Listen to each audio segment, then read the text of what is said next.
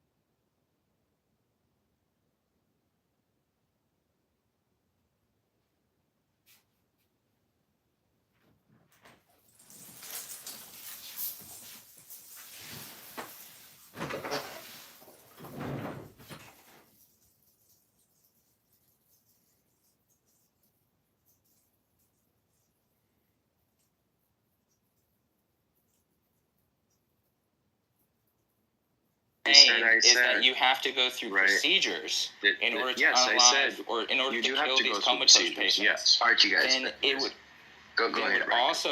Would also follow that procedure would have to come to the conclusion that we have good reason to believe that this comatose patient is not going to have any future experiences. We wouldn't kill a comatose patient that we have good reason to believe will have future experiences. So if it is the case that that's the procedure you're referring to, then it would also apply for the pre-sentient fetus that we have good reason to believe it will be sentient, so you couldn't kill it. But you're not going to agree to that, which would be a direct contradiction. Well, that's also not true. That's not what the procedure does. They don't ask the question, will this person have future experiences? They ask, do we have a treatment mechanism that is likely to improve their situation in the foreseeable future? Modulo, there are going to be some formal definitions of that, whether they ask whether we can improve their situation in a year or 9 months or 15 months or something, depends on the jurisdiction, obviously. But they don't ask the question the way you did. When I'm saying there's that these points don't exactly correspond to the border you would draw with sentience, well, they don't exactly correspond. So the procedure does not exactly correspond to an inquiry into sentience. Okay, if you're going to say that the procedure doesn't address whether or not there's a likelihood that they will be sentient again, that's still false. But I'll play along with the procedure that you want to put forth. If the procedure is, do we have some sort of mechanism or technology or some sort of process that we can put them through to improve their situation? Okay, if the answer is yes, then it would follow that we can't kill said patient. But the answer is yes to the pre-sentient child in the womb, which is to leave it alone, because we have good reason to know that due to this biological process continuing, this child will be sentient. The direct process that you're referring to is pregnancy, which would still be a contradiction in your view if you don't affirm it. Well, but we still have to ask, why do we say it's okay to pull the plug on this person, but there are other people who we won't pull the plug on, right? If you want to pull the plug on a regular person, you don't ask the question about, do we have a treatment for them? or something like You that. just said that was the You procedure. please don't interrupt me. No, I said a regular person. Okay, if you want to pull the plug on a person who is not comatose, they have to have done something wrong. I don't You even know can what that pull the means. plug. You mean like the death penalty? Yes, exactly. If you want to kill someone who isn't comatose, they have to have done something wrong. So for some reason, in the case of the comatose person, we say, well, there is a different and much lighter procedure. They don't have to have done anything wrong. And no one is saying they've done wrong, but we're still willing to pull the plug on them. And that really seems to be in part because of a different sense of the moral urgency of preserving their lives, to be, really frank. I mean, we could, of course, keep them on life support or whatever interminably, but we're saying, no, actually it's okay to say, even though we could keep them on life support, we won't.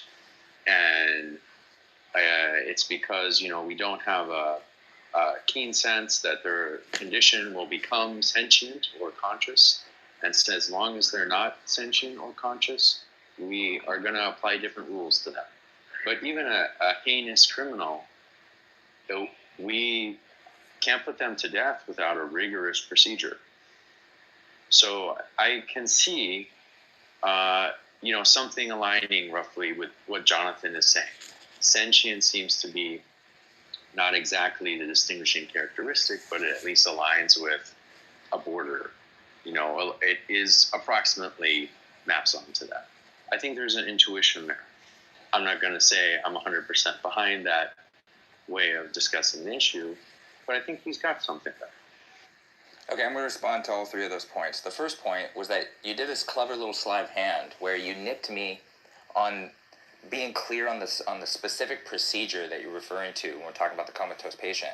You said very clearly that the procedure is not to determine if there's a likelihood that they'll be sentient. So I adopted it to the procedure that you preferred. And then when I addressed the problems with your own procedure, you cleverly switched back to the original one that I presented. In your own words, you said, we don't know if this comatose patient will ever have sentience again. Okay, well, that was actually the procedure that I initially put forth.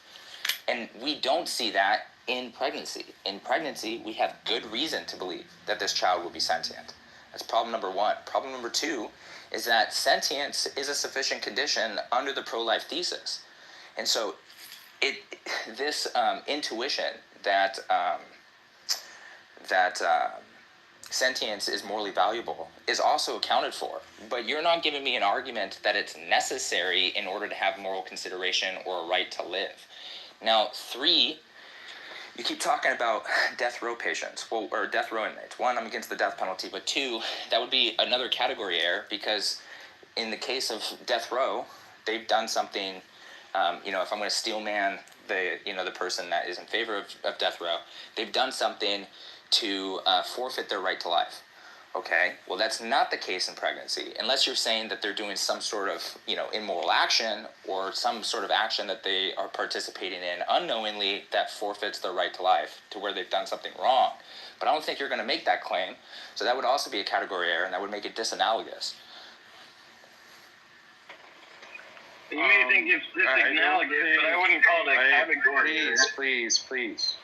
I don't think that you're engaging with the argument I'm making. I'm saying, well, there is some sense in trying to draw the border at sentience. We see many cases where borders we do draw roughly align with that. Our relaxed treatment of comatose patients, our relaxed treatment of miscarriages, and those are, I think, two interesting cases that I think no one would disagree with our relaxed treatment of miscarriages or our relaxed treatment of comatose patients. Yeah, I'm quite literally directly attacking the view. You're not giving me an argument that substantiates that it's necessary to be sentient. You're just saying that, we do care about, to some degree, sentience. I agree to that statement, but that's accounted for under the pro-life thesis. But you're going above and beyond it, saying that it's necessary to have a sentient experience or a subjective first-person experience in order to not be killed. So I'm looking for an argument that says that it's not possible to have value, or to have moral consideration, rather, prior to sentience. You're not giving me that. You're just giving me some sort of, just trying to draw some sort of correlation. I've shown you the critiques to that. You haven't responded to my critiques. You've just restated the claim every single time you've unmuted. So I don't really know. I don't even know how you come to the conclusion that I'm not addressing your argument. I've given you contentions to everything that you've said directly. You're not really giving me anything of substance here. You're just restating the claim. Raichu, you're not addressing the substance of the claim. First of all, because Raichu, stop doing that. Raichu, stop doing that. I don't do that to you. I don't laugh at you. I don't ad-lib. All right. And you are also repeating yourself. So I think you have to set a higher standard for your own behavior here, to be totally honest. But, I mean, it's not my place to give Jason, he's probably you advice. To be fair. Please stop that, Cloud. Please stop listen. That. Just and listen to me. I don't... No, please listen to me. He's probably a kid. No, please listen to me. No, I could me. just keep talking. Okay. If you want to just ignore me just because I cut it. Andrew, secular, I'm supposed what are you to guys be a going to mod do here too. I could just Andrew, ask for secular. mods. Okay, Then get it. just chill. Yeah, Chill, Andrew, please mod chill. me up, bro. Please, Andrew, chill. You guys, Andrew, make a decision. Andrew, make chill is not an order. Make a decision. Yeah, and say what's gonna happen. obviously, I don't know. So he's trying to intervene. Normally, he's a mod. I think it'd probably be good to just hear what he's going to say, Jason, to reduce the contention, because obviously, if he asks for mods, I could give him mods. But if you want to, if you want to insult me, Cloud, because you don't have an I didn't argument. insult you. Jason doesn't have an argument. You just want to call me a kid. That's fine. You are probably way younger than Jason.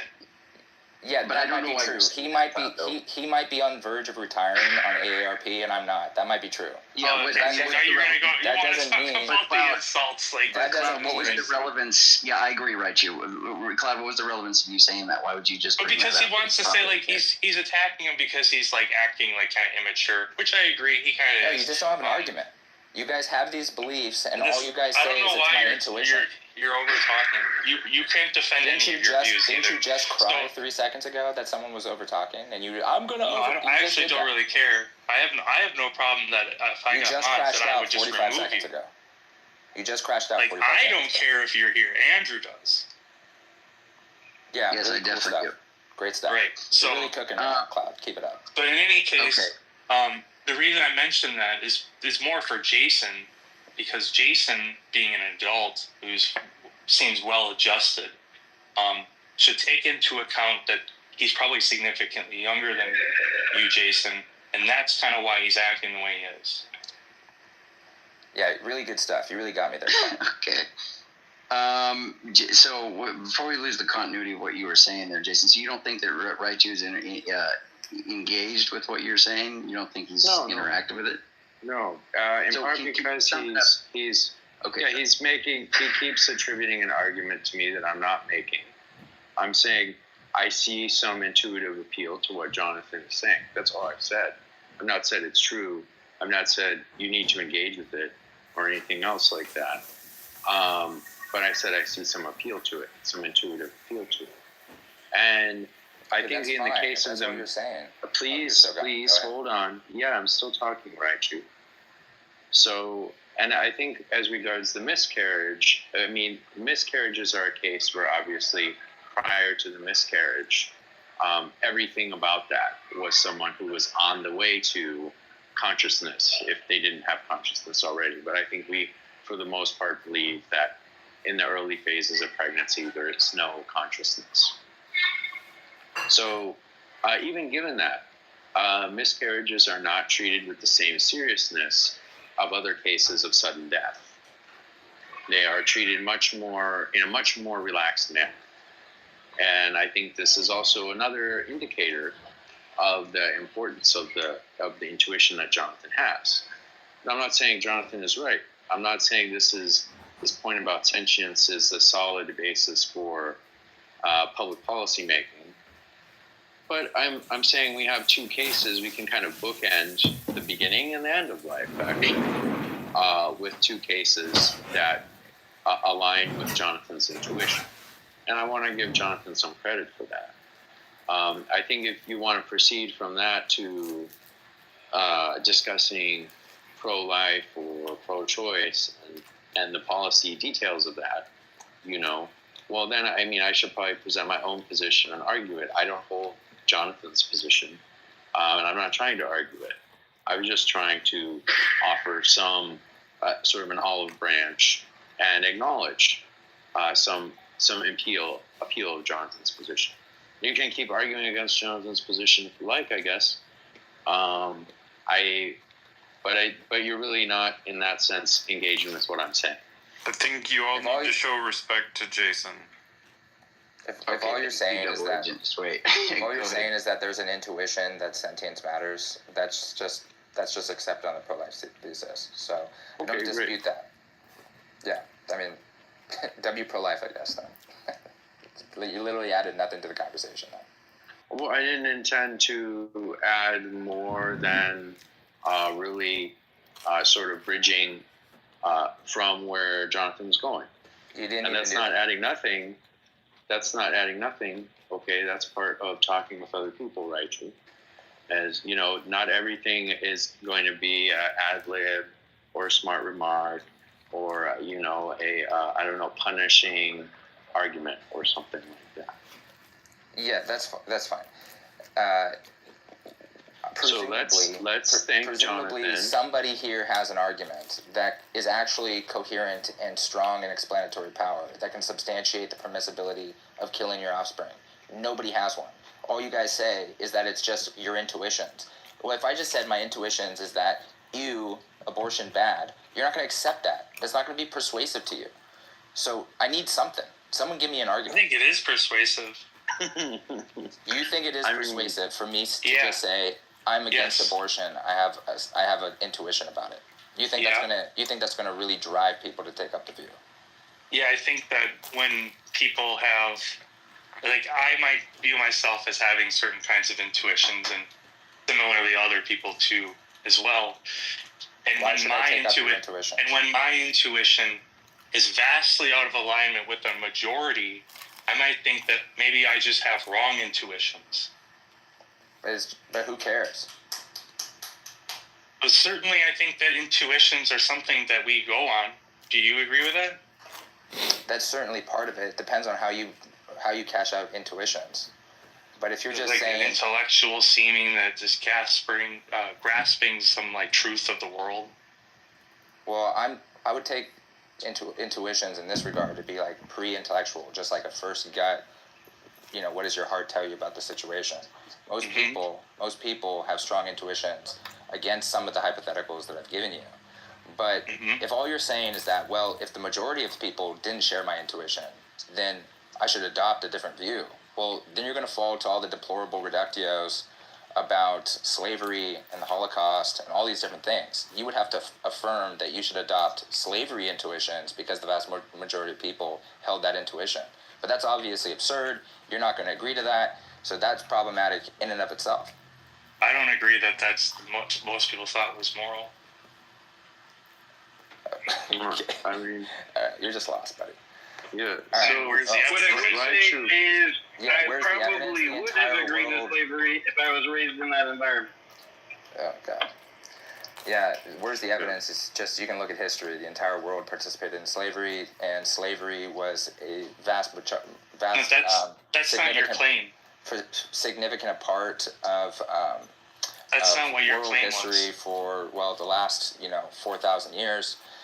We can make a strong, inductive case that the intuitions were in alignment with the policies at the time. So, you No, fall to that that doesn't reductio. follow. That doesn't follow. It literally does. Now I can give you reasons why that's not true. Is that I'll let you today? have the last word, and then I gotta go. Sure. Today, people probably think that factory farming is abhorrent and immoral, and yet we live in a world where that occurs and people don't prevent it. So the prevention or allowance of something doesn't mean that people don't have intuitions against it. Yeah, I don't know what you. I'm not talking about prevention. I'm not talking about taking an action. I'm talking about adopting the intuition. You just said, like, look, people allowed slavery.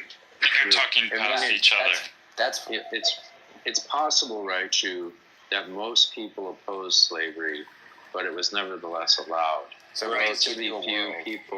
Relatively few people participated in it as a practical matter. You know, how many people own slaves? Not most people, right? Correct. Probably not even 1/10 of people. So it's quite possible that it existed for a long time, and most people still hated it. You know, that's possible. I'll just concede to that point and just give you the hypothetical then. If it was the case that it was the majority of intuitions, that it was okay, then your argument leads to the conclusion that people who think it's wrong and want to advocate against it because their intuitions tell them opposite, is that they're actually doing something wrong by doing so. They should actually adopt the majority of intuitions. But that's obviously absurd. I don't think that's absurd. And by the way, I haven't been able to speak. Holy shit. Bro. I'll just make this one last point, is that I said I take it to be a reason to change your mind. I didn't say you, like, have to. It's not like you need to. There might be other considerations that are going on. Like, it's not like these things exist in a vacuum. But, I mean, maybe that's the way you think about it, but I certainly don't. I thought you were saying you don't have an argument, accept it. Yeah, you said It is persuasive. It is persuasive, as in it's a reason. It's a reason for something. Persuasiveness is a good reason, not just a reason. Okay, good reason is what? What is that? What is that? It's good? something that has explanatory power with lines of reasoning. You're not giving me any. You're just saying it's my intuitions. No, lines of reasoning means logic to bring you to a conclusion. All you're doing I gave you a line of reason. If most people share intuition, that's some reason to think that they're grasping. Then it is persuasive. Then you fall to the reductio again. But Cloud, it's just a reason. It's just a reason to think real hard about it. It's not a reason to make a decision one way or the other. I mean, most people can be wrong. I mean, yes, so they can be. Yeah. So there's lots of cases where everyone has been wrong. That doesn't mean they shouldn't have believed it. Well, no, they were wrong and they shouldn't have believed it. Yeah, because it's wrong, right? Something that is wrong is something that you shouldn't believe. I mean, you shouldn't believe what is wrong. No, that's not true. You should believe what is true. Sometimes you should believe wrong things. No, you shouldn't. No. Yes. You must believe You shouldn't knowingly believe wrong things. It was an interesting That's not what you I'm think. Right, you. That's not what you think. Hold on, Jonathan, just a second. Right, you. I appreciate you, bro. It wouldn't have to, I hope that, this is just a kind of a trial period, so to speak. There's other people that I think, obviously, we can keep it more one-on-one oriented. There's other people engaging with you. But yeah, I appreciate you, bro. Yeah, Cloud, we'll talk soon, man. Have a good night. Have a good night, bro. Take care, right, True. Appreciate. All right, go ahead. So I was gonna say, it's not what he's saying, right? But anyway, go ahead. It's just like, you should believe false things sometimes. You could be, like, well justified in something and it turn out to be false. Right, but you shouldn't knowingly believe false things. Well, yeah, which is the way he was interpreting it, because he's not charitable. Clearly, you weren't saying you should knowingly believe false things, but again, the whole charitable thing, like, he's not trying to understand what you're saying. He's trying to take a terrible interpretation of how you could interpret those words and then beat up the straw man. So I'm sorry. No, you're right. I don't. His goal here wasn't to, like, discuss it. It was that he wanted to show us wrong. Yeah, he's a debate bro. He wanted to win the debate with his debate bro vocabulary, but that was really stupid. I think you guys are not being charitable here, right? I think he's making a sincere effort to apply a formal method of getting at the truth. I don't know if he's applying it perfectly, right? But I think he sincerely believes in his method, and he really is trying. And it's our job, and it's not an easy job, to show him the weaknesses of that approach. And we can't do that just by calling him a kid or disparaging him. There is something better that we can do. But I think he is sincerely applying a method. It's not the best method of getting at the truth, but it is a method, and it's probably one where he's experienced some success. I'm not saying he's not sincere. It's more like, I mean, I pretty much agree with you. Like, I disagree with his approach. I think the approach in itself is a kind that won't allow for like meaningful discussions to be had. I think Yes, that's what I was going to say. He ruined the conversation with his method, as you describe it, as well as. Yeah, go ahead. Okay, I mean, I would just say I think with some advanced interviewing techniques, his approach could be broken down. All right, but I did need a little more time to apply those techniques to him. You know, both to measure him and then to gauge the techniques, I think you could the appropriate techniques to apply. But yeah, it wasn't easy. Cool. Like, it wasn't to like disparage you. I just wanted to like it. I thought that maybe he was gonna lash out at you for making that comment. That's why I said that. But it would have been good if he lashed out. Then that would have been a very authentic way for him to respond.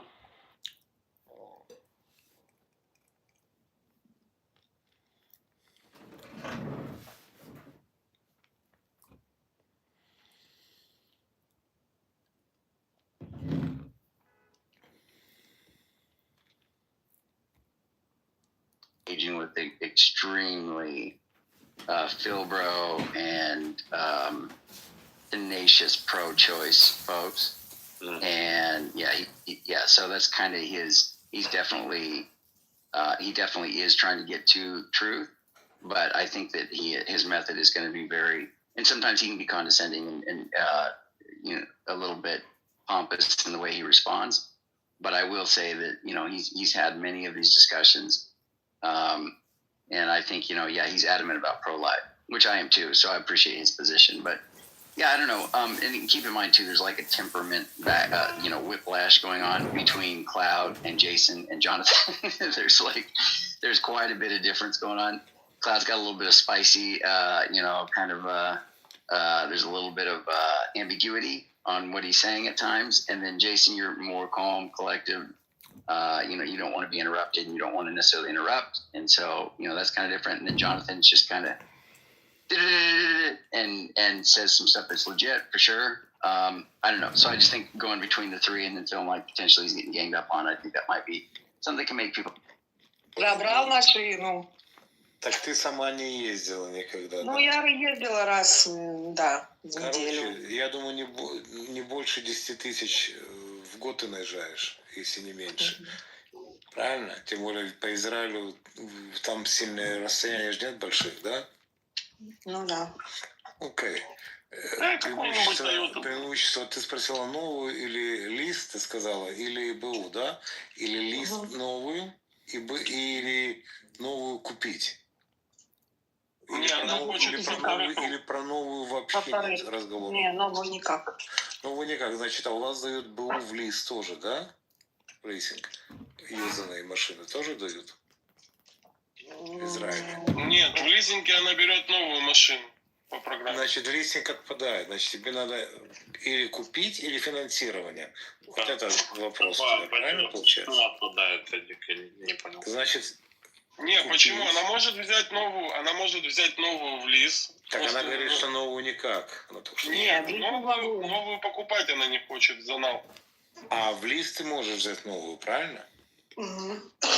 Окей. Да. С тебя маленький. So that's and it will have good outcomes if you interfere.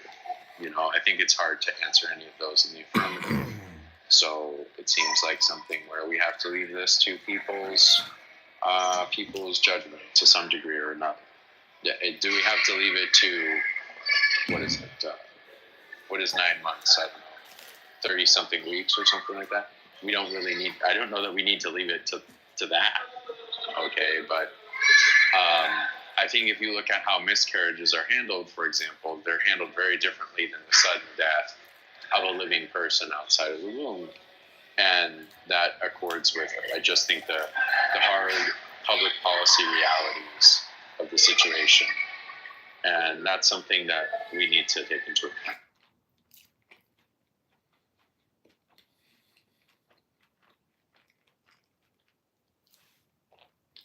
Does he ever debate on his side, Andrew? I haven't really heard.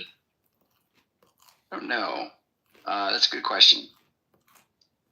I mean, I think he can motivate his position. Yeah, I think he can. And I think I have heard that, but I'm trying to remember. Well, I think he could give reasons, but then the criticisms that he was levying against, like, you know, me and the other folks on stage here, I suspect will be very similar to the ones that I could make to him.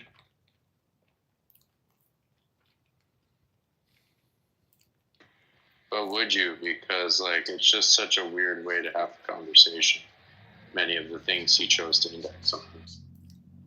Well, you know, for those types of people, sometimes they're like, they want like this like specific thing that delineates between the two, and then when shown, well, okay, your critique of me is X, and then when we evaluate yours, it seems like my critique can be the same X. So where does that leave us? Yeah, It's just in the same spot. Yeah, so it's hard to get out of that circle. I agree, but I think that's where, yeah, that's where, I don't know. It's not easy. I would say that. I'll have to talk with him again before I really can say, you know, what is the tool that I needed? What is the question I needed to ask? What is the angle I needed to take to really open up that conversation, right? But one thing I wonder about is whether he really believes that we want to hear what he has to say.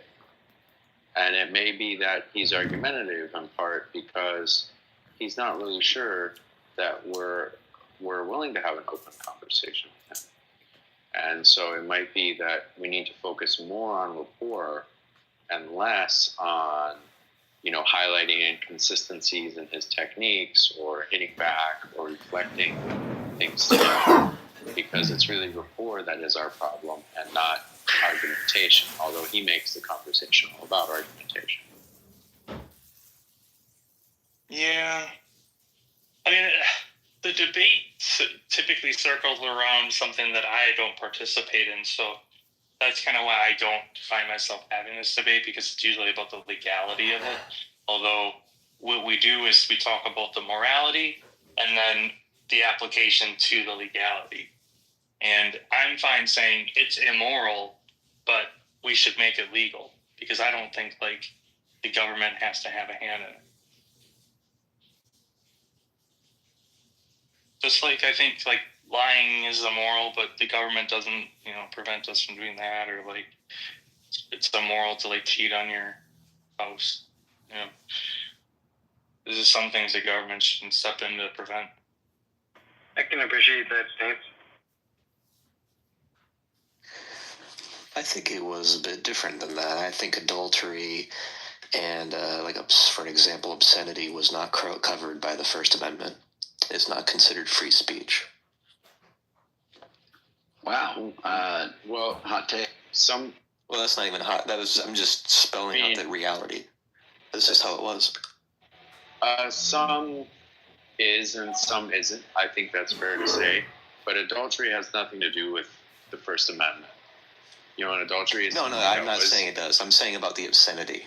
Like, right, being, like, they didn't consider you to have, like, the free speech to be obscene and have, like, nudity or whatever. Well, there are some limits on obscenity even today, right? You cannot, for example, engage in pornographic performances in front of children. So obscenity is still limited. But the other example that Cloud offered was adultery. And adultery is a good example of something that, you know, at one time we believed should be illegal. And we made it illegal.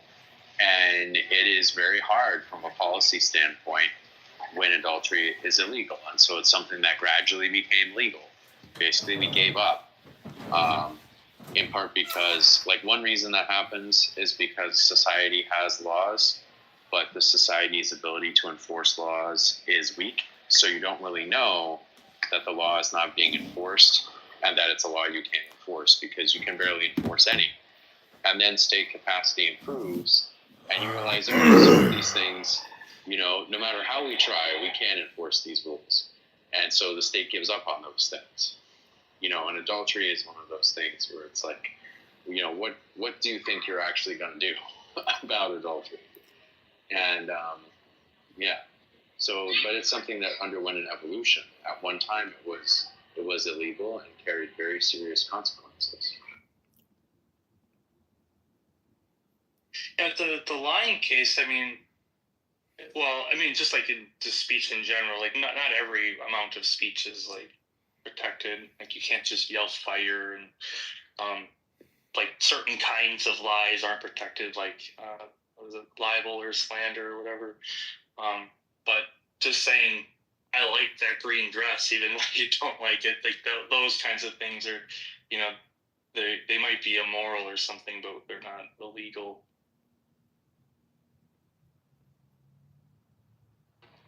Yeah, so that's, I think the really interesting part of that, or the important part of that to me, is that what's legal and what's moral are separate questions. You can't start from like something's immoral and so it should be illegal. Like it's not ever going to be that simple. You getting bad work, bro. That nigga stay getting bad work. Doing my job. Yeah, I'm a driver right now, so I drive. That same bum ass nigga won't even get a better phone, but he rich, right? How the fuck you gonna tell me you rich and you can't even get a phone with 5Gs? You walking around with that Obama phone in your fucking face. See, now you like, I don't need a new phone. What I need a new phone for? Fuck a new phone, you fucked up ass. Life would be terrible. Imagine all the, how many police would you need? You need, 50% of the population would need to be police. And they'd be arresting each other all the time, Yeah, agreed.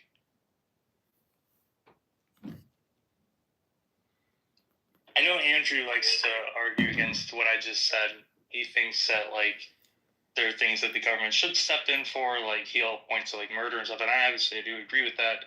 But then the question is, like, well, we don't step in for those ones that we just listed. So, Andrew, do you have a way to, like, delineate that? What? Sorry. Oh, did you hear what I said? Delineate what now? No, delineate what? Yeah, so you've heard me say, like, I don't think the government should, like, take us part in, like, whether or not abortion is, like, legal or not. Like, they should just stay out of it. And you'll say, well, do you think we should stay out of, like, murder or something? Mm-hmm. Obviously, I don't think we should stay out of murder. But then, I gave some examples, like, I think it's immoral to lie. You agree with that, generally. At least, like, I'll say generally, but you might mean absolutely. But in any case, you don't think the government should like make that illegal, do you? Make what illegal? Sorry, lying. I didn't hear what you said. Lying. Oh, lying. Oh, there are certain times that you can't lie, and I think all lies. You think all lies are immoral, right? Well, I think they're all immoral, but I think right. As far as you're right. I'm just trying to say it's like on the basis of it being immoral, we don't decide that the government. Oh yeah, right. That's correct. Yeah, I don't think it's reasonable. I think even biblically speaking, even under a theocratic government, it isn't the case that every sin would involve, legal interference or some sort of restriction or somebody coming in and doing something, some kind of fine or penalty or something like that. It didn't always, result in that. So, right. Did you liken the abortion case to the murder case because you think it is a murder, right? Right. I don't see meaningful. Yeah, I don't see meaningful or salient distinction between being in utero or outside of the womb. Something like your size or your development, or whether your cognition is there, or your sentience, or whatever people want to point to. I just can't. I for the life of me, I don't see why somebody would want to put some kind of, some kind of marker there and just say, okay, well, this is acceptable up to this point. It's okay to do it. It's like, man, I don't know. To me, it's a human. It's an individual. It's an individual, not independent, but it's an individual human life. It's got, it's got its own DNA and all this stuff. It's not the mother's body. It's not the father's body. It's a new life. So I don't see why people would just put these markers and just say it's okay to kill it. I don't know. I don't disagree with kind of what you're saying. It's the most people are going to latch on to whether it's the sentience or the personhood because of things like it can't be just basically that it's human cells that we're destroying, because I could just rip off some skin of mine and I've destroyed human cells. There's something further than it just being human cells that is important. That the destruction of is the moral part of it. Mm-hmm. That's where that sentience or personhood might come in through quite a bit, at least with the pro-choicers. Yeah. Go ahead. Can I piggyback off what you're saying, Andrew, too? Sure. Because I really like what you said, and that's my other favorite argument. So it goes on the line of thinking that it's not even about necessarily the life itself that you're destroying, which is also a tragedy, because as I said, all abortions are a tragedy, and it's terrible, and shouldn't happen if it's avoidable. That's what we know, but I'm not going to tell people what to do kind of thing. But what I will say is that I think it is damaging to society to devalue any type of human being whatsoever. We should always treat it with the utmost respect for what it is, and it's a dangerous path to go down. So if I was given an argument I could concretely stand by, I would love to push it to a point where I think I could argue for no abortion all the way from the start. Now, I used to do that from a Christian standpoint, arguing, well, that's when the soul's attached to the embryo is when the first is formed, right?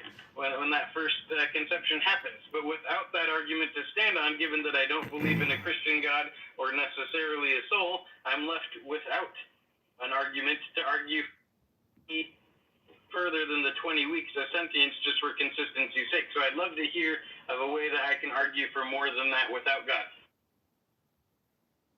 Yeah, well, I mean, when I say, oh, what's up, Doctor? Go. Thank you so much for this great and wonderful discussion points. As you all know that God created human beings as His image and likeness, so that from the beginning, it is a plan of God coming to this world. So no one can protect a man who is coming to this world by the program of God.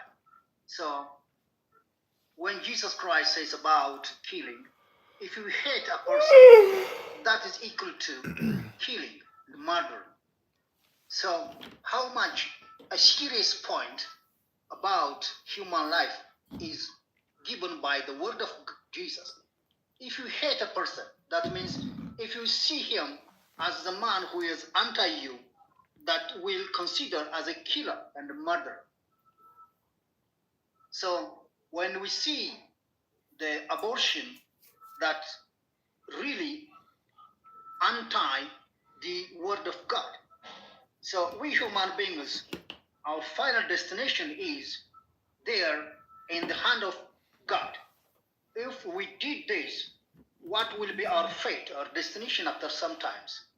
So we have to care for our life. If a woman abort a child, that means kill a person plus his child or her child. That's a great, what can I say, great murderer. So keep her child as if consider that God gave her from the eternity. Okay? God already programmed us to come to this world when the time comes.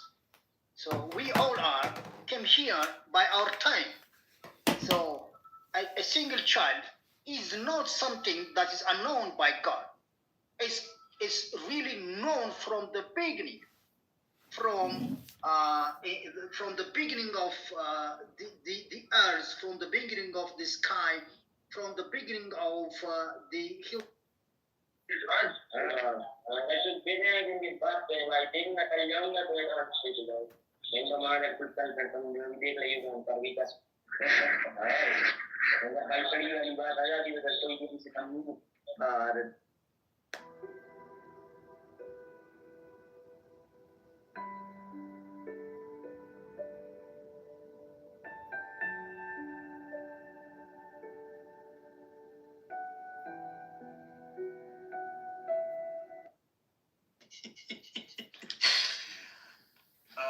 That nigga is stupid.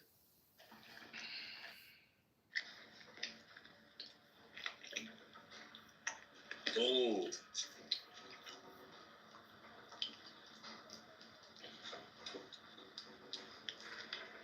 Hey, Walker, sell me one of them bitches.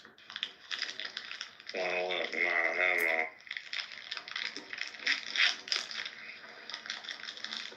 Sorry, what's that? What gin is that?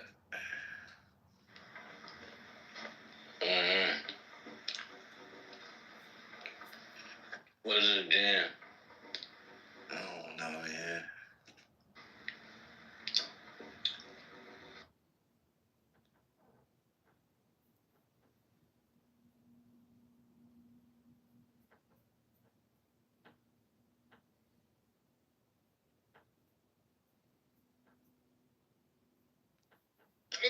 Whatever you say is your own idea, and I respect all ideas.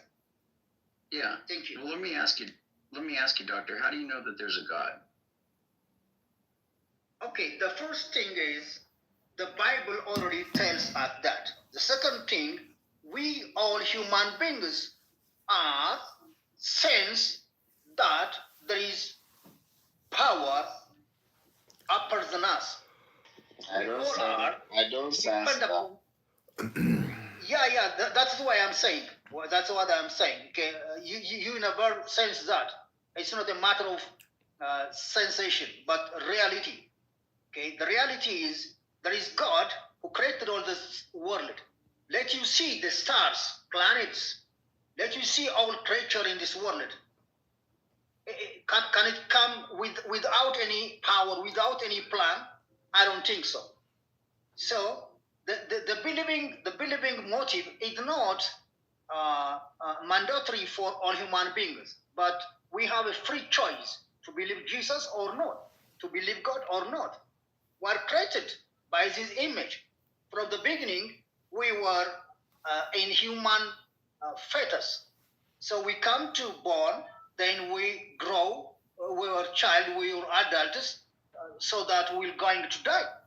So the process itself gave us the insight that there is a creator. Okay, denying is not something that makes you free. Okay, ignorance doesn't make you free from the judgment of God. Okay, but it's good to know the Bible, to know the reality, to know the truth. Then you can judge yourself. You can compare the good part and the bad part. So don't ignore all things by saying no God, no things. No. See all compare and contrast. Thank you. Okay. Thank you, Doctor. Heritage or Mr. Keep It Simple, are you guys there? And Sarika, good to have you. Haley, Chenadu, good to see you guys. Yeah. Are you there, Heritage? Heritage, are you, just curious, are you pro-life? Yeah, I would say so. Would you say, I mean, it's not really, it should be a non-controversial statement, but human life begins at conception. You grant that, yeah? Yes. Okay. And then you would be against abortion in all cases, or in all cases except medical, or all cases? Do you have any exceptions? Life of the mother. Right. Okay. All right. Well, it seems like you... And maybe, yeah, like age kind of goes with that. Yeah. Please join the house, Heritage. Good to have you. Thanks. I just wanted to throw in the God thing. I do agree with Jonathan, the doctor, earlier. I think just like a little 2 cents like deeper is that I think the whole point of the pro-choice and like abortion and all these kind of things, like people, I think this is kind of my own ideas, my own mind. I think they know better. Like I think they know what they're really doing, like what abortion really is, and I think that I never have a interest too much in abortion as a conversation usually, but how I see it is they try to. How I tie it into religion, it seems more to me that it's like flipping everything, the hierarchy of things that are important on its head, like making infants, babies, something that we would take the most care of, something that we would consider very treasured and important to us, and considering them to be useless or a detriment or harmful even, or these kind of things, and that we should discard this and treat them badly. And the same, I think it's just like a really shallow part of that. I could go deeper, but that's how I kind of rationalize people that are supportive of pro-choice broadly. I think they just want to flip everything that we have important like upside down. Like they consider the bad parts like criminal, like they really usually support like criminals or addicts or like the worst of society. They'll put them on top. Like they'll say like these are the people that we should be giving like a lot more rights and freedoms and more consideration for than even our own babies. Have you heard of Emil Durkheim? No. He's a sociologist, and he has this theory called the sacred and profane. You should check that out because I think it's extremely relevant, where the sacred and profane had an inversion, and so the things that were sacred are now profane. Yeah, I think it's like a rebellion. It's like a rebellion against God. Yeah. It's actually a long time. It's been happening for quite a while, for centuries actually. But I also don't think though, like in terms of what people who do support choice, right? They see choice as a virtue in and of itself, and then they see that just like democracy, right? Democracy equals choice. So therefore, like we support democracy, we support people not deciding the future for others, right? So by that token, right, they legitimately I should know because I actually used to hold that position, for all we can tell, right, the baby, the fetus is just a clump of cells, at least up to a certain point before it starts, having hands and feet and a brain or something, right? As far as we can tell, it's just, kind of like a clump of cells. We don't really know more than that. So, they're just going to go by that standard and not look into it further, and then just, be proud that they're supporting choice, and they feel very confident about this. I don't think there is an obvious attempt to invert the switch, but that inverting of that switch that's a much deeper discussion, right? Like how when people become 18, all of a sudden everyone has a license to become like completely like maximally degenerate. Like anything called like adult is like considered. It's the only purpose of anything adult is like degeneracy. But yeah, I don't think in general they feel that way.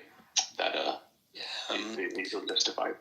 I just bring up the whole thing because if we were trying to make like a God argument, that's the kind of mindset that I have. Like I'm thinking in my mind, I'm arguing with somebody, and some people might have good intentions and goodwill, and they think they're doing the right thing.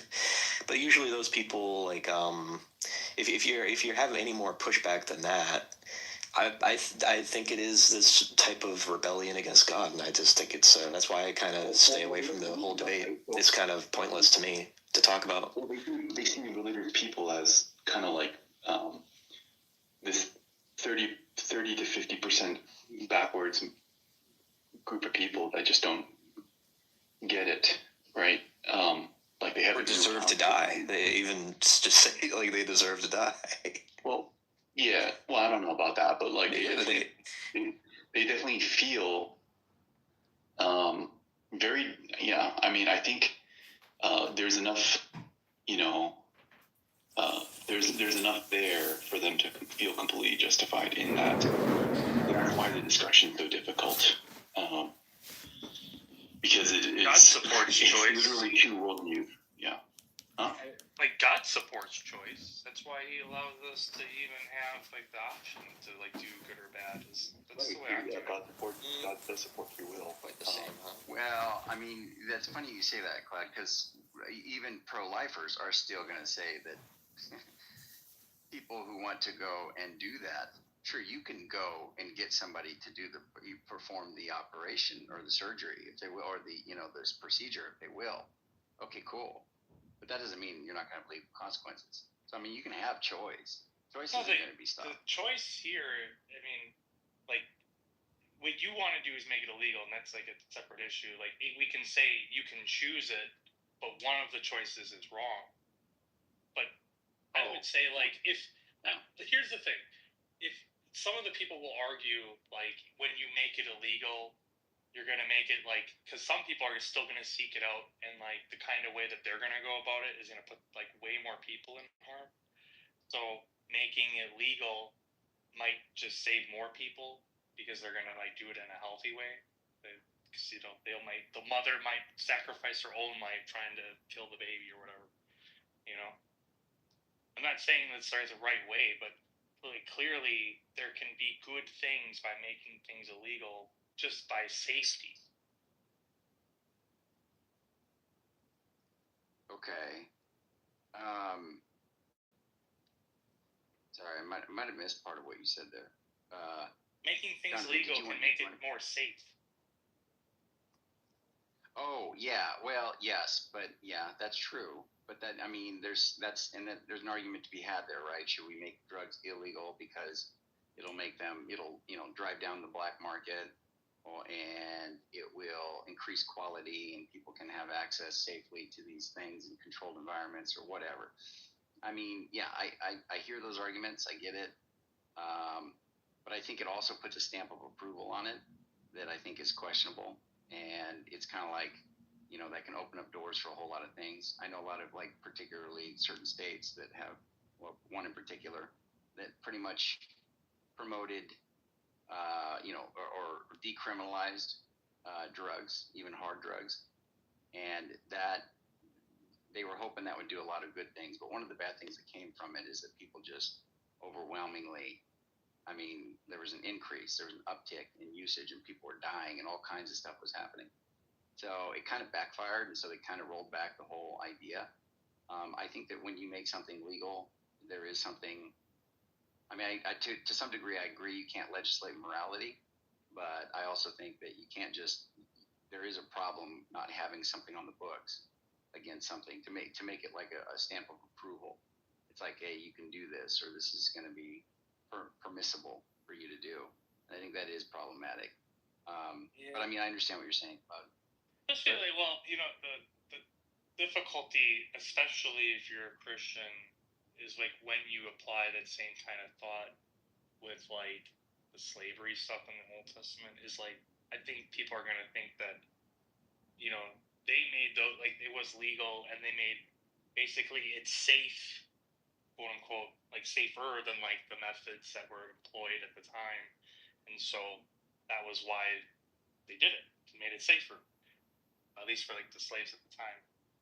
Like, clearly, do you think that like is similar?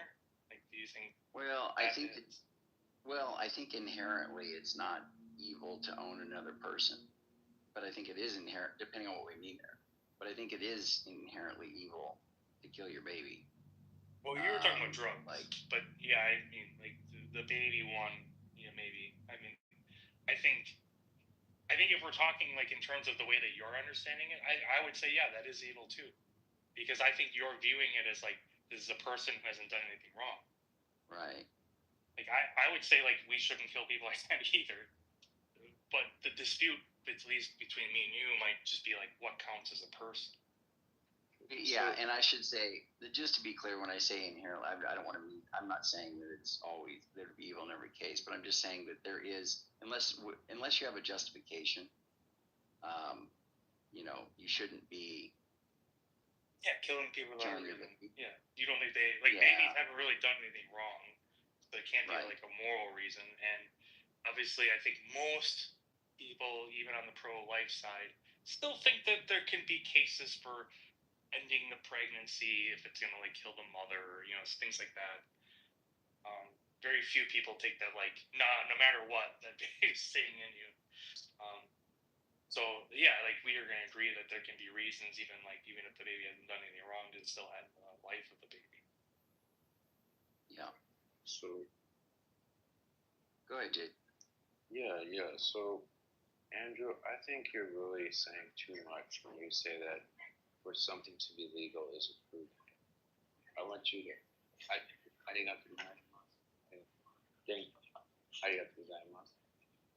Because think about all the things that are legal, right? It's not the government saying you should do those things, and no one thinks about that. No one thinks about it that way because it's not the society saying you should do those things. Everything that is not illegal is legal. Being legal is the default. That which is not forbidden is allowed. So now, at the moment where you take something and say, okay, it's not illegal anymore, that is really saying to everyone, maybe it does sound like approval or whatever, but the generations that follow are not going to see it that way simply because it was never illegal in their lifetime. And in the same way that everything around you that is not illegal, you don't feel like all the things you do every day, you don't feel like the government is approving that you can wear the shoes that you wear just because they're not forbidden. So I think this argument, it's one that Christians often use, and it's very bad. It is a very bad idea about public policy, and the Christians should all, have another holy war and kill the ones who believe that. Okay, if you could start that for me, thank you. Because it's a bad idea about public policy. It's just retarded, because most things that are legal, no one believes anyone is approving them or encouraging them or anything else.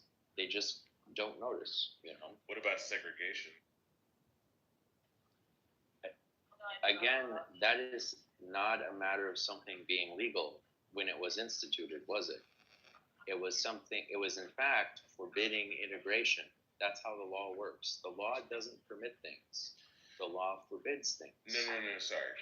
What about the law that states that you have to integrate because segregation is illegal? Wouldn't that be and I agree with you mostly with what you're saying, but I mean, wouldn't that be a case of the state making something legal because they're approving of something? They want to change public policy and they're showing that they approve of integration and disapprove of segregation, and that's why they had to send the National Guard down, because the local governor did not want to allow this to happen. He wanted to have segregation. But that's not them making something legal. They had to make something illegal. They had to put into law. They put segregation's law into place. So they did make something. They made segregation illegal. So that's why then they could punish people, because that's what the law is. The law says this or that thing is forbidden, and if you do it, there is a punishment, and here's what we're going to do. The law doesn't say this is legal, because so many things are legal. The law does not say you can have 10 socks, or you can have 11, or you can have 12. Things that are legal are not in the law. That's kind of the whole point. If they were, it'd be very long, right? As big as we think it is today, it'd be much worse if they actually enumerated all the legal things. Right, but Jason, wouldn't you agree that the whole point of having the law just declare that which is illegal basically mean that the whole point of having just the law explicitly enumerate the things that are illegal is not to do all the things that you could possibly do that are not specified by the law, but to work within what's trying to be conveyed within that framework. Like, in other words, just because something is not explicitly stated doesn't mean I should try to do it if it's going to like somehow hurt or like ultimately like worsen my neighbor or a business person, or like it will cause some kind of like eventual harm or like disturbance or nuisance or like I'm free to like turn up my music from a certain time to a certain time, but if I do it every day, it's really going to bother a lot of people, right? And so like, but just because it's legal doesn't mean I should be doing it, right? And so, right, I agree. And so I think the founders. But that's not approval. That is kind of the point, David. Like, just because it's legal to turn up your music doesn't mean society approves of it. It just means, like, if they were going to harass you and put you in jail for it and so on, it just is a little too much, right? But that doesn't mean it's approved of. It just means it's not punishable by the state. Do you think society approves of cigarette use?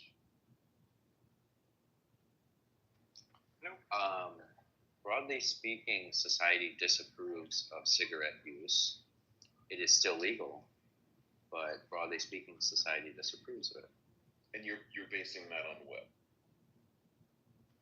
Well, smoking has become less and less popular and is less and less socially accepted. And if you look at, there are other societies where it clearly is more socially accepted. So, you go to, in America, it's much less socially accepted. And this is the trend all over the world. You see less and less smoking overall. Do you think that's because of people, or do you think that's because the people, do you think that's the actual sentiment of the population, or do you think that the people in control and the ones who make the laws are actually dictating what you're calling society's acceptance or non-acceptance? Oh no! Okay, well, because you can't. Okay, here's another answer. How many people have using? Are you going to start using the hard J here, the hard Z, divine? Are you going to start using the hard Z? Well, you're saying society. You're making very broad terms about what all of society wants, and then you're like, well, it's generally less popular. Divine. Look. Well, yeah, that's just statistics. You can see it's less popular. People used to smoke. More people used to smoke. Fewer smoke now.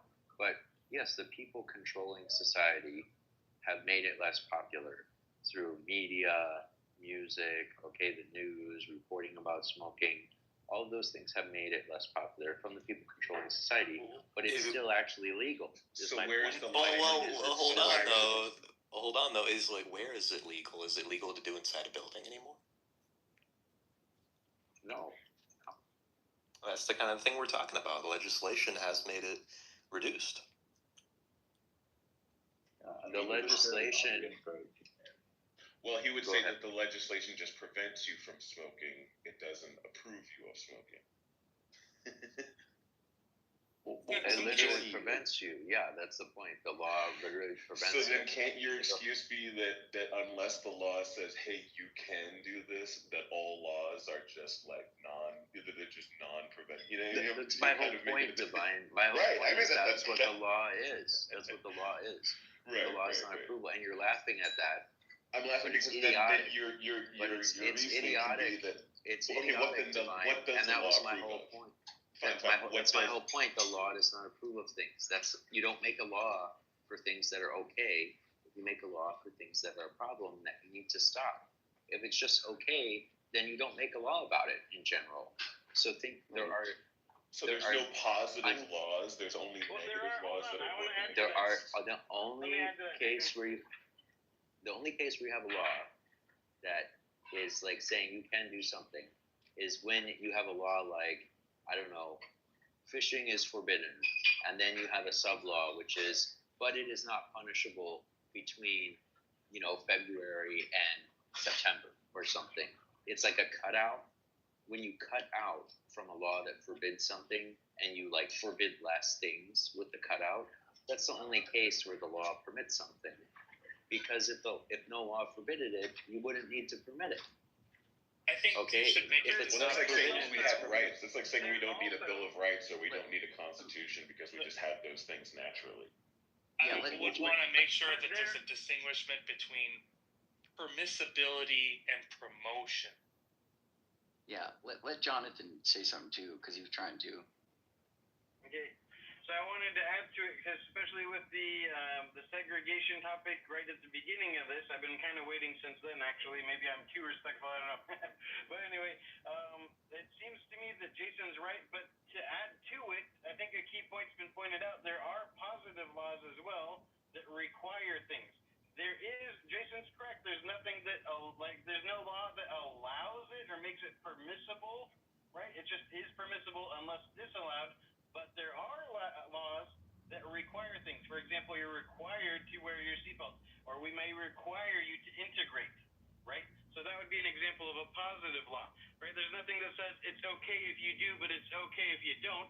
That would be like giving the permission that he's talking about. No law gives you permission. It's expected you could or couldn't do it, your choice for everything that's neutral. The law delineates between what's not acceptable at all to ever do or what is always required. Yeah, I mean that's the key point, right? Which is what Jason's been bringing out, which is that the law is not about what is right; it's just only about what is wrong. So then, when people start doing things like the Nestle Corporation, right? They bought like tons of waterways and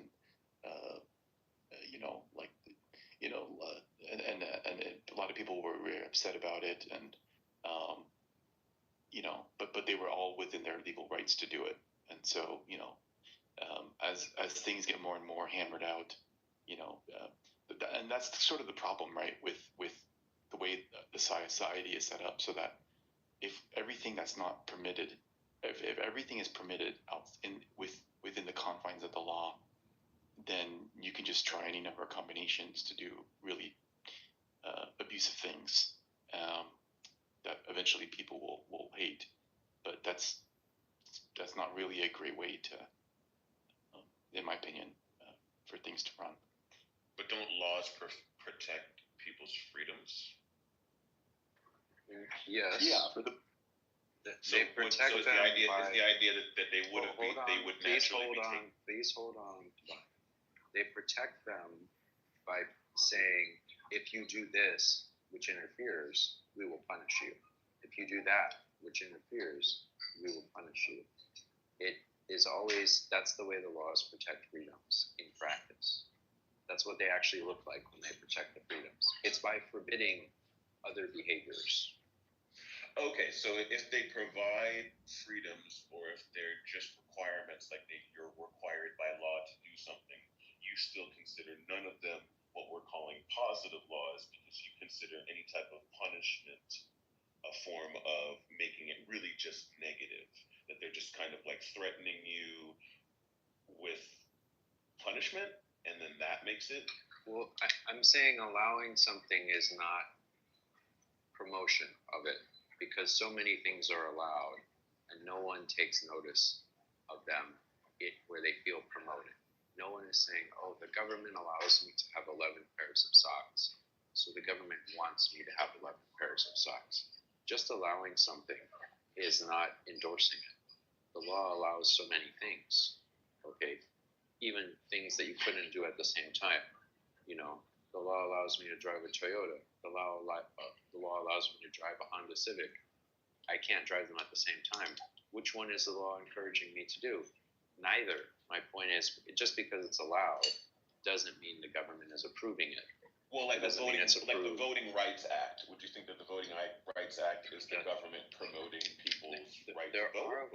There are ways that the government encourages things, okay, but it's certain behaviors. But I mean, the Voting Rights Act is a law. The government is not there encouraging people to vote or forcing them to vote or anything, right? You can vote or not vote. It's up to you. You don't think the government encourages people to vote? Not with just punishing people for preventing you from doing it, because that's what that act actually does, right? The substance of the act is this or that strategy to interfere with voting gets punished, and they have a bunch of provisions in there to try to catch numerous strategies. So But any in rules or terms of- regulations, what if a rule or regulation does not have a punishment attached to it, in your view? Then it is not a law, okay? And that goes back to, you can find that in, you can find that in Blackstone. You can find that in, there's a compendium of legal maximes where more or less the substance of this is there is no law without a penalty, right? And no right without a remedy. Because law is not just saying this or that is good. Law is saying we want this, and if it doesn't happen, then here's a process, and at the end of the process, some kind of remedy or justice will be rendered. So either you get punished, or you got to pay somebody if you did wrong according to the law, right? You got to make it up to them. If the law doesn't have a remedy or a punishment, then it's not substantive, right? What would happen for a law without a punishment if you broke it? Nothing would happen, right? So then we're would more there be a talking court? about like what society is accepting of. You're saying that if the law doesn't punish you, that you don't consider that to be like society or the government approving of something or trying to make you do something.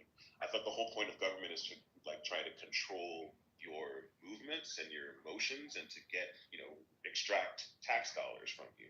Do you think the government is not trying to control people? That's not the whole point of government. Yep.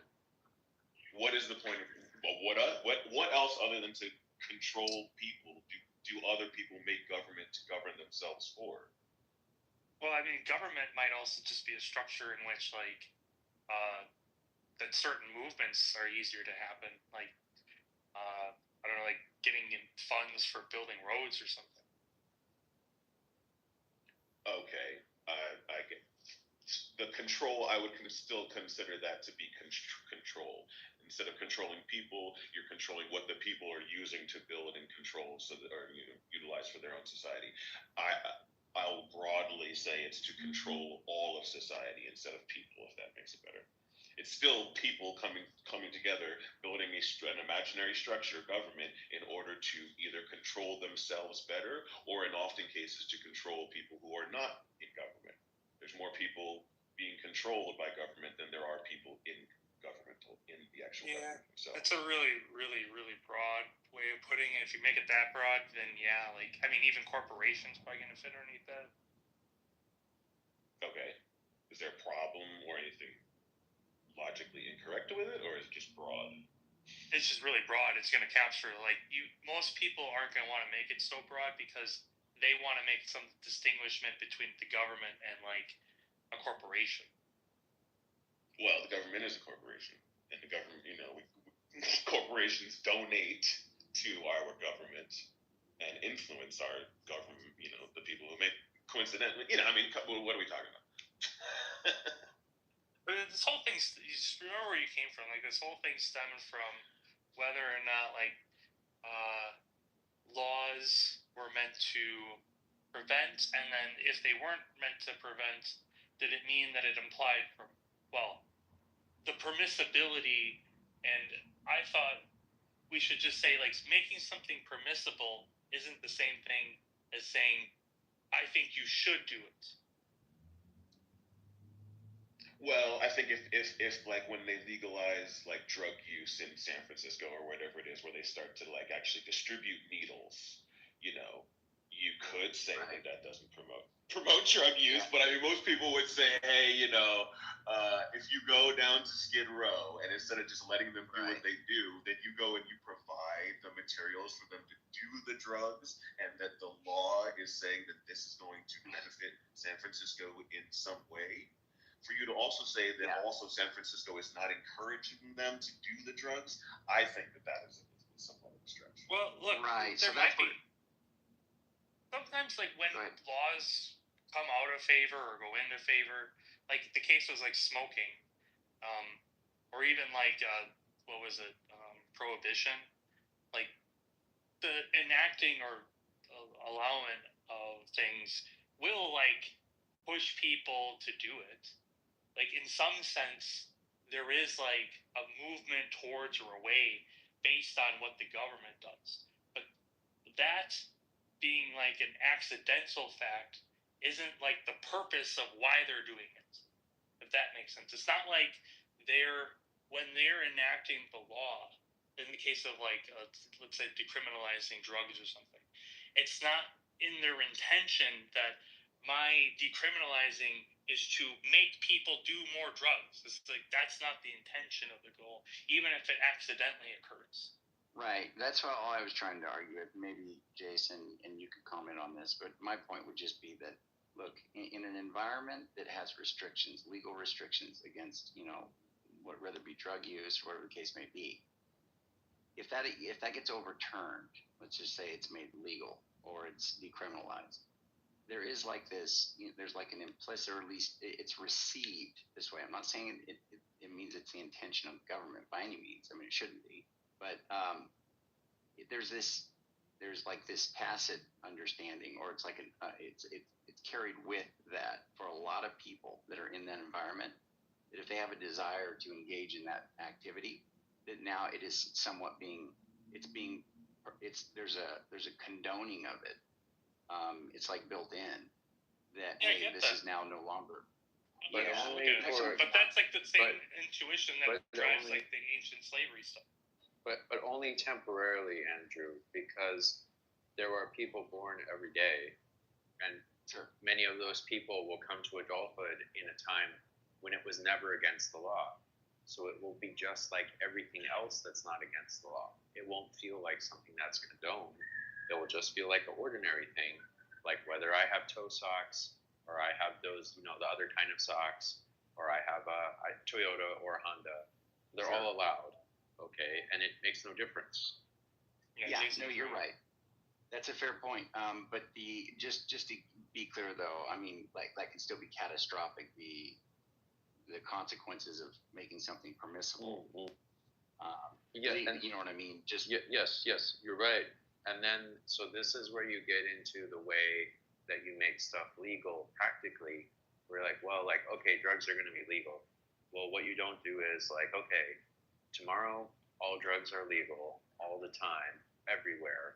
Even in school, you can do drugs and work, right? You don't do that. What you do is you say like, okay, we're going to release the grip a little bit, right? Now marijuana is legal, okay? If you get a little card, and then you release the grip a little more, you say, okay, now you can do cocaine, but only, at the amusement park or something like that. And you gradually only on the weekend. Release, and only on the weekend. That's right. And that's what you do, right? And because you're right that if you just like let the thing, let it go, then it's crazy. Oftentimes, not always. It's oftentimes, right? So, like in America, we don't have the Autobahn, but there are just large stretches of the road where everybody knows they can drive as fast as they want, right? But when they come into a major city, then they all slow down and people pay attention to the speed limit and the cops actually start busting you, right? So we don't exactly get the Autobahn, but there's some flexibility there. But San Francisco must have figured out that it benefits them to allow these people to do this drug that they're going to do anyway, or multiple street drugs, and then it benefits them to give them safer means to do this because it causes a less medical problems for them to have to clean up. So do you think that is just them making like a cost benefit analysis, and then they don't really want people to do more drugs? Or why do you think that they would, as opposed to doing nothing, think that giving these people clean needles was a good idea for their city? Yeah. Okay, I'll go real quick. I'll just say, I wasn't saying earlier that the government never encourages anything. I'm just saying that making things legal is not, so many things are legal, that isn't approval. If the government is giving you money to do stuff or is giving you a free thing, then it's encouraging you then, right? When you say it's not approval, what do you mean? You mean like government officials saying like, we approve of this action, like it's a good action that you should They do? are promoting. Yeah, if the government comes to you and says we're going to give you money for doing this action, that's totally different than like a it's just subsidy. legal to do it. Yeah, like the government doesn't just say the government. Okay, it's legal for me to buy any car I want, but if I buy an electric car, the government gives me money. Okay, now the government is encouraging me. It's giving me a gift. It didn't just allow me to do something. It's definitely approving of me having an electric car. Right, so it's the same thing with the needles. Instead of me as a drug addict, instead of me having to go and find some dirty needles myself, all I have to do is go down to the government clinic, and they give me free materials to continue my illegal drug use. Yeah, and they encourage that for a variety of reasons. Prolonging the crisis and chaos in their downtown is a way for them to, traumatize the business community and sow chaos. And then they use chaos as part of their narrative for motivating the destruction of the United States, which is. But encouragement is not promotion? Encouragement is promotion, yes. Encouragement is promotion. So then by having those free needles down there, they are encouraging me to do more drugs? Yes, they are. They're giving them stuff, giving them free stuff. And then by legalizing marijuana, they are promoting and encouraging me to do more. Well, I would say by legalizing marijuana, I'll tell you very frankly, it would not have changed. It did not change anything about the rate of marijuana use in San Francisco. I'll be really honest with you about that. Everybody was using marijuana before, and they continued using marijuana. And, and in states where it's illegal now, everybody still smokes marijuana. So I think this is an example where we got another policy that's just a really dumb idea. And we've got to rethink what we're doing here. Well, why are they doing, though? What's the motivation? They love marijuana. I don't know. Oh, why is the state doing it? Yeah. Because, once in a while, governments are persuaded to engage in good policy. They just can't help themselves. And illegalizing something you can't prevent is a good idea. So that's probably a big part of why they legalize marijuana. Also, all the people running the government probably smoke marijuana every day. And are, so it's probably the same as like some prohibition stuff, right? It's like, they tried that, look where that went, and they might be thinking similarly, like, just to hell with it then. Right, because they get to collect taxes if it's legal sales. You agree?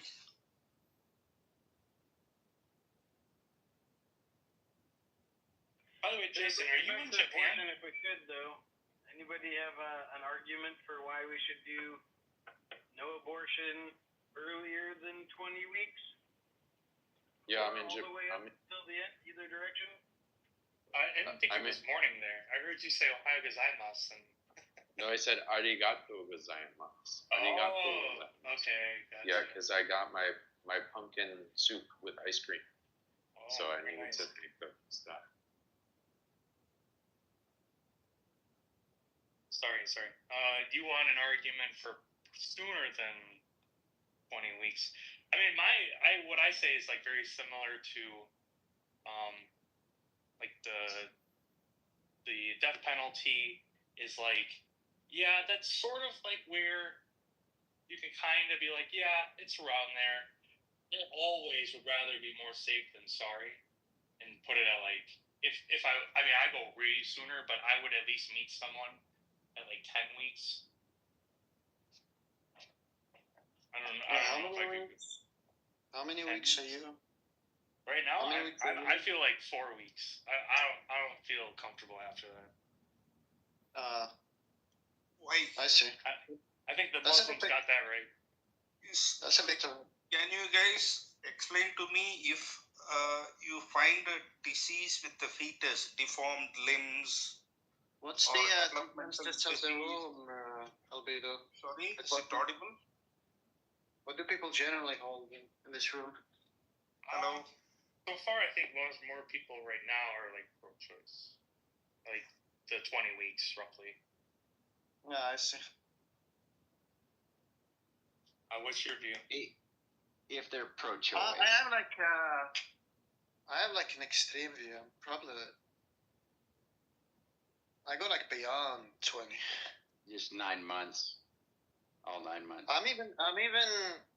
He's like 5 years old. No. I'm like, there are like cases that I would be okay with, like post-birth abortion, like Down syndrome and other cases. Cyclopsian? Yeah, I'm okay with that. Those babies should be killed. It's like the movie 300. If it's deformed, he's gone off the cliff. Yikes. All Probably Cyclops like a more babies. merciful way than throwing them off a cliff, but. Cloud, you being sarcastic, right? No, I'm not. Now,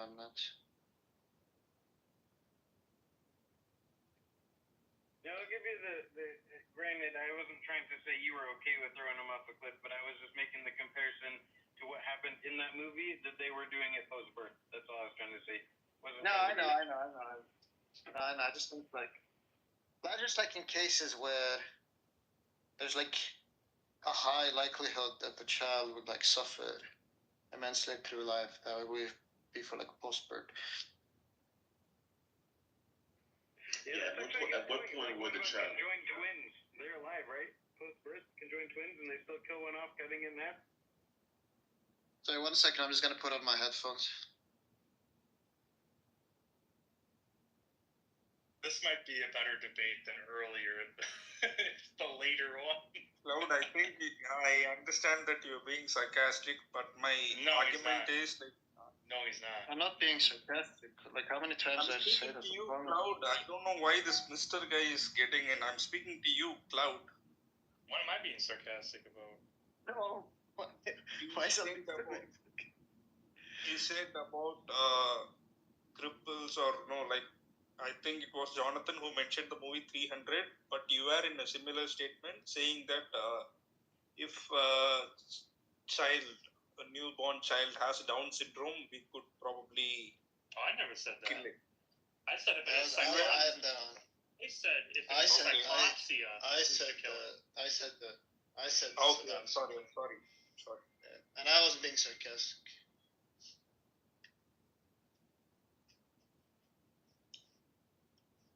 Now, can you guys hear me now? I put on my headphones. They should be fine. Shouldn't there be some level of where you're not forced to have a child, or where a child should be forced to be brought into this world based on that they're going to have a certain amount of either mental or physical retardation? Or is the idea, well, as long as she can give birth to them and they're alive, then that's better than them not being alive? I disagree with the latter, but if you could like foresee it while they're in the womb, it'd be better off aborting them than doing some form of euthanasia after they're born.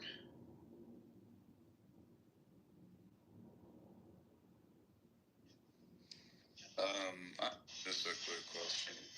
Are there any children who weren't forced to be in this world? No. They're all forced.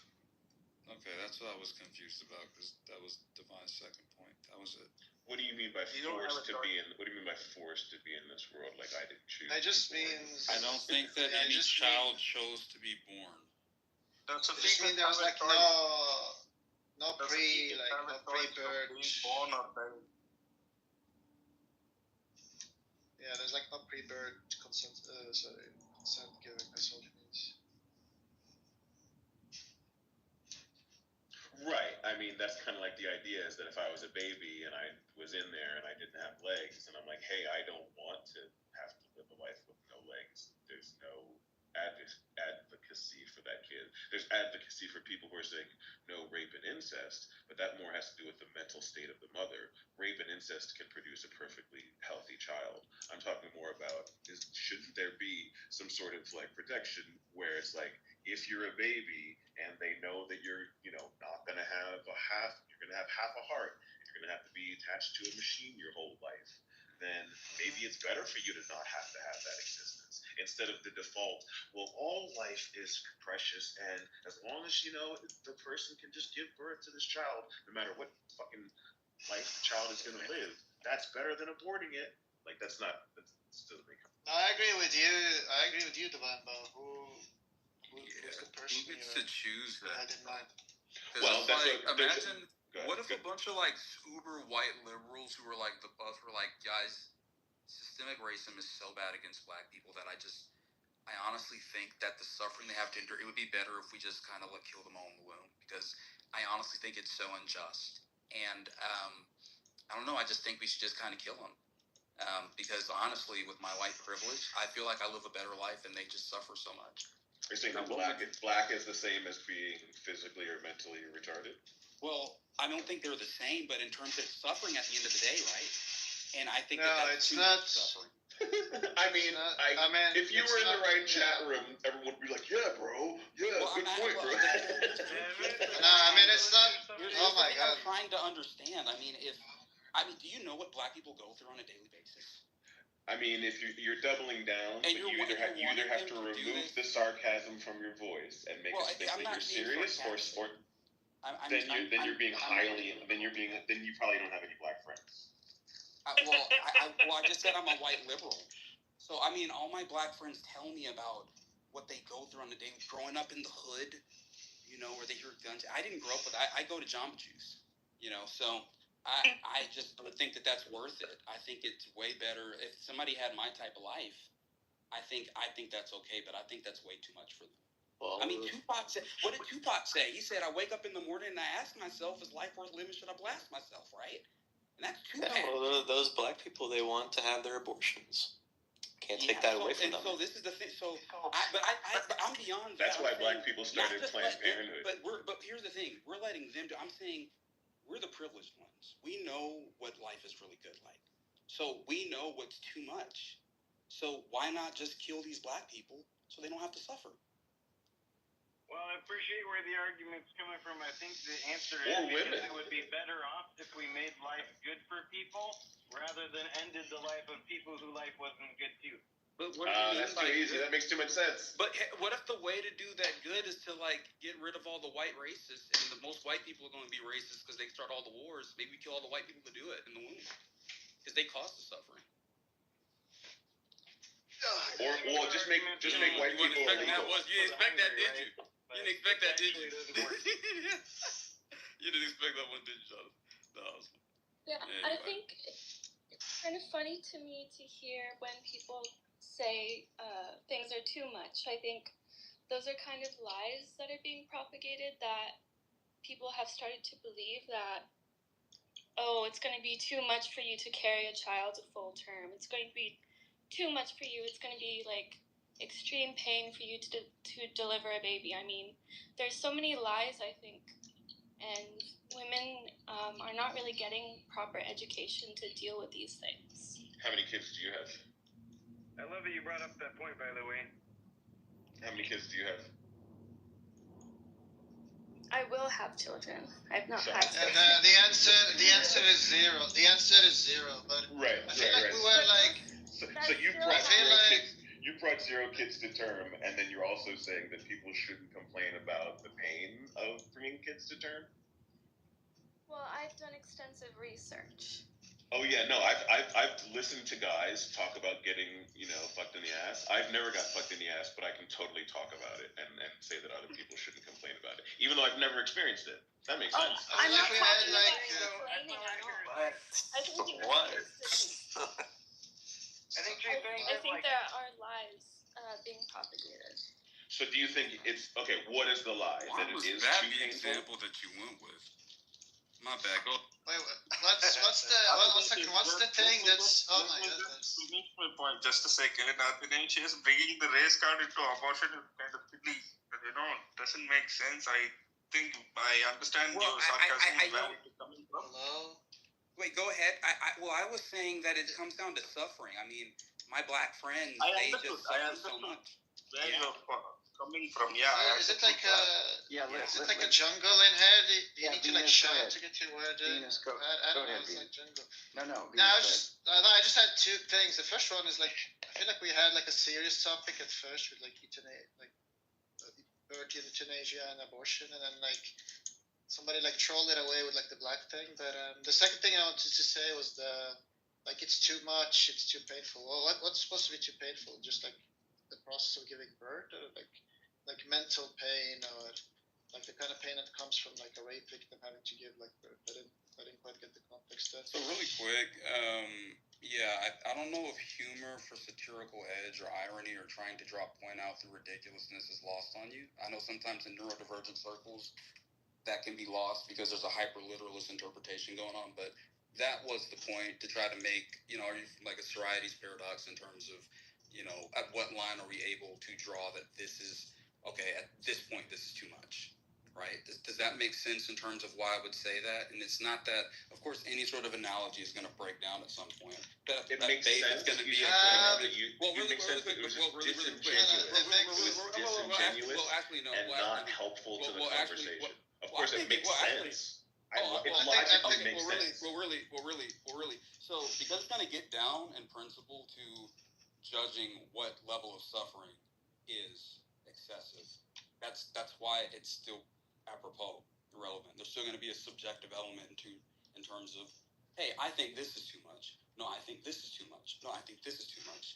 Which is why I went to something that sounds so utterly ridiculous as that. Right. How is that helpful? If I'm asking you about 2 and 4, and I'm like, hey, do you want 2 things, or do you want? Wait. No, it's no. It doesn't challenge, and it's like when I'm talking. I don't. I want to finish talking. Okay. It's like when I'm talking to my son, and I say, okay, well, you can't have, in 5 minutes you're going to have to stop this, and he's like, fine, I'll just throw this away, and I'll never have this. So you're not actually. You think that you're adding to the conversation, but you are adding to the conversation, but as he's pointing out, and as I'm pointing out, you're derailing it. Now you're further derailing it to re-explain what we already know what you meant. You're just going to okay, I do understand what you meant. You're saying that it's an extreme. You just misrepresented me. No, I'm not even finished. In terms of what my point was, yes.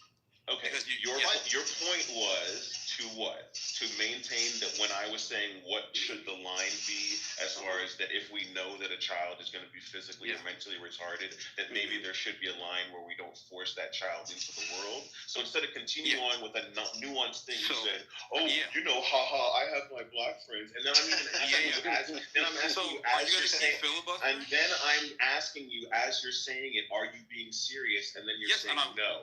Now you want to come back and say, "Oh wait, I was joking," because back then. Okay, I didn't ask you. I didn't. Really quick. Andrew, can we just drop the meta, because my criticism was precisely the ridiculous. By the way, I've got a green bean. So let me just finish this up in like a minute and a half, all right, buddy? So and then you guys got it. But I'm not gonna be misrepresented, okay? So first thing was, you asked me if I was serious or something like that. And what I had said was yes, and I continued in character. I didn't say no. That's the first thing. Other thing you said was about 2 and 4. My whole point in bringing about the ridiculousness is to show, hey, maybe there's a problem with using this as a justification, because it's to bring out the quality of life, perhaps, versus sanctity of life distinction in terms of what justifies that. Because my point of using a Sorites paradox like that, right, in terms of, hey, how, or like you want to say a fallacy of the beard, something like that, like, it's very, very, very, very, very, very, very problematic. And perhaps that's not a good justification or even, method to use because of all the slippery slopes that are involved in it. And that's why I use the ridiculousness to say, hey, and that, well, before I guess somebody misunderstood. And by the way, this was brought up because homie said I was trolling. And really, I wasn't trying to troll. I use humor sometimes to make points, which was that my point was going to be perhaps sanctity of life, which you don't have these type of gradation issues, would be something that's more, I guess, universalizable, something that's more consistent, something that's not as susceptible to some of these. Because of what I just said, you can say, hey, what if somebody doesn't have legs? Do they deserve to live? I don't think that person has less value. I think a lot of people that do have, suffering sometimes do prefer to live life, and I just think it's a really, really, really dangerous place when you start making other people the arbiters of that, because there's going to be a lot of is a problematic assumption. So anyway, Just for a short question, if we are to have a healthy argument, we have to be able to see things in a similar light, at least certain parameters, so that we can go forward. Do you agree that fetus and a baby is different? Are you talking to me or talking to somebody else in general? Seems like we're going backwards. I'm talking to you. You believe that a fetus and a baby are different? Well, how are you using those terms? How are you defining them? Maybe 13 weeks, the ability to survive without being in an uterus.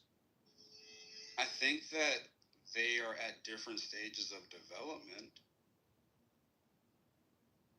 So it's like asking me, is a teenager different than a child?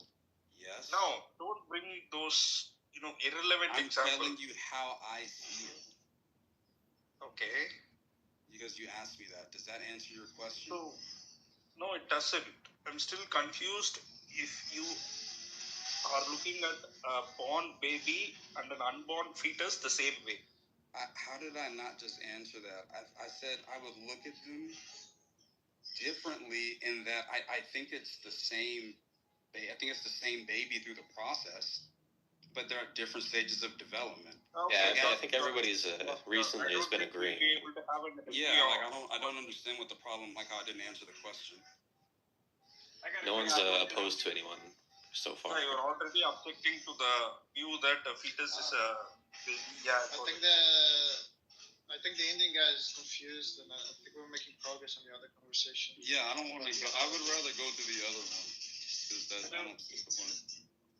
I agree it's a slippery slope, but with that, would you be willing to tell people that they're not allowed to separate conjoined twins to give one a better life? Like, where do you stand on that? That's a really hard question. Oh, would I say that I can tell somebody that they can't separate conjoined twins for a better life? Like in the case where one would have to die, right? Like there's one that has the most control of the body, and the other one just kind of lives off the other one, like kind of like a leech, if you will. Like it has its own brain, but it does not have its own version of a heart. It doesn't have, you know what I mean? And if they're both going to have a very terrible, parents decided to do that, what do you think that would be the wrong thing to do? Let me ask. Can I ask, and I'll answer, but just so I can have this. When you say a terrible life, you mean like a life that involves some physical suffering, right? Like they could have parents that love them, that they feel loved, and like they feel like they're taken care of, and that they could. Do you think it's possible for them to enjoy life? Do I? Possibly, yeah, or like in this hypothetical, the parents are the ones that decided these kids would not have a good life, possibly advised by a doctor. I'm not really sure. In the hypothetical, I'm not the one choosing that. Yeah. And so you're asking me if I would be like comfortable. I don't think I'd want to be the one to deliver that news because that sounds like a really crappy conversation. And that sounds like an emotionally difficult thing to do. So by no means do I say that these things are easy. Now, if I'm going to be consistent, I would think that they have just as much dignity as someone who's not conjoined and they deserve to live. And so and maybe could be the cultural baggage of people deciding, that you don't deserve to live when you haven't done stuff wrong, and me having that as a background lens. I don't think I would feel comfortable sanctioning that. And that might sound weird, but it's an emotionally tough question for sure. But if I have cancer, should I be able to kill? If I have cancer, should I legally be able to kill myself? It depends. So I've done, because I don't think it's just like if you just have cancer, then no. But if it's one of those things where I'm trying to remember, because with the euthanasia, are we moving from abortion to euthanasia? Well, it's just an idea of what kind of like bodily autonomy and what I have the right to do because what I think my future will be. Yeah, and I think how I see it is if it's when I took religion, ethics, and medicine classes in college, I remember we talked about it, and it was it was like if it's terminal, there's no, and it's by withholding. If withholding unnatural means would bring about death, then I think yes. I think the active means though is potentially more problematic. But this is What what do I'll you mean? say. You mean like if they were forced to take like if they were taken off the Yeah, or respirator, they something. would die, kind of thing? Yeah, that type of stuff.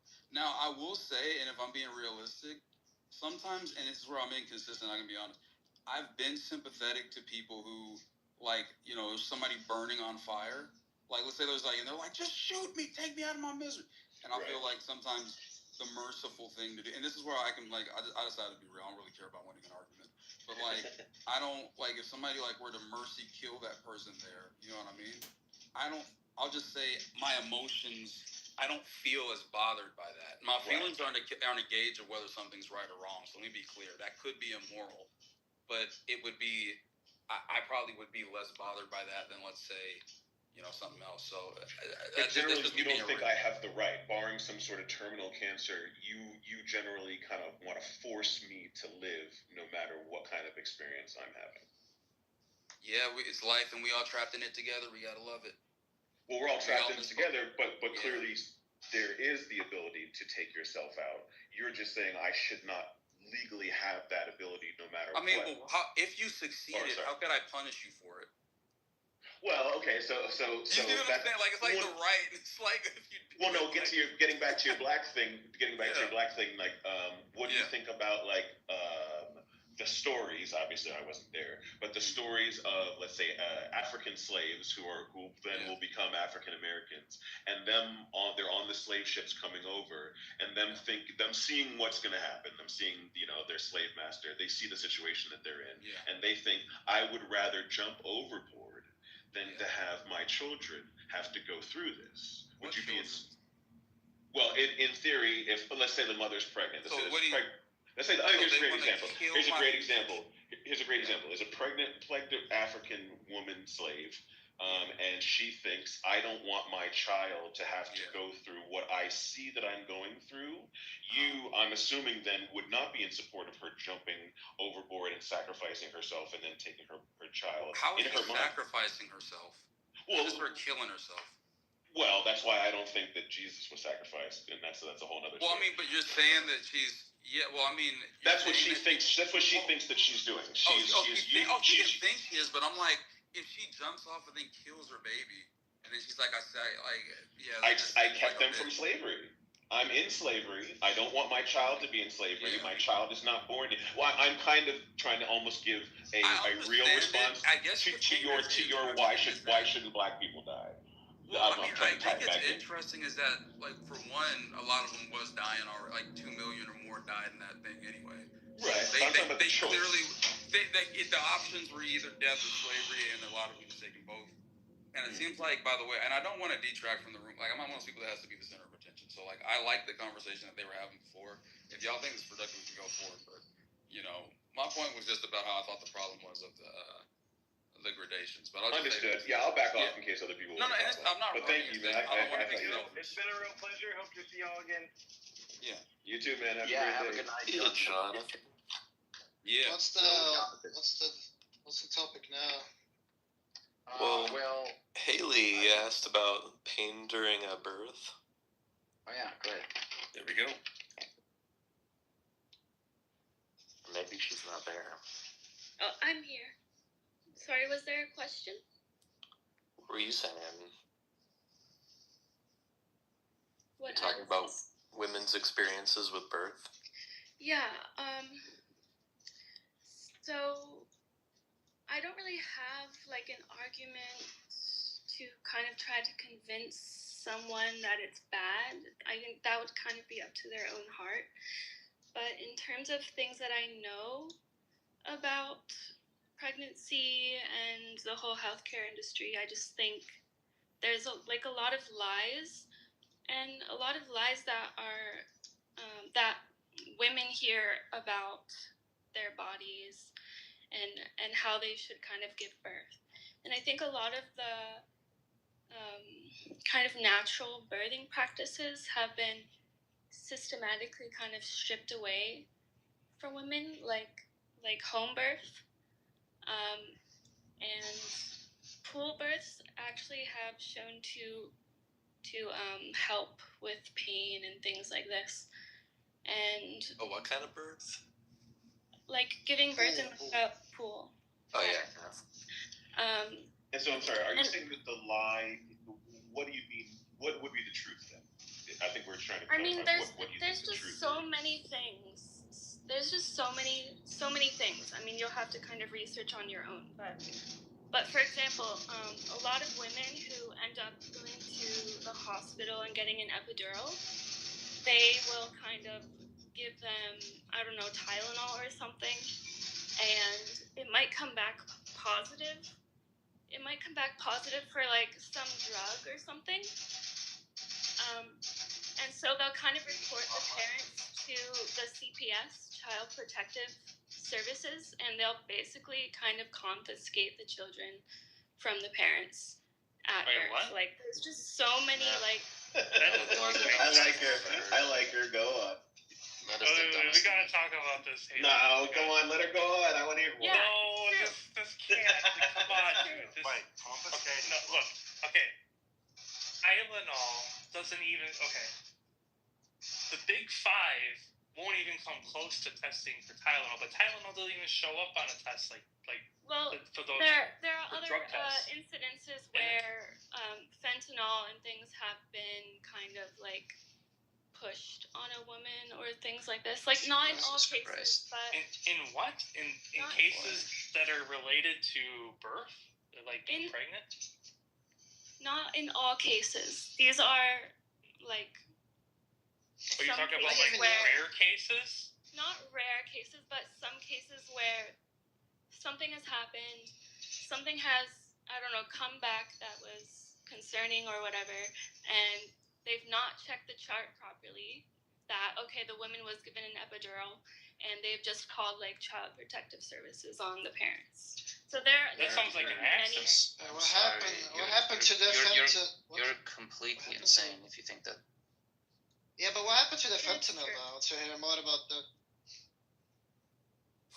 It is I mean, true. You can read it sounds like you're describing an accident. Like, they looked at the chart Yeah, wrong. these are definitely accidents. That's what I'm saying. What's your concern? What's your relation to this? Like what we were talking about, or the room, I guess. Well, I'm just kind of throwing out data, right? So you guys can go and research. What data have you shown? But data and service. What I'm saying You're trying to say that women Hold were on. lied to. I'm speaking. Data in service of what point? that in general, the healthcare industry is propagating lies, and there's just a war going on. Okay, thank you. Do you think that if you admit that what happened was a mistake, do you think that's a good point to bring up if the thing you want to communicate is that they're lying? You understand? A mistake isn't telling a lie, right? Because if they don't have, Do you understand the point I just made? intentionally, where Right. yes, whatever came back on the chart might have been a mistake, but they know the woman just gave birth, but why are they not looking at her chart? They're directly just like. But these are such random. Why are they? Do you think these like obstetricians and midwives, they don't look at the chart? This is such. I don't know. This is just a. Wait. Haley, do you know what an anecdote is? There are several cases where that has happened. I'm not making it up. We're not saying that it's made up. Sorry. It's just like not helpful because it's What an is accident. Why are you bringing this up in this conversation? If what happened is there were some cases where doctors or midwives or some caregivers Yes, made mistakes. that's just one thing I'm bringing up, and Yes. No, but that's not what I'm asking. I'm asking, why are you bringing that up if the point is to talk about the lies? Because those just seem like mistakes that happen all the time in healthcare. it's kind of an intentional mistake, though. But there are other things. It's unintentional. How do you know that? Do you understand that's like a contradiction in terms. Intentional. Okay, you can do your. It was intentional. It's like it's a semantical point debate. If it was intentional, it by definition isn't a mistake. You could say that they were negligent, though. Yeah, but it wouldn't be intentional to bring about the result. So also like a lot of the processes and and yeah, just kind of these things are getting out of control though. Like, can we go like back? women are not even being educated about like things like delayed cord clamping that can have long-term health effects on a child. Thank you. Can we go back to like the more serious conversation, or did that one die out? Wow, well, I just think the medicine is improving. I don't know like how much of it is done on purpose against women. I don't think a lot of it is. Maybe some things that I'm not aware of. Well, somebody was against like positive euthanasia earlier. I don't know if that person left, but that sounded more interesting than there's like lies and intentional mistakes and.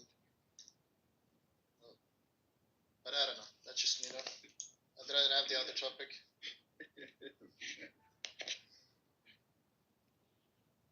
You love it, don't you, Andrew? Come on. Venus always says some great stuff. That was pretty funny. I thought you were going to go after the intentional lie and say it was redundant. I did say it was redundant. I said it's like an oxymoron. Contradiction in terms for intention. Yeah, intentional mistake would be an oxymoron. Intentional lie would be redundant in some sense. But that's kind of funny. Yeah, I don't know. It looks like. Hey, Andrew, you wouldn't kill your son for his freedom, but you would kill yourself, right? Wouldn't kill my son for his like if you had a son, or even just his freedom, it doesn't necessarily have to be in slavery. And let's say that the idea that you and your son have both been taken captive, and they either say, you can go free, but you have to kill your son, or we'll let your son go free, but you have to kill yourself. Which one would you do, or are neither allowed in your moral framework? Well, I'd probably do neither, but maybe myself if I was to do one of them. But I wouldn't kill my son. Well, why would that be okay? Wouldn't that be a sin? Wouldn't that be not acceptable? What do you mean, to kill myself? Yeah. Under any circumstances, really, I would think. Well, that's a sacrifice. Depending on how you're playing that out, that's a sacrifice. Because is the idea, so to go free, you're just going to remain captive.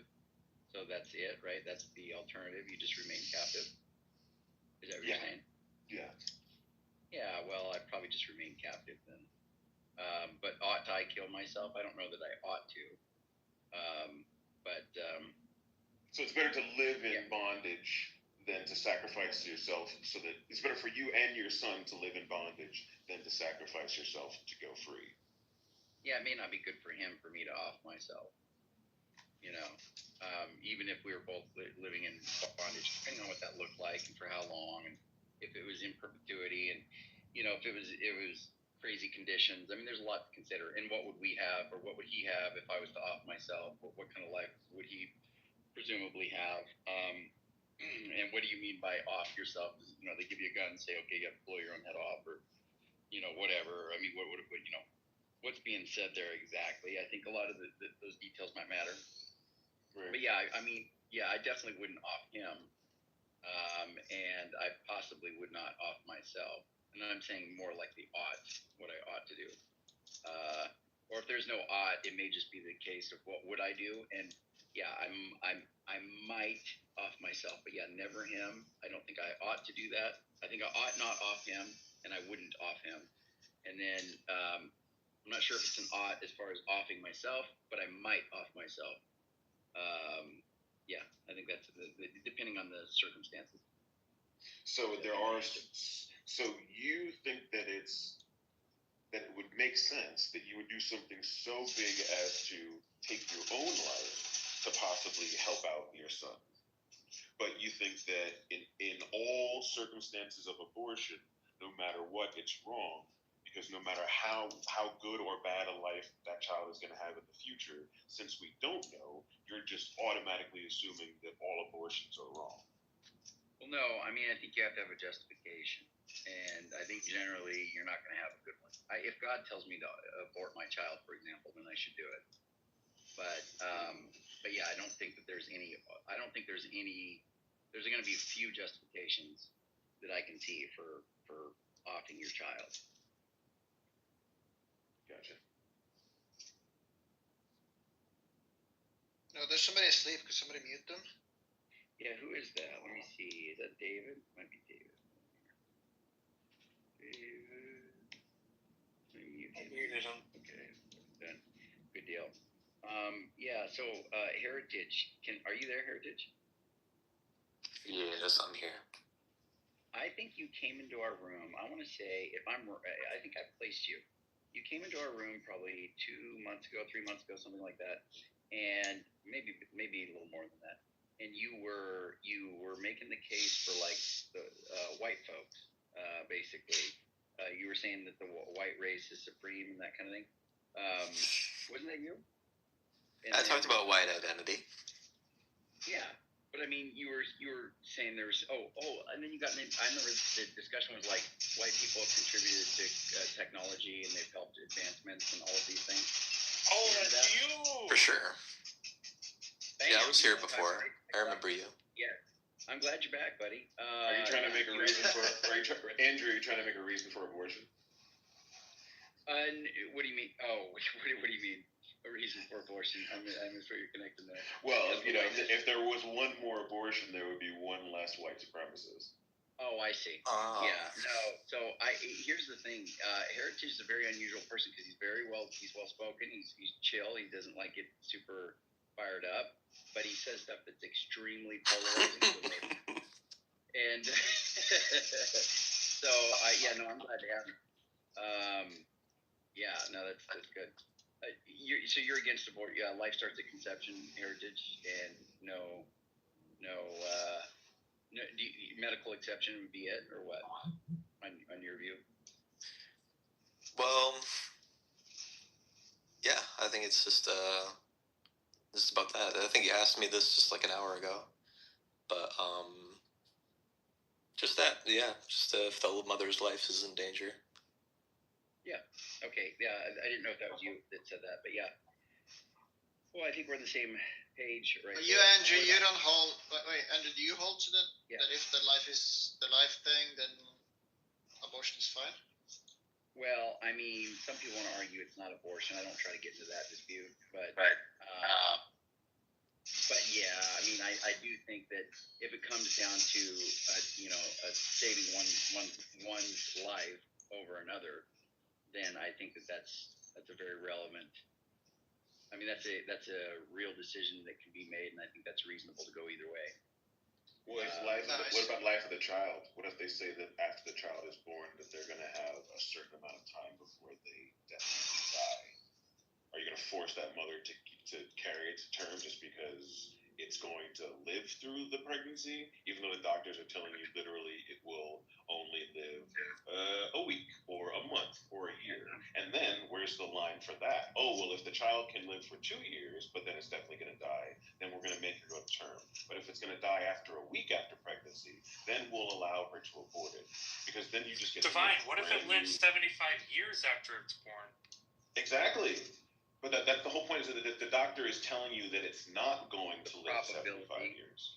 Yeah. They can tell you it has a terminal disease in the same way that you're saying, well, I give exceptions if I know that the mother is going to die because of this pregnancy. Then it's okay. Because as soon as you start making it okay because of something, then you're just opening the door, especially if it's medical. I can come up with 2 or 3 more medical things that if you're going to let the first medical thing go by, then why aren't you going to let the other 3 medical things go by? Unless you're passing judgment. Unless you're just saying, well, she should be able to give an abortion, and then you're making moral things. If it's just medical, then it should be about the life of the child as well, not just the life of the mother. I'm hesitant to say that we can kill the baby at any point in that case. So you're going to force her to take it to term, even though the child is not going to live a week after it's born.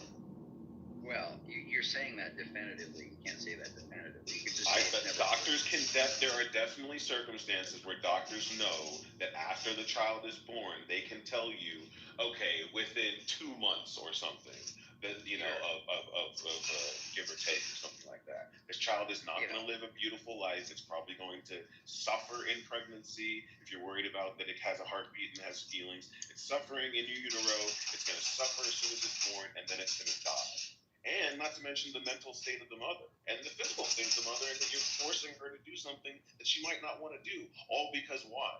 All for what? For that child to have a tiny little bit of life? Because life is so not the experience of life, but just the fact that life is so the sanctity of life will force you to make another human being have a terrible experience. And then the life that you're talking about will be tiny in the scope of things.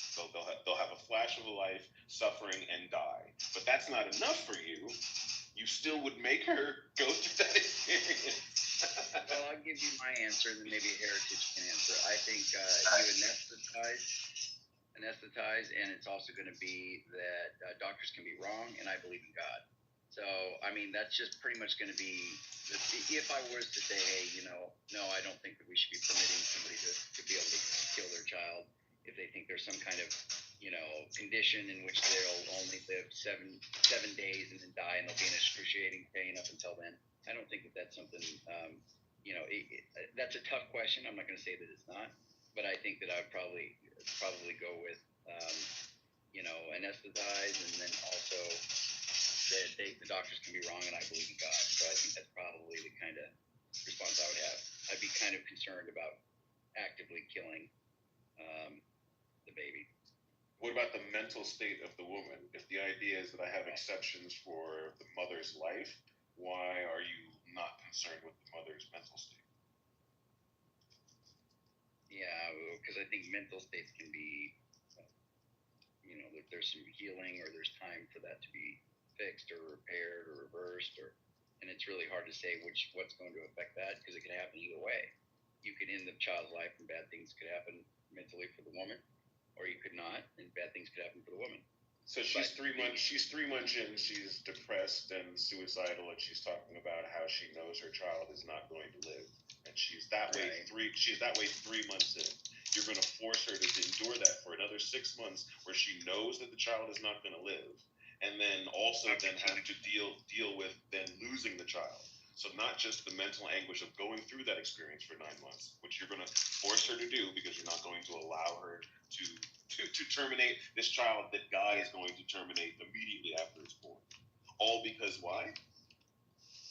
Yeah, well, I'm just saying my answer would still be the same. I mean, why are you going to make her do that? Oh, because I don't think you should be killing humans without justification. Right. Without justification. And I don't think it's adequate. Yeah. So the child deserves to have that life. Well, I didn't say that, did I? No. Yes, you're saying that they deserve to have a life. They don't deserve to be killed. They deserve to have that life. No, that doesn't have to be what I'm saying. I can just say that, look, whatever else is occurring, that's not the issue. The issue is that you can't end this life without a justification. I'm not saying that justification just means that you have a reason to do it. I mean, I don't know why you keep on saying you can't do something without a justification. A justification that would actually justify it. That would make it permissible. And the child is going to die within a week or a month of being born. The mother is at 3 months and she's suicidal because she knows that. Why? They're saying that's not good enough of a reason. That's what it's saying. It's not sufficient justification. That's correct. Right, but then medically, if she's going to die, then that's okay. Then you have no moral problem with that. So look, if it is the case, so then aren't you valuing her life over the life of the child? No, because you're saying no. Because look, if it's the case that, because the idea of removing some kind of pregnancy or the fetus in service of keeping the mother alive, right. That's something that by changing the environment, it is certainly probably going to kill the child. That's true, but that's not the intention. You're trying to preserve the life of the mother. It's different than saying something. No. The intention is to end the life of the child because that's what's causing the threat to the mother. So don't muddy the waters. It's one thing. No, We that's need not to true. end. That's Yeah. That's You not just true. said, I believe in pregnancy unless it's in the case of the mother's that's but going to be that's not terminal to the mother. intention. She but the wouldn't intention be she wouldn't have a terminal pregnancy if she wasn't pregnant. What are you talking about? I disagree with you, though. It's not the intention is not to end the life of the child. The mother may want the child. The doctors would like to keep it. There could be all this. That's not. That doesn't follow that just because you have to terminate a pregnancy to save the life of the mother, that therefore the intention is to end the life of the child. If I have to remove cancer in order for me to live, isn't the intention to remove the cancer? Yeah, remove it, but that doesn't mean you're trying to kill it. Oh, come on, Andrew. You're not trying to kill the cancer. You're trying to remove the cancer and relocate it. You're going to put it into the cancer relocation program. Obviously, the intention is to remove the fetus. Obviously, the intention is to end the... It's not kill it is my point. Well, but you are prioritizing the life of the mother over the child, correct? I'm saying if the mother chooses to do that, she can't. No. I'm talking about your exception for medical. Your exception for the life of the mother. I'm saying that would be put in her court. That would be something No. she could have the I'm talking about you and your opinion and your idea about why it's acceptable to allow an abortion in the case of the life of the mother. The reason is because you're prioritizing the life of the mother over the child. If you weren't, you can only prioritize one, right? Right. So you are either prioritizing the life of the mother or the child. If you are allowing the mother to abort the child, you are prioritizing the life of the mother. This is not really, there's no wiggle room. Yeah, I don't think you understand what I'm saying. I'm saying I'm not making that choice. I'm saying No one is saying that you're making the choice, Andrew. Yeah, but I'm saying they get to make either choice. They can either permit it or they can let themselves die or both die or do whatever they want to do. That's what I'm saying. But you are supportive of abortion when the life of the mother is at stake. Therefore, you are prioritizing the mother over the life of the child. I'm supportive of their decision. Yes, which means that you are supportive of them doing it. If they choose to do it. If they yes. Obviously, Andrew, you are saying if they choose to do it, as if it's some objection to what Divine is saying. Of course, that's already applied. Yeah, but I don't understand I don't get what his. I mean, I hear what he's saying. He's trying to say something like you think it's a sufficient justification if it's death of the mother. But you don't find it in the case of which is like suicidal and the child is going to die 2 weeks later. And given that the child is guaranteed to die, you would be valuing the life of the mother over the child because the death of the mother is sufficient for the moral justification of the abortion. But that's not the case for the death of the child. I think that's the vice point. Yeah. So I mean, it's a tough deal because for myself, if I was in that kind of situation, that would be kind of a different deal. Like I think that I might be more risky on something like that. But for somebody else, if it's something where you just say, look, it is the case that the baby's going to be born and have all these whatever conditions or problems, and it is the case that historically 100% of the time the baby has died, then, it is the case that the mother should be able to terminate that baby. Well, I mean, I just don't. That's not something that I'm in favor of. Again, because I do think that people can be wrong, and it is the case that I believe in God, and I mean, I would anesthetize and do what I can to prevent the pain, but that's it. That's the best I can do. Now, for the mother, for the sake of the mother, I agree that that's an exception that. You say, well, why draw it there? Well, it just is. It is. If it's reasonable that the mother is losing her life or in danger of immediate danger of losing her life, and that's a very reasonable thing to believe that she should be able to terminate the baby if it is the case that would save her life. I do think that's a fair exception. Yeah, but what if in the case of the baby 2 weeks later, it was like guaranteed they're gonna die? Like God Himself told the child's gonna die 2 weeks later. Well, then, yeah, that's interesting. I think when you do the God Himself thing, I have issues kind of with that, Venus, because I don't know how you would know.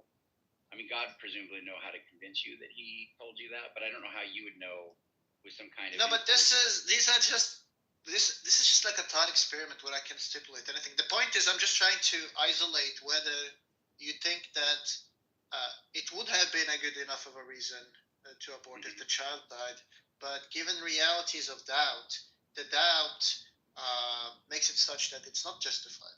But it's the presence of the doubt that makes it unjustifiable. So I'm just asking, had the doubt not been there, would in that case the abortion been justified? That's what I'm asking.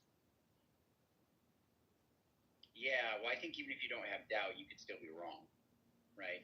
So no, by doubt had, I mean it's guaranteed to happen.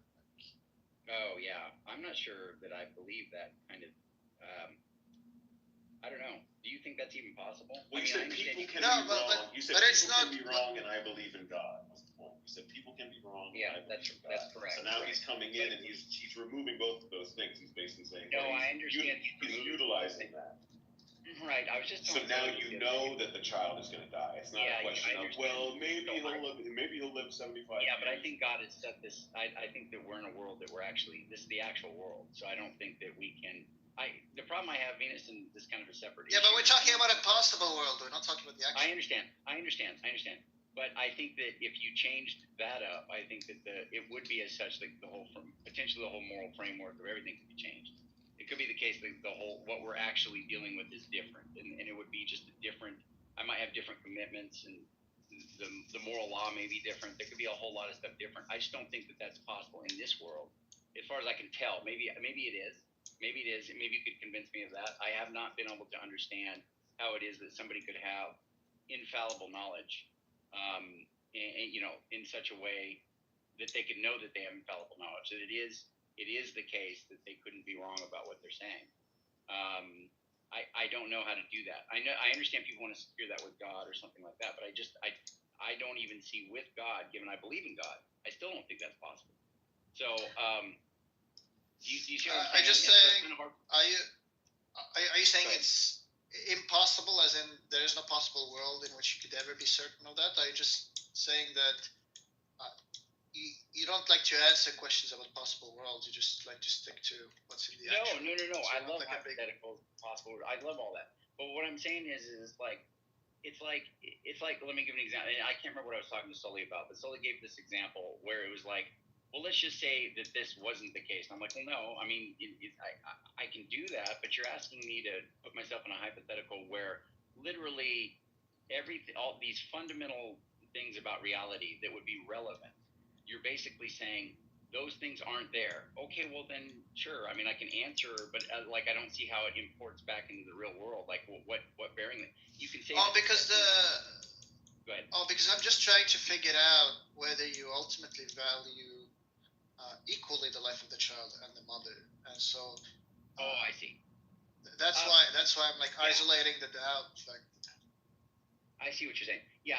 If you just want to know, I mean, I can just tell you. I mean, as far as I can, my own assessment of what my commitments are, I do think that they're both equal of value. And I mean, maybe not to different people at different times. That could be relative to a person, but I'm just saying, as far as value wise, yeah, I don't make any distinction. But there seems to be another thing where you do make a distinction, because you're saying the presence of doubt in the child dying 2 weeks later is sufficient. Well, that's why you point to say that it's not justified to abort the child there, but the mother dying from having the child, that's not 100% either. I agree. I agree. There's a possibility, right? But even with the presence of doubt, there you're fine with the abortion. I agree. I no, and that's fair, and that's why I conceded earlier. I think that's a fair. That's something I'm just conceding. I think that's the most reasonable, because it may not be immediate that she's like dying, literally in the act of dying, and then so you're like, I have to do something to prevent that. It could be that she's going to die shortly, or it's going to be very, very deleterious to her. And I still would say that should be able to be a choice of the mother. And yeah, I grant that you could just say, well, why stop it there? I mean, it's just it is where I've stopped it. I might be able to cinch that up more, but I think that as of now, that's like the only exception that I would really be in favor of, and it might be hard to say why exactly it's right there, but yeah, I don't know. I'm just uncomfortable with it when you start opening up this idea, well, the baby is determined to die in a week or 2 weeks or 4 weeks or whatever, so therefore, should we terminate it to prevent it from having these Do you think those babies have a good life? No, I'd probably not, no. Because there are plenty of babies that do fall into this criteria that die immediately after birth. What do you think the point of their lives are? Well, that's a different question. I mean, that's hard to know. That's kind of like something I don't even know. I would so just there say might not even be like a point of that life of that little child being alive for 2 weeks. Well, I don't think. Considering my theistic worldview, I don't think God is not using these things and isn't aware of it. He's aware of it, and there's some utility that's going to be brought out of that, even though it is the case that it's tragic from a certain standpoint. I just believe that God is using that, being able to demonstrate what the good is. I wouldn't be able to do that necessarily. I don't have any special information on that. But if you had a really good friend whose girlfriend went and got an abortion behind his back, and he's over at your house and he's crying, you would tell him, I'm sure, hey, I don't know why, blah, blah, blah, but ultimately, God has a plan. I'm sure that he had a reason for this happening, and, that he's going to use, that's what you would say to that guy, right? At that moment, you wouldn't, that's how you would use your faith. I don't know if that would be my console. I don't know if I would console in that way. If he's saying to you why, would you do this? Why is this happening? Why would God allow this? Why did God allow her to do this to me, Andrew? What would you say to him? Why did God? I'd just say I don't know. I don't know. You said you don't know why, and then okay, do you think God wanted this to happen? Why would God take my child from me? Why would He allow this woman to do this? I don't think He wanted it to happen. I'd say He permitted it to happen. I don't think He wanted it to happen. Okay, so why would He permit this woman to do this? Why would He permit? I didn't even know about it. She didn't tell me. Why would He allow this? He loves me. That's why I said I don't know. I wouldn't be insensitive to the fact. Obviously, she did something by her own free will and whatnot. I wouldn't be insensitive to the fact that he's hurting right now, and I'm not going to start getting. That seems a little too. That seems a little bit too cold, and it's not like I'm going to start busting out a theodicy. Right, but in your worldview, since God allowed it, he must have a reason for it. It must serve him in some way. He's allowing it to happen. Yeah, he will use it. It's not like he wanted them to do that. It's not like it's a good thing that they did it. They violated. Somebody could have been violated a moral law to do whatever, but God can use that.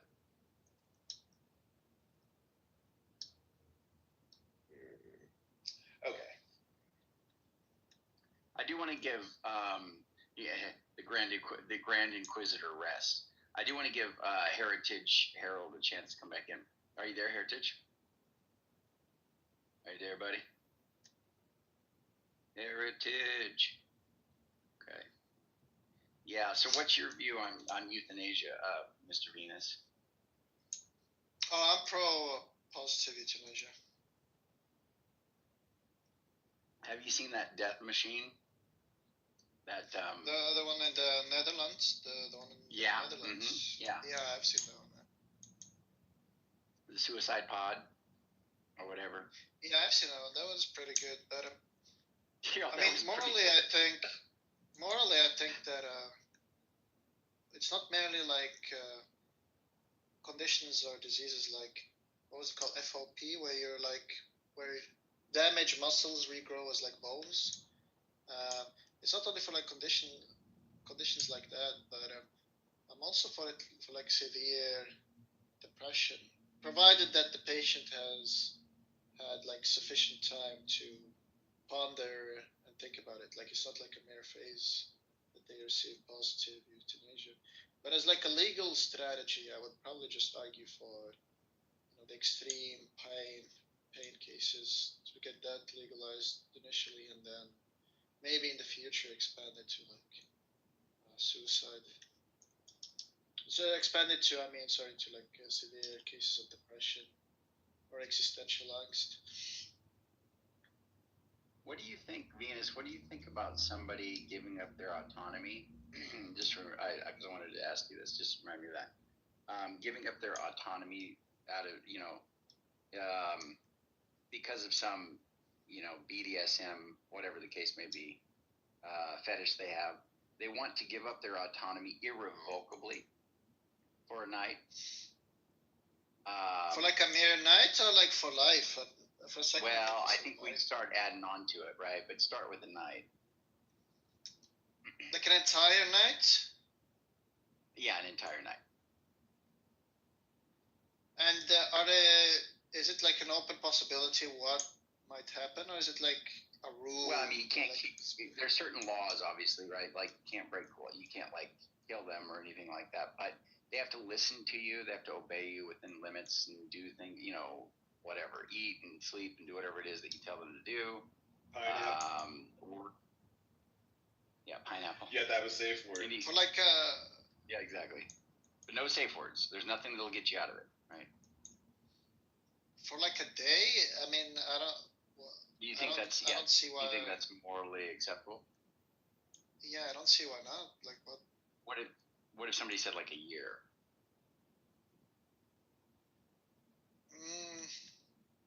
I mean, I think it is moral in a year, with the caveat that the person himself who gave up the autonomy, if they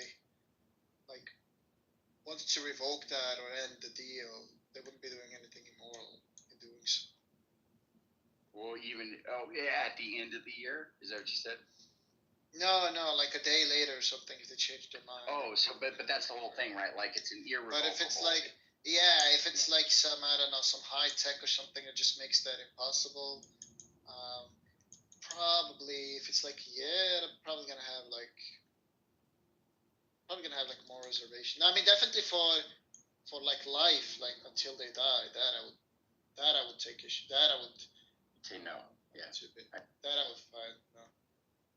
I got you. No, I appreciate that, Venus. Appreciate. I mean, unless it's like a case where their fetish not being satisfied puts them in a pain that is akin to people who have like diseases that I would be fine with for positive euthanasia, unless like there's like some kind of like intense pain by not having that fetish realized. Sure. Probably would have I would take issue for life. Probably with a year as well, but probably like a day, no. Yeah, that's interesting. Yeah, I like that. I like what you're saying there. That's interesting, yeah. Yeah, it's very good. So, and you're in favor of, you said on the abortion, you're all 9, so partial birth could be acceptable? No, probably have like up to 24 weeks, around the 20 range. Somewhere in the 20 range. But for like special cases, like if the child is like Down syndrome or are likely to develop some kind of a disease where they have to like live with like constant like extreme pain and suffering, I'd have no problem, even if it's like post-birth, at like any point in the pregnancy and in those cases. Yeah, I appreciate that. Very cool. Well, let's see if there's anybody that wants to be opposed to that. The whole thing about the number of weeks is that it still gets back to the life of the child, because you're not saying that the mother can say, hey, even though it's past these amount of weeks, look at the health of the child, look at what type of life he might live if I'm forced to give birth to him. Because again, that's the whole reason why I was talking about what are you prioritizing, the life of the mother or the life of the child, what type of life either one of them are going to have, and what power you're giving to the mother to actually make that decision, as far as that she doesn't want to bring a child into this world that's not going to be able to walk, or that's not going to have normal mental functions. Because it's just very broad to say, well, past these weeks, because that's after these weeks, it's a this. I mean, obviously have your lines, but then again, if you have one exception, that opens up the door for all different types of reasons. I think it's only like a problem if you have like one exception, that it opens up all kinds of reasons. If you're some kind of like a generalist about ethics, in which you could like extrapolate from one exception to another, but if you're like some kind of a particularist, like I don't think that would be like a... Right, which is what I kind of am too, really. Yeah, I'm like a particularist, but like, well, I'm like a moral anti-realist, but when I say like ethics, I just mean things like, you know, things that would be out of accord with like my desire, or like state of affairs that I would desire not to happen or something. So if Well, what the I'm life of saying, the mother means physically, literally, you have to prove that if she is forced to give birth, she is definitely going to die. Is that what life of the mother means? So who are you asking? Well, sorry, I guess I'll stop asking these questions. The idea that it doesn't open up a slippery slope to more questions, I disagree with, and here's how I'll try to put it. Just as the person asked Andrew before, well, nothing is certain, so what, 99% she's going to die, but if there's 1%, then we are going to force her to go through with it, because then that means that then the child could live and she also could live. What if the doctor says that it's a 50% chance? What if the doctor says that there's only a 25% chance that she could die? Does that mean that that doesn't qualify for your litmus test of life of the mother? So yes, so that's one example in one example, as far as that when you say yes, more questions make you further, refine your point, and unless you really have a 100% guarded line, you're going to get keeping on getting pushed, because all of the different examples are going to get more and more nuanced, and then you're going to be either forced to hold your line or move it. Right, but that just seems to apply to everybody. I'm not sure. Like, surely do you have like a cutoff period for when you would regard like abortion as non-acceptable? You would like to see some legal legalities around it. Non-acceptable to me morally is different than legally acceptable. Legally acceptable. No, sure. I'm almost like annoyingly like Selah, where I'm like, I find it hard to tell somebody else what they can do with their body. I don't like the idea of a woman who's about to give birth 2 minutes before it's alive saying that she's going to abort it. I think that that's morally that's disgusting, and I don't support it in any way other than when we move to law. And what I'm going to say, that a group of people get together and make rules and say that this other person is not allowed to do that. That's where it gets wishy-washy for me. That's where it gets problematic for me to legally impose my will when we're talking about life. And that's my whole point about the 50% rule. What if one doctor says she'll definitely die, but then 2 doctors says that she has a 50% chance? Are you still going to allow her underneath your moral framework to have an abortion? That's the kind of questions that more haunt me. If that was a non-answer enough. Well, I think. No, but what if she's like 9 months pregnant and she was an abortion? Then still legally you would say, I'm not for like any kind of like state involvement, like any kind of coercion. I think right now in my legal framework, I don't think the state has any right to step in at any point. At this point, that's where I am legally. But if morally, I'm against it. But go ahead. But if the baby is just born and she wants to like post-birth abort it, then you're fine with the state stepping. Then I go along with that. It's kind of like the murder of a separate individual at that point after birth. I guess.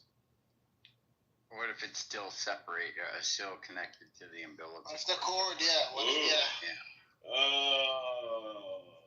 Then I'd have to go and do some research and see like the viability. That's where I go to. I'm like, well, but if they disconnected it, it's still connected to her, but is it alive by itself? And they just or does it need to be connected to her for a certain amount of time, or else it will die? That's the detail I would want to get into. Because it's the whole idea whether or not like the whole idea also about the life of the mother is that at that point the child is kind of like almost like a parasite, because the whole thing that's causing her the life of the mother peril is the pregnancy. That's why I was honing down on you Andrew, about that's what the reason for the termination is, or the reason for the procedure is to terminate the cancer, and the cancer in this moment is the pregnancy. It's the cancer on her life, and regardless, pardon the terminology, but if you just fucking accept the words that I'm using, then it makes more sense. The cancer on her is the pregnancy, and it needs to be removed. And then that's why, if it doesn't, she'll die. Hence why you have the exception for the life of the mother. But you don't think of a child as that, right? I think only when it's really going to kill the person. If it's really going to kill the person, then it's a cancer and it's a parasite that's acceptably. I don't look at it like cancer. Yeah, that's a weird way to put it. But I'll just say this: Venus is pointing out, though, and I think it's just going to be the case that you're going to have lines around where your acceptability stops. That it's going to be, you could be pressed hard on those lines, and I think that, if you're going to say, well, it's the umbilical cord, or so okay, well then while it's still connected to the umbilical cord, then a woman could just be in the middle of giving labor as the baby's coming out, as the baby's crowning, she could just take a gun and shoot the baby right in the head. It'd be completely acceptable to do that, right? If it's her baby, her choice, she can kill her own baby, right? No, I guess once it's outside of her, even if it's still connected, then even if it's starting, then I'm gonna go. I'm gonna reconsider that.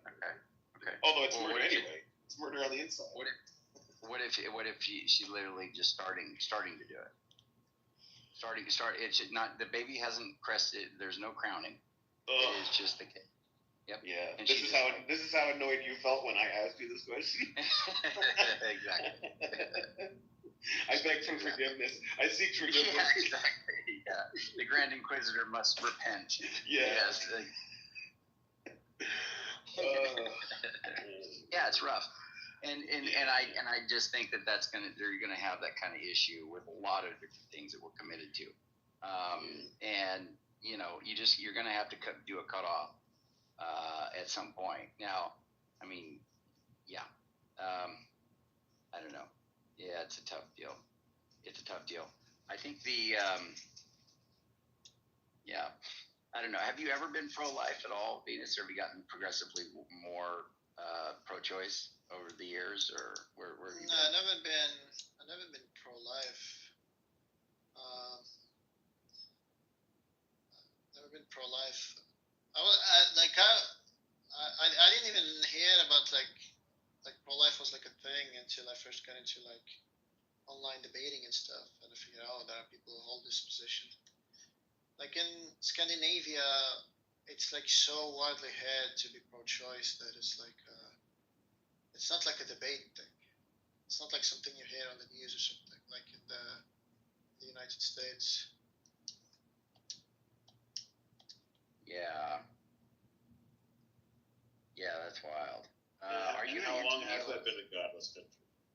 Oh yeah.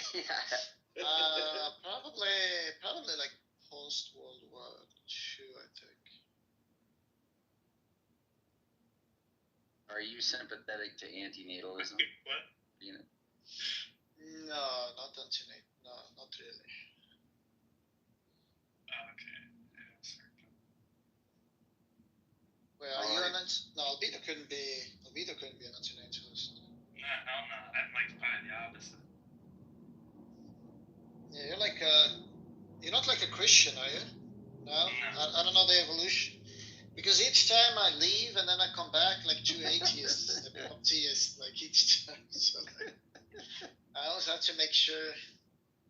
Because the other day I saw Himity with like a cross and like a Oriental Orthodox things. Did he become a Christian? No. I see. You go for Islam first. Wait, who's the next one in line to become a theist, Andrew? Albedo. You want to know the real answer? It's Sasha. It's Maybe. Sasha? Yeah. Maybe.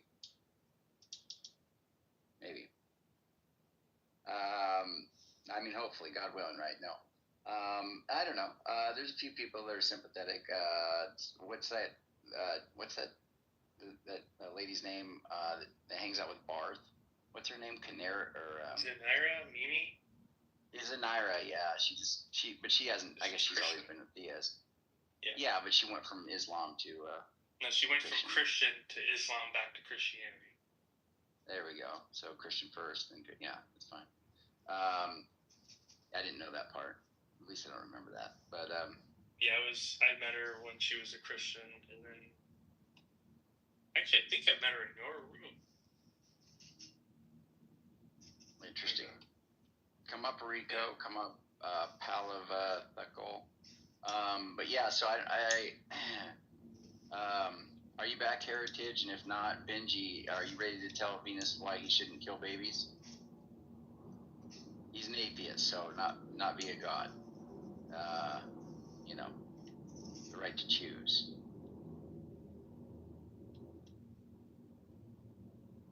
God thinks you have the right to choose. Oh, hey, Angelique, you want to say something and then you want to leave? What does that mean? Why wouldn't you want to say something and stick around? But no, go ahead, Angelique. Hi, everybody. I meant that I don't want to stick around here the whole day. So, yeah, I want to just bring like a fresh perspective on this whole debate. First of all, can you hear me all right? Yes. All right.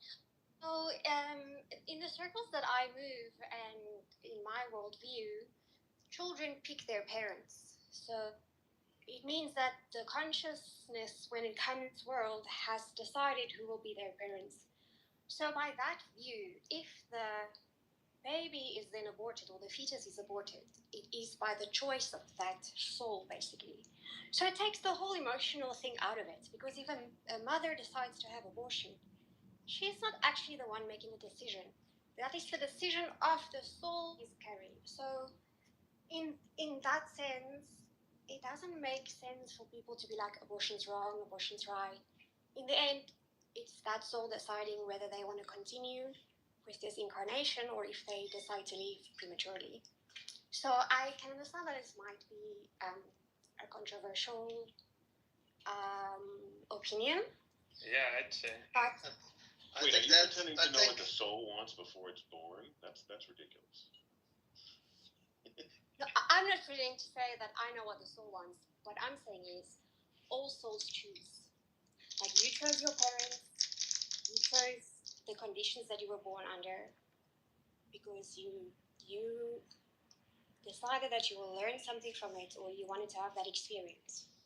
I agree with you more. That is what I tell my son. I just think that what's going to happen is that any theist who's going to disagree with you has just equally as a ridiculous an idea about what happens either before and or after death. But no. Understand. I literally share this woman's ridiculous belief. That's kind of like my point. I tell my son that he chose us, and I do believe that we have spirit interactions before. But that's my whole point. If you believe not that and laugh at that, but then you do believe in the cross and this and the resurrection and the Easter bunny and all the things that you think, well, of course this happened, you don't realize that you sound just as ridiculous as the people that you laugh at. But anyway, thank you for that share. I don't have either of those views, so I'm not able to laugh then. No, but you're still a theist. Yeah. No, if you believe in I nothing, don't believe in this like spooky soul stuff. Then you're the worst. No, but you're still a theist. Yeah, but that's different. I guess like there's two things I would wonder is like some of these kids, they seem like, oh, I don't really like this. It seems very strange to think that ahead of time they chose it, knowing like maybe like what may occur, and then they get their ass whooped like till they die or something. For the woman who believes in that we choose, like, is this like, do you actually believe that, or are you just like giving like a perspective that there are people out there who believe this? This is my worldview. I chose. Oh, I see. Is it like part of some religion or like a broader system of beliefs, or did you just like end up believing in this like one thing? I would probably say that it has its roots in spirituality. Like, there are many people in different spiritual beliefs that believe the same thing. So you might find New Agers believe the same, you might find pagans believe the same. So it's not specific to any spiritual practice, but it has a broad audience, I would say. I see. So yeah, so I just hope this perspective can help some people that are struggling with whether it's wrong or right. This kind of perspective. I if think- you really think about it. I think, with all due respect, I think people who are like struggling with that debate would like struggle more with this debate, with like spirits and the other world. And I think that would be like a bigger struggle than like an ethical question about abortion. I think for Christians, it's not a difficult question whether they are spirits or other worlds or souls. So I think those that would have the biggest problem with it Yeah, would probably be but- atheists. No, but like Christians usually have like doctrines. They can't just like adopt like random pagan beliefs as like additions. So they're probably gonna be equally as opposed. Okay, but as a former Christian, I can tell you that many Christians question things. They That's do true. read.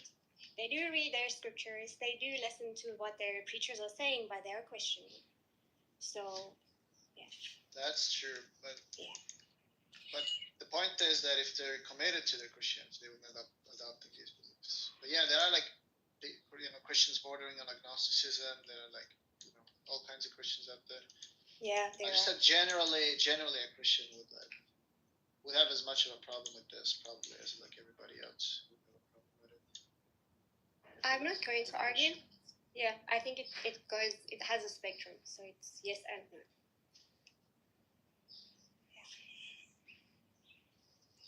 But maybe Albedo would adopt this belief though, given that he's Yeah, he might. He adopts everything. He might. Angelique, how did you? Angelique, why you can't. Angelique, how did you come to believe this? Like, why would you think that that's true? What you said about the babies choosing, we choose our parents and all that stuff. Why would you believe that? Okay, so I have come to this understanding many years ago. So how we are free to choose what we want to believe, right? So this was just something that I heard and it made sense to me. And it also, in a sense, made me understand that the conditions that I'm living in right now, if I hate it, it's because of my thinking. It's because of what I chose to experience. So in my present life, where I'm at, I chose this. I'm going through this because I decided I wanted to experience this, etc. So that's me now as a grown-up. What I experienced as a child was because I decided. What I experienced then as an infant was because I decided. So it just goes back and back and back and back. So that's just like naturally following the progression of thought. If I'm experiencing it now, I experienced it as a teenager, as a child, as an infant. It's the same kind of thinking. So I really understand that now I'm experiencing the life I'm experiencing because of what are my decisions and what I chose. And before I incarnated here, I decided I wanted to experience, etc., etc., etc. So yeah, it's just like a natural progression of thoughts that took me back there. Plus, I heard it somewhere, so I heard it, but it made sense. Okay. Wait, Andrew doesn't like this because that makes you too much like God. So God can do that. It can be the mind of God, and God can think about things before he gets here, and God can have all these things, but he doesn't like when human beings God can think about things before he gets here. What are you talking about? What do you? Wait, no. What are you? Hey, Jesus did think about things before he got here. Dragon. I'm sorry. Didn't God have a plan for Jesus before he got here? Yeah, you said God can think about things before he got here. What are you talking about? I'm sorry. I'm using the Christian doublespeak where we go back and forth between God being one thing and then God being separate entities.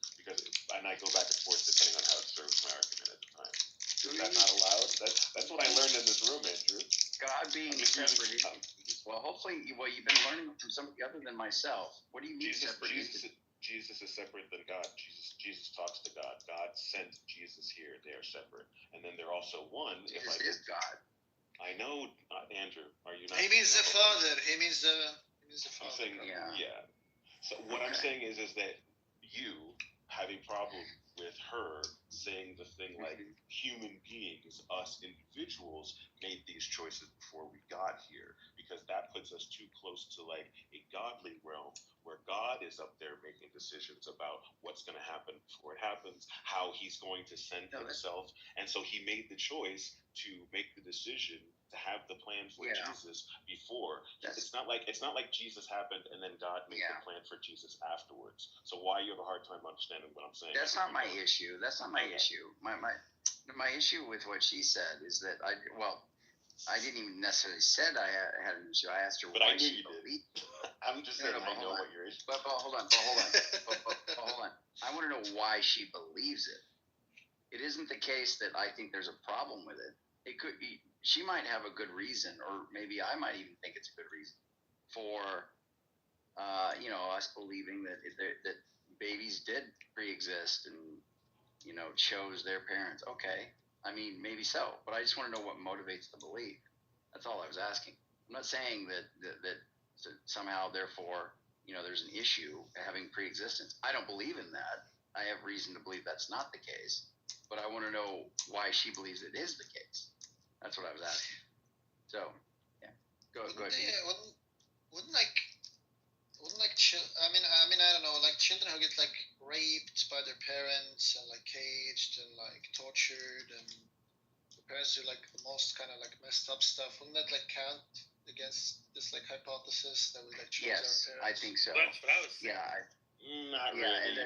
People have chosen to have worse things done to them after. Yeah, but the scale though, the scale of how many babies end up with Ebola and their parents dying in front of them, and Harlequin's disease or whatever the case may be, just horrible stuff that occurs. I on a large scale, I think it's very impractical or very unrealistic to say that all of these babies chose or that. they just like they're looking ahead and they're just like, oh, but God chose. I really like that like ass whooping looks great. I think I'll have it. Right, but it makes sense to say that God chose it and allowed. You're trying to do.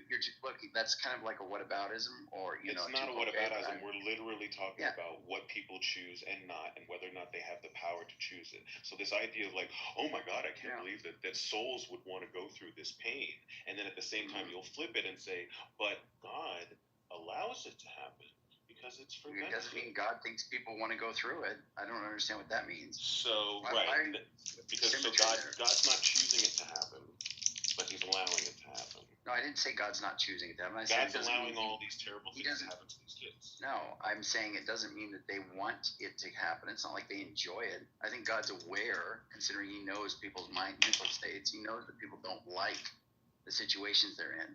But don't you see, the argument is, why would they put themselves through that? This is like the ridiculousness of the argument that just made. Why would the souls choose to go through? Why would a child choose to starve in Africa? That's different than I can explain that. I'm being sarcastic. I haven't finished my point yet. Yeah, but that's different than why God would choose. But that's different than why God would choose it, though. It's actually not, unless you're making exceptions for Him. That's my point. You make exceptions for God. No, she's saying the kids self-select where they go. I understand that. In the but worldview of a the Christian, God sets up. Is like, why would this be allowed to happen? Why would you put yourself through this? No, that's not it. You're missing the objection. The objection is who would self-inflict that kind of life upon themselves. Weird. That's the point. I understand that. Let a nice Latino woman. I agree. Go ahead, Angelique. So we don't grow when we're living comfortably, right? If we're living comfortably, the possibility that we grow or expand or accomplish something new is much lower than if we're living in adversity and we're living a tough life, right?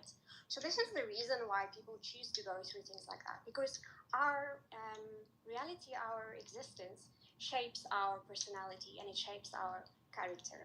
So if someone would choose to go through a horrible thing, whether they made that decision together with God or not, I think somewhere in the Hebrew scriptures it says that the soul and God sits down and discusses before the soul comes down, I think. But so the reason is that if we all just had a wonderful life, if we all just chose to live happily ever after, there wouldn't be growth. There would be very little growth. If you didn't have to go to work to feed people, etc., what would motivate you to go to work? your job sucks, you wouldn't go to work in the first place. So the reason why we're experiencing things that are tough and evil in the eyes of other people is so that it causes us to grow. It builds our character. How does the God would never force any suffering on anybody just for the benefit. but how would but this growth, but this growth thing, how does that explain like the 2-year-old who was just like mass raped by their father and then killed? Like, how did that help them grow?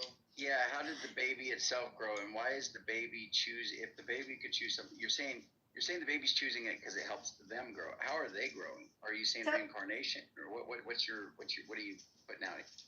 Also, let's say at the point where the fetus is not, I believe the fetus is not conscious from the beginning. At a stage, the consciousness comes into this fetal body, all right? So at the stage pre-consciousness, when abortion takes place, I believe it could be because that specific soul backs out of this condition that they had decided on before. If the consciousness is within the body, let's say late-term abortion, that soul either chose to go through that process for whatever reason, whatever it gives them, whatever experience it is that it gives them. So that's my reason for saying the baby chooses the parents, the baby chooses whether it wants to be aborted. But what about Hold about the rape? How do they We're choose talking about the rape. when you create that they're not conscious? Because they exist, their consciousness exists somewhere else. The Christians will understand what I'm saying. Their consciousness exists with God at that point. No, when they become a baby. Their spirit, it's spirit consciousness, not their body consciousness. So are you saying you're always conscious? Yes. Okay, well I didn't hear you say that earlier. The spirit is eternal, Yeah. But that's fine. But like, what about the baby that gets like raped at 2 years old and then just killed? Like, how does the growth? She already explained that. She already explained that. She said the soul chooses to go through that experience for an experience reason. Just like Earth is like a testing ground, or Earth is an experience chamber, or Earth is a VR machine. Either way, you make the choice before you get here. Just like in a video game, before you incarnate into a character, you decide what you're going to wear. You decide in your mind how long you're going to play. You exist before you actually go into the character of the game, and that's all that this existence is. We are playing characters, but our soul, the soul is the main thing. The physical body is just the avatar when we turn on the Xbox. Okay, so is the idea here supposed to be that the baby who gets raped at like 2 years old and then killed by the father right there at 2 years old, like the soul? Now he's killed by the father. It's getting worse. This is getting worse for this dude. No. I always said killed. No. Because the point was if the 2-year-old baby just got like raped by the father, you could always say, well, that experience led them later in life to become like tougher or have like tougher skin or something.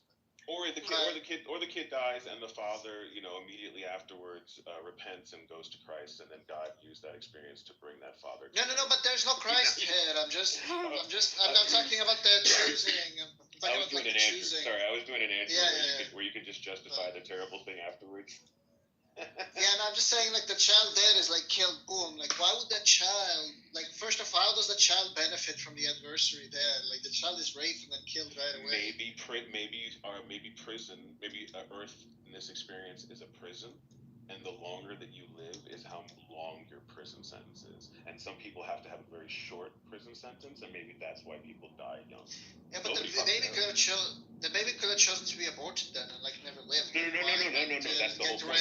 They had to. No. That wasn't part of that would be a lesser prison sentence. Their prison sentence was that they did have to be alive for 2 years and go through this terrible thing, and that they get to die. Their sentence is only for 2 years. Those poor people. No, but they pick. They're picking out of. They're still prisoners, and they get to pick what type of prison sentence they choose. They could have gone to this planet. I mean, again, we're starting to get into fantasy, not like the hardcore religion, which is obviously based in fact. This woman is just bringing up some, spirituality, which is just, crazy out there stuff. But yeah, who knows why who knows what Earth is, who knows why this experience is happening, who knows what happened before, and who knows what happens afterwards. We're just kind of, comparing screens at this point. So it could be anything. Logic. You can't start logicking ridiculousness at some point.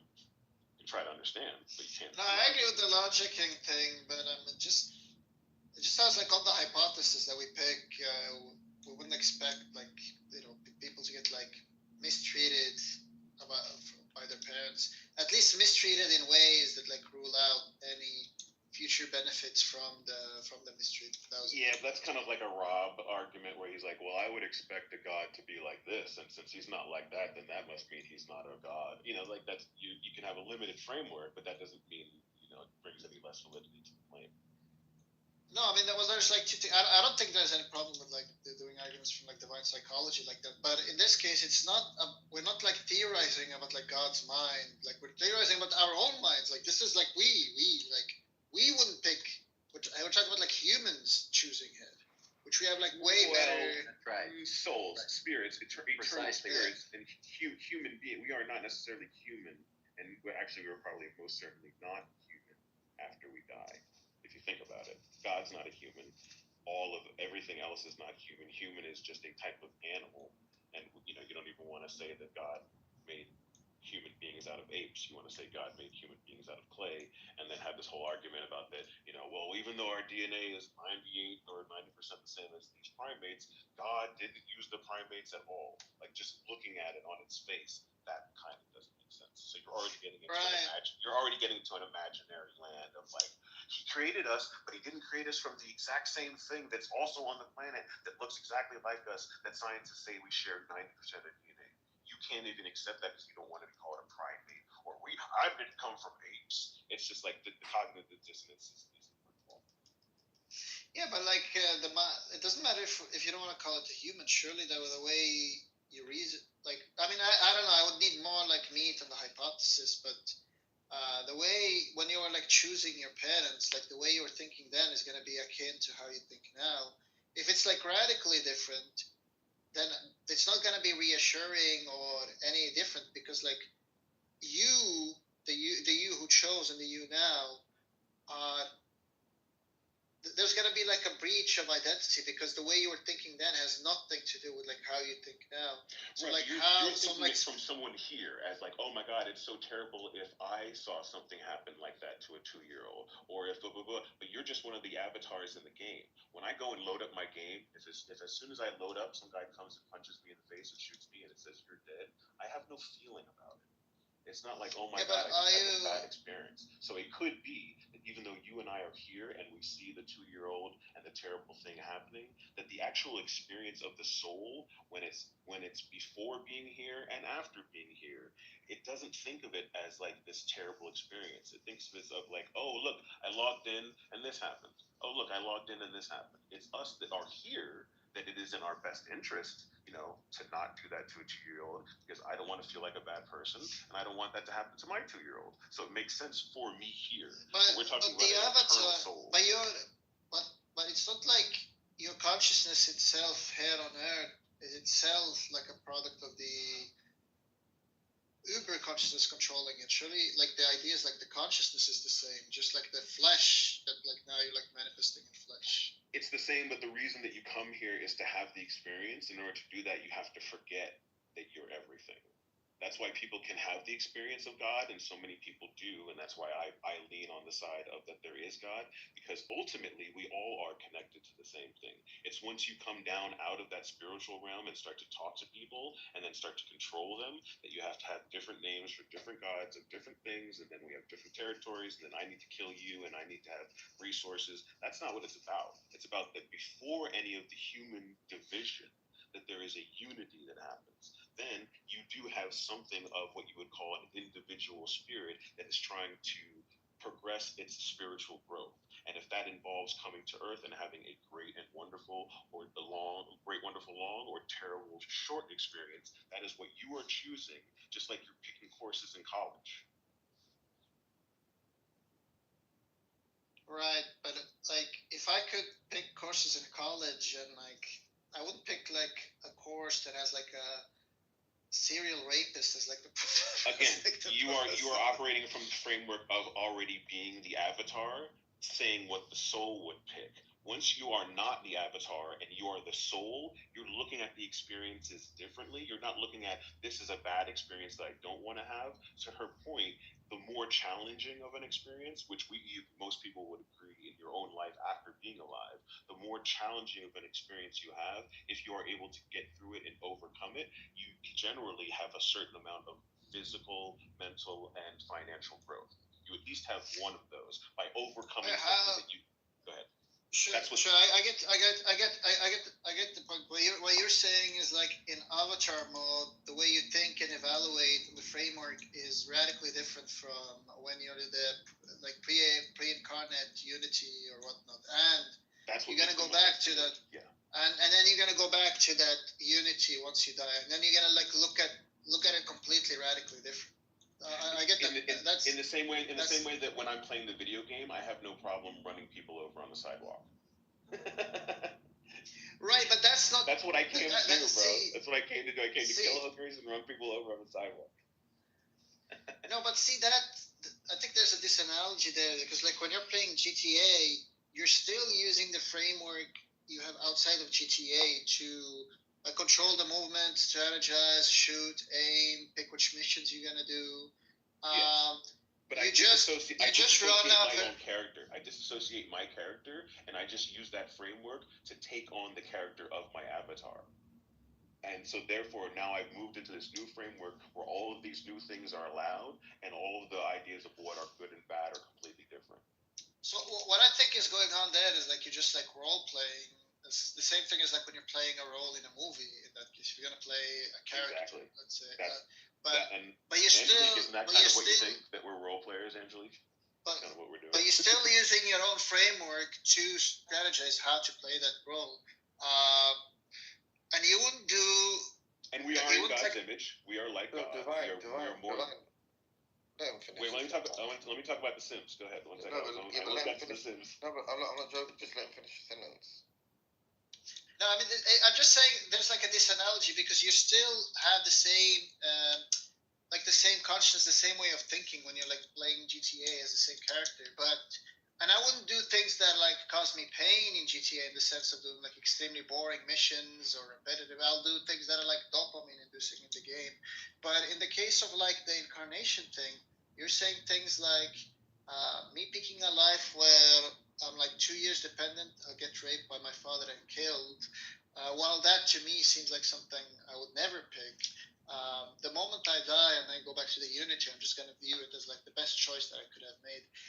Seems a bit different from the GTA thing, but it is a bit different, yes. But to the point of like, well, why it's like why would you allow something to happen? It's the same question of like why would you allow yourself to be put into this situation? Again, as I say, you're still operating from being in the framework where that is bad.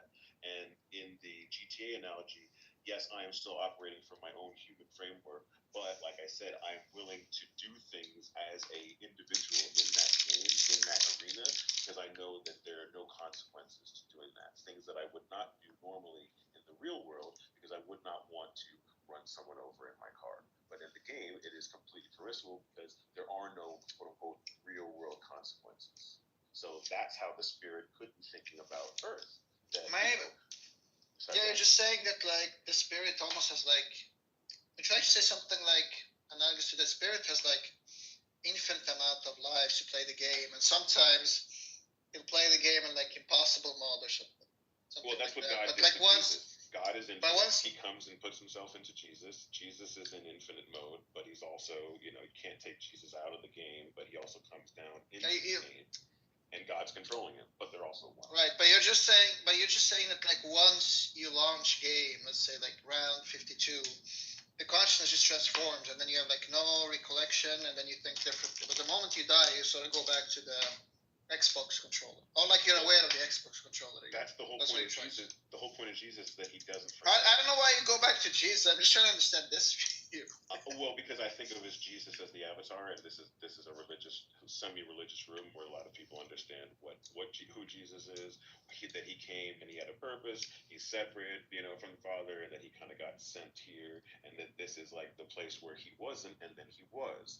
Came here for a reason. He is, and then he served his purpose, and all of humanity owes a great gratitude to him. So that's it. But also he's a character in a game. He's being No, I think he's being controlled by an outside source. The only difference is that he gets killed partially or mainly for claiming that he still remembers that he is part of that outside source. Almost to the point where now, Andrew wouldn't like me to say that I'm God. He can, if I say I'm divine, and you say, well, what do you mean by that? Oh, well, divine is everything. Oh, okay, well, that's okay. As long as you're not saying that, like, you're God, because God's God and you're you. So that's how long, 2,000 years later, that mentality still persists. Divine, I will remind you that somewhere in the Christian scriptures, even Jesus said, "You are gods," speaking to his audience. Absolutely. Well, I was speaking to the authority of the Jews. He said, "You're cosmos." But I mean, I don't want to get into exegesis there, But the whole point about forgetting who you are is the idea that he did not, and that's what makes him so, revered by people, because he reminds us that we are connected to Source, or to God or whatever, and then but that you're not supposed to also say I am God. Well, some do because that's blasphemous. Well, some do lean towards that he at times forgets. Right. But I mean, that's not his main character. I know. Main character is he is the Son of God, and he professes that. Right. So we're just taking it a step further and saying that everything, that God is everything, we are everything, gets slightly divided, and so anyway. This is like, I think that this is like a bit different from the initial view that we chose. I think, and I also think under this view, it like kind of like devaluates the life on this earth like completely. It's almost like just like one round GTA. There's no reason to think that this is a very serious thing that's very important that's going on, other than the fact that you're here and you think that. Right. Like you're supposed to think that. That's the whole avatar that's supposed to think that all these things are bad, and at the same time say, well, since I don't want this bad thing to happen, but since the bad thing happened, it must be in the greater good. We're just justifying. We're just as far as justification in chat, we are the ultimate justifiers because we have to make sense of what is happening, or else we'll go crazy. So we'll do anything and come up with any number of reasons inside and outside to make sense of what is happening. That's all that we're doing. No, I guess I get the view now, but is this something you believe, or is this just something you? I'm moving. Like I said, that's why I wanted to say that I do share probably most of their beliefs, but I don't want to misrepresent them. But I do mostly think that makes much more sense, that there is eternal energy, and there's no reason to think that our individuation happens somewhere after our birth. And also, if you're a theist and you believe in all these other imaginary things that have happened before, and God knows this, there's not, what I'm thinking is not any more Harry Potter than you're Harry Potter. Well, I mean, from my perspective, all of you guys believe in Harry Potter, but I take it that you don't then make fun of Andrew for believing the things that he does. I do. No, of course I do. Because he's wrong, and I'm right. That's the whole point of having a theology and a personal kind of thing. Right, but not in the sense that you take him to believe crazy things. More like you just think of the crazy things, he got the wrong crazy things. Exactly. Right. I mean, I've been indoctrinated to think that the Earth is trillions of years old, and he only thinks it's 2 years old. So I must be right, and he must be wrong. Look what my screen told me.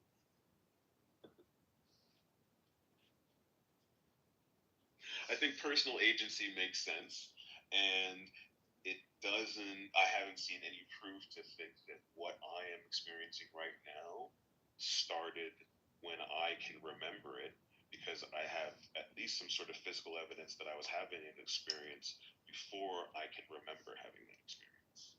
So something was experiencing that, and there's death.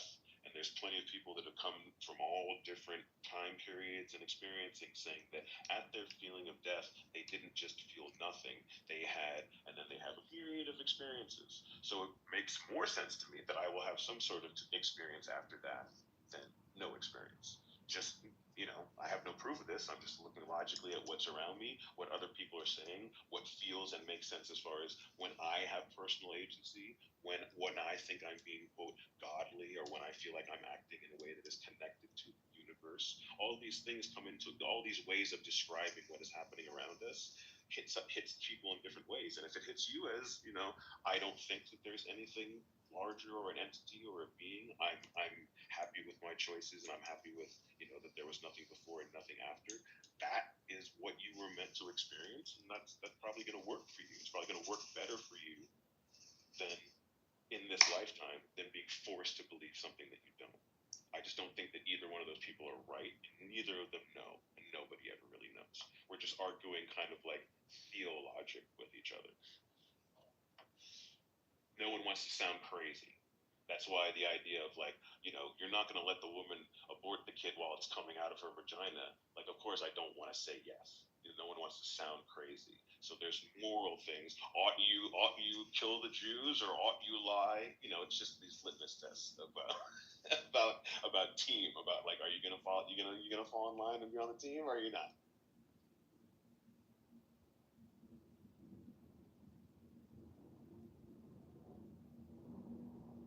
Right, I'm just reading the beef between Clippers and Andrew in the chat. Oh, it's because Andrew realizes that he allows murder. He allows baby murder at the cost, only if it's at the cost of the mother. But then he'll go back and then call other people. It wouldn't be murder, but then what? Wait a minute. Yes, you're murdering the cancer, Andrew. You're murdering the cancer in the woman's body, so she can live. Unjustified. Murder's unjustified. What? So, justified means what? There's some justification that makes it permissible. Okay, so then was Hitler justified in killing the Jews? No. Why not? He had a reason to do it. Doesn't mean it doesn't matter, right? But morally justified. Oh, morally justified. Okay, now we're adding an element. Okay. So there's a difference between whether or not you justify. Talking about, no, you can just say justification. That's fine. It just makes it where it's morally. We're talking about whether it's morally permissible or not. So the justification is fine. You can just say justification. But the point is that no, it wasn't. It was not justified when Hitler did what he did. Okay, so if it's abortion and if it's in the life of the mother, then it's not murder because it's justified to kill that baby because it's in the life of the mother. If the mother's life is not in risk, it's murder because it's not justified to kill that baby. Is that what you're saying? Right, because. So then you're just giving the reason. You're just saying that if it's okay by Andrew, then it's murder. Hold on, Divine. Why can't a mother chop off her infant's head at 2 years? Why can't she? Because it's murder. I'm not sure. Wait. Why is it not justified? You mean if she had a reason to do it? If the 2-year-old child had a gun pointed at her? She thinks her son. Why do you think that? Yeah, she thinks her son's head is going to look better up on the mantle of the fireplace. That's a reason. Yeah. Right. That's kind of my point. Is that you can just justify anything, and so. Why do you think it's murder? He's asking you. Why do you think it's murder? What do I think is murder? Murder being unjust. Why? I'm trying to answer. No, you're not. You don't know my fucking question. Murder being okay. Fine. My question. Is murder? My question. Murder is justified. Murder is unjustified. Why do you think that's? Yeah. Why do you think that is murder? He asked you if it was murder. You said yes. Why do you think it's murder?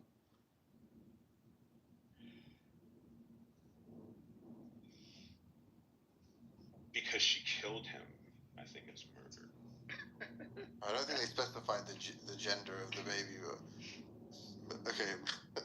I don't know. Look, maybe you shouldn't be so antagonistic and condescending when you giggle in response to things that you haven't reflected on.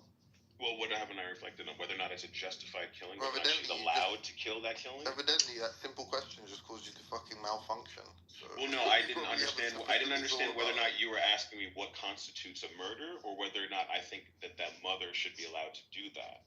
But no, my brain didn't break down. Do you think people should be allowed to murder? Do I think people should be allowed to murder? Yeah, if it's going to keep them alive. If they're allowed to murder somebody else.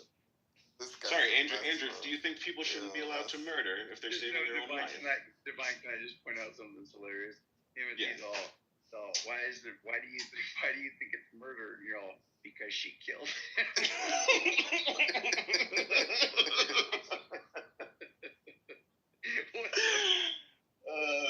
I can't. That was awesome.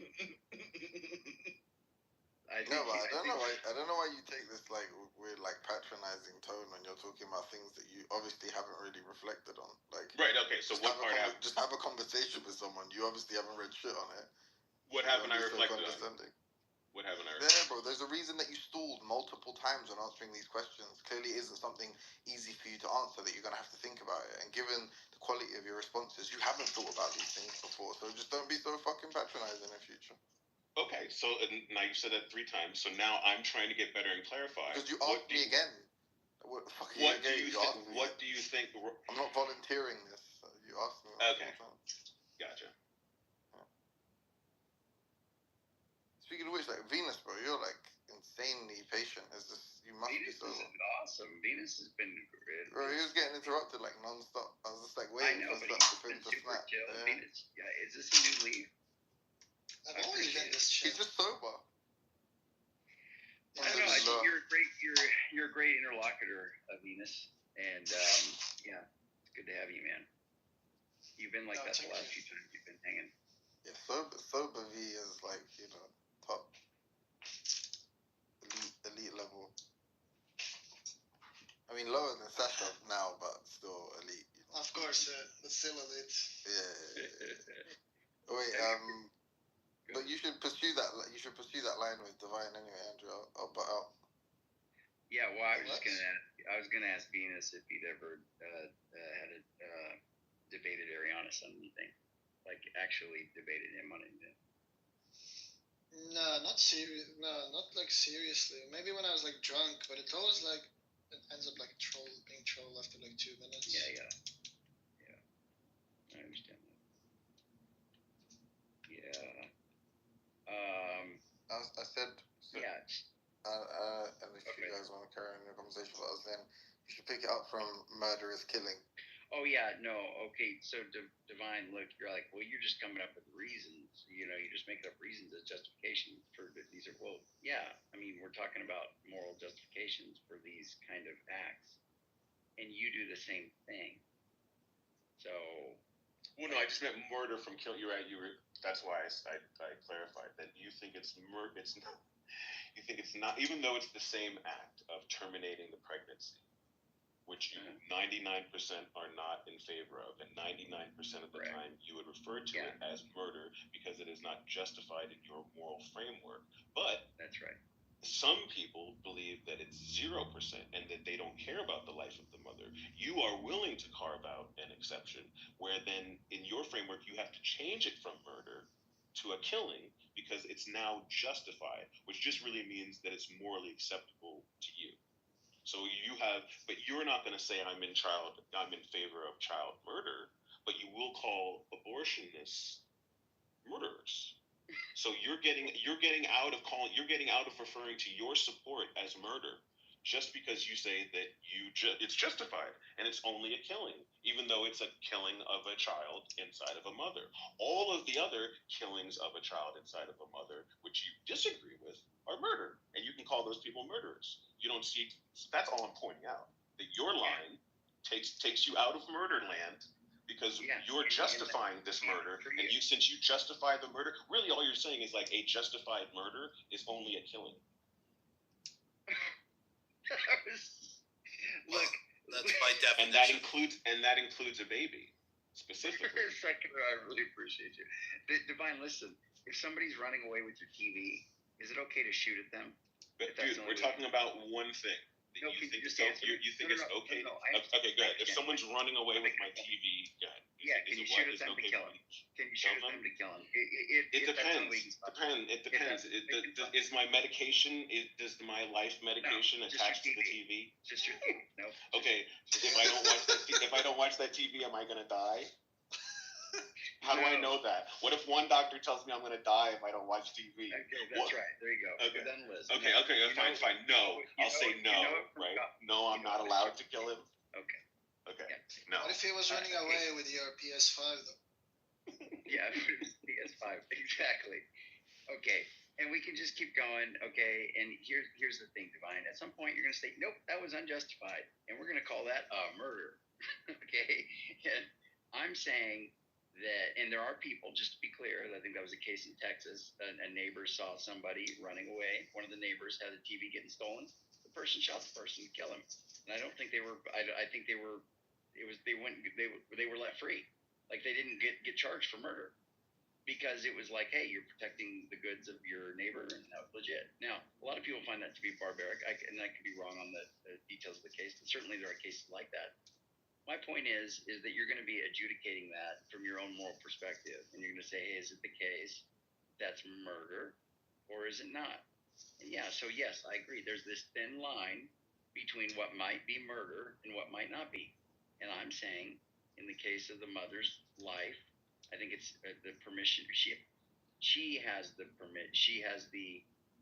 It should be permissible for her to make her decision, whether she wants to, ride it out and see what happens, or terminate the pregnancy. So you would call that an allowable or an acceptable abortion? Yeah, and it would be an acceptable termination. But keep in mind that there's people who would argue that that's not even an abortion. We're not even talking about the same things, but I don't want to get in that kind of dispute.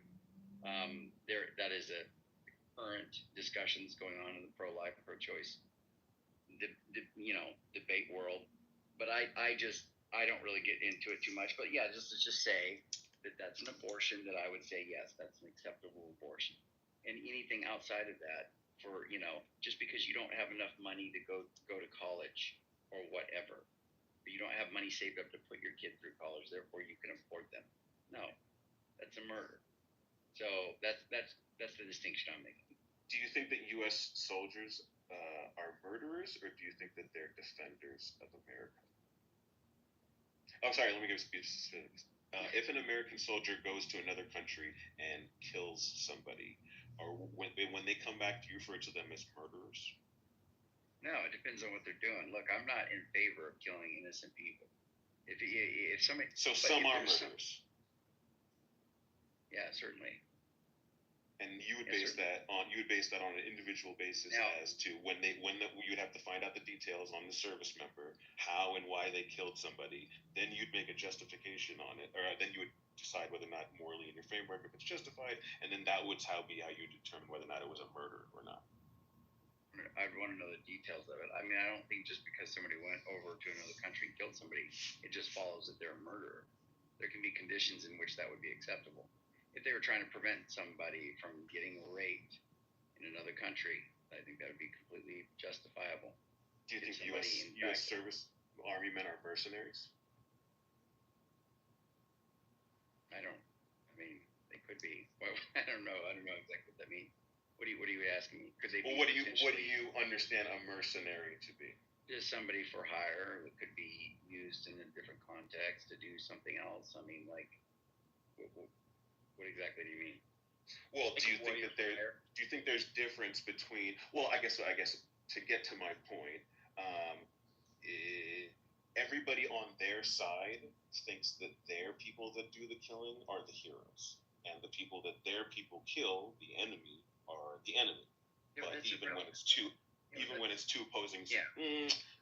It's irrelevant though, Divine. You're just trying to say, look, everybody views it differently. Yeah, sure, I get it. I don't buy into that stuff though. Look, I think that the morals are they're objective. It doesn't make people can assess them differently. Sure, but they can be wrong. Just like you can be wrong that 2 + 2 = 4. I don't think that it's a matter of just your subjective take, and that's all it is. I thought there is one morality, which is God's morality, and it's just us that are supposed to align to it. No, I agree with that. That's what I'm saying. It's not just some subjective take that you have, and that's it. It's objective, and you should become in alignment with that. Okay, so then how do you know God doesn't want no abortion, and that you allowing any type of abortion is you being out of alignment with God? When so many people who believe in God, even in your religion, say that there is no exception for any type of abortion. Well, how do I know I'm not a brain bat? I mean, sure, that could be the case. I just don't have any good reason to believe that. I mean, it's possible, sure. Welcome, Daniel Nero. Welcome, CC. Benji. Benji, are you ready to defend pro-life with Venus here? Or are you going to go after how God's not pro-life? And have you taken off your church shoes yet, Benji? Who's Benji?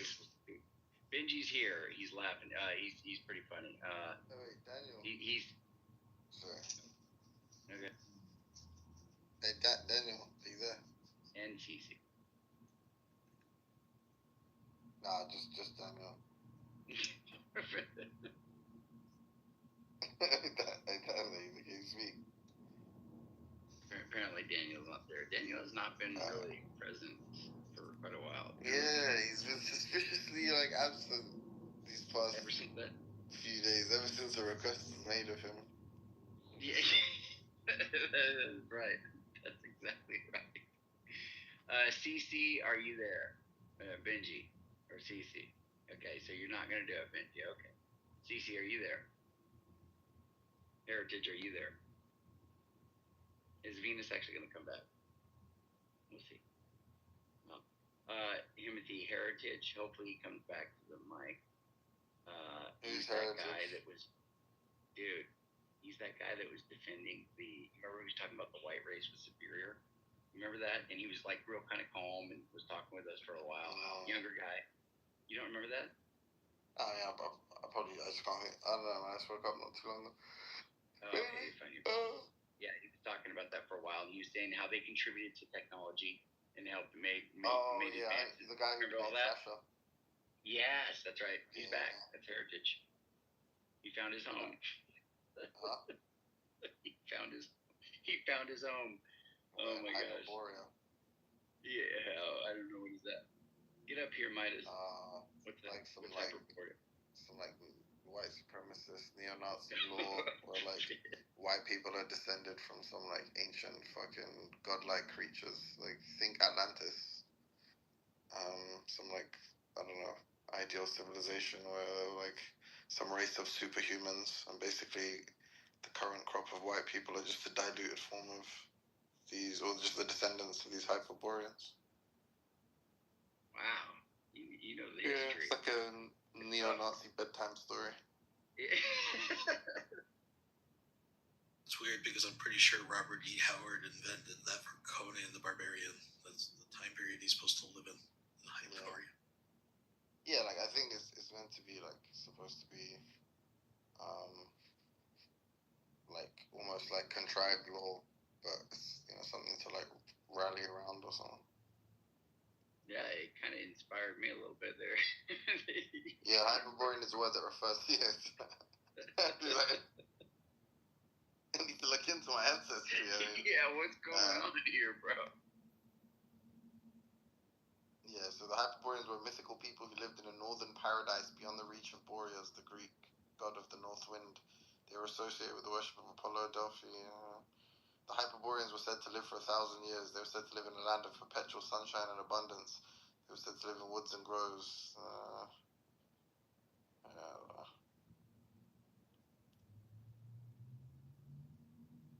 An Arctic wonderland, Andrew. That's where you descend from. Yeah, no, I like that. I like it. Why do you think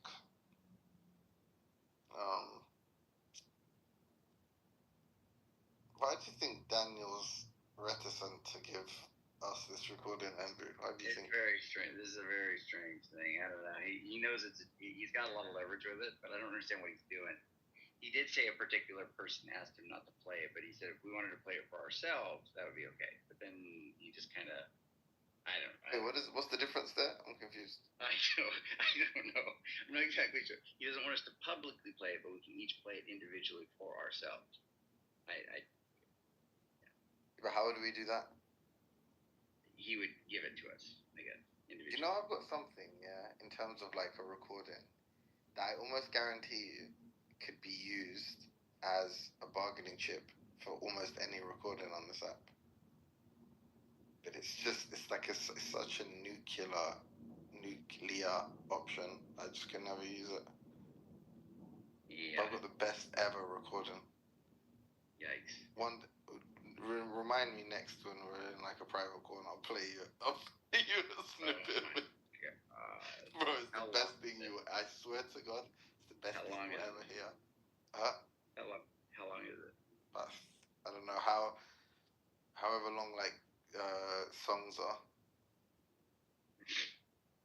Oh, is it the J Ang's song? Even better. That one's funny. It's even better than that. Yeah. Remind me in it. Like I always forget. Okay. All right. I can't send it to you, but I can play you a little bit of it. Okay. All right. Okay. Stephen, are you there? Yes, sir. Good afternoon or good evening, wherever you are. Yeah, I appreciate that. Good to see you, my friend. Are you a pro-lifer, pro-choicer, agnostic? I am pro-choice, but I'm not sure I can do a convincing argument. I'll leave it to you guys to do the constructing the arguments. Okay. Are you an atheist? I am. That makes sense. No, I'm joking. Usually those go hand in hand. Yeah, they do. Yeah. Well, have you been in the room before? Not really. I came up because like you DM'd me in the past, and I was a bit confused regarding the message. Oh, it was probably something like Soldier. Hey, can you read it, Steven? Yeah, Soldier. It says Soldier. It says Soldier. Yeah, Soldier. What is that about? Sometimes I'll say Bub, but typically Soldier is good. Basically, I'm just hoping you'll come up and report for duty and engage in the intellectual battle, whatever that might be, or whatever the topic is. Presumably, at the time, I think it was probably does God exist or something like that. Okay. And basically, he's trying to enlist you, and that was the rank that he gave you. So he was hoping that was the role you'd fill in the room. That's correct. Sometimes they say private, but the thing is, I can't to women. Yeah, that's right. That's right. And you can't go into great detail either because I got a lot of people message, but yeah. So I appreciate you coming up, Stephen, and reporting for duty. I mean, you don't have to. I'm not sure I would contribute, but we'll see. You might go AWOL. You might not. You're gonna refuse conscription. He's a conscientious I wanna. Can I get some information? Timothy. Yeah, sure. Are you an atheist? I am, yeah. Okay, because your PTR is interesting. That's why. But I am very just, and that picture is of a man by the name of James, brother of Jesus, who was very just. Okay. That's why I have that as my PTR. He believes he would condemn Jesus because he'd be the just one. He'd be like, Jesus, you're drowning pigs. It's terrible, and he would go after Yahweh too. I think James probably is more moral than Jesus. That's why I have. Yeah, anybody, pretty much anybody is really. Because it's kind of like, think about it now. If you had some kind of task or objective at like work, for instance, Steve. Sorry, can I call you? Yeah, that's fine. Yes. And like and then like let's say you and one of your colleagues were like tasked with completing this project, and then one of your colleagues was like, oh, I'm gonna have a real bender this weekend. I'm gonna go on a bender this weekend. It's gonna be really tough. It's gonna be tough on my body and stuff.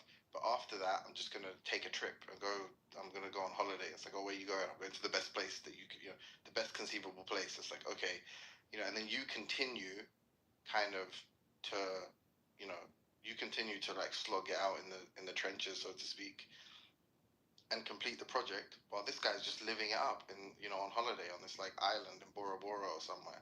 It's like, which one of you is like more of a hard worker?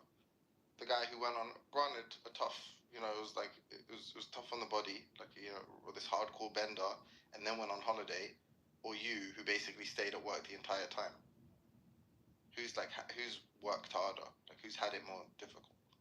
Obviously, the person that's done the work. Right, and I think that's analogous to the case of like James and Jesus. Granted, Jesus had a really rough weekend. It was tough on the body. But then he ascended to heaven, best place absolutely ever, and he's been chilling there ever since. Meanwhile, James had to continue the ministry on his own. You know, well, not on his own, but like pretty much on his own. Like he, you know, And he you're was James. stuck on earth. Are you James? I said, are you no, James? I'm saying this is analogous to like actual just Jesus. Like, so when I make the case for like why I think James is more just than Jesus or like more moral than Jesus, this is why he stayed on earth for us, basically. Meanwhile, Jesus essentially absconded. So. Yeah. Steve, Himothy's trying to see how close he can get to just being blasphemous. Yeah, I understand. And not get strung up.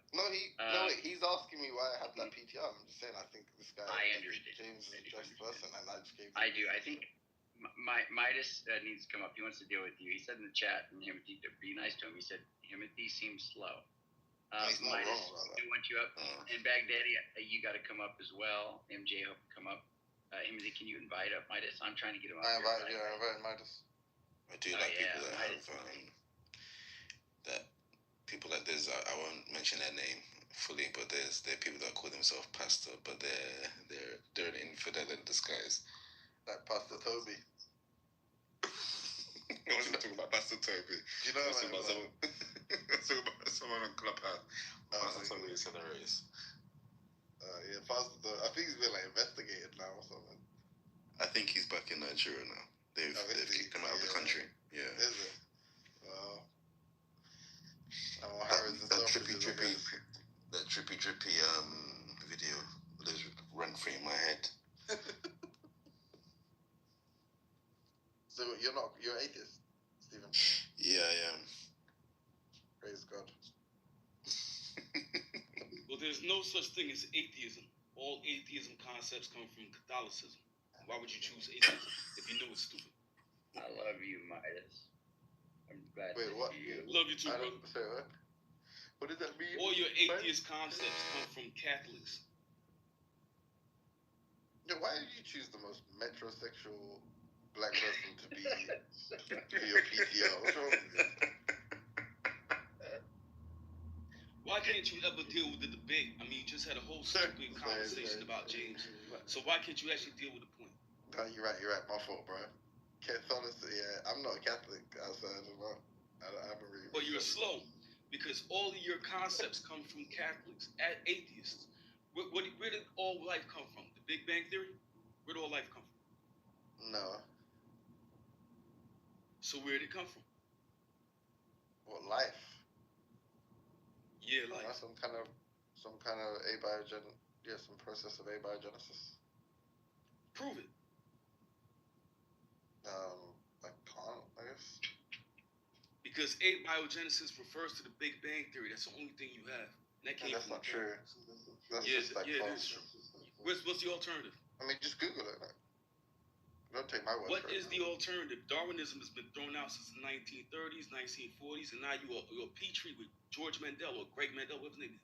So if you think you're similar to a Petri, I think your abiogenesis concept is trash. All your it seems like there's a lot of like word life association. and Genesis. You just throwing in a lot. Mm-hmm. Yeah, you just But throwing you don't in a know lot the of source of your thoughts. Mm-hmm. Wait, can't atheism just be that you don't believe that there's a God and it stops right there? No, because that would be niggardly or ignorant. Because what they would be saying is that they themselves don't know why they are here or how they came into being. And no scientist can show them how they came into being.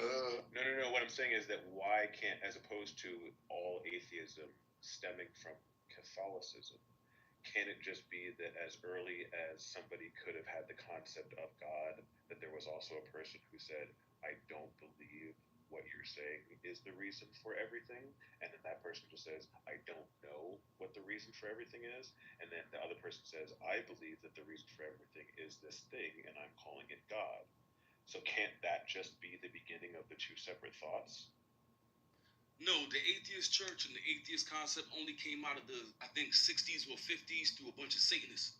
And if you go to the churchofsatan.com, you're going to see that all Satanists are atheists. It's on their frequently asked questions. So when was the first atheist? Even to create this atheism. Wait. When was the first atheist? Atheism is based in Satanism. Right. When was the first atheist then? Like Give a time around the period. 1950s, 1960s. But there's no such thing as an atheist. You don't understand.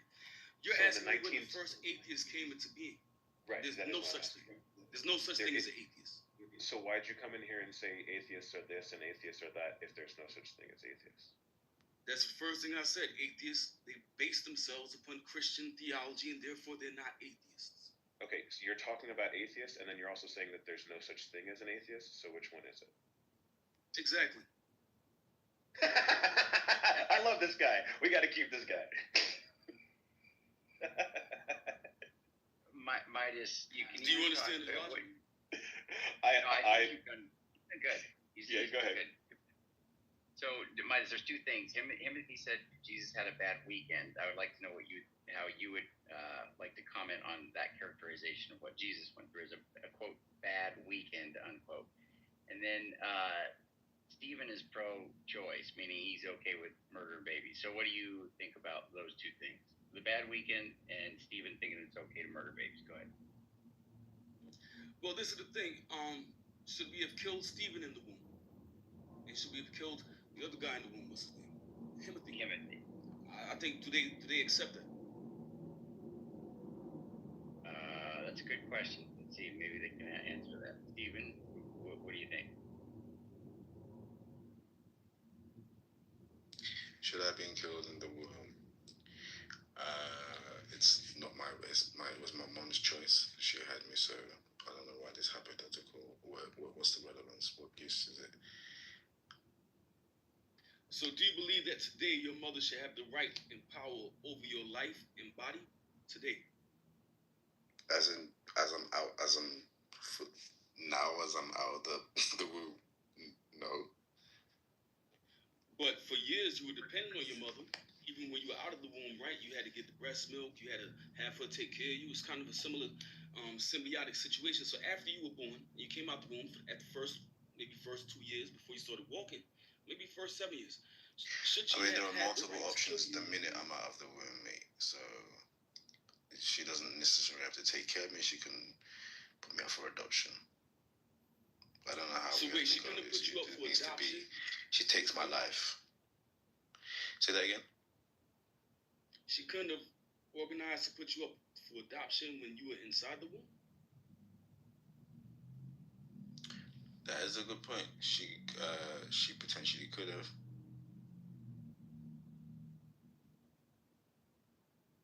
So today, can your mother kill you? You think your mother should be able to kill you?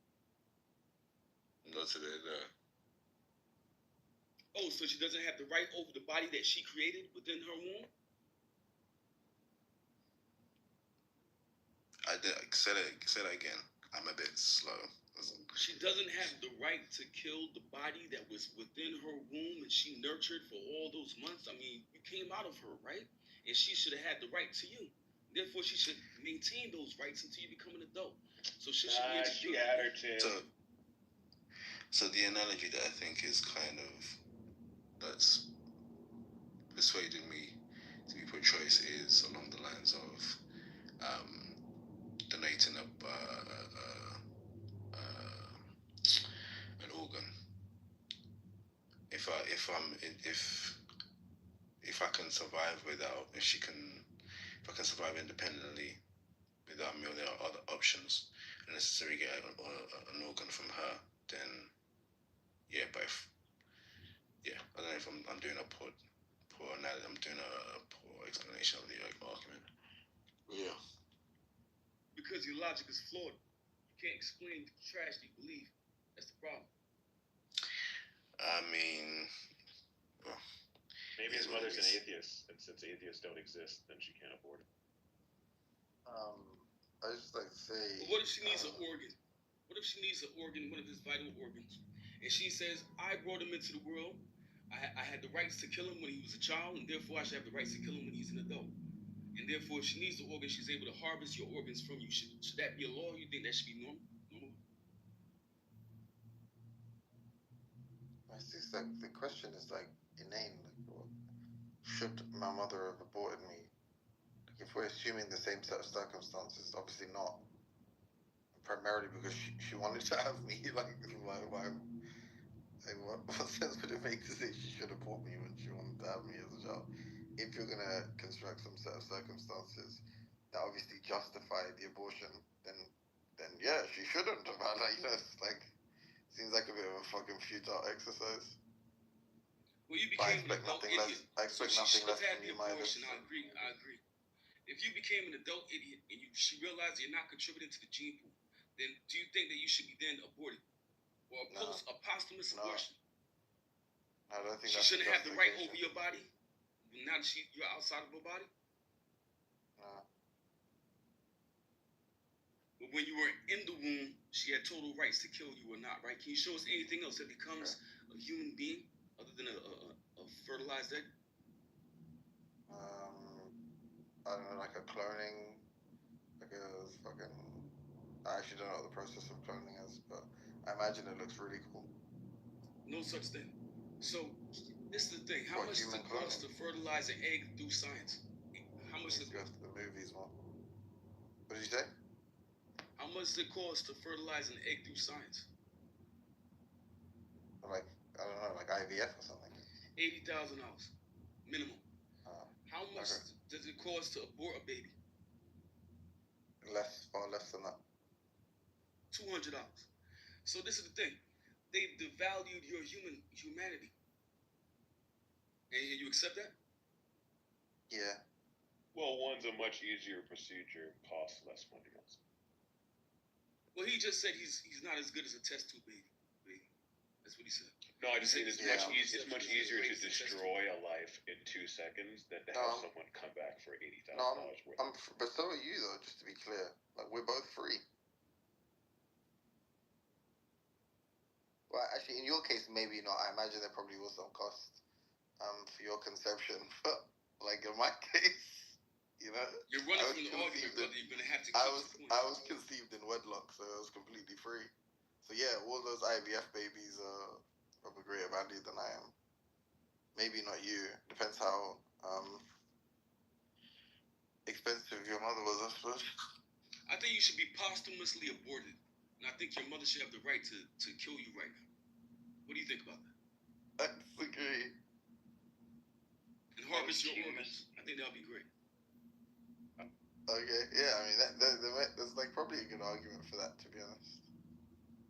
But It's a great argument using your logic. It's a great argument because you have no logic. I haven't offered you any logic. How do you I haven't offered you any logic. How do you posthumously abort somebody? Just means kill me. How do you posthumously? You're getting killed now that you're outside of the womb. Now it's murder, right? Oh wait, how does that work? No. If it's justified, what if it's justified? Did he just say kill somebody? Did he not just say kill somebody? Yeah, but he said murder. If it's justified. So abortion is just murder, right? It's just a different name for murder. I didn't say. Look, just relax, bro. Stop spazzing. I didn't say that. I didn't use the word murder. That's what this divinely guy's saying. You said kill. I said what you're saying. Andrew said, what does that mean?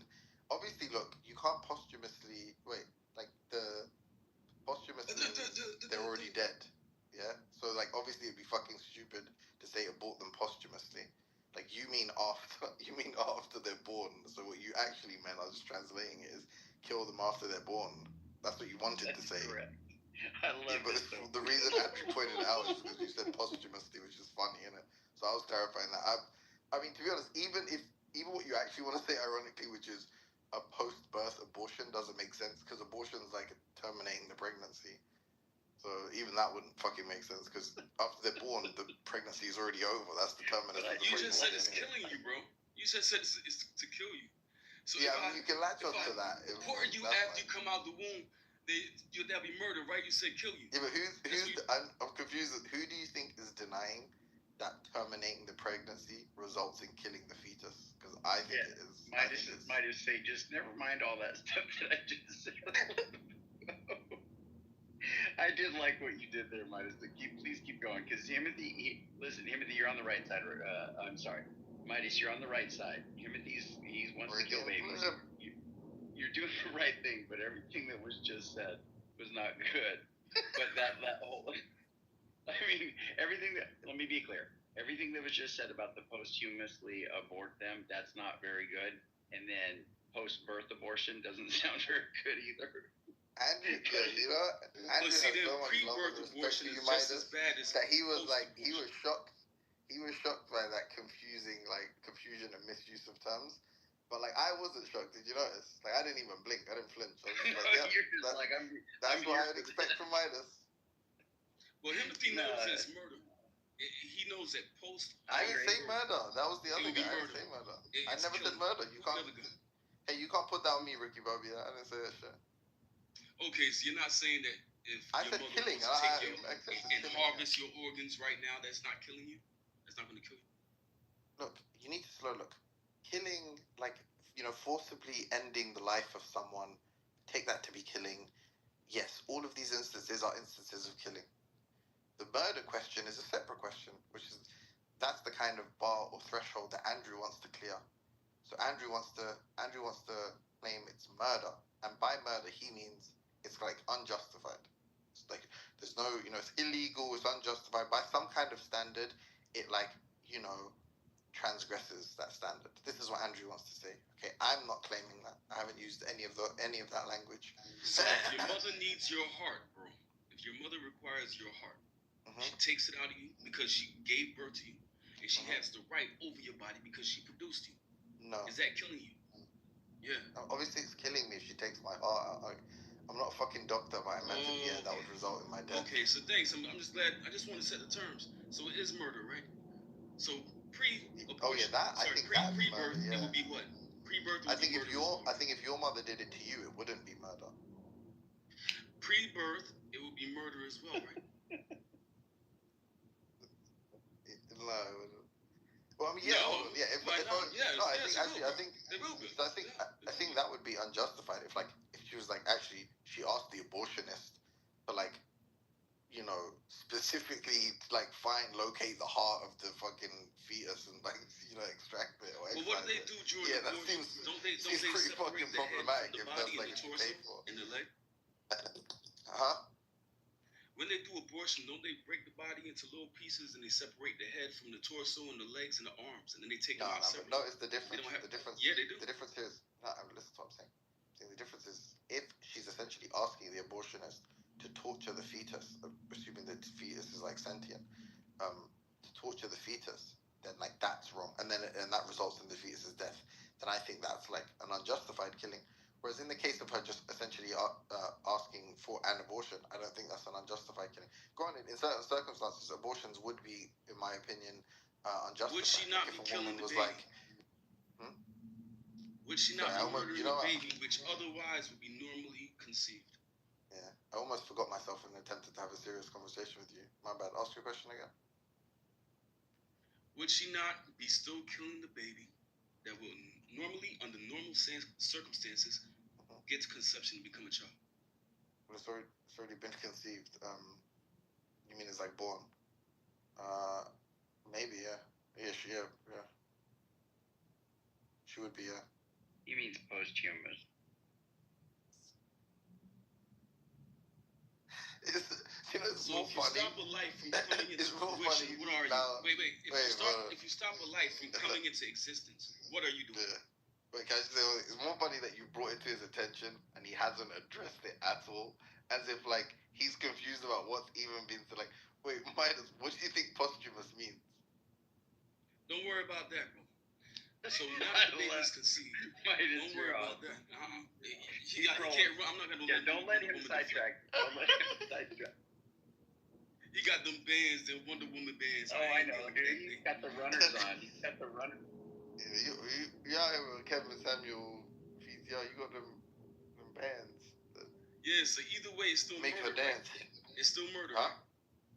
It's still murder. Dissecting a baby within the womb in vitro is murder, correct? Like, what conversation are you actually having?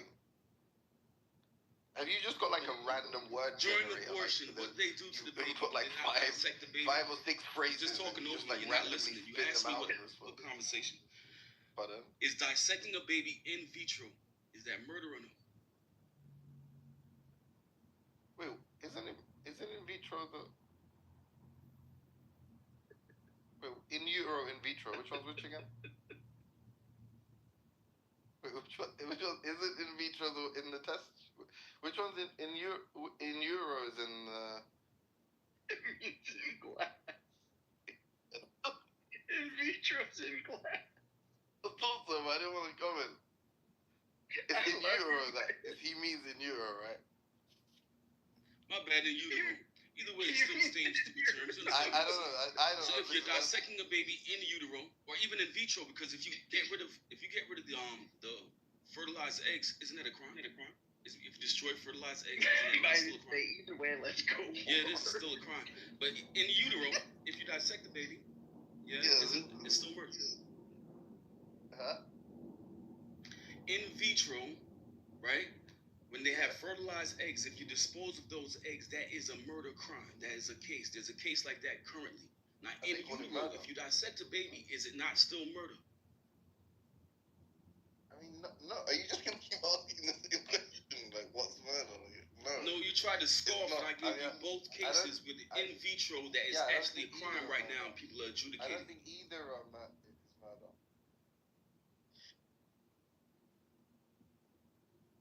Why would not? So you're saying outside the womb it would be murder, but within the womb it won't be murder. That's what you say? Huh? The end result is the same. They're stopping a being from being conceived, from being created. The life is being snuffed. So how is it not murder? I was reading the chat. Davey was given like a little Midas key or glossary or something. How is it not murder, brother? Posthumous. Stop running. Take off the Wonder Woman bands, brother. Conception equals being born.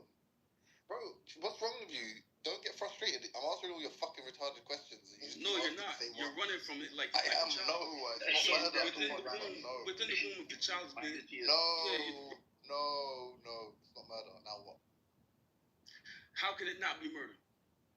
If there's cutting off the creation of the baby, right? Or the baby being conceived, and they're stopping the life process of that child, how is it not murder?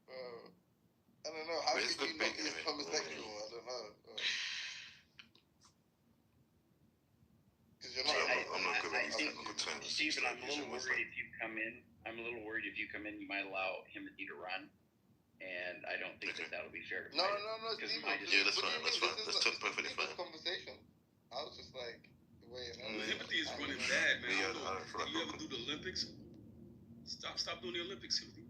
There's the thing. Is it not murder within the womb and in vitro if you destroy fertilizers? So Olympics means running. There's no other sports in the Olympics. Bro, keep up, bro. I know you're slow. I said so before I even came into the conversation. Yeah.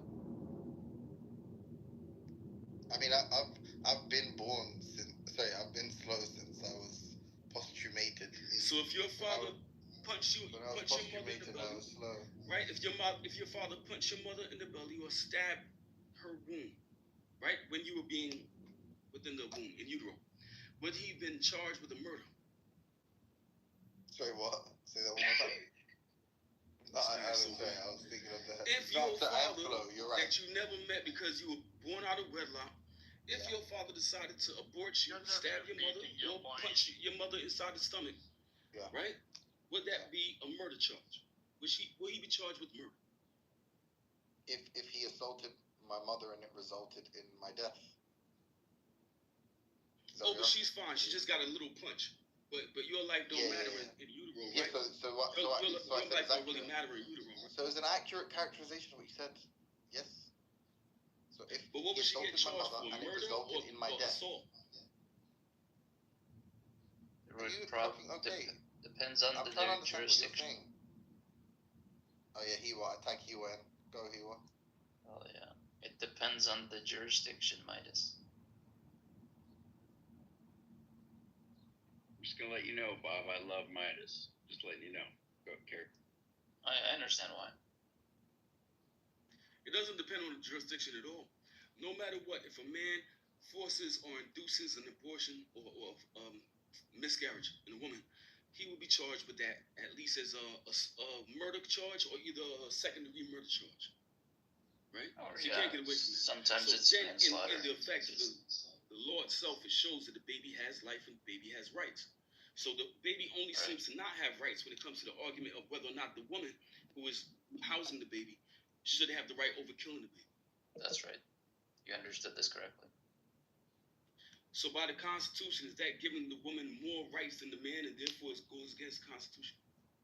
Constitution doesn't say anything about murder.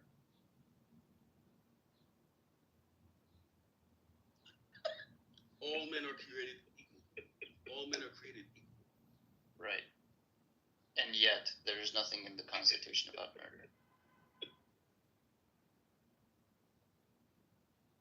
But if you what you meant was the law of the land, there are like statutes in the U.S. Code, the federal laws against murder, and in every state. But I understood what you meant. I just wanted,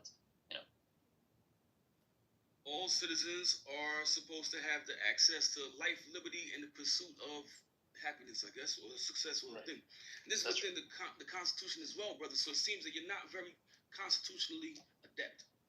Well, again, y'all control. like that? Okay. Life, so liberty. That's not. If the woman has no rights, wait, Bob. I didn't talk into what you were saying. I didn't talk over. Yeah. If the woman has more rights than the man as far as the ability to kill her own child, is that not unconstitutional in the first place? And also, if the child has a right to become an adult, isn't it unconstitutional against the child's rights within the womb? Before we go to that, which document? No, just answer the question. You can deal with whatever you want to do. No, I understand. I'm just addressing the previous point before we go on to the next point. Which document do you think life, liberty, and pursuit of happiness is in?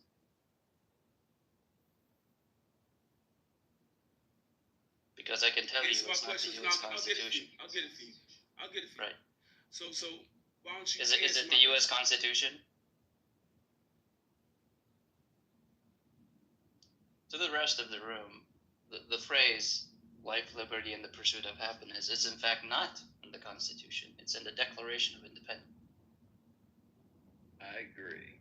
So that's three things I've taught you about what the Constitution says and doesn't say. Midas, don't let him run. Keep going. Wait, even if it was like, what's he? See, this is the thing. I'm not understanding his real argument against it. He doesn't have an argument against it. So you're saying you're pursuing happiness, and therefore. Well, I just quoted another document that is actually codified within the law. I haven't done a lot of this abortion study, but I do realize that most of this information, you're taking unconstitutional and taking away the rights of the child and the father. But it's obviously not unconstitutional because, one, the Constitution doesn't opine on murder, and two, the phrase life, liberty, and pursuit of happiness is not in the Constitution. So that's one. But all men are created the second part is... So if the woman has which is also not in the Constitution. Yeah, go ahead. Sorry, I cut you off. Go ahead. You were going to say something different. If the woman has the right to murder, and the woman has the right to take the life of the child, then aren't those more rights than the regular man? There are different moral principles at play there. Was Roe versus Wade created off of a fraud in the first place? She was never gang raped and she had the baby, right? What?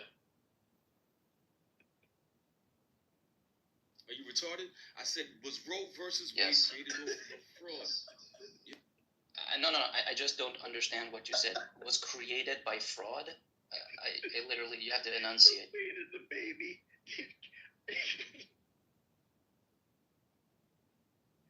Midas, what did you say about Roe versus Wade and the weight of the baby? I did.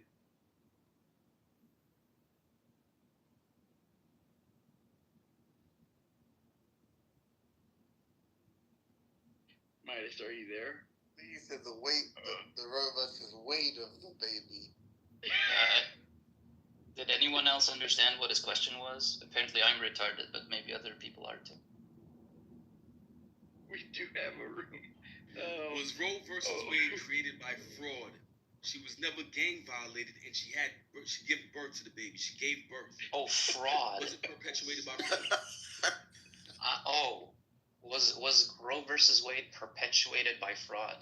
Yeah, basically It's like how no, I understand I think I understand what he means, but that's like how a 6-year-old would phrase that. What baby part, Bob? I didn't understand the I very don't know. end of that. Okay, because you said about the weight of the baby. No, he said she was because she wasn't gang raped. So is it fraud? That's what he said. But I still don't understand what he's trying to ask me. Everybody is like the homicide, or the like. You guys are really from the conversation. So I asked you about Roe versus Wade. Roe versus Wade is what codified abortion within our society. And if you don't understand it, that it was fraud. Please look, Midas. If you're gonna do that thing where there's a lull because you go on mute and someone's about to, land a fucking amazing world-class punchline, don't choose that as the moment to come off mute. Either stay engaged in the conversation, or if you're going to take a little brief moment, allow the person to complete their thought before you unmute and start speaking. It's like actually annoying. You mean like you guys have been doing to me this entire conversation? It's not just about interruptions generally. You do this weird thing where someone asks you a question, you mute for like 30 seconds, okay? Then someone's like, oh, here's this funny thing, this funny comment I'm going to offer. It's like, oh, immediately I have to get back off mute now to ruin the punchline. Stop doing that, bro. That's hate. That's like real hater shit. But continue, please. So no, there's no evidence to suggest that. Not today, Thomas. Not today. As far so, have we become clear on what the question was? I definitely think we need a repeat. Midas, can you restate the question? Because I honestly am not catching that. I had a hard time with the first half, but the last half I really something about a baby. I didn't get it. Gang rape, baby, and Roe versus Wade. Can you explain that whole thing? That question? Can you I said, was Roe versus Wade, how was it introduced to our society? Was it perpetuated by fraud? Was it entirely? Depends on what do you mean by fraudulent? Meaning what she said happened as far as herself getting violated by a bunch of men. It didn't happen, and she gave birth to the child. Correct. And for those who said that it's not constitutional right for the child, it's inside the link, 14th Amendment. What? You're right. There was, as far as I remember, the person, what's her face, Norma McCorvey, was that her name? She claimed at some point that she was raped, which would give her a legitimate reason to have an abortion, but that's not what the case has been.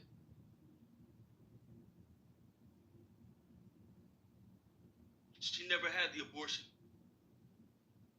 That is what I confirmed. I'm unsure as to that, but the point was just she falsely accused, or she falsely had said that she had been raped, because if she had been raped, then that would give her a legal reason to have an abortion. But the case Roe v. Wade is not based on that false statement.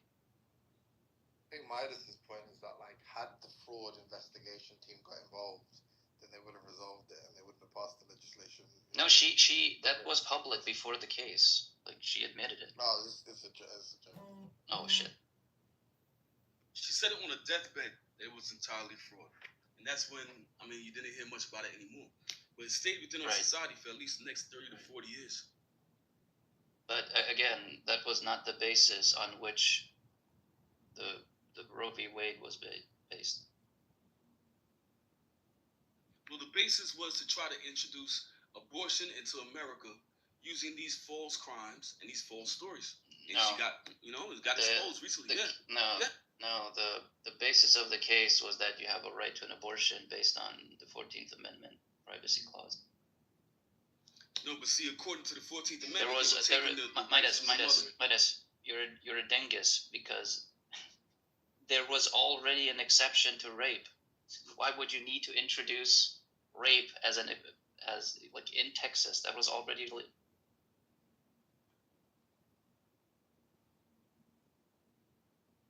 Tell you what, provide a source.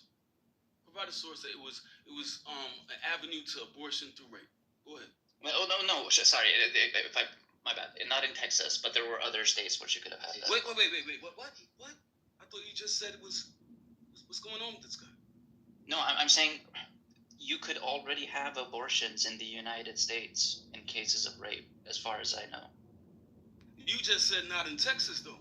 You just said not Right. within the I'm unsure. I'm unsure because because the case was in really Texas. hard. Yeah. Yes. I backtracked by admitting that hey, I'm not sure about that detail. That doesn't matter. Yeah, because in Texas there was a total ban on abortion, period, at that time. Right. That's why Texas thinks that's that was also an easy target. that's also false. You could No, they have said an abortion. Texas was an easy target because they had you could have an abortion if the mother's life was at risk. In what case can the mother's life be at risk through having a child? Look, That doesn't matter. I'm just saying there was an exception to abortion, and risk to the mother is the. I'm legit not trolling here. I'm not 100% sure he knows what abortion means. I'm not trying to like. Perhaps What's not. the percentage? What's the percentage? Percentage of what? Percentage of women who will die from having or giving birth to a child is what? I don't know. Very low. Less than 1%? I don't know. Around there. Less than 1%. So this is a COVID argument again. Less than. What do you mean COVID argument? Problem? Yes, are you like mentally handicapped? I just said there's a. Ask Midas if he knows what abortion even is. Midas, do you understand that the frequency doesn't matter to whether or not there's an exception? Like I just said that there is an exception. There was an exception in Texas for the life of the mother. It doesn't matter if it happens 0. It doesn't matter if it happens 0.001%. You said there's a total ban, and I said not quite. There is one exception. That's all I said. The frequency of how often that exception. The frequency of how often that exception happens is irrelevant. But it doesn't matter for this case because the life of the mother that didn't play into it. That wasn't a variable that was considered in this case. So it just. But just the other day, they tried to use the story of a mother who said she was going to be sick if she went to term, but she wasn't really going to be sick. They say even if she said she wanted to have children later. So they say even if she decided to have children afterwards, the same genetic problem would pop up. So this is how they try to bring back in Roe v. Wade after Roe v. Wade got abolished, I guess, 2 years ago. So there was a woman going around saying that she was pregnant, and if she carries a child to term, the child's going to have genetic disorders. It's going to be adversarial towards her. But she still said she wanted to have children afterwards. Therefore, the government and the people have said, you know what? You're going to have the same problem later, so you can't abort this child. Okay. I don't understand. Well, what? So why did you just say that? 0.01% of women who's going to die from having a child is negligible, extremely negligible. Yeah, I agree. In the total number of pregnancies, very very few people die. What's your point? My point is that it's just murder and fraud, using abortion and using these outside cases, these obscure No, I'm asking why did you just bring up? Why did you just bring up? To cut off the sons of Amalek. Right. Amalek. Right. Are there a lot of people in white coats? Are there a lot of people in white coats around you right now, Midas? You're running from the conversation. I've heard rabbis speak about this regularly, bro. Oh, I see. The first thing they're supposed to do when they go into a new territory, one, choose a king. Second, cut off the seeds of Amalek. These are the rules of being a Jew when you're coming into a new territory.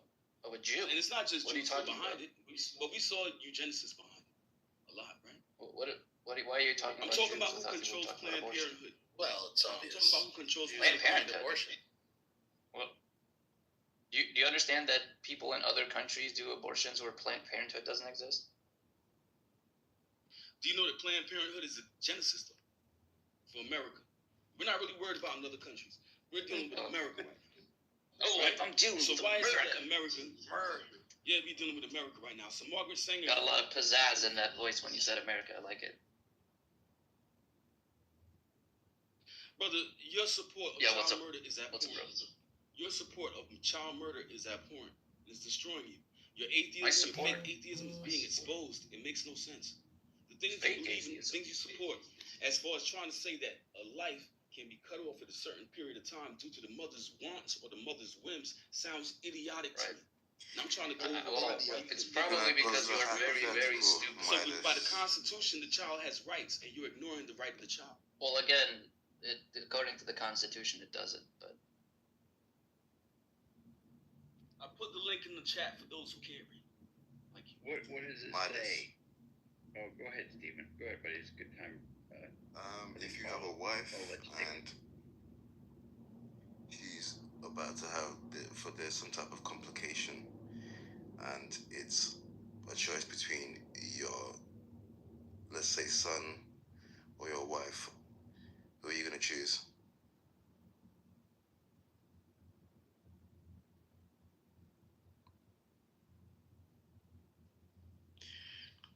Let me know. Are you there, Midas? Oh, he's asking me if I'm going to choose between my son and my wife?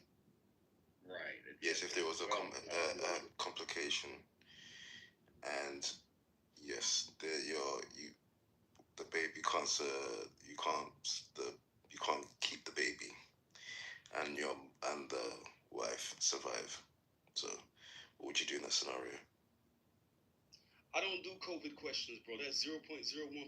I don't do COVID questions. Okay, interesting.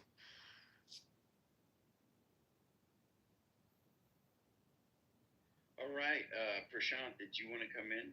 Are you pro-life? You say you're agnostic, actually, and you're a surgeon. Yes. Hello. Good evening. Namaste. My submission will be based completely on my professional experience and my observations in India. I'm from India. So in India, abortion is legalized since 1971. I'm not going to make it very argumentative, but I'm just going to submit my observations. So to me, from in my professional space, there are a lot. I'm a surgeon, general surgeon, so I don't operate on obstetric cases. That means pregnant ladies are not my cup of tea.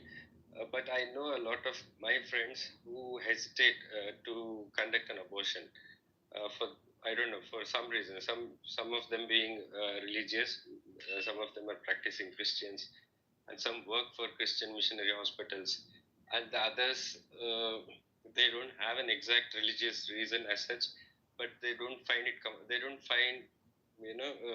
it nice or comfortable. They're not comfortable doing that. So I always go back and ask them the reason behind this. There are a lot of provisions, and there is a criteria under which you can go and ask for an abortion as a couple. So one of them is failure of contraception. So a lot of people who have no other reason, they go and demand abortion under this criteria. But I kind of I'm convinced, or I'm in complete agreement when it comes to situations like this. One of the speakers pointed it out rightly, where the mother's life is jeopardized and you have no choice but to terminate the pregnancy. In such situations, I think since it becomes a little more easier because we don't have a proper emotional bond with the fetus as such. We probably have some kind of this thing, but it becomes very easier for the husband or for the wife herself, because her life, it becomes her decision. And whether there is agreement from the husband or no, it doesn't matter, because it's about her life and she has all the rights to undergo an abortion to save herself. So yeah, those are the situations where you can justify, and in some other situations where the child is going to have some serious disabilities, or it's going to be a very defective birth, and it's going to be very miserable for the child after it's born, and for the family as such, because it's going to, we can on a realistic plane, we can all come into an agreement that at some point we feel like, oh God, why this child was born in the first place? Why? It becomes very it's not easy for the parents to look at a miserable kid, right? So in such scenarios, I think there has to be some option provided by the law, and it shouldn't look unconstitutional or unlawful. And I think that should be there. That option of abortion should be there in the society as a legal option, as a legitimate option for the couples to make. But I don't. I can also, having said all that, I can also acknowledge where Maidas is coming from. I think he's got some serious moral questions about is it not a murder? It is equivalent to a murder, killing a life, unborn life. I mean, this scenario also I've seen where a lot of, I mean, in India it's kind of unacceptable, or it's a taboo to get pregnant before you get married. So I've seen a lot of couples who are like in a girlfriend-boyfriend relationship or a live-in relationship who get pregnant, hesitating to take the responsibility. In such scenarios, it becomes a moral question where there are no identified defects, or there are no, or the girl is not pregnant because of rape or some scenario where she is not willing to get pregnant.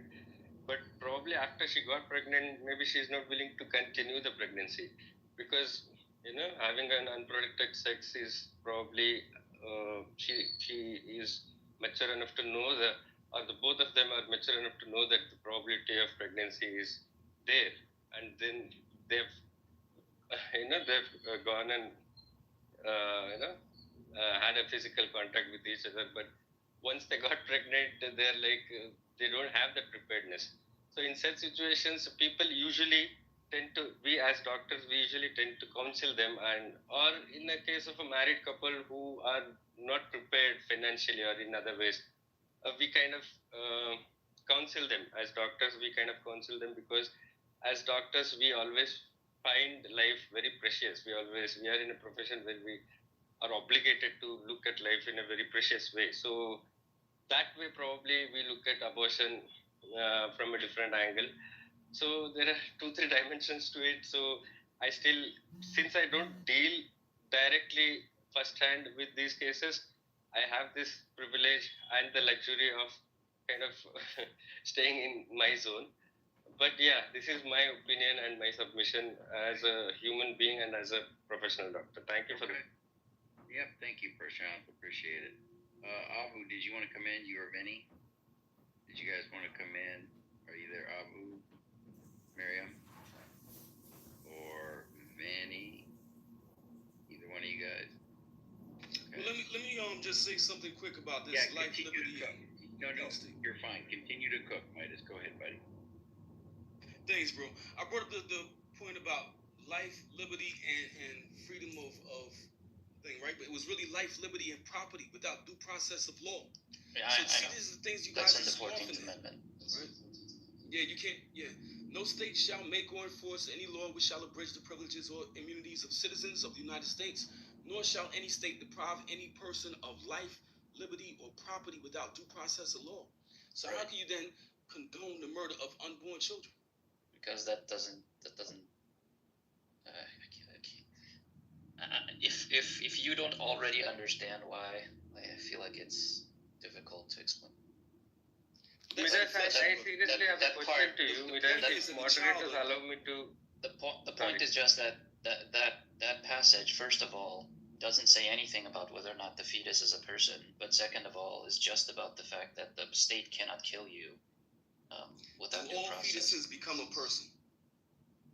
Midas, sorry to interject, Bob. I have a serious question here. I mean, yeah. I would like to repeat the same question which was posed. I don't want you to take it personally, but I just want you to look at it as a scenario where you are a woman, and forget about your wife, where you are the woman and the doctor comes and tells you that there is a serious risk to your life if you continue with this pregnancy. Would you terminate your pregnancy, or I mean, how do you look at that? Or you take a scenario where you're the husband or the father. I'm sorry if I'm making it personal to you, but I seriously want to take on it. Opinions. You can't just take one doctor's opinion, especially with these murderous doctors that we have running around. Oh my God, you're so Imagine you got like 10. Hold up. Imagine you got like 10 opinions and they all agreed with you. Now what? agreed with you. Midas, it's also about the life of the mother, right? You're also compromising the freedom or the right of the mother to live. Do you get the scenario? You're just looking at the scenario from the fetus's perspective. It's the mother's life and it's her liberty and right to live her life, right? You want her to compromise and sacrifice herself for the unborn fetus. I just want your take on it. Andrew, you should have told me to bring like my Gucci mining pencil. Well, this is the thing. We've advanced so much in technology. Most people can have either C-sections. They have different ways to have birth, which are safer for the mother. So a lot of these cases that you're talking about don't even exist. It's probably 0. Right, but a lot of them do. So and we're he's looking asking at you. 0.01%. Yes. He's asking you if you were. 99.99%. Sir, we offer C-section. Sir, just a moment. From a medical perspective, we offer C-section or cesarean section once the baby has completed the term. You have to complete the term to make the baby to be able to survive outside the womb, right? I'm talking in the first trimester when you're just 10 weeks, that is 2 months, 3 months pregnant. And you have to continue a pregnancy up till at least 28 weeks, that is 7 months. In US, in India, it is at least 32 weeks. So your continuation of pregnancy itself is putting the mother's life at risk. That is what we're talking about. Even if you continue the pregnancy for the next 2-3 weeks, probably the chances of her life getting jeopardized is going higher and higher as she continues the pregnancy. So this is the situation we're talking about. We always would want an option where we can save both the mother and the kid, right? That is what the doctors always want. But since they don't see that option as a practical option or the real option, they always, they don't discount on this option and just offer abortion, right? They would have considered that option if it existed at that point. Suppose the situation is such that it's going to take too long, and that duration is going to put the mother's life at serious risk. So that is the scenario we're talking. Well, this is the first thing. If y'all are the same people who just told everybody to take a COVID vaccine, I don't believe nothing y'all say. The amount of crap y'all put into people's bodies. Y'all killed right. 90. But now you're just running away from the hypothetical, Don't right? Don't write me. Bob but Saget, you're like just obviously running away, right? Wait, Bob Saget. Right. You put up the name of a pedophile and you're trying to speak over. I don't know about that. You know Bob, but I literally just pick a random celebrity's name. And the families and the sex. Right. Now you're running away again. They talked about him on Full House. Can we talk to someone who's going to engage? Yes. Sir, I thought you responded to him by running away. Yeah. I wanted a scientific and an objective answer from you, sir, because it looks like you've come up with a very sensible argument. You talked for a while, brother. So this is the problem. Y'all doctors have been murderers for quite a long time. Y'all killed. Right. But can you answer the question now? Entire revamp of the system. So you're not going to answer the question. 10.6. I'm answering. Are you okay, Bob? Oh, no. You're not answering because COVID has nothing to do with the question he asked you. I don't know what's happening with you, bro. Yeah, what's happening is with me is that I'm observing you running away. That's what's happening. Cause problems with pregnancies. Nobody really took it serious, right? In the medical community, where pregnant women still inject. Well, that's not true. But the point is, all I was trying to make you understand is, sir, Midas. I was just trying to make you understand that some things. Just a moment. Just hold on. Let me just complete. See, there are some things which are not in black and white, right? There are some things which we have to. People would have come up with this idea of abortion, or they would have legitimized it. Going through all these discussions, they would have gone through all this. You're talking as if the people who came up with these policies are completely heartless and inhuman. Yes, there has to be some absolute murderers. Yes. Right. But what would you? Yes, the COVID vaccine showed it. I agree with you. It's literally made by the devil. I agree. Sir, just a moment. I can't just take an insult like this as accusation. Just a moment. See, sir, my own people. Sir, Prashant, don't take the bait. People from inside my doctor's community. Just a moment. I can't sit and take the shit from you. people inside my doctor's community Brother, it's have not my fault that in given India their they were lives. chasing. They have died. No. They have died. They have died. My own friends have died treating COVID patients. You can't just see. You can't just COVID is discount fake, our bro. contribution. Come on. What is this? How is it fake? We have put our lives COVID was fake. during Actually, this. just got India has shown by- suffered. The number of cases we have suffered during COVID is higher than your state. Canada just Okay, and exposed we it. have with lesser resources. We are a smaller country and we have lesser resources. We literally had to throw ourselves in the battlefield, and we really got serious damages. We're like going off of like 15 different tangents. All murderers. Can I respond to the guy? Because everybody's scared. Absolutely ridiculous and cruel. Very obtuse. Very obtuse. COVID fraud is a problem.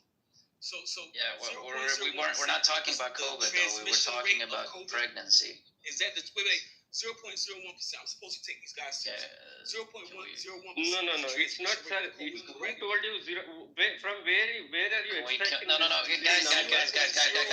you're both going off of some tangent. Where you're both the COVID stuff doesn't matter. I'm in alignment. I'm completely in alignment with this topic. From where is he quoting 0.01%? I don't know. Is it the same for every case? Suppose a lady has a brain tumor. Just a moment. Just hold on, sir. You're not from the scientific community. Just let me educate you. Suppose a lady is diagnosed with a brain tumor when she is pregnant and she is holding a baby inside her womb, which is just 8 weeks old. Can you just do some research, go through some educative journals. And now let's go back to abortion. No, you guys are scared. By the research. So now Tumors let's go back to the abortion conversation. Are you ready to do that, Midas? Or do you wanna This is still the abortion. This is still the abortion. Okay. Do you want to continue the conversation with Bob? I mean, he was asked a hypothetical and he This ran is away. the abortion conversation where we're talking about the viability of the information that we're getting. Yeah, this is the problem, Bob. So this is the rate in the chat. It's like he's talking to a brick wall and listening to I mean, I would like to talk to the guy, but he's just killed. And I'm not saying you, Bob. You was guys the are brick running. wall. I'm saying You guys he's are running. like No, I understand. on the echo. Yeah. So, Prashant, so Midas, can we please have a back and forth conversation, like a normal conversation? So there was a question. Conversation, Anders. Very, very normal convo, and we're just going over the stats. And because of the fact he was talking to me, can I respond? Now, Prashant. No. What he asked you, Midas, was a hypothetical. What he asked you was a hypothetical about. And I said, hey, if you're what? Hey, man, shush. No, not He asked you if you. Oh my God. It's so difficult. You guys are scared, brother. Let me. Okay, point of moderation. Midas, I'm the one that's probably muting you the most. Not that you can't respond, it's that you'll make a point. The other guy will get 3 words into his response, and then you got to talk again. I promise you'll get the same amount of floor time. Just let the person talk. Prashant was talking to me. Yeah, we get it. Okay, I don't. That's all I'm saying. I'm not here to debate. I'm just telling. We're not. Okay, one more time. I'm moving you. You're giving me a I don't headache. care about getting moved. You guys are trash. All right, no problem then. So obviously Midas was like running away like a crazy person, because the question he was asked was like, hey, if your wife was pregnant and she had some life-threatening issue, and the only way to resolve that issue was to terminate the fetus, terminate the pregnancy, would you do it? And he started talking about COVID, which is I don't know. I don't think you could scream, I don't want to answer the question and I want to dodge any louder than that. So, I mean, I've never interacted with this person, but it was quite something. Was this guy Andrew? Is he a friend of yours? I'm not sure if Andrew's here. No, all right. Can't speak. Sounded like a complete insane person. Can I say something, Bob? think, I mean, when you when you decide to participate in such conversations, I think the whole purpose should be to challenge your own perspectives and views on the topic, right? Right. I mean, you should come out little more evolved and enhanced at the end of. That is a very enlightened position. Yeah, I mean that's the whole point of participating on Clubhouse. I mean, I find it that way because we don't have that luxury of having too much free time on our hands.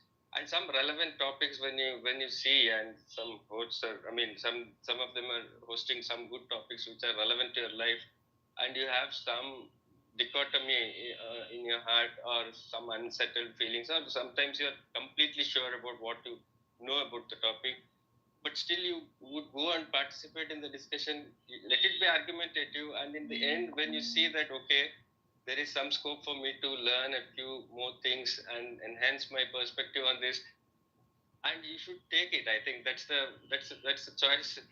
I mean, that should be a wise man's choice. I mean, it's very unwise for you but to just come and... you're assuming that everyone you're going to meet on the internet's rational. No. I'm do you think that guy, just real quick, because he's being very rude and he's being very thankless.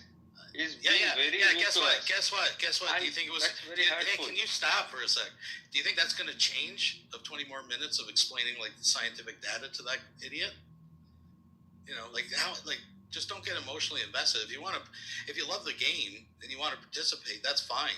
But it sounded like you were actually trying to convince this guy he's wrong. He believes the Jews are behind abortions in America. He's an idiot. It's not going to change. It's not his first rodeo. Yeah, probably it was the first time I'm conversating with that guy. Probably you guys know about him. So I had serious respect for him when he stood up for the kid inside the womb and started saying that it's a murder, and he opened up a discussion. I really appreciated that, and I don't know. Anyways, thank you for the space. You're a real G, Prashant. I'm sorry? I said you're a real G. It just means I like you. Okay, thank you. A real G. I mean, anyways, thanks. Straight up. Yeah, he's crazy.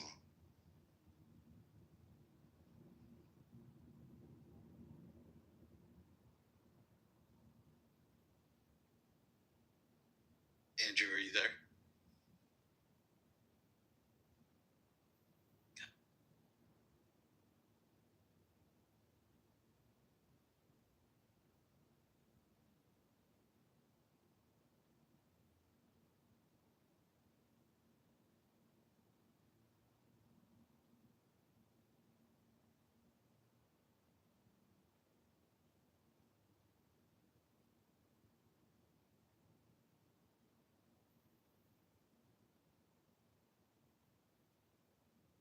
I was busy for a while. Damn, I wanted to brag about the abortion bus I bought. I'll bring it up.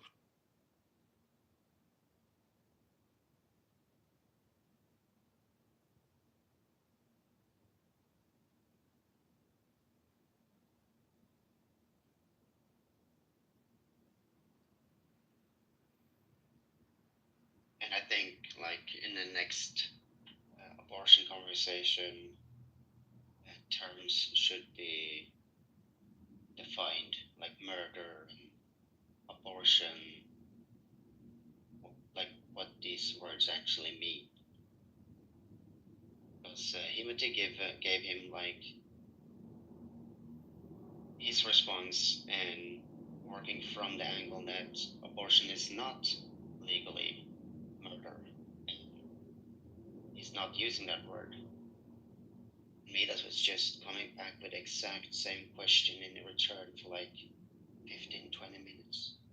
I think clearing up what people mean by different words is important. Yeah, but I agree with you, but you think Midas would have a change? Like, this isn't his first conversation. Even if you don't know Midas, you've met this guy 100 times before on the internet, Anders. You must have, right? When the guy started to say there's a connection between the Jews and abortions in America and COVID's fake, and his picture, his avatar was like some mansphere hero that's like, you know, the high value man stuff. There's no change in this guy's mind. I mean, I get like getting it, like, yanking his tits for a little while, but it just, if you're actually trying to convince a guy like that and you think defining terms, that's going to make a difference, it's not. He'll be back tomorrow doing the exact same thing. Won't matter. It'll never matter. Yeah, I've probably come across him. Might have just listened for a second and figured out that it wasn't interesting and left, because I don't remember him. Well, even if what I'm trying to say is, like, even if you've never met him, you've met that type of guy. Right? Yeah. Like, do you think E-Bike's going to come in tomorrow and say, hey, guys, I really thought about a pre-sub sucks? No. He's going to start from square one and argue pre-sub again every day.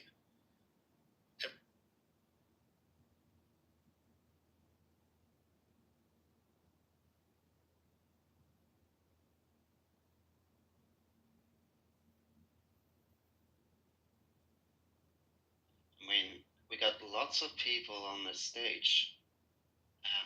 We can change the title if we want to talk about whether or not a God exists. Yeah, I do think the abortion topic's been kind of been going for hours, so it's up to you guys if you want to change it.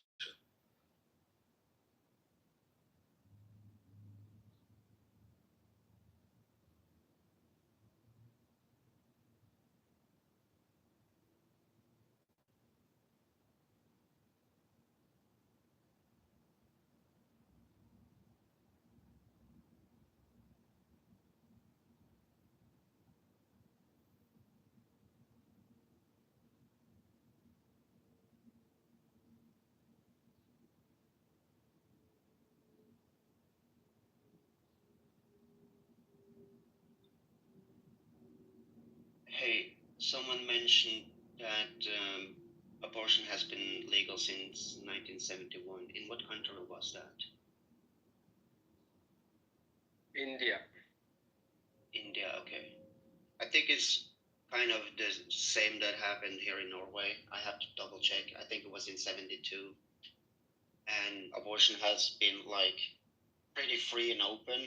Of course, there have been like limits that are linked to like moral reasons for the limitation, but it hasn't changed since the 1770s until I think it's like 3 or maybe 5 years ago, when some Christian people here in Norway actually managed to get it through. So it's a little bit more strict now than it was back in the 70s and up until now.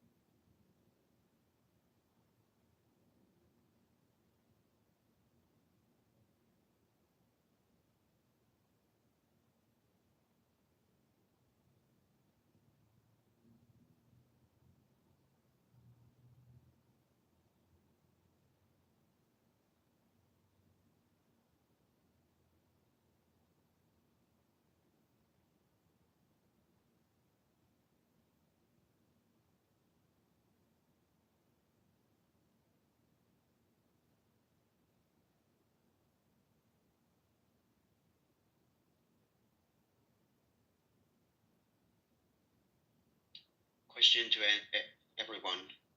Is it reasonable to believe a God?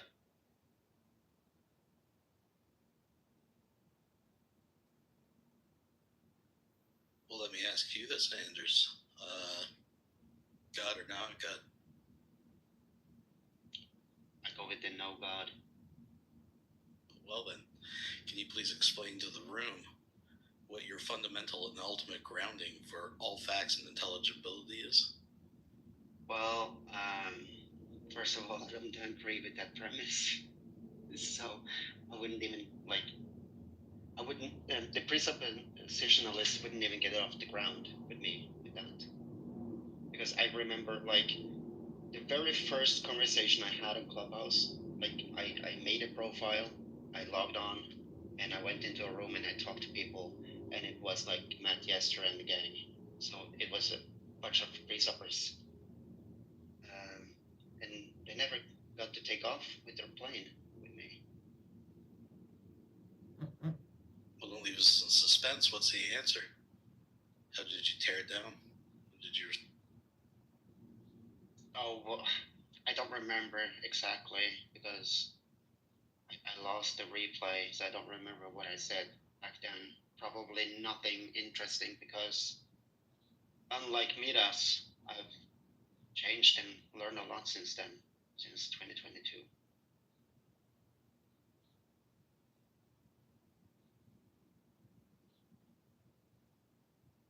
Fortunately, the precept train has passed us now. It was a thing a couple of years ago and a little bit further back, but it seems like most of them have dropped it.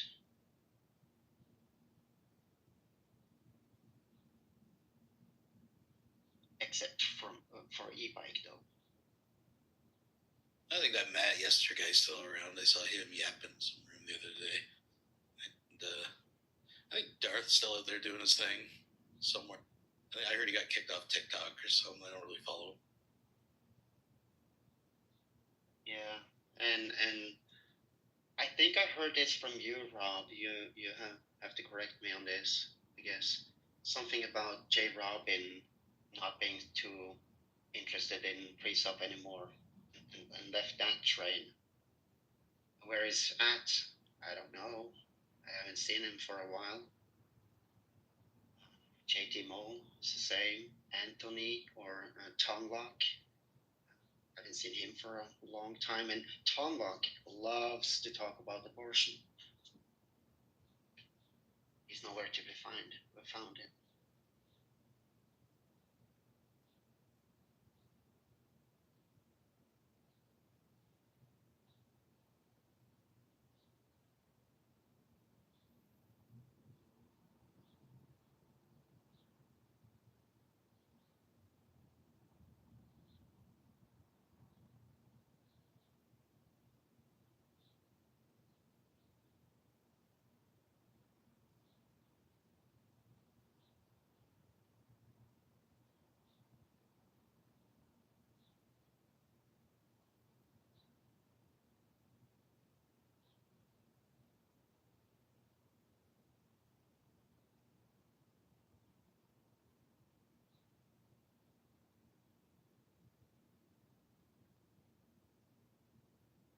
Yeah, I had a couple conversations with Darth Dawkins about he did his whole script.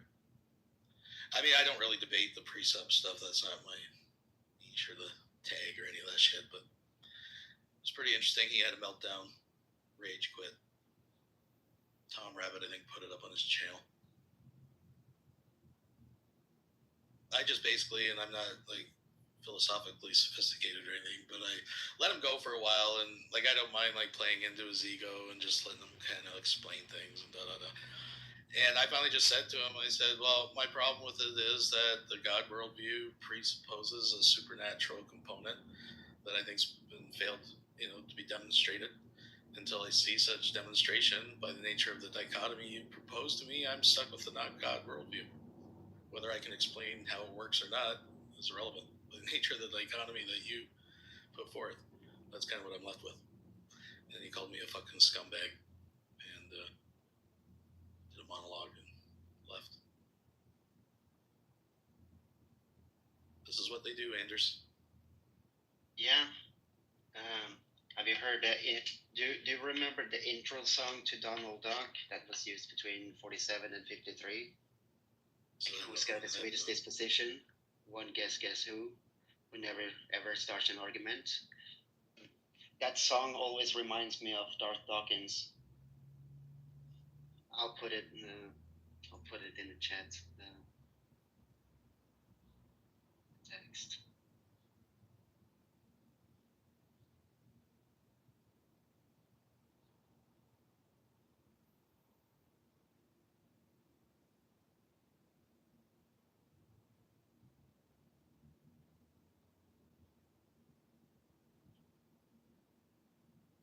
There we go.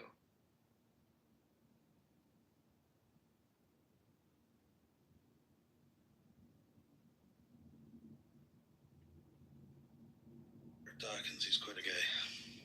Yeah, I don't know who's in his orbit anymore. He's lost a lot of his minions. J. Robin cut ties with them.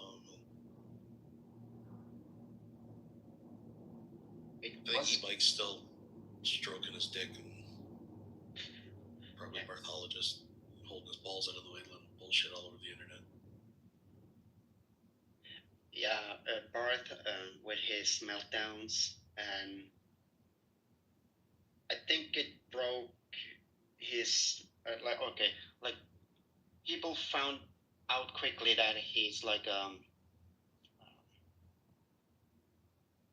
he's a Darth Dawkins minion after the videos of him. You've probably seen him with the notebooks. Oh yeah, they're great. They're great. Yeah, I mean, it's like Darth was a god to him at one point.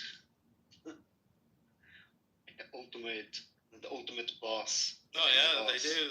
These guys that grab onto Darth Dawkins, he's the next best thing to Jesus, right there in front of them. They love it.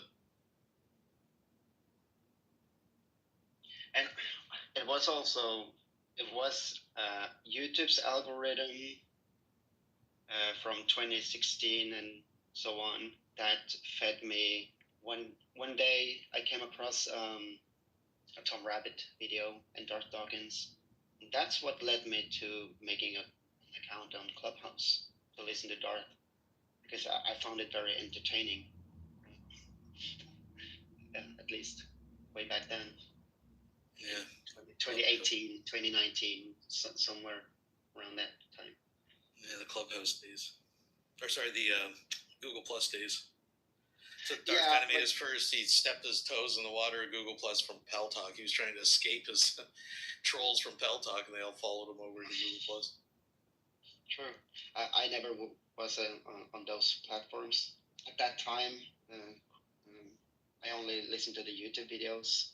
But yeah, eventually I came on here and got to meet the Godless Girl. Yeah. The whole crowd. But showing my age, what got me kind of coming into these types of communities years ago was some friend of my girlfriend's at the time. Her boyfriend, like my girlfriend's friend's boyfriend, was like, hey, your boyfriend's into science and stuff. You should check these DVDs out. And it was 9 hours of Ken Hovind. And I remember at some points just standing up, pointing at the screen, like just yelling at it. So anyways, that's what kind of got me into some of it. And I started out making like debunking videos on YouTube, and then went on to stick amp and stuff. I'm more into debating it and stuff, but I'm in and out. Now it just kind of rolls off my back, unless it's someone absolutely crazy. Even the crazy stuff, I just take it in stride. I'm not here to change anybody's mind. You go nuts, Anders. I'm telling you, you go nuts. You can't take it personal. You meet all kinds of crazy people. Yeah.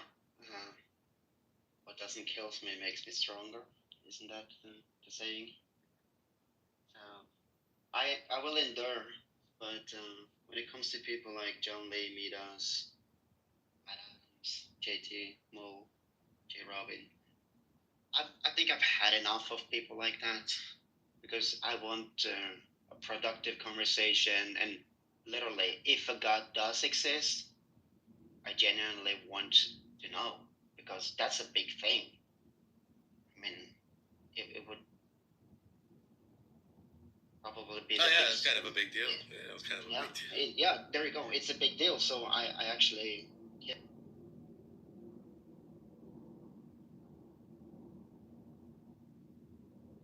I don't know. It depends on the character. I get what you're saying. You want more of a honest discussion with somebody. I can appreciate that. But I don't know. There's different kind of ways. Like for me, if I get into a thing with Matt Adams or even John Lee on some level, I know what I'm getting into, right? I know what they believe. I'm not going to get emotionally invested. I might get frustrated a little bit, but at least I will give credit. I still think Matt Adams and John Lee are easier to manage than the Midas, right? Because with the Midas, like I said, I get it if you just want to like entertain it for a while, but it's never gonna stop. It's a train. Like there's not gonna be a resolution to the conversation. So at some point, like at the end, he was literally just trying to commit suicide by mod. If I can use that expression in here. You know what I mean? That's all he was really trying to do at the end. So.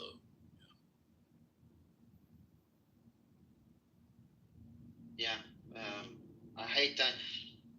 Clubhouse should at least maybe should be limited, like let's say 5 times per 5 minutes, but like you should be able to mute people for 30 seconds, 1 minute, and let's say max 3 minutes before they can unmute, because it just sucks. And just yelling right back at you. Yeah, well, it gets to the point you're trying to moderate, right? And it's like not only you're trying to control the conversation, then you got him like arguing with you about it, and it's like, no, I'm not here to argue. I'm not like giving you my opinion per se. I'm just stating a point of moderation, right? Yeah, like it. I guess hit the road, right? I just have low tolerance for that. Like, if I'm trying to actually moderate, whether whoever's right or wrong, if they're the ones that just won't shut up and are coming at me, then they're the ones that are going to get muted or moved to the audience.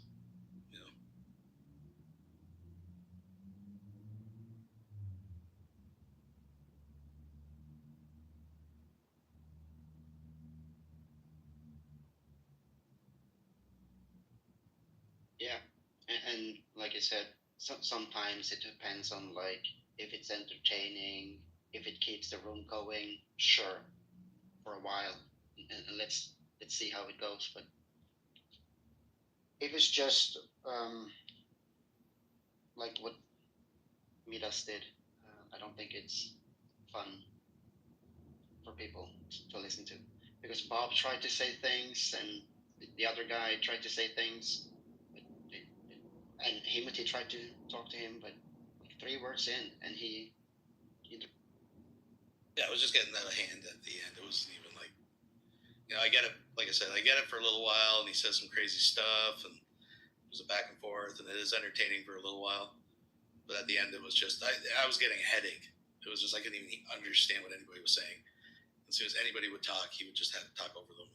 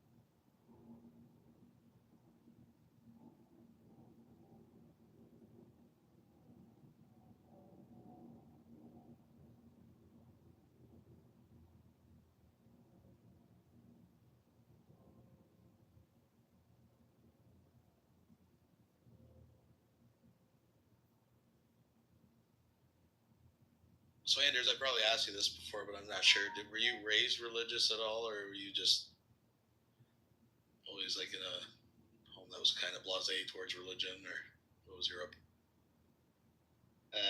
Dad and grandparents and his side, non-believers, like I would guess atheists.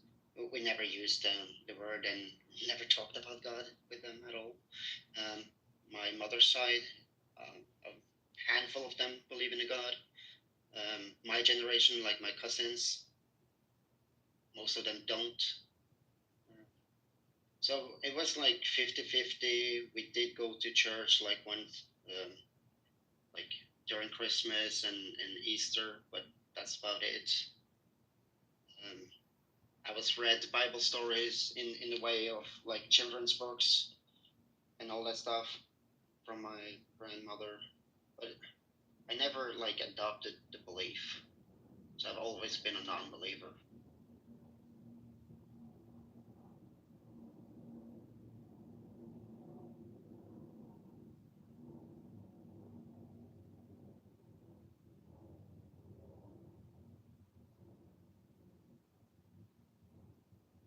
Well, I was raised Anglican.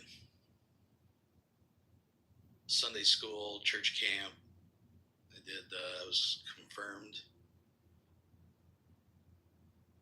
Received the Eucharist. I was confirmed though. But how was the Anglican version of confirmation? I don't remember a whole lot of it. I remember there was like 3 of us. We had to do this like course, like a short course, and then I had to take the Apostles' Creed. So I know Apostles' Creed for sure, and we were instructed on how to receive communion, and then pretty much it, if I remember. I was in the club. In the club. Nice. Initiated, I was old enough to take the communion and stuff. I was kind of in a club myself. I don't remember the acronym, but it stood for like Christian Religious Sports Club.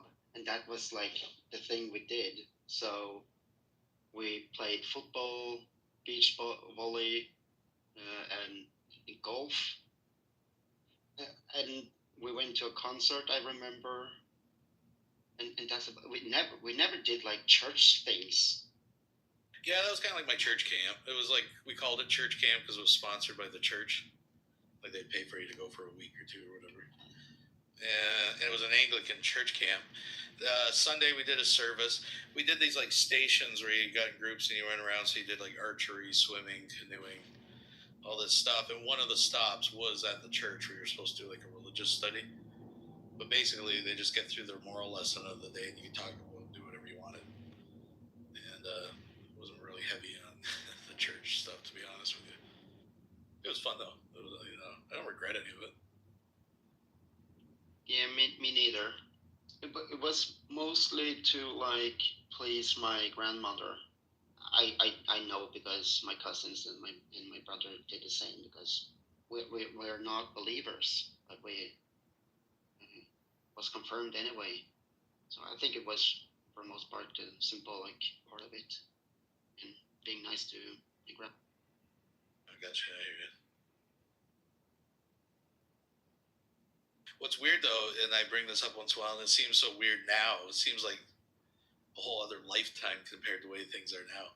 But when I first moved into the small little town I grew up in, I was born, we lived close to the town, but it doesn't really matter. But we moved into the actual town.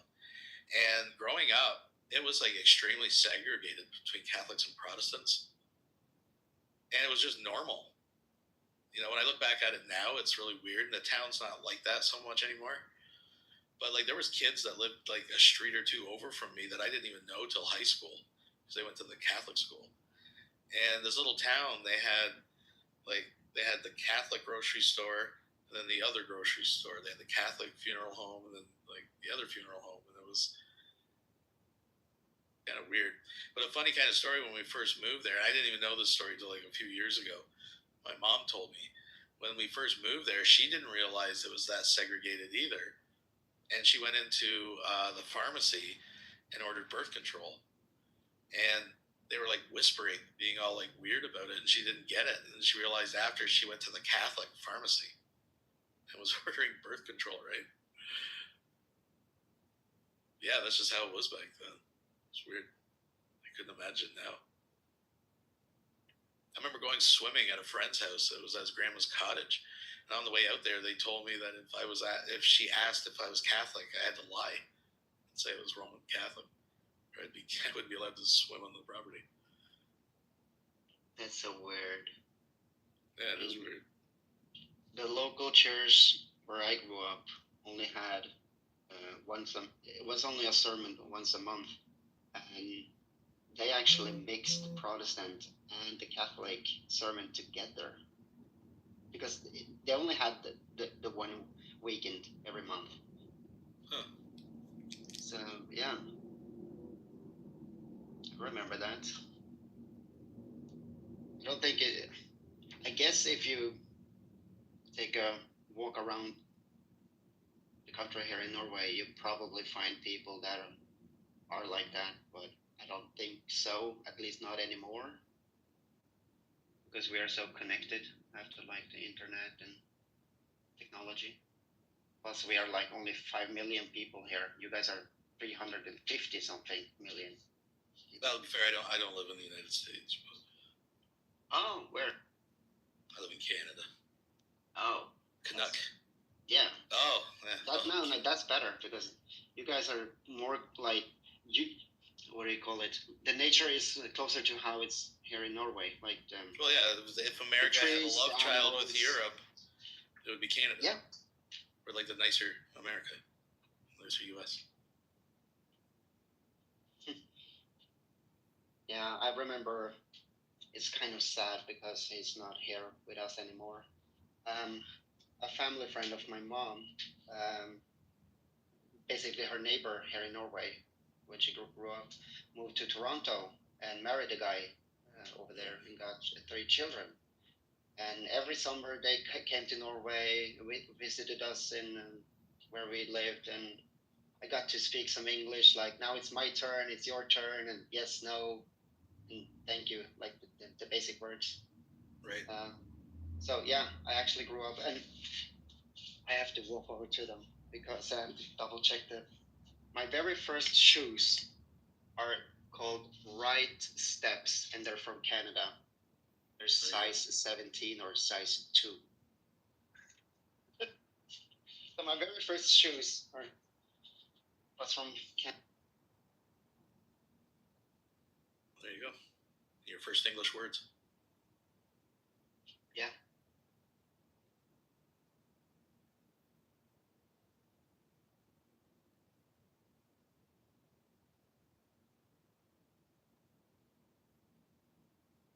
Yeah, I actually live fairly close to Toronto.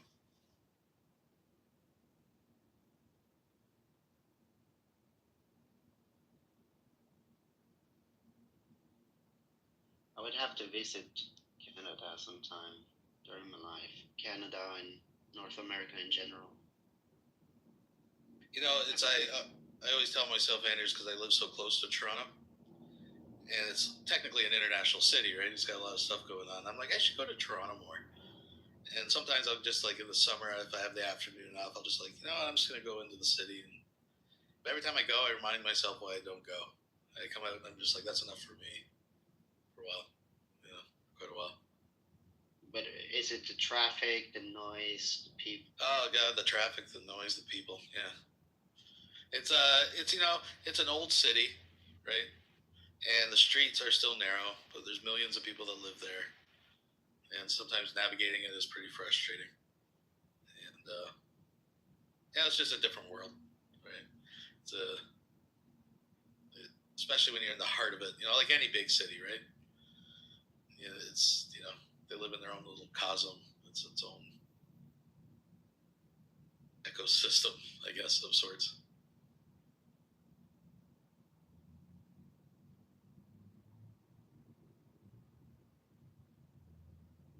Yeah, people like to be safe and stay in their little eco safe zone. like with like-minded people. And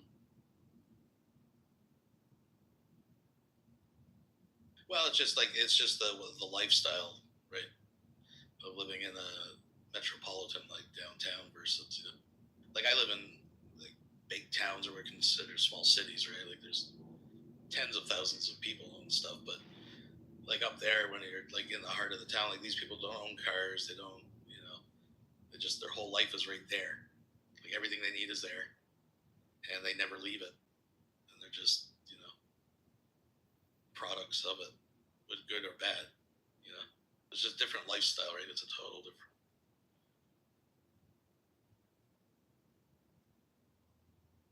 yeah, kind of like me. I used to have a private owned car, but it was parked all the time. The insurance and the yearly fee was almost more than what I spent in gas because I never used it. And of course, what do you call a car that you get through your job? Job car? But anyways, I have a car to my disposal that I can use, but I take public transport or borrow a car from family members or just use electric, like an e-scooter, for example, whenever I want to do something and get pretty much anywhere because, like you said, everything I need is. Yeah, if you live in that kind of like, I get why people are like that. It's just different for me, right? Because I live in a, like I said, it's not that I live in like a ghost town or anything like that. Like it's a populated place, but just the means of like transportation to get to work, to get my groceries, it's just a different lifestyle, right? Like these guys, they live out of a backpack. They live downtown, right? It's just they born, raised, and just that they never expand beyond that bubble, right? They don't have to, right? It's not a bad thing. It's just that it's a different vibe, right? Like these people just, this is all they ever knew and that's all they ever need. And they're a product of the city, like any city, right?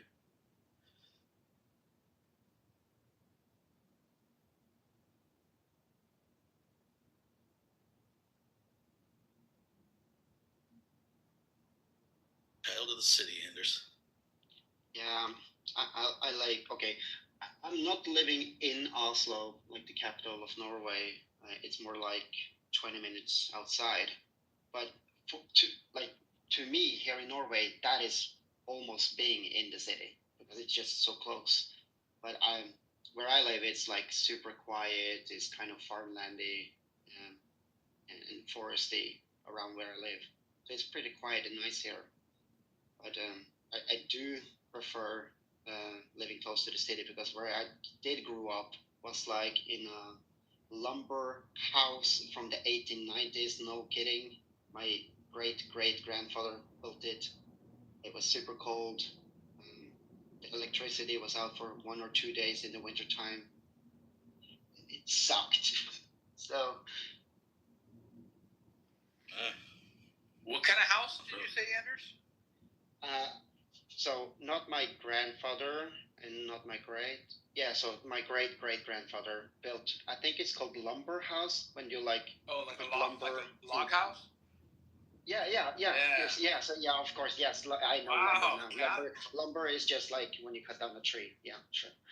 Yeah, it's a log house.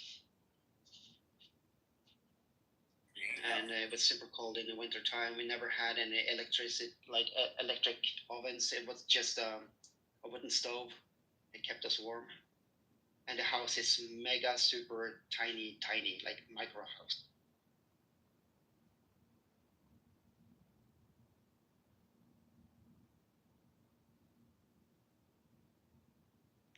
That'll make you a tough person.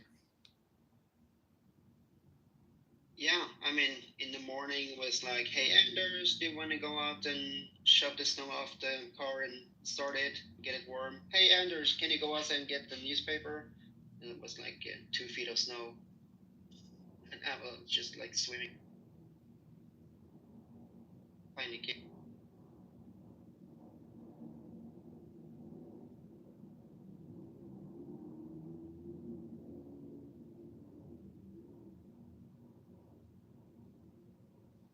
So I'm curious, how has the 101 been going?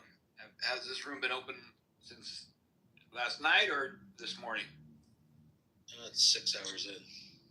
Oh, my goodness. Any good debates? That means that this vampire Andrew has been opening rooms at like midnight his time.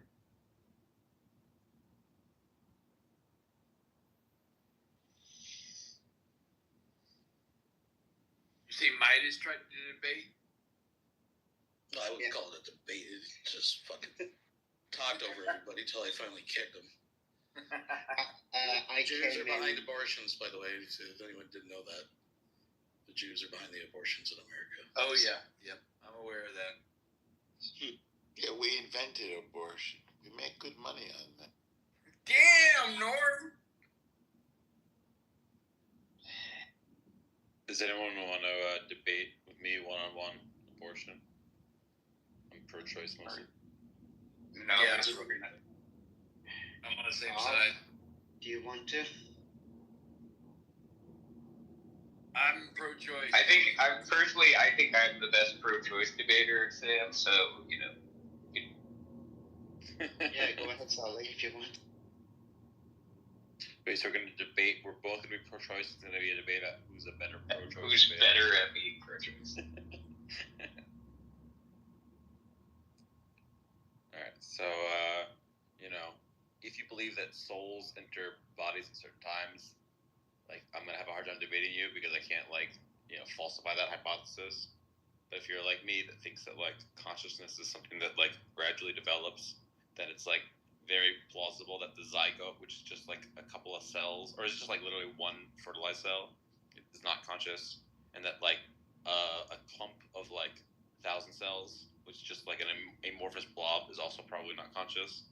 And like I think it's pretty reasonable to say that like the moral status of things depends on them having a mind, that like things have to like be able to feel pain or like want to live or like have goals, have love, things like that. These like sort of things we usually associate with like having a moral status.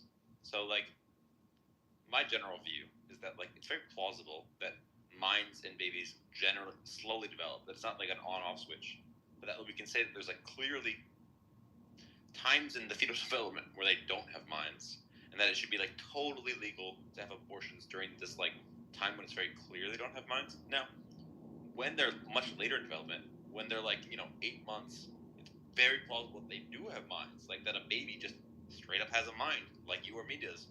And that's probably not a good idea. You probably shouldn't morally abort that thing because you're just ending the life of a being with a mind. Now, it doesn't have exactly a mind like we have because it's very confused about the world.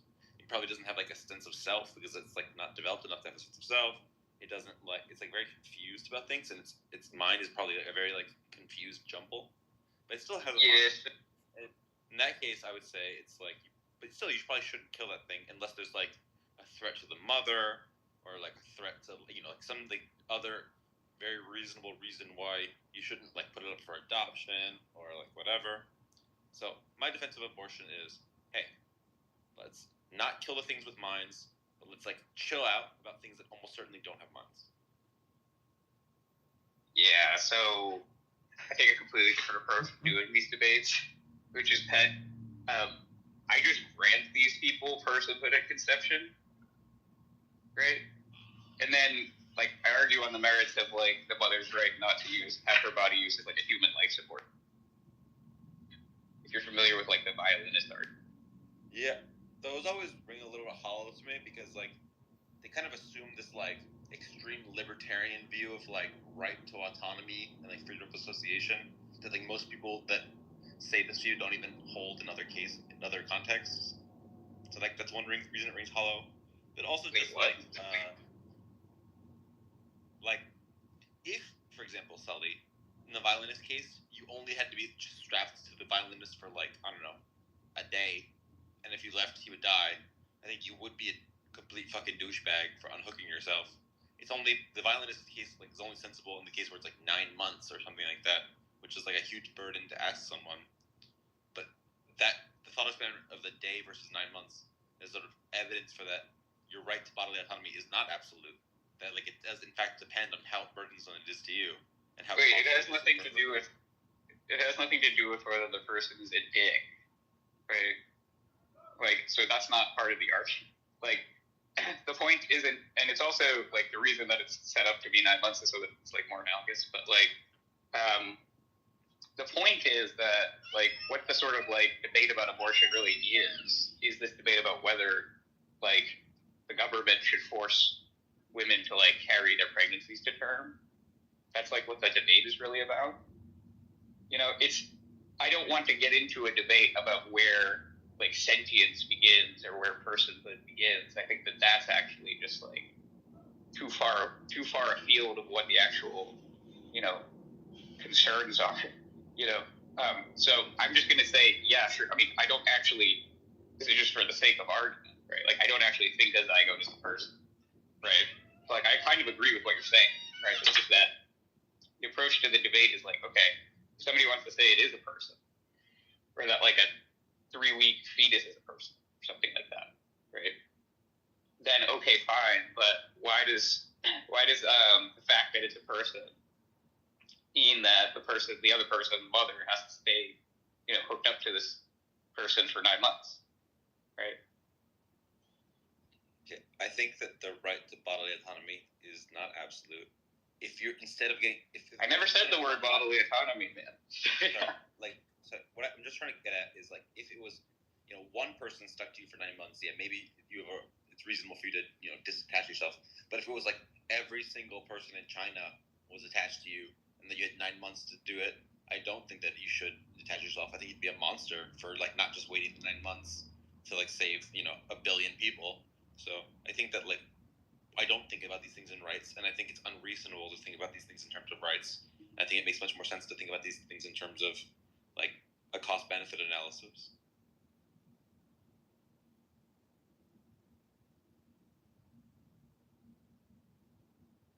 How'd you jump to saving 1 billion people? How'd that happen? When I like to test moral principles, I like to make examples extreme in order to like to sort of test the principle in lots of different cases to understand like whether we actually think these principles, like how much do we think these principles hold up.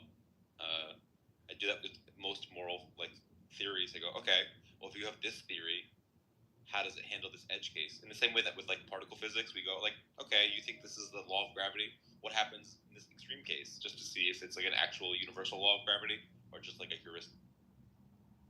Yeah, but what am I? I didn't say anything about like. I just said that they don't have an obligation. But you do think they have an obligation in the case of China, I presume, right? I don't even understand how that's supposed to work. Like, as an.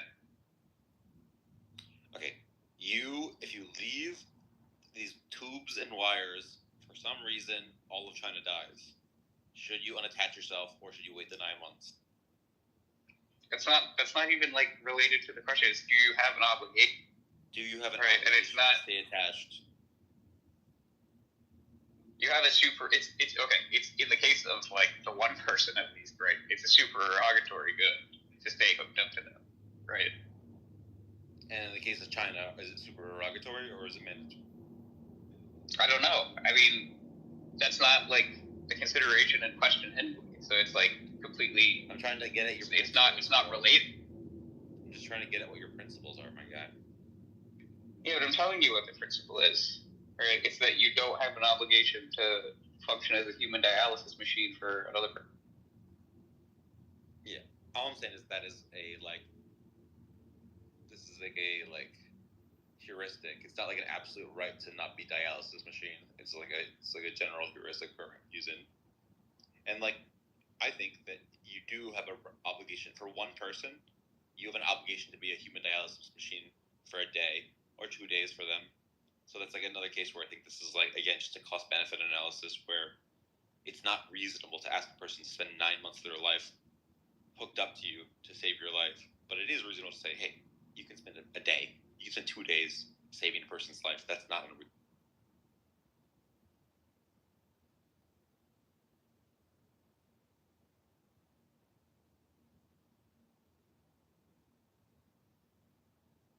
Yeah, I mean, it seems like you're changing salient features of the case. So, like, I don't. Yeah, but that's what you got to do with thought experiments, is to switch the knobs and dials around to see how the thought experiment is working. Like, okay, question. Okay, well then we just have like a difference in opinion about philosophical methodology. But I think you should, like, if the baby's 9 months pregnant or whatever, it's totally reasonable to say, hey, mother, you have to, like, if you want the baby out of you, you should get a C-section rather than kill it. That's like a totally reasonable request.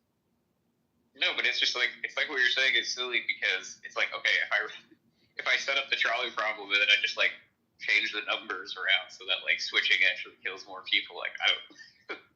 It's just like we. No. With the trolley problem, it does make sense to say, like, okay, well, what numbers do you switch and not switch, like, and ask. Yeah, but that's not grandma or not your grandma. How old are the people? We're never dealing with these kinds of variations of the abortion cases. So. Well, I mean, you're literally just making it disanalogous to what it's meant to be analogous to. Like, yeah, I mean, could be trying to abort, like, quadruplets. Yeah, but I think in that case, it's still going to be like you can detach yourself. You don't, basically, you're not obligated to stay. I think your claim to, you're right, like, with the violinist case, if it was 4 violinists, like, your claim to have the right to detach goes down with the 4. No, I don't think so. I mean, I don't think it changes any of the salient. No, look, the point is that, like, you can set it up so that you're hooked up to 4 violinists. It's not going to change the reasons why you're not obligated.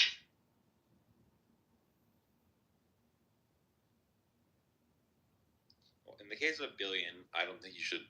You're a monster for detaching. In the case of quadruplets, you have like a much less reasonable case of detaching. And then with 1, I think it's like kind of reasonable that you don't get to enslave someone for 9 months to save 1.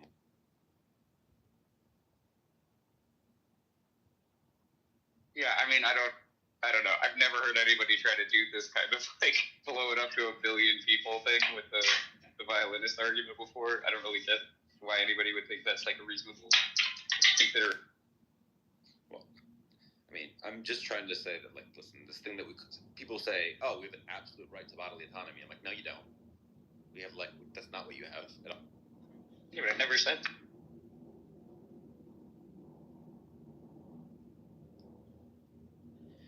I mean, I think that for me the hard case is, like, what's that do at, like, 4 months? Because, like, I don't even know how developed a fetus is at 4 months.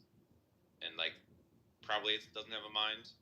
But, like, seems, like, difficult to say. Just imagine it's like totally like a miniature person instantly. Yeah. It's like, it looks like a person. Like, that's what you're... No, but you're just supposed to be imagining that the zygote is just like a little tiny human. Like, it's just a person with a soul and all that, or whatever. It's like you can imagine that's true, even though it's not, right? And just say like, okay, should we basically should we enforce that the mother stay hooked up to this person? Well, as technology gets better and better, and as incubation technology gets better and better, in probably the next 15 years, we're just going to have full artificial wombs where you can just take a zygote out of the mother and put it in the artificial womb and then have it like a full baby. So in that case, then the abortionist has to say, oh, not only do I get to detach myself, you don't get to take the zygote out of my body and put it in the artificial womb. No, that's false. No, that's false. That still would be an abortion. Oh, okay. I mean, even if the zygote is put into an artificial womb and survives, because all that's relevant to the abortion is that they terminate the pregnancy, so the pregnancy ends. I think a lot of abortion advocates. I don't care. I don't care what a lot of them say. I mean, a lot of them would say what I'm saying, but it's irrelevant. The point is just that they don't have a right to kill fetus for no good reason, right? If it can be saved or whatever, then they can terminate their pregnancy and it can be saved. Then you just do that, but that's still an abortion.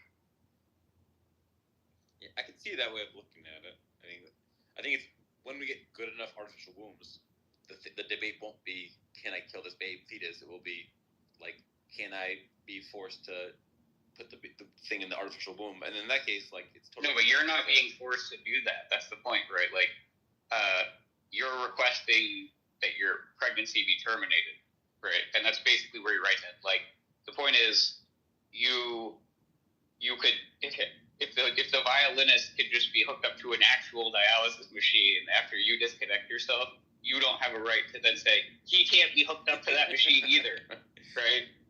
Yeah, but then with the baby case, like, there's a lot of laws around, like, you have to provide for your baby and stuff like that. So in that case, the mother would say, like, no, I don't want to, like... No, that's not true either. You could just, no. You're giving it up for adoption, right? Yeah, that's right. Yeah, you're right. Wait, but if that's true, how does any father ever have to pay child support? Why can't the father not just say, oh, I put it together for adoption? Like, how does that ever happen? Well, you can like waive all of your parental rights, but typically child support laws and stuff are around like people who are like married couples and stuff like that. Also, like, there's cases where like the baby's not being given up for adoption, like it's being cared for by just the mother by herself, and so like a lot of the laws around like child support are weird, and the laws around like child custody are weird. You know, I give the baby up for adoption to the mother. I give my baby up for adoption to the mother. That's the thing that my baby mama tried to do that, and they basically told her that I need to be married. What'd you try to do, Albedo? Well, I didn't really try to do anything. She tried to get, like, my daughter's mom isn't really involved, and at one depressive moment in her life, she was like, I'm just going to give up her rights, and she tried to look into it, and she said that they wouldn't even really allow it unless I was married. That's what she told me. I don't know how accurate that is, but it seems to be right given the other stuff I know about adoption. My old boss worked on like an adoption for quite some time, and basically like you have to fit a bunch of criteria.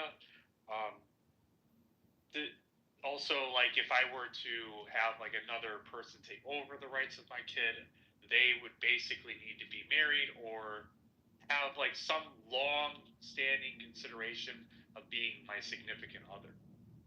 Yeah, they don't just like allow people to just come in and out. Yeah, the adoption thing, like if the mother like gives the baby up for adoption, like basically like very early, like at the hospital, basically, then like they have to sign a bunch of stuff in terms of like what they're allowed to do and what they're not allowed to do and stuff like that. They're like waiving like basically all their rights and stuff like that. But yeah, it's weird if the baby's being cared for by one of the parents. So then there's like, are they married and all that? Like when I was never married, and like my name was on my kids' birth certificates and stuff. But like when my ex and I split up, it was like I had to go to court to get like 50% rights. You know, like I didn't have anything by default. You know, even though I raised them like the whole time. When I was a sperm donor to some woman, the laws apparently were literally the case that we couldn't have sex. Like that couldn't be the way that we like sperm donate. That like we had to like do it through non-sex means to get the sperm inside of her in order for this like to like count as a sperm donation, even if I like legally signed that this is a sperm donation.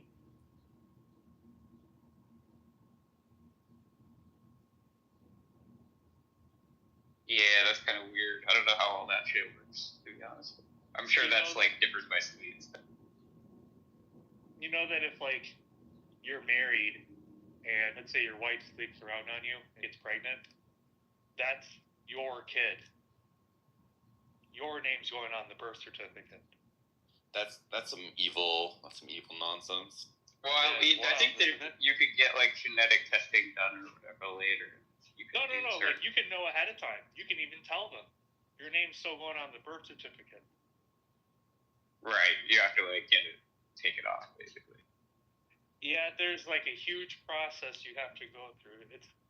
There's a name for that law. I don't remember what it is, but yeah, like a friend of mine had to go through it. It's like this. I was like, I didn't even know that existed at the time, and I was like, what the? Yeah, a lot of the weirdest laws surround like being married to a person. Like that's where it gets like all weird with the like alimony laws and like all this other shit that doesn't even have anything to do with kids. Something that one of my hottest takes, which is saying something, is that I think that like if you were a parent, like that both parents need to like should have to consent for like to bring a child into this world, in the sense of like if you have a one night stand and the woman like gets pregnant, like she should ask your consent. Do you want a baby? Not this thing of like, well, it's my I can like. I'm not saying this is legally. I'm saying morally. You should ask for the consent of both partners, because this is like you're bringing in like your baby into the world, and like that's something that you should like not just do to someone without just like getting their consent.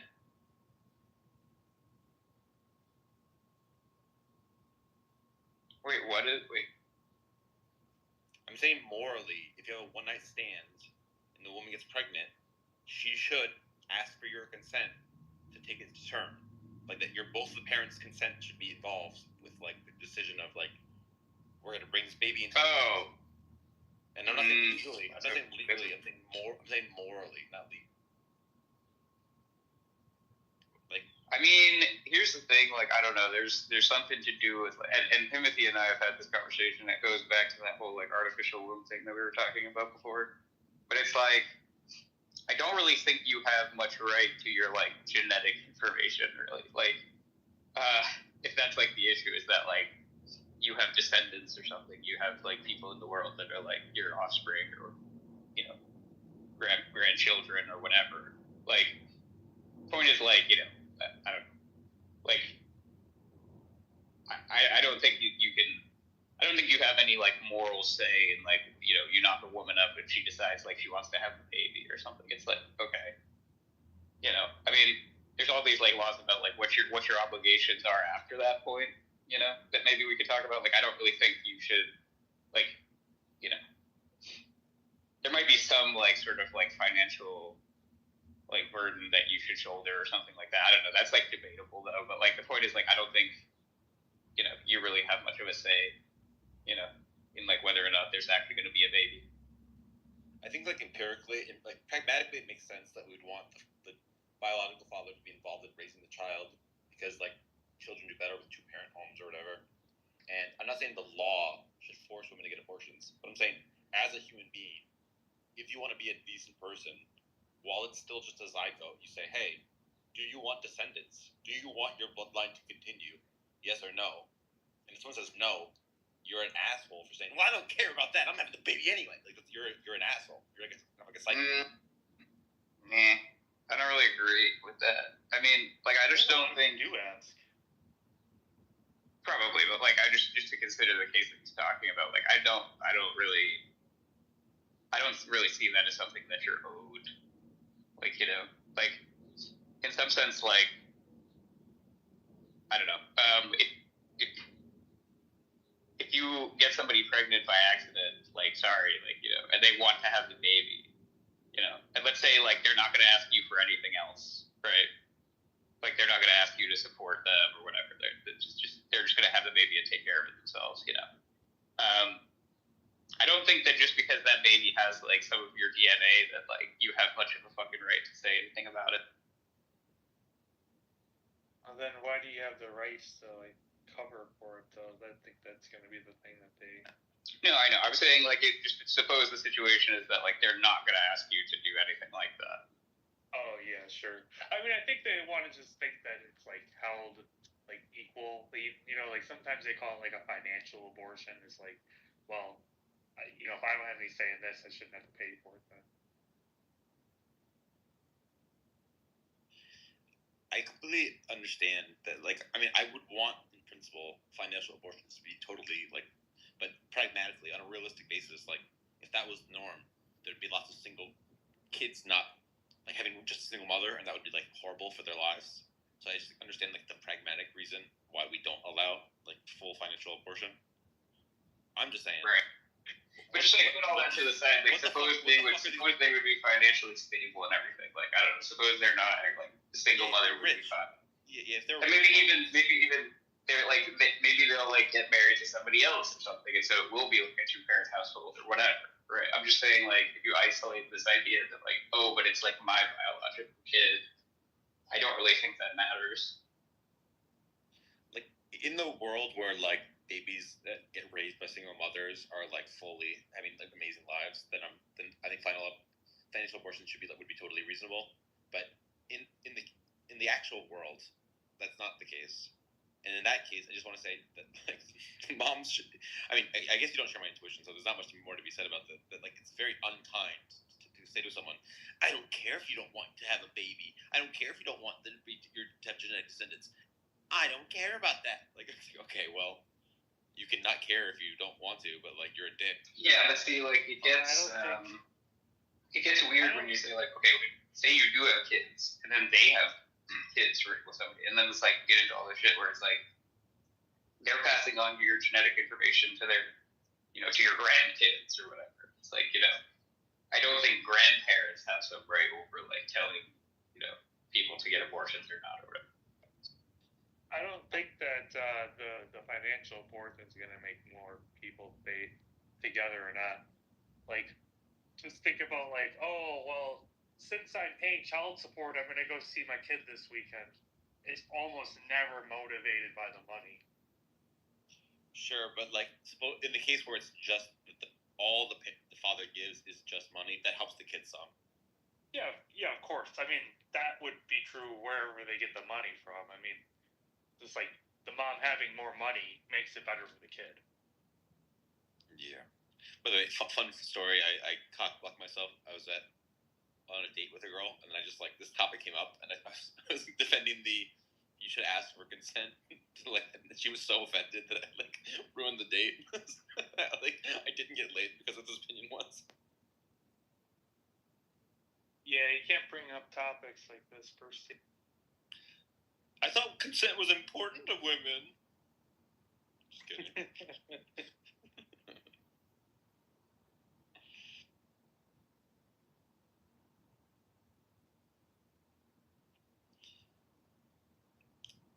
Sully, if the violinist had 2 weeks to be on the dialysis machine for 2 weeks, do you think they have a right to detach themselves?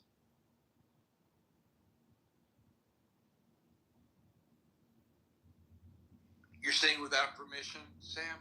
Yeah. The violinist gets forcibly kidnapped, and now he's attached to the violinist. He has to wait 2 weeks for the violinist to get unattached. No. What? No, none. I think 2 weeks is not as burdensome to save a life as 9. I think that like you're forcing someone to do something against their desires and wills, right? Whether or not you want to call that person a dick or not is irrelevant. Well, in the violinist case, the violinist isn't the one that did the kidnapping. It was just some rando strangers. So now you're just in the room with the violinist, and you're saying, yeah, even though you had nothing to do with this, and even though it only is going to take me 2 weeks, you're dead, motherfucker.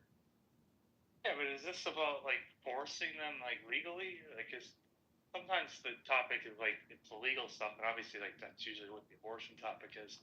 But they'll want to appeal to like whether it's like a moral thing, and I do think it's like immoral to unhook yourself. Do you think it's even immoral? I mean, like ultimately, you could say like it's immoral, but it shouldn't be illegal. Yeah, that is my position. I don't think the government should be involved, but I do think it's immoral. Do you think it's even immoral in the 9 months case, Albedo? Yeah, my position is like if you and me were stuck on an island, and for some reason you were like unable to like help me get food, I'd probably feed you with my own capacities until we both died. Yeah, I see what you mean. And then if you I think it's a supererogatory good in some sense, though, Albedo. Like it's like when you say like, okay, are you like obligated to say stuff to the violinist?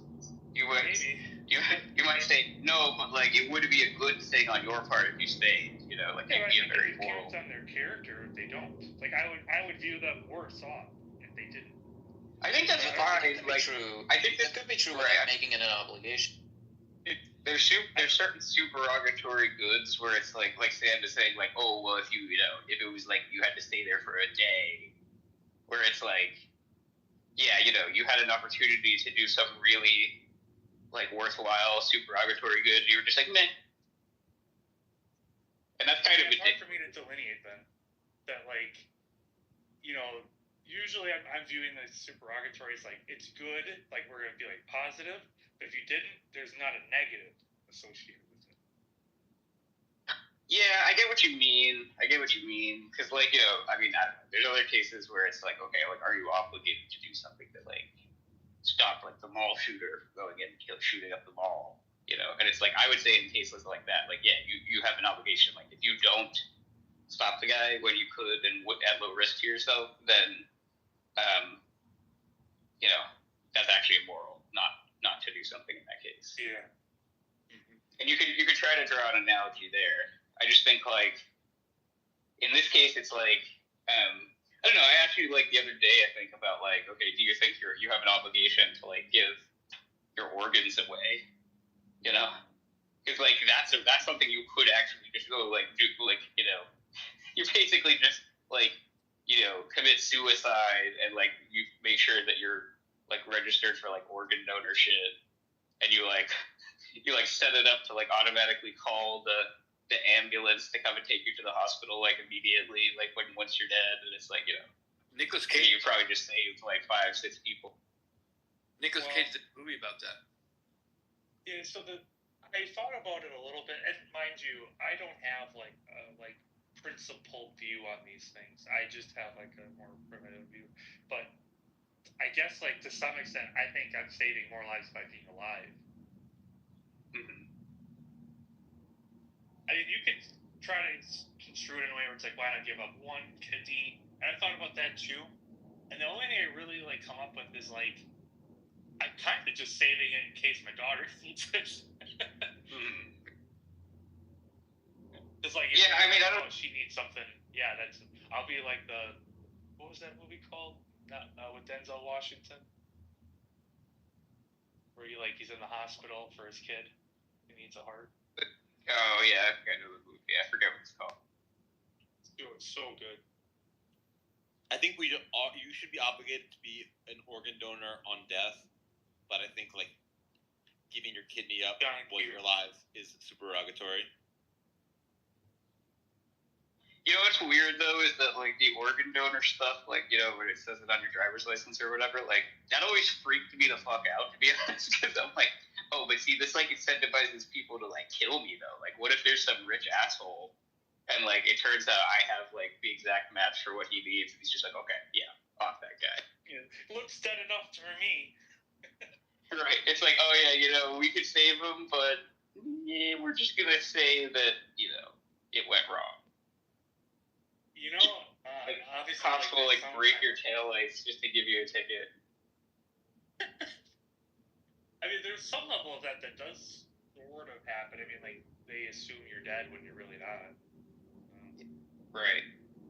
And it's like, okay, yeah, I'm like on the verge of death at the hospital, and like they could save me, but they could also make it look like it just didn't work out, and like there's some guy who's just like winking a nod, like.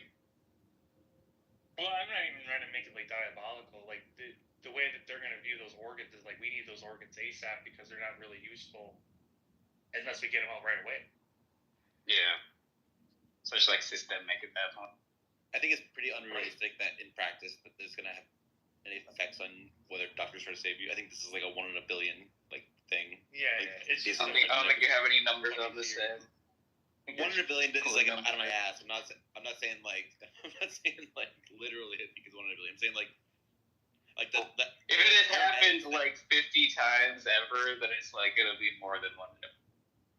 Sure, but like are the paramedics like they have the like clear like whatever those things are called, the defibrillators, and they're like wait, hold on, are they an organ donor? Let me check. Like I don't know. It seems like that's not how these things go.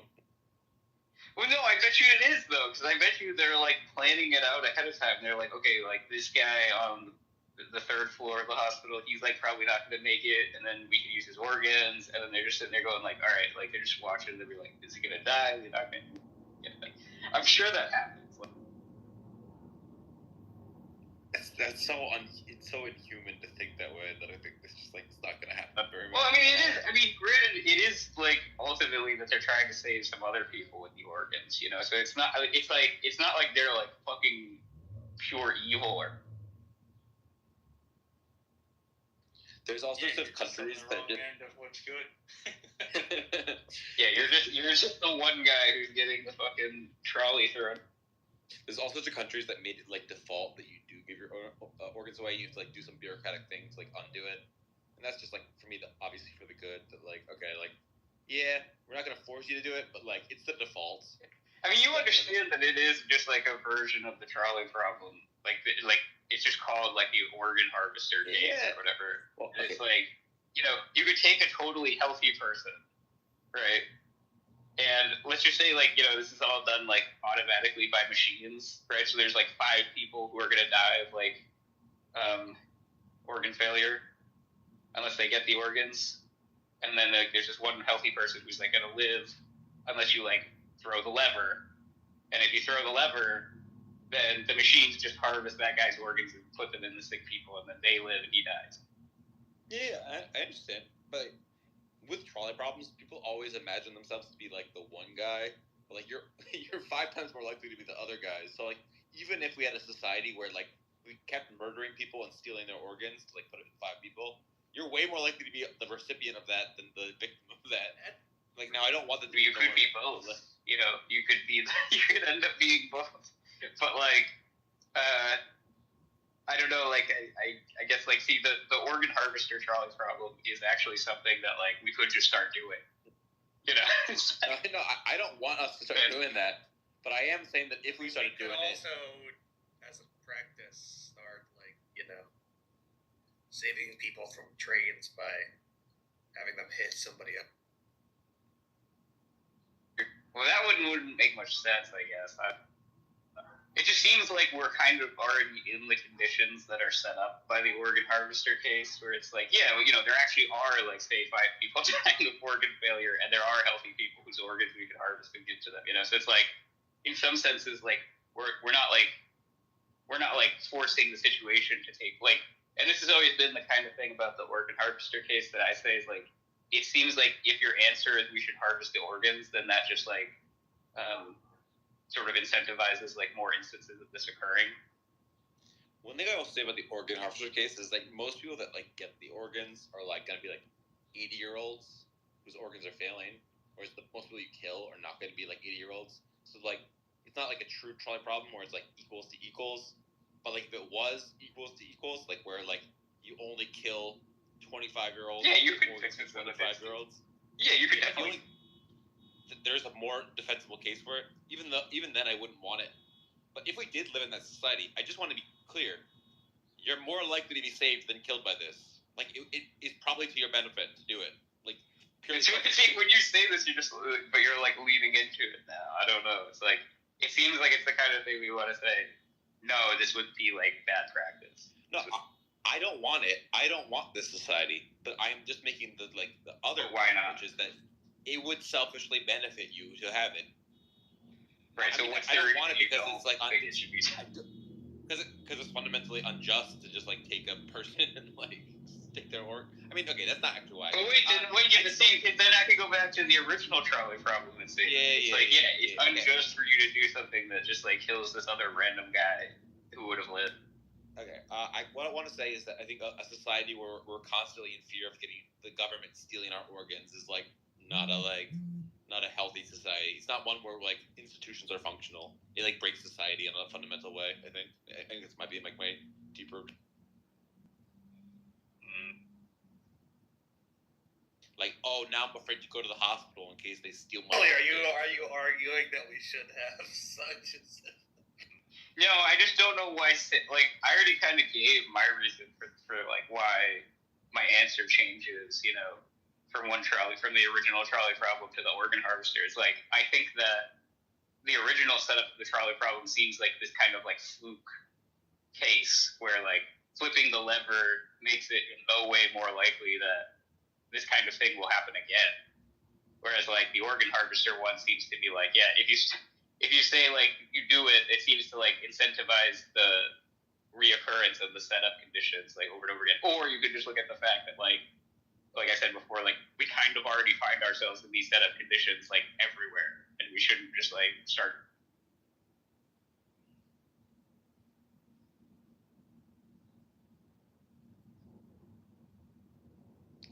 I think that if Switzerland wanted to start doing the organ thing, where they just killed randos sometimes to save 5, I would be like, oh, this is the most insane thing imaginable. I just wouldn't want to live there.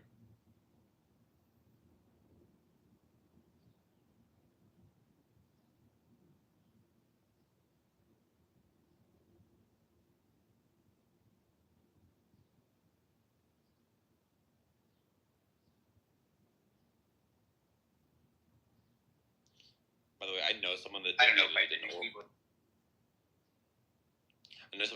a kidney and he regrets it. He was like, "Oh, that was just like way too much.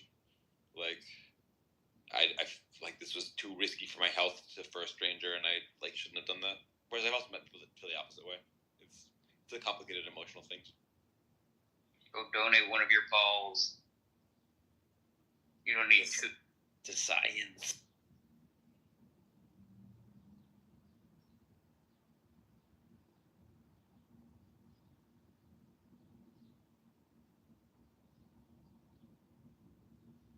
You missed the guy that Andrew brought in here to kind of start this off. It was some guy from TikTok, I think. Gengar?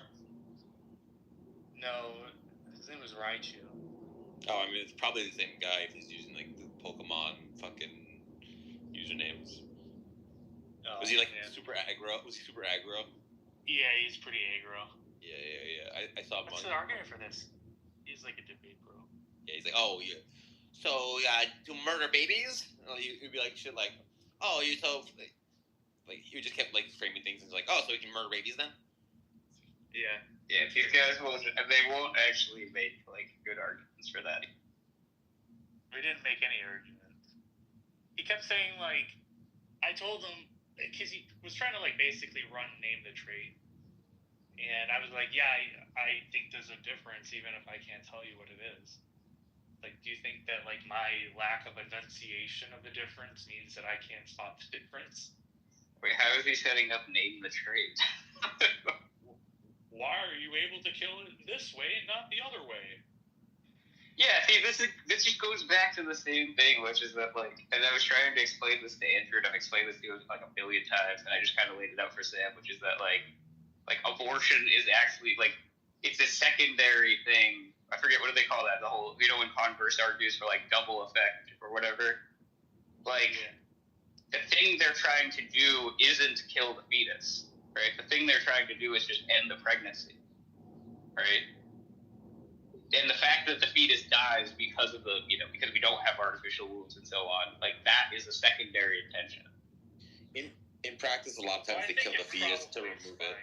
I think, like, you, at least in some cases, we ought, like, think like that. I mean, I could think of, like, maybe environmental things where it's like we don't allow, like, toxic dumping. It's because it's probably going to directly harm people.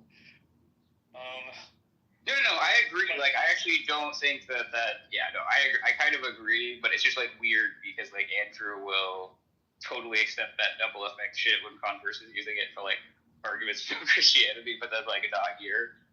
Like, the point is just, like, you could say, like, look, you should really be concerned about, like, the sort of like secondary effects of what you're doing, and I agree with that. So, like, you should. It's not like, I can just like argues for double effect, but then they don't apply it in some of these cases. Right. Because it's like, I get it. Like, if I like hit somebody with my car, like, like, they're just they were just like in my way. Like, I was just trying to go straight. Like, I was the fact that they died was just like a secondary. Yeah, like no, I agree that like a lot of that stuff is like silly, but like in this case it's like rather. The point is just like there's always a focus on like, oh, do you have a right to just kill, and it's like the point isn't that's the point is like is the death of the person or the fetus like right if we're granting personhood and stuff like that right like is that something that obligates you right like the fact that if you disconnect from them that they will die does that obligate you to stay connected or not? And I know what you said about this, but by the way, the law of double effect or whatever doesn't apply to the abortion because I think the vast majority of abortions they kill the baby before they remove it. They don't remove it and then like let it die. So it's not like no, but that's irrelevant. I don't think it is irrelevant. I think if they took it out and let it die, that would be like I wasn't trying to kill it. It just is a byproduct. Whereas if you're literally killing it, but they do that. They do that because like it's the least dangerous method, and that like the fetus is going to die. Like they know it won't survive. Like there's no way for it to survive.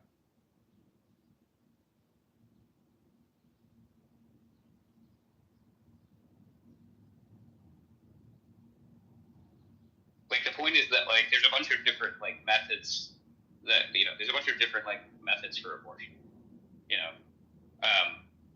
What's common between them is like you're ending the pregnancy, right? So like if you were to do like a C-section, right, on like a early development fetus or something like that, right, and then take it out, it would die, right, and that would the abortion would be just the termination of the pregnancy. Now, like a C-section is obviously like much more invasive for the mother, right, and the fetus is going to die anyway after you do that. So like that's like a really stupid way of doing this, given like they said they hold it like kind of fixed, and they say, yeah, you can perform the abortion, but you have to perform it in a way where you remove the pregnancy without killing the baby. Like it isn't like you kill the baby to the pregnancy. Once we get to like you could have like an artificial womb, right? I don't think they have any fucking argument against abortion, right? Like there's no way they can keep arguing against. Who are you talking about? Pro-life or pro-choice? Pro-life people. Like once the artificial wombs exist and you can like terminate somebody's pregnancy and like the fetus doesn't die, like those people are just gonna be like shit out of luck. Like sorry, yeah, like abortion. If this is what abortion becomes, like you just have no leg to stand on arguing against. Yeah, I agree. I mean, there might be their own challenges. Like these are gonna be like government funded things, and I mean, I think the world. It's not government funded though. That's like. You mean like in the future? Yeah, I mean, like I assume we don't have these things that we can like make a 1 month fetus survive or something. There's like a law. I just think that like beyond that, this is probably a baby that there aren't parents for. Yeah, it would be like a state child. Yeah. So it'll be funded by the government in some capacity. So they'll probably fight back. It'll just be in different ways. Close your legs, madam. Well, like, there's I forget the name of the law, but there's a law that blocks like federal revenue from like funding abortions. So like generally people pay for it themselves. No, yeah. I mean, look. Even if like a baby came to birth like right now, and then like CPS just takes it, that's just government funded. I mean, sure. For adoption. But I mean, that's probably what you would view like abortions as like in the future. Is like, it's just I'm adopting my kid. How old is he? 1 week into pregnancy, or something like that. Yeah. Well, I think that like the government should spend more to take care of people anyway. So, I agree. There's a whole bunch of arguments about stuff like that where it's like, I don't actually, I don't see a problem with the government spending more to like take care of the citizenry. And I think like ultimately like it's not a bad thing that the government like say okay, let's just say there's a bunch of these like artificial womb kids who are like growing up and like okay, we just like okay, yeah, we do just like fund via tax dollars like taking care of those kids, getting them like good educations and so forth, right? And then they will help the economy. Like it's not a bad thing that we have more well-educated like people. I don't know. I think that's a good. Yeah, well, these are people that don't even want you to have insurance, universal ed. Yeah, there's a lot of hurdles to get over with people. They're all very stupid.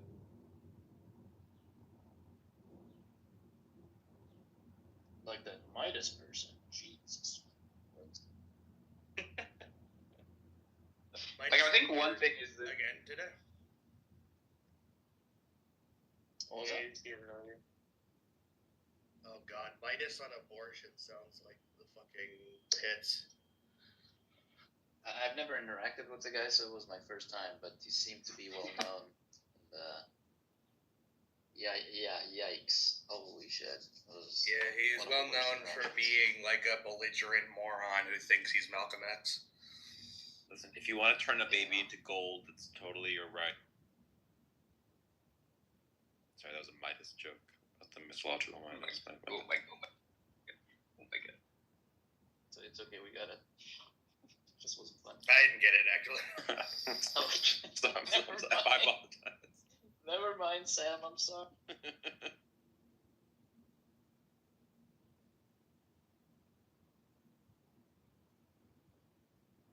Yeah, I mean, there's so much stuff that like I think that what's crazy is that like ordinary conservatives now, like just people who are Republicans, they seem to be like minarchists or something. Like they're like the government is bureaucratic and it can't do anything right, and we should basically like not use anything to do with the government ever. Everything should be privatized. It's just like I don't know. I think people have kind of. I don't know. I think part of the issue is that I think a lot of people on the left, and this is like a sort of criticism of the left or like liberals or whatever that like I'll admit to, is that like they're not making the right arguments, and it seems like in large part people have like forgotten how to make the arguments that got us to all this shit that the conservatives are now trying to tear down. Like they got so comfortable with having social safety net programs and Roe v. Wade and all this other stuff in place that like they completely fucking forgot about how to make the arguments for those things.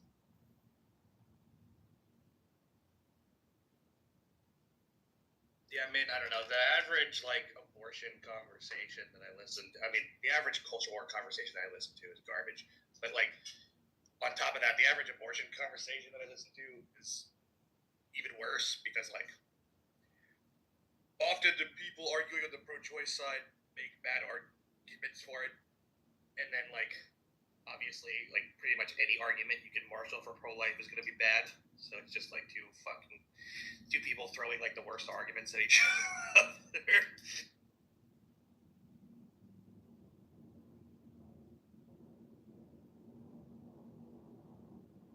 The right wingers have an excuse because even the best arguments available to them are bad. Right? Yeah. The left wingers do not have that excuse because there actually are good arguments. So they just like, I don't know, they think that they can just like fucking, I'm gonna clever guy my way into the right things to say.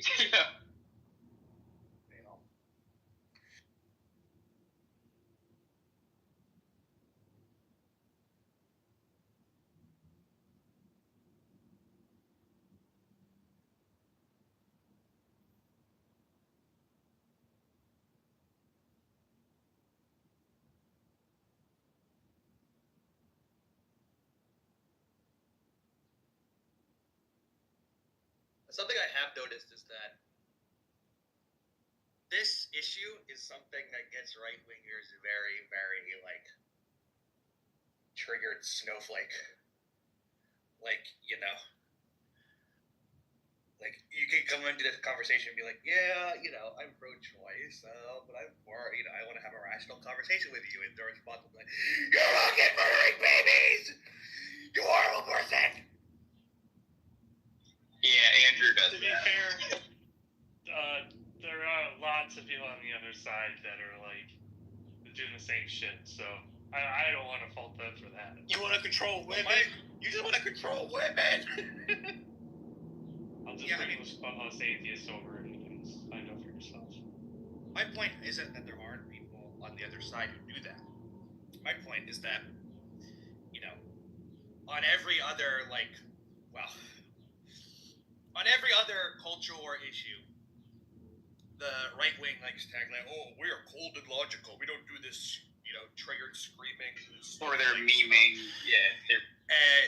Yeah, but then on this issue, they become even worse. They become worse than any blue-haired feminist ever. So it's I think they become on par. Whereas the other generally I think that they do their own lashing out in their own way, but on this topic, they have the same kind of lashing. But yeah, it is sort of a weird, I don't know about inconsistency, but it's strange that this is the topic that does it. I don't know, maybe it is. I mean, I think it's sort of just one example of how you can't actually be consistent with this idea that oh, I'm never going to be triggered, I'm never going to be emotional on culture war topics. I'm just going to be a cold, logical calculator. And everybody who gets emotional, I'm going to impugn as a snowflake. It's no, you're a human being. That's not how that works, you fucking idiot. Yeah. Man, I accidentally clicked on chillism again. Rip. Oh The thing that right wingers the worst arguments I see on from right wingers is the animal rights stuff. The vegan will be like, here's my argument for why we shouldn't have factory farms. And then the right winger will be like, but cheeseburger good, yum. That's the cheeseburger good, yum. That's their that's the usual argument. Premise 1, cheeseburger good. Premise 2, yum. I think that one of the things is that I don't know, veganism is a whole other discussion. But I think I said this to Piper recently, which is okay, people on the left. I think you and I were talking about this too, Sam. Which is okay, let's say you're a communist and you're a vegan and whatever else, and let's just I'm not even besmirching those views or whatever. I think they're fine, but the idea is when you're trying to win the culture war or win the war of ideas or whatever, those are really generally unpalatable ideas, it seems, even for and we're not just talking about amongst the hardcore right, even amongst sort of everyday liberal voters or something like that, and so I don't know, I think that the right in the past, say, 10 or 15 years has done a good job of, marketing itself to people who maybe otherwise wouldn't even agree with them, it's just, the focus on the culture war issues and, oh, isn't this so silly, it, seems to bring a lot more people onto their... And I'm not saying we should do what they're doing per se. I'm just saying the focus needs to be. Something, but you're not understanding is that yum yum yum cheeseburger yum. Sorry. I mean, I'm against factory. Yeah, I think the reasonable position is that factory farming is the abomination. But if some random farmer in Montana has a cow and then they slaughter it and eat it, that's not that big of a deal. It's that it's the industrial inhumanity of the whole process.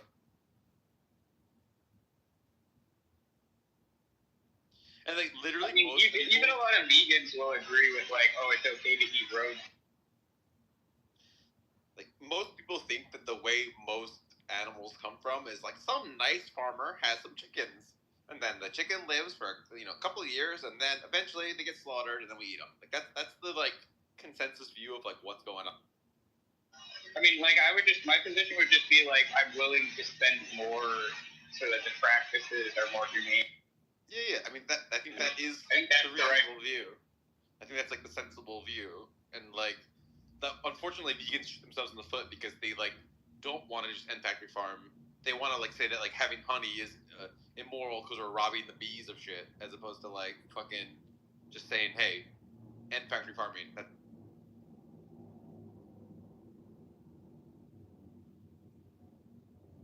But the vegan activists have actually done some like really good shit in terms of like making battery cages illegal and making the sizes of certain pens bigger. So they are willing to do like incremental stuff that is working.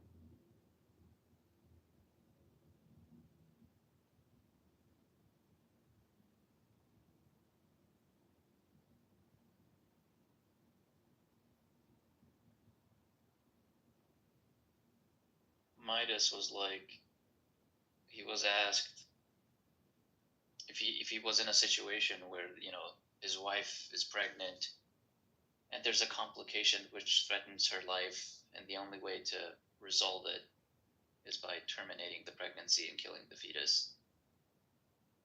If he would do it to save his wife, and he said, "I don't listen to people who've taken the COVID vaccine."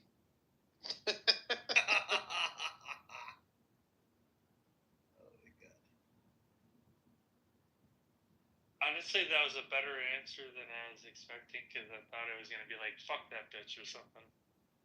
And then that Indian guy took every fucking bait, which I understand, because the Indian guy was like kind of normal. He seemed like a normal person, unaccustomed to the norms and tribulations of these types of spaces, And he kind of took offense and started talking about how he had colleagues who died treating COVID. A normal person response, if you could.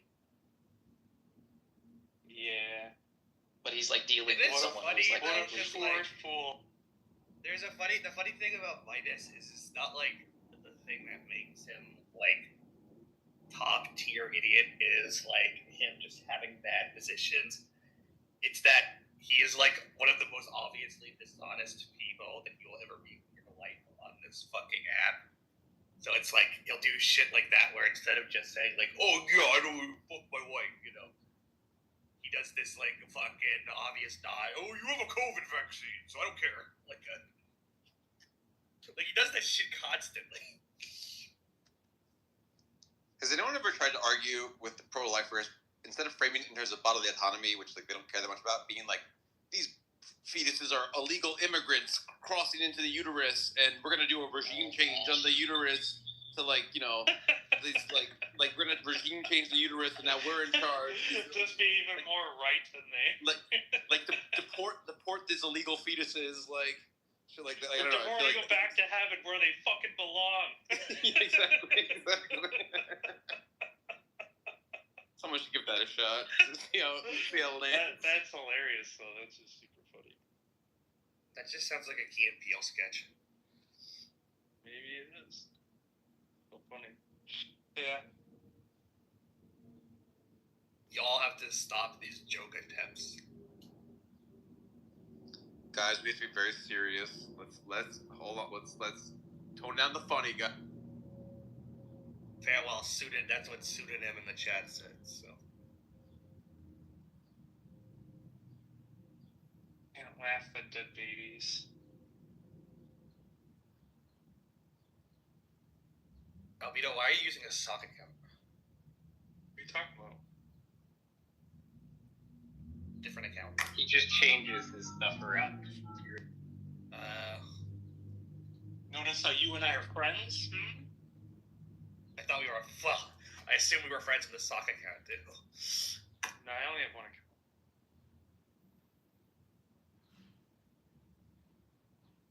I don't really do socks. I had one temporarily for Discord, and that was it.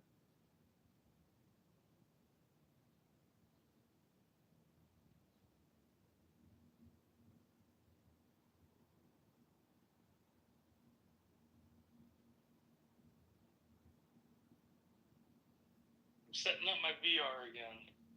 Been a long time.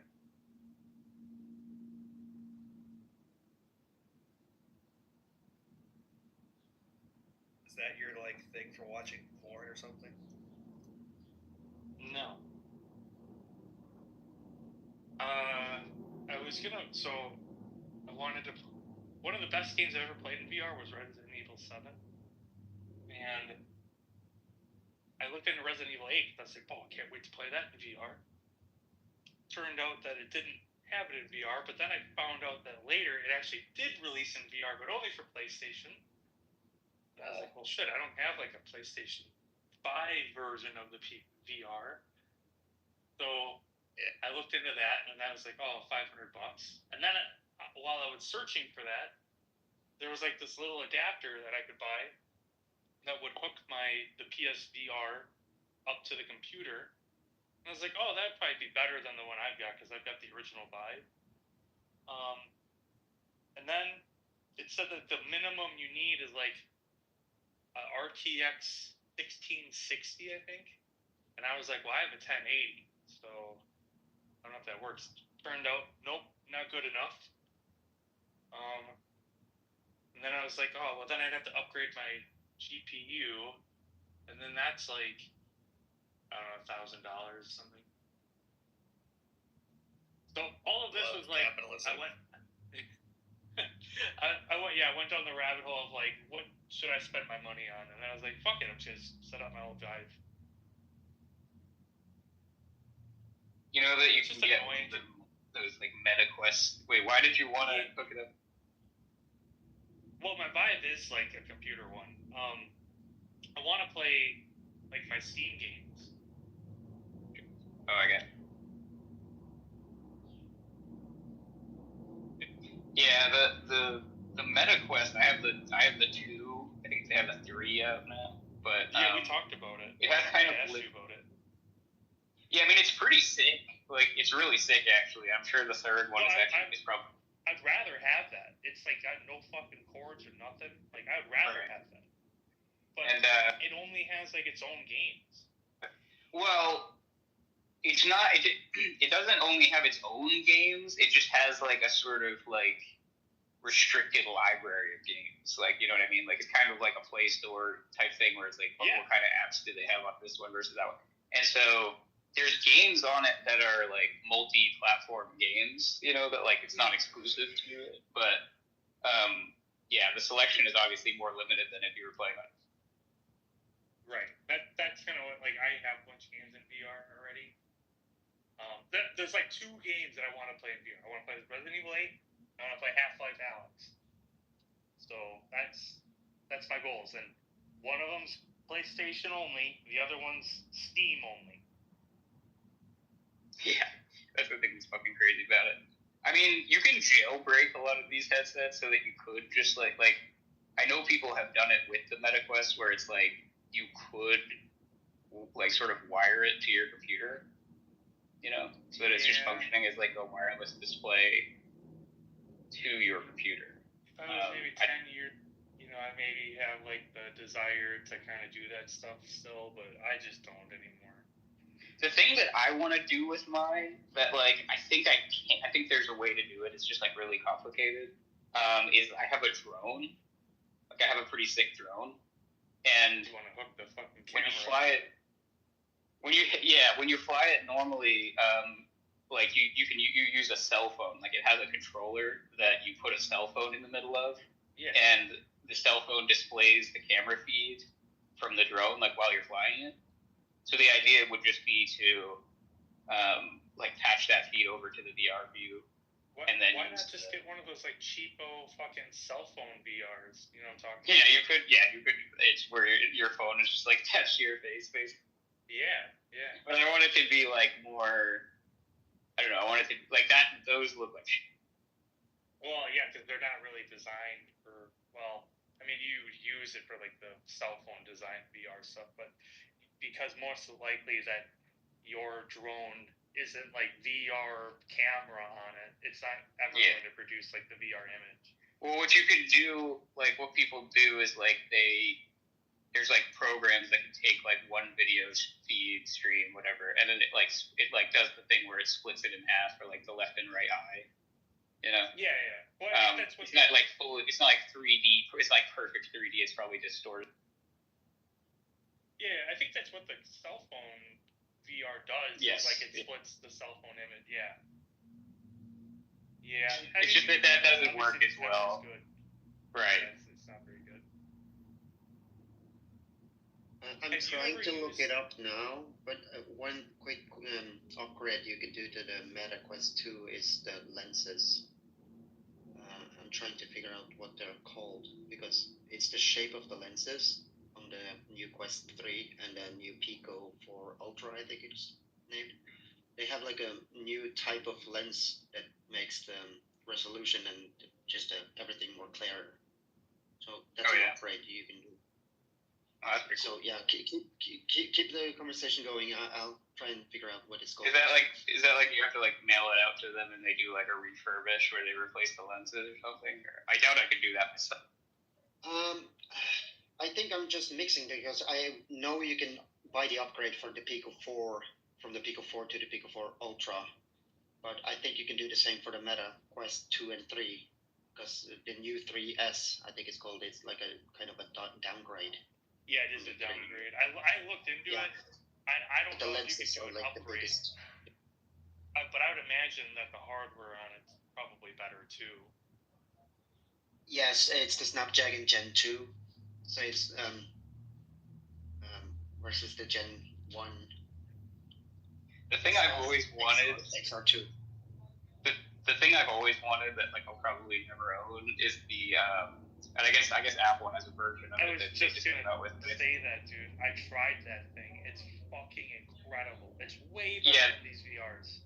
Yeah, the one that I want is called the HoloLens. It's like Microsoft's version of it. Like they've actually been the ones like developing that technology for the past like 15 years. I think so. They have a HoloLens 2. It's like thousands of dollars, but those things are fucking so. You can do so much with. Did you try it on? No, I've never even seen one in person before. Well, you should go to the Apple store and just try that one out because, dude, it's functional. Like I've been in VRs and you have too, and it blows the VRs out of the water, dude. Yeah, because they're holographic, they're AR, they're augmented reality headsets, and it can superimpose shit. Yeah.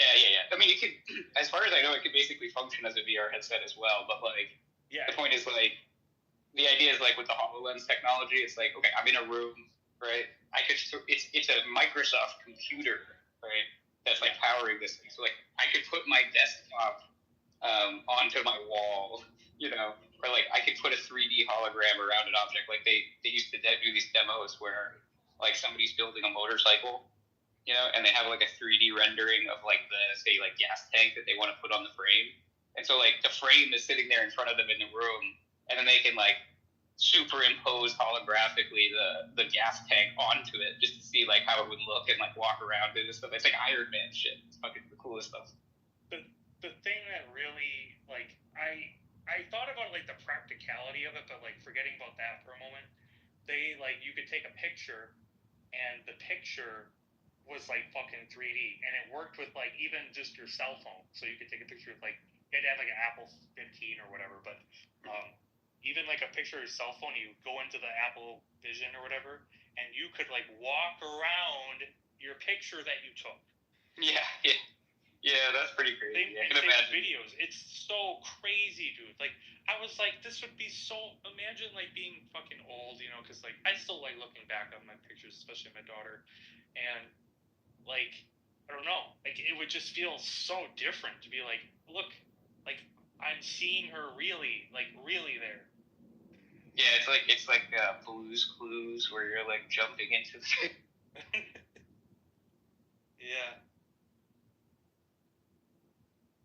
Yeah, those things. That was the thing that really did it for me. All the other stuff that you mentioned is really cool. It's like neat, but they're never going to be something that I like do a lot with it.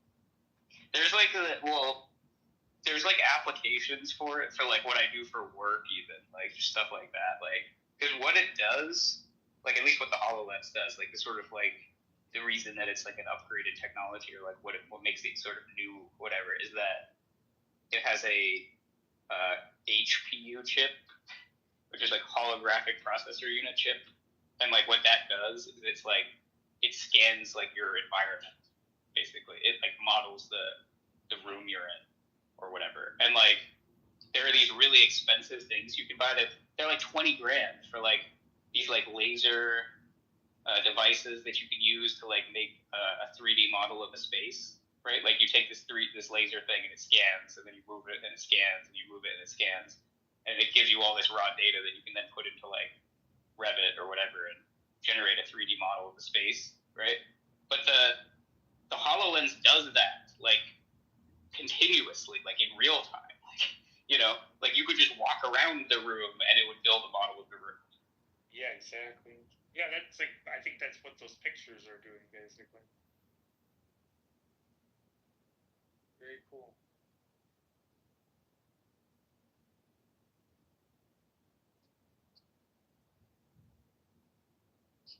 And then you got like, you know, people talk about like the AI stuff, you know, and like, oh, we have to give the AI like sort of like a higher degree of like sensory fidelity, you know, so that it can kind of like it can situate itself within an environment, you know, and it's like, yeah, that's the technology that moves that forward, right? Just put one of those onto a fucking robot, and then man.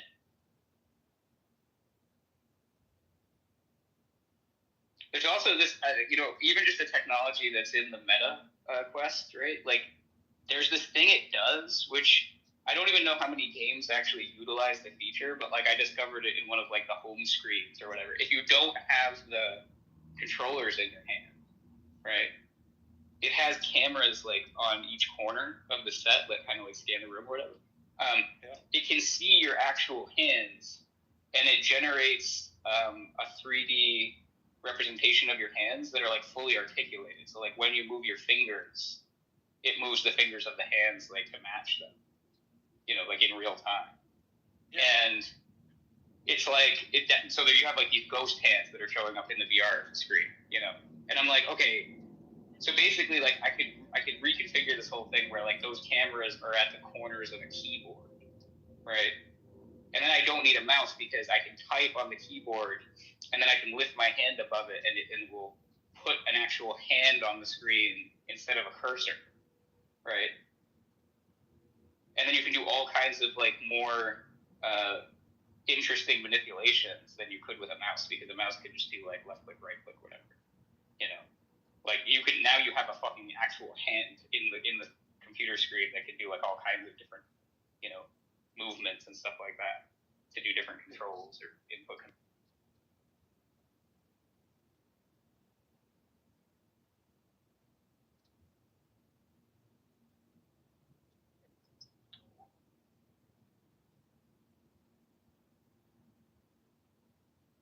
It's just like kind of crazy, like I don't know. It's like once you start seeing these technologies, like they all seem to come like sort of piecemeal, but it's like there seems to be a bunch of stuff that we could do with this right now, and people don't seem to be doing it.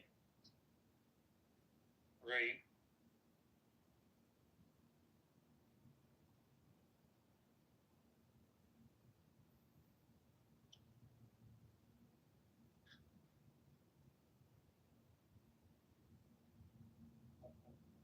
Oh, you know, I also heard Sabina Hassenfelder had a video the other day where she was talking about there's some proposal by some quantum computing startup to like try to make quantum computers conscious per like Penrose's like quantum consciousness stuff, which is kind of, I don't think it'll work.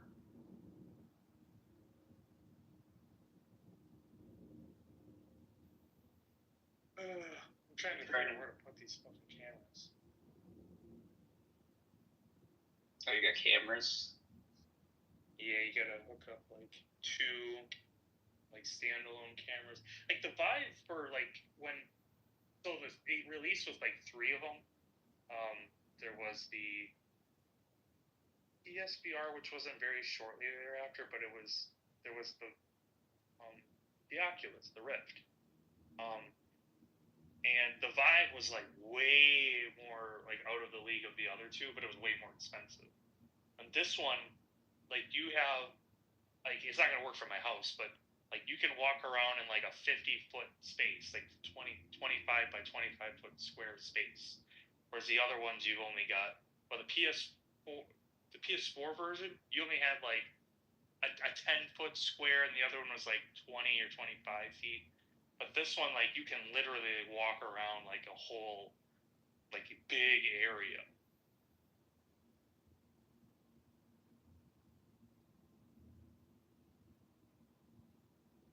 So, like, also the motion capture and all that's a little bit better. But, it's a little more expensive. There's a game that I play. There's a game that I play on the Meta Quest 2, which is, it's called Blade and Sorcery. I don't know if I told you about that one. I know what it is. That game is fucking fantastic, dude. Especially, and it's got like you can get all like kinds of mods and stuff for it too.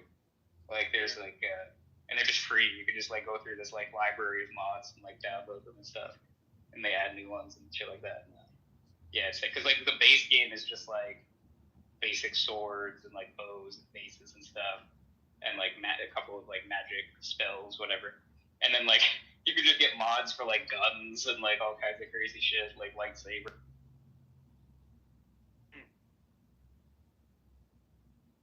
It also has this like dungeon mode, so it's like I think most of the time you see it on like gameplay streams or whatever, people post videos of it. It's like the arena map, but there's a game mode where you're like progressing through like a dungeon that's like procedurally generated. And there's like enemies throughout it. You have to basically like make your way through to the end, and you can like adjust the length and difficulty. And it's different every time that you play.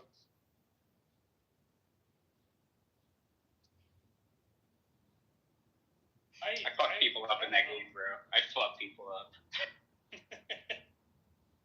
I kind of want to check it out again because like at the time when I had VR, there really wasn't very many good games. I liked so the ones that like I got kind of fascinated by were like that one and Super Hot. Super Hot. Maybe like a couple other random ones. I played Beat Saber for a little while, but I got though that's another one Sasha should try with the whole like rhythm type. Well, that one she probably can do because it's like visual. Yeah. But I feel like if you play, the whole point is like, I feel like if you play games like that enough, it's like you're doing it because of the visual stimuli, but then like the music is playing the whole time. So like, you know, you'll secretly get, you know, brainwashed into reacting to music. Yeah. She probably would like it, assuming that she can handle the VR. Yeah, Beat Saber's fun. Dude, my daughter is sick at Beat Saber. She's way better than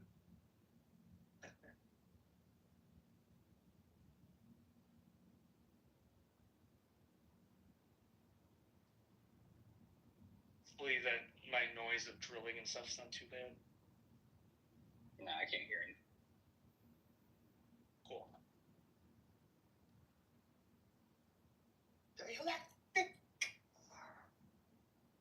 did you say, Piper?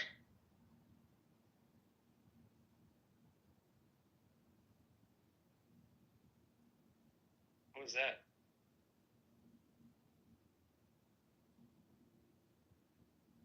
Piper, you know you're unmuted.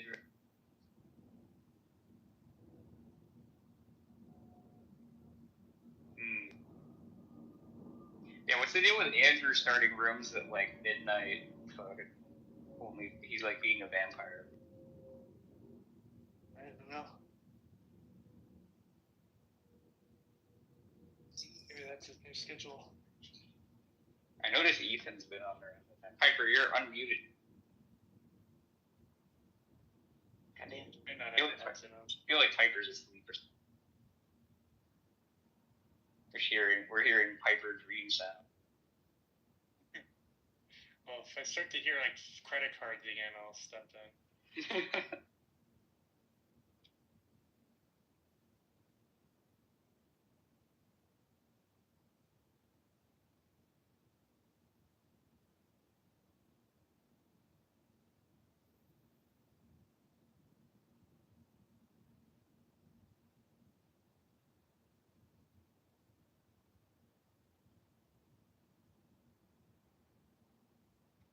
Sam, you gotta be careful around these race realist weirdo types like that Antho guy.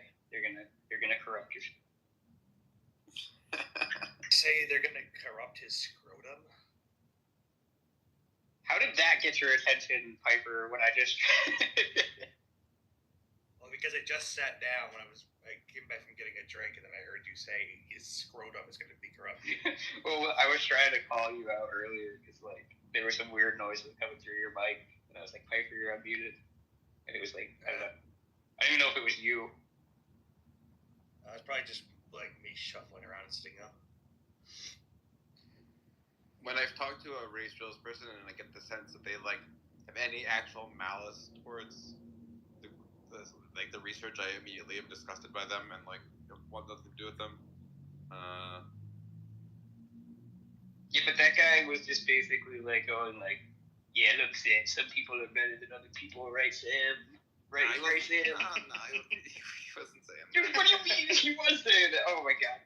And he was being like, don't you like how I'm saying this in euphemism, Sam? We can't really say what we mean, right, Sam? I'm like, funny story. There's this guy who's like a really big race realism, like intellectual type guy, and I was in Germany, and I was like, oh, you've stayed on my couch before. Let me go to where you live.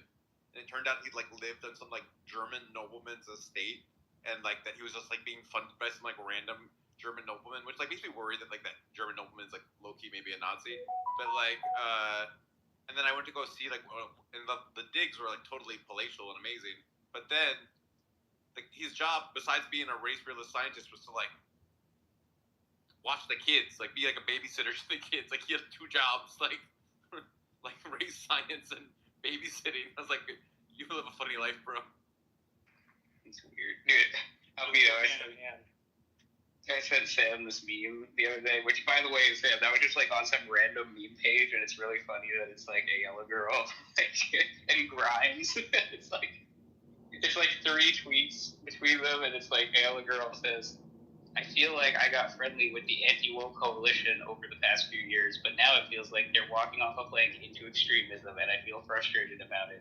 Being anti a bad thing doesn't make you right by default. Righteous revenge is not compassion. And then Grimes says, 10,000%, I feel like I was tricked by people pretending to be into critical thought and consequentialism who are acting like power-hungry warlords now and like cruelly enjoying the panic and suffering that obviously creates, and it's disturbing. And then A.L. girl, I do wonder if we're low in some sort of detecting lying maliciousness thing. Because I just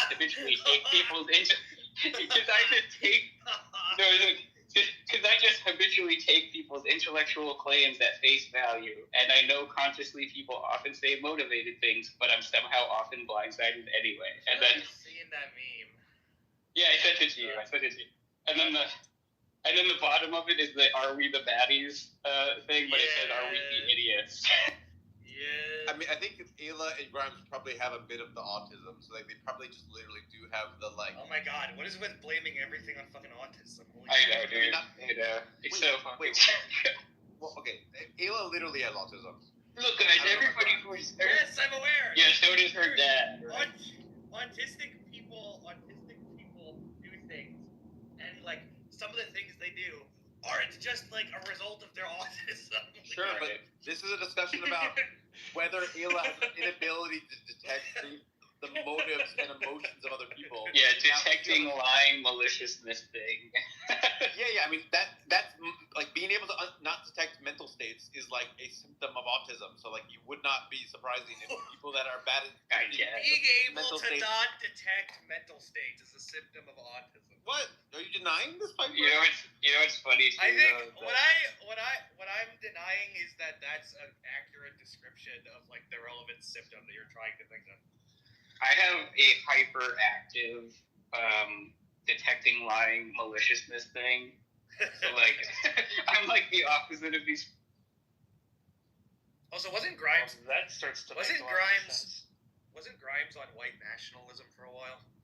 Well, she was like, I don't know if I never saw anything of hers where it was like, oh, this seems like actual white nationalism, but maybe, I don't know. I mean, obviously. I thought she was literally saying like secure a future for our white children shit. I've never seen that, but I'm not denying it. Like maybe she did. I don't know. I like some of her music, even though it's kind of like objectively bad.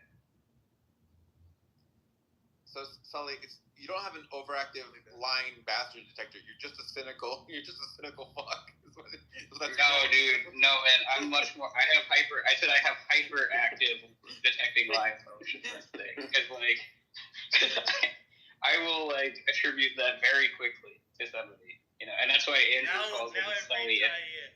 Now every time Andrew wants to say someone's dishonest, he's like, "I'm gonna do the Sully inference." Because I personally think that it's better to have a hyperactive lying maliciousness thing detector because, like, yes, there actually are a bunch of people who are doing that, and it's actually pretty hard to tell on, like, rational grounds that they're doing that. So you should just assume they're doing it. Better safe than sorry. I mean, I believe basically in Hanlon's razor that you should, like, never attribute to malice that which you can explain by stupidity. And then there's another that'll run you into problems. And then there's if you just constantly do that, like you're just gonna get took. Yeah. There's another razor which is like never attribute to malice that which can be explained by incentives, which I think is like also true. Yeah, but they can be both. Yeah, it could be both. Yeah, I'm not sure. Those aren't mutually exclusive. Yeah. Either is like stupidity and malice, but like I mean I've done this with people. In fact, like the funny thing is that for like a really long time, the reason Andrew gets all upset about this is because I called him dishonest a bunch of times. And I used for a very long time, I would like defend Andrew to other people who were criticizing him and be like, I think he's really just like naive and like gullible and like kind of dumb and stuff. But then like you interact with somebody. Look, guys, he's just an idiot, alright? He's not a bad person. He's just fucking dumb. Right. That was my assessment for a long time, and then it became like, no, he knows what he's doing. He knows. Has Andrew ever done the Sully inference on Sully? Yes. Ironically, the funny thing is that like he says like it's a bad inference to make about or to like basically to infer that somebody's lying is like what the inference is, and he says it's bad on the one hand when he wants to be critical of me, but then he like invokes it all the time. He's like, I'm gonna do a Sully inference now,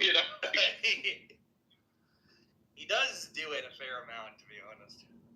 He does it like while trying to distance himself from it by like labeling it as something I do. It's like really. Look, this is actually Sully's fault. So. Right. It's like somehow he gets to dig in at me while actually doing the thing that he's criticizing me for. I think, I mean, maybe I'm a little bit too Ayla on this, but like I think most people aren't like consciously lying. I think a lot of people are like self-deceiving or something like that. Yeah, it doesn't matter. I don't know. I think I understand like what these people are talking about. They're just like, they're just saying, hey, I took these people to be smart, and I took their intellectual claims, quote unquote, at like face value, and just like accepted it. And it's like, yeah, so you're like a bad reasoner.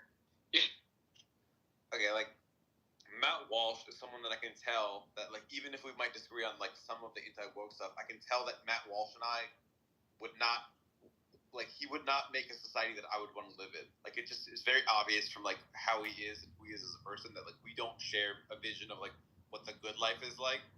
Whereas like other anti-woke people, I can tell would want to like make like I would want to live in an A-list society. I wouldn't want to live in Matt Walsh's society. It feels not that hard to tell who's got what goals. Yeah, but the point is that like a lot of those people are like just collectively missing the point of like the view that they're critiquing because they get this sort of like camaraderie from like basically, okay, you could go back to like 2014 and you could look at all like the feminist ownage content and be like, oh, aren't these woke people so crazy? Aren't these woke people so crazy? And you just like absorb a bunch of that stuff and you like don't really get the point of what like, the sort of like actual, like if you're going to be weighing the sort of like intellectual criticisms of like, I guess like the right wing or like this like anti-woke brigade or whatever, you know, you should probably look at like the people who are making the most sort of intellectual contributions on the other side that you're calling woke, you know, and see what they're actually saying. And that's not just a matter of saying like, oh, this person is like a professor at a university, and so like they're serious. The arguments they're making are serious. You know, like that's the other pitfall that people make. They're like, oh, but they're like professors at universities. Look, Brett and Eric Weinstein. It's like, you know, the actual sort of like if you steel man like wokeness, you know, like that should be. That's the thing, like the whole like anti-woke, like the political correctness, wokeness, SJW, like that, like the whole cancel culture. That whole thing has never been based on like, okay, here we're gonna argue that the positions that these people have, you know, are wrong, right? It's always been based on, oh, these people are like crazy in temperament, right? These people are just like fundamentally irrational, and so everything they do and say is irrational, right? And so this is really, you know, it ultimately ends up being a criticism of the psychology of like a mock like group of people, right? Rather than actually a criticism of any position. And that's sort of what makes it successful, which is that like, you know, okay, we don't have to actually have anything specific to attack, right? We just want to be able to vaguely complain about the irrationality of a vague group of people. One thing I totally agree with you on, Piper, is that like it's so weird that they criticize the wokes for being snowflakes. Like, what is this like Nietzsche and Ubermensch? Like they have to be strong. like why not just like? My criticism of the woke is that they're bullies, not that they're like weaklings. Like if they were just weaklings, I would be like, oh, cool. People that disagree politically are weak. That's good. But like they have this like weird like they're such pussies. They're so weak, but also they're so scary at the same time. Like what the fuck? Like yeah. I don't. So I never got that whole thing, but when I do try to debate concrete positions with like woke people, I one-on-one they can do it, but in like if it's like me and a group of 4 wokes, and I'm just like, hey, let's just talk about the object level issues. They're like they don't handle it well. They don't. Part of the issue, I guess, is like what it originates with is that they look at you like you're a bad person, right? And like that's kind of like that seems to be the thing that people want to like point to and complain about or whatever, criticize, is that like you're talking to a bunch of woke people and you're disagreeing with like the sort of, you know, let's say policy proposals or whatever that they're supporting or whatever, just like ethical views or whatever. And then like the entire time they're like engaging with you as if you're like a complete like subhuman piece of shit, basically, for like the views that you make. Yes. They do that. And it's just like an attitude thing, though. You know, like it's just like that's people's rhetorical flourishes on here are kind of like analogous. Well, yeah, I mean that was sort of the point I was making, which is like the criticism of wokeness is really just a criticism of like a temperament. It's not a criticism of any set of positions. And like the other thing is like, okay, I get it. If like there's definitely like situations in which it's wrong to demonize somebody just because they disagree with you.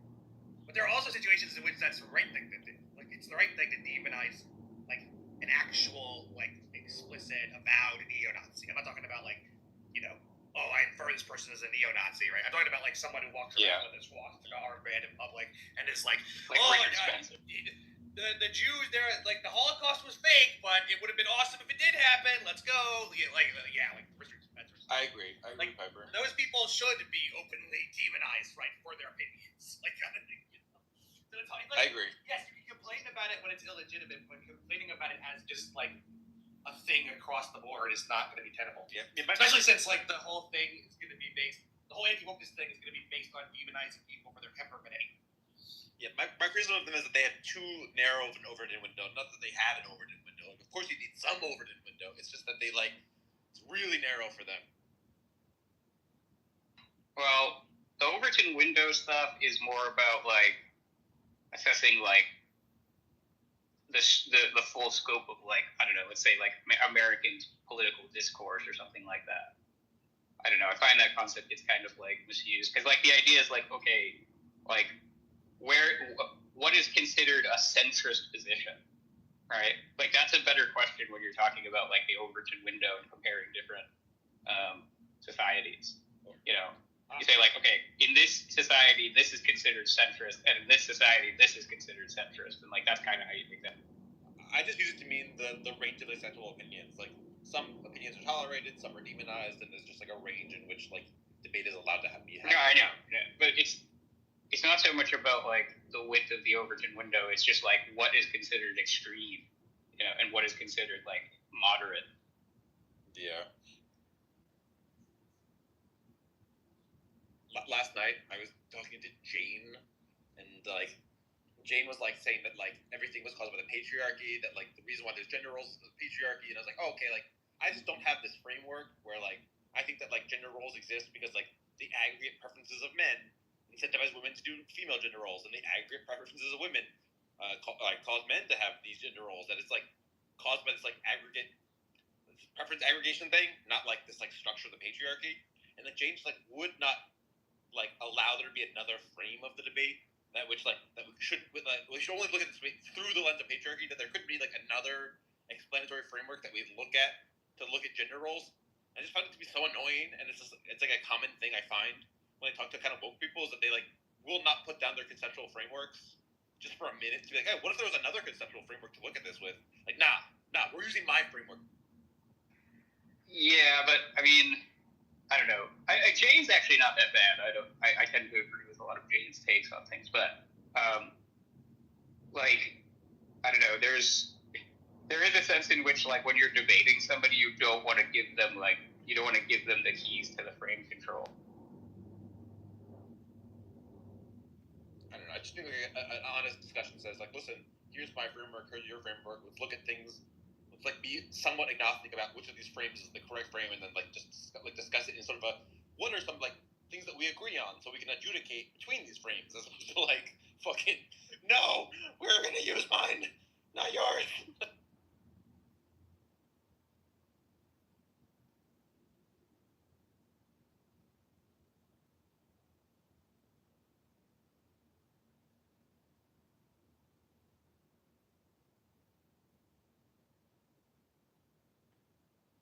One reason I don't like it when they criticize the woke people for being like sensitive snowflakes is like there's just like nothing wrong with being sensitive. Basically, like I don't think that it's good that like men are told to toughen up, or that in general people are saying like, yeah, you gotta be strong. Like I just like think that's like not my values. I think people should be allowed to have like some sensitivity. I think it's like.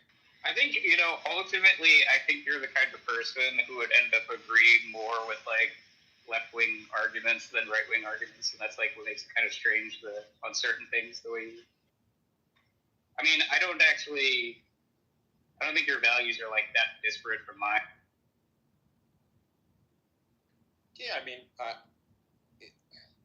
I'm not like a conservative. Like I don't in fact want to conserve. I don't think traditions are good for their own sake. I don't think that like the status quo is good for its own sake. I don't like lots of things about it, but like I just find that like there's a portion of leftism that I would just say is conservative in the sense that like as soon as you start doing identity politics, that's like another name for like ethno-nationalism. If you take ad extremis, if you say like, well, you know, this group has interests, and so their interests are best served by like X, Y. It's like okay, well now we're going to ethno-nationalism, and like. I mean, I think it is like I think probably where we disagree the most is that you seem to be more of like a pure consequentialist, and I think that's where like a lot of this stuff kind of will end up, you know, being different. Like we'll differ on like what we should do, like on the normative. Because like I don't think it's all just about like so. Here's what I would say. I say like yeah, the consequences matter, but like the way you get there also matters. Yeah, I don't think that. I mean. I agree that I'm more consequentialist than you, but I think there's just like a bunch of other things that are like coloring the disagreement. Like, for example, a lot of wokeness is about like the proper showings of respect. Like that's like what they have like a very respect-based like well, when you culturally appropriate, you're disrespecting them, or when you use the slur, you're disrespecting the group, and that like respect-based morality on Jonathan Haidt's model of like human psychology, like respect is the conservative foundation, whereas like the liberal foundations are like harm and fairness, not about like the correct applications of respect. So I think I'm just like noticing that like, hey, this is the thing you're doing is like conservative. You're doing a conservative move here. I guess like, so, I mean, what do you think about a question like this, like where it's just like, okay, if it could be just like empirically borne out that like draconian authoritarianism like would just produce like the best outcomes, you know, in terms of some metrics, like, I don't know, it could, you know, you have to kind of say what the metrics are, but like we're going to suppose like it's some set of like quantifiable like metrics. So you're saying like on these metrics, the outcomes would be best served by like implementing like some authoritarian government. I would still say like, well, we actually have really strong reason not to do that, even though the outcomes would be better. Yeah, I probably would just bite the bullet there. I agree with you, but like, I think that like eventually we're gonna have to have like some insane panopticon surveillance system, because like when we get good enough technology, like the ease on which it's going to be able to like some rando with his AI to like build some like insane weapon is going to be like easier and easier. Like it's just going to be more and more trivial to like cause huge amounts of mayhem for individuals. And in that case, like the only solution is like some sort of panopticon, which like sucks, but like I just like bite the bullet. Like that might be enough.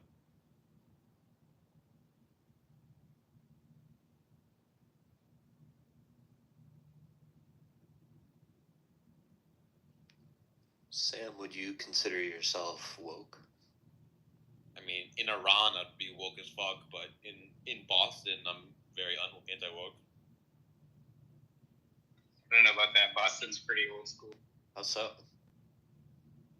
In Somerville, sorry, my bad. In Somerville, I'm very anti-woke. How so? Well, I'm anti-woke in the sense that, like, I think that, like, lots of things in, like, when people advocate for racial or like, gender justice is, like, in fact, unkind and unintelligent, and, like, they shouldn't do those things. Like the identity politics you were talking about? It's like identity, but, I mean, it's like, we go issue by issue, but, like, I mean, I think the main problem with lots of fourth wave feminism is that they just like fundamentally don't care about the well-being of men. Like the movement is about the well-being of women, which like makes sense as like a thing to do. But like, if you're asking me like, should you, if we were making a moral system from scratch, does it make sense to like systematically not think about like how everyone is doing? Like, no, that doesn't make sense. And that like when we build systems, we should care about the well-being of everyone involved. And like when I ask feminists to like care about, hey, like here's an area where like men get fucked over, they just like don't care. They'll either say, well, that's because of patriarchy, or they'll just say like, oh, it doesn't matter, this is not a big deal. And I think that's like fundamentally an unkind attitude. And then when it comes to like lots of racial justice stuff, I think a lot of it is incredibly conservative and regressive, and like at extremis is ethno-nationalism, and like I don't want us to like reify racial categories in the sense that like morally, like I don't want us to like treat individuals like, I don't want the laws or our norms to like take seriously racial distinctions. I understand. So, if we consider like woke to be valuing consent, valuing equity, equality completely, and just absolute egalitarianism and everything like that, would you say that maybe you're not so much like anti-woke, but like ultra woke? I mean, I think like you're more woke than they are. No, I think since your argument is that they're more like conservatives. Yeah, no, I think there's a real framing in which, like, on Jonathan Haidt's model, the liberals care about fairness and harm, and conservatives care about fairness, harm, respect, purity, and loyalty. And I think there is a real sense in which, like, I just do in fact have like more of the liberal foundations than the woke do, and so in that sense, like, I am more liberal than them. But like, I don't want to define wokeness as just liberalism. I think like wokeness is like a specific ideology. So like, I would like not want to say that I'm actually more woke than them.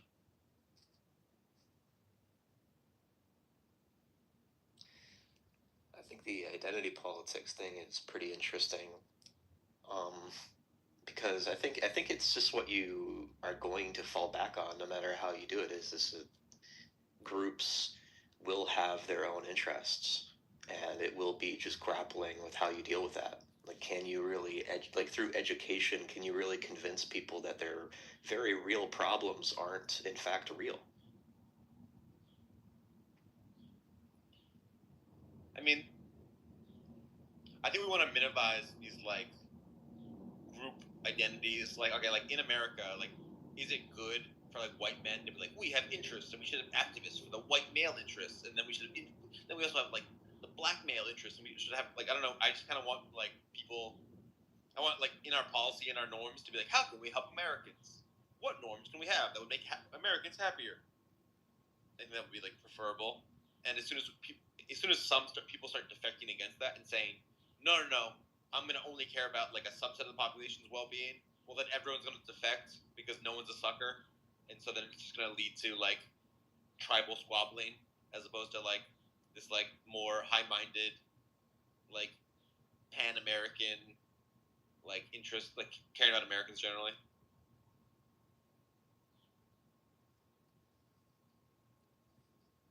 Like there's lots. I'd like to know how you make that possible with considering finite resources, history, conflicts between like different groups, like how that's really possible. Well, okay, there is like a strain of like right-wing thought that says like, hey, in homogenous societies, people tend to vote based on like economic well-being and like blah blah blah blah blah. But when you have like these like multi-ethnic societies, it becomes just like a racial spoil system, and that each group is just trying to like steal money from the other groups.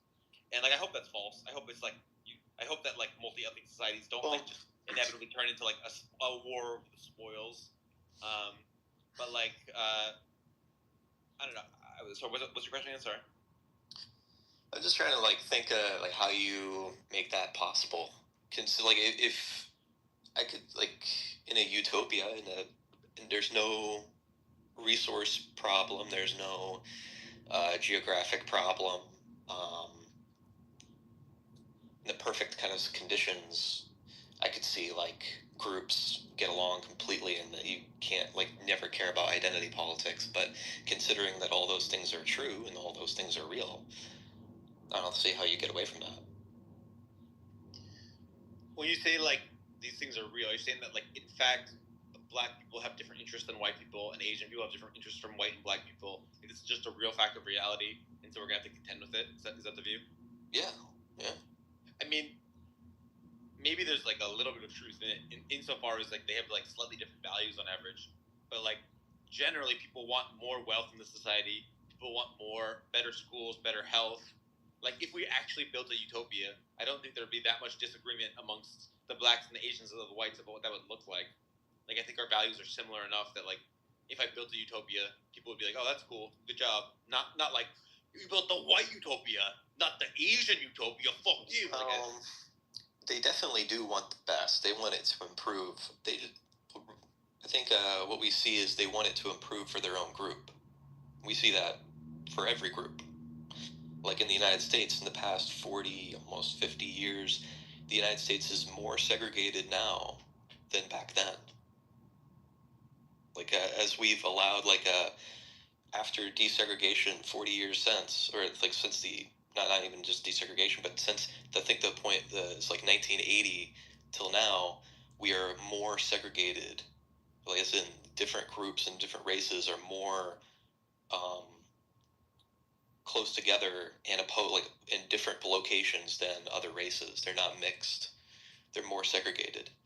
So I think where are you getting like that the from? idea of like everybody. That's I can post an article and it goes over it.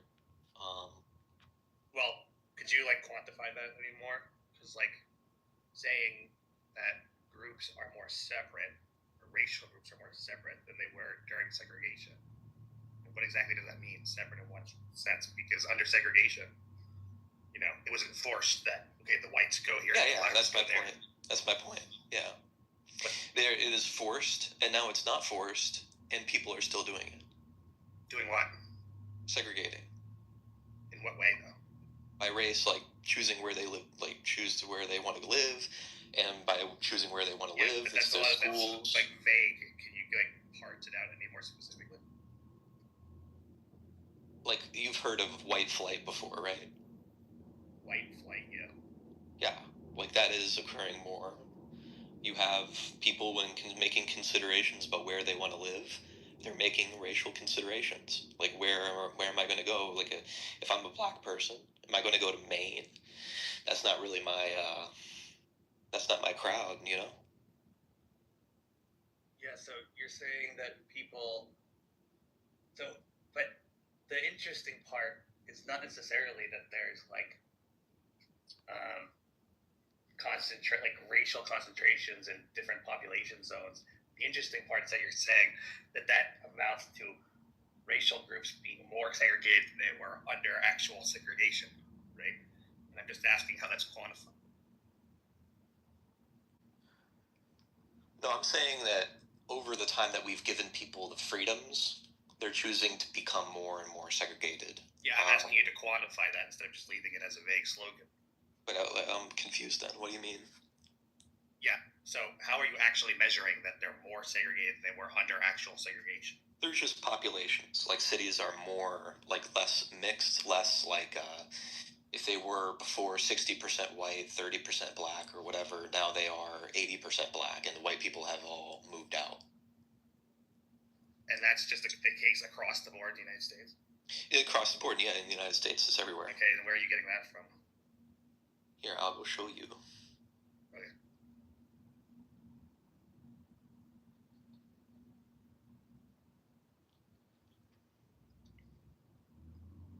I mean, Heritage, have you seen the studies where even slight differences in segregation leads to like huge wide scale like segregation that happens? Like if I have like only the most mild of preferences to like hang out with a white person over a black person, if you aggregate that to everyone, it just leads to like total segregation across the society. Like I don't know if you've seen like mathematical models of this. So I think that could be a thing that's going on.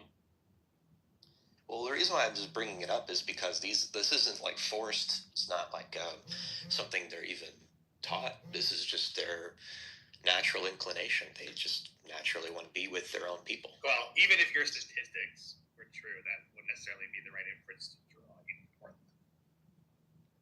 You think it is taught? Well, no. What I'm saying is that even if your claim about it being more segregated than it was under enforced segregation, right, is true, that wouldn't license the inference.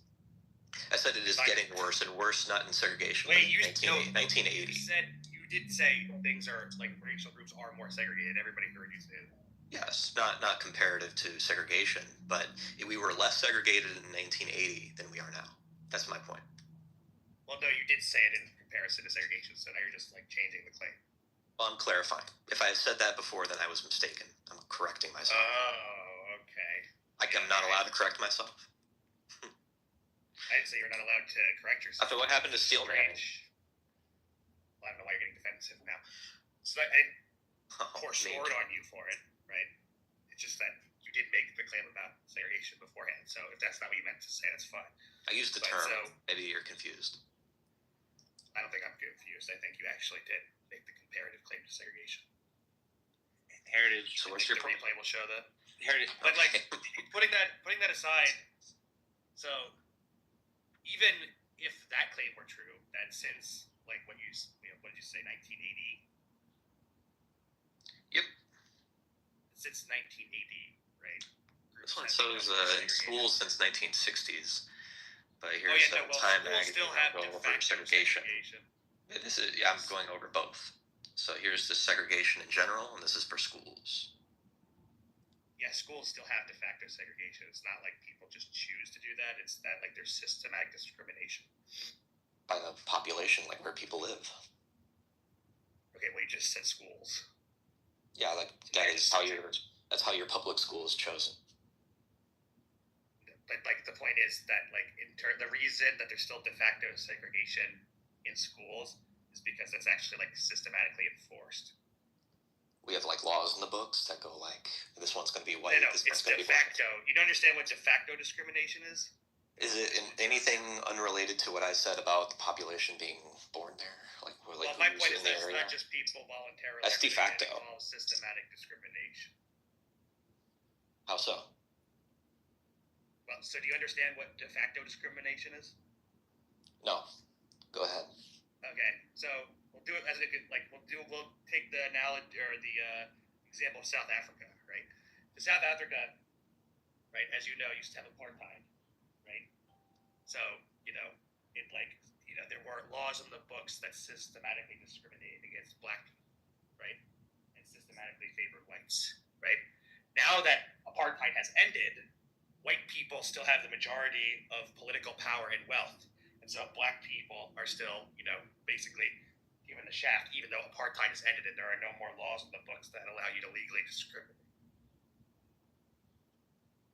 So that's the point, right? So the certain resources are going to be, as is, apply to the United States, right? The black population, right, is going to get certain resources, right, for certain types of schooling, and the white population is going to get other types of resources and other types of schooling, right? And so as a result, you're going to have de facto segregation as a result of just de facto discrimination. So it's not just people voluntarily choosing to do it. So you're saying there are laws on the books that are affecting discrimination in American schools? No, it said the opposite. Then how does it affect it? Like it previously existed, and so that's what's making it worse today? No. Did you listen to anything I said? Yes. I heard about the South Africa. Like, I'm just asking then, how does it relate to American schools? And I just told you. Did you hear the end of it? Can you repeat? Okay. So hopefully this will be the last time I have to do that, right? So as in the South African case, right, you have like certain populations being able to monopolize like the resources and power, even though there aren't laws in the books that say, okay, this group is going to be in power, right? So similarly, in United States schools, right, the de facto segregation is the result of the fact that the white population, right, has certain resources and power that are allocated to it in terms of like, providing resources for schooling, right? The black population doesn't. This is not true in the United States. Well, no, it is true. It's not. There are black schools that are more highly funded than white schools. No, it's not about funding, right? It's about resources. What other resources are missing? That's one dimension of resources. That's the biggest. No, it's not. It's not. You're just arbitrarily carving. No, do I need to explain funding to you? Like, what do you get with funding? No, you don't need to explain funding to me. But what you do need to do is you need to understand that it also matters how the money is spent and on what the money is spent. I totally agree. And if you agree with that, like the fact that black schools get more funding isn't going to clinch the case in favor of what I'm saying being wrong. I don't think so. Like, what is funding is just like disappearing out of the schools? Okay, I didn't say anything like that, so I don't know why you're now talking about that. Like, how is the fund? Like, I think we then have to prove, and maybe this is a bit more difficult, but like how the funding is being misappropriated. But no. The point is, I don't think so. That the schools. The point is that in terms of like providing a quality education that's going to lead to like actual upward mobility and life success, white people get that better than black people do, right?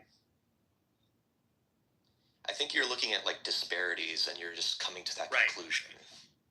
Well, so no, we do know that what I said is the case, right? We can look at different income brackets and we see same disparity. No, I'm not making the inference from the fact that there are income differentials, right? I'm telling you that this is actually what happens, and we know that's what happens. You can just Google like de facto segregation in schools, right?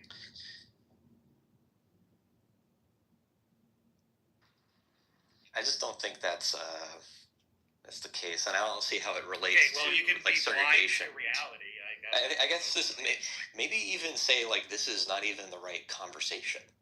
Because I don't see how this even relates. Like you can talk about discrimination and like the outcomes and how they perform in the schools, but how does that relate to segregation? Like the school that performs less and white students just don't go there. Is that your point with in terms of segregation? Exactly. The point is The point is that white people have access to better education opportunities, and so they're going to be going to different schools. I think I don't think that's actually true. Well, it is true. No. Let me tell you. Heritage. Okay, so you're just denying that because you want to? Heritage. Can we back I think you're just coming to the conclusion because you need it to be true. Okay, so now you're psychologizing me as a way to get out of what I'm saying.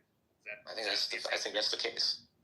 Heritage. Well, yes, I understand. So the approach now is to say, I am motivated in my conclusions, right? And so therefore, you don't need to take what I'm saying seriously. Is that the approach?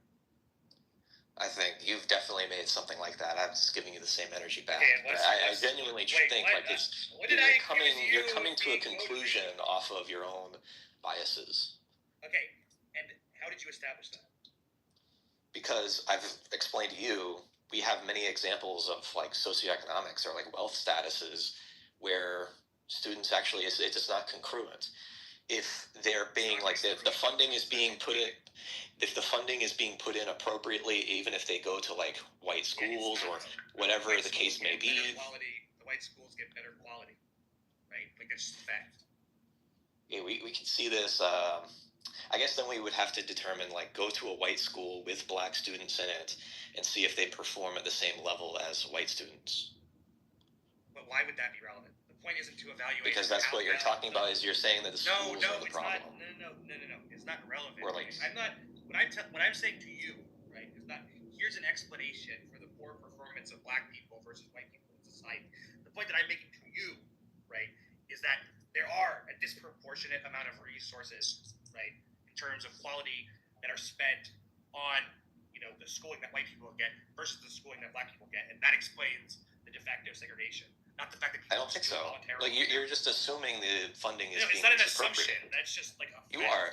No. I've pointed out how they get more resources, and you say that you assume that it is being misappropriated. You say that it must be being used wrong. First of all, that's your assumption. Well, I guess it is an assumption until you prove it. No, it is not. So, first of all, right? I didn't say it's being misappropriated, right? I said in terms of spending on quality education, the white schools are doing better, right? That is synonymous with that. Like you're saying that the funding for white schools is being used appropriately.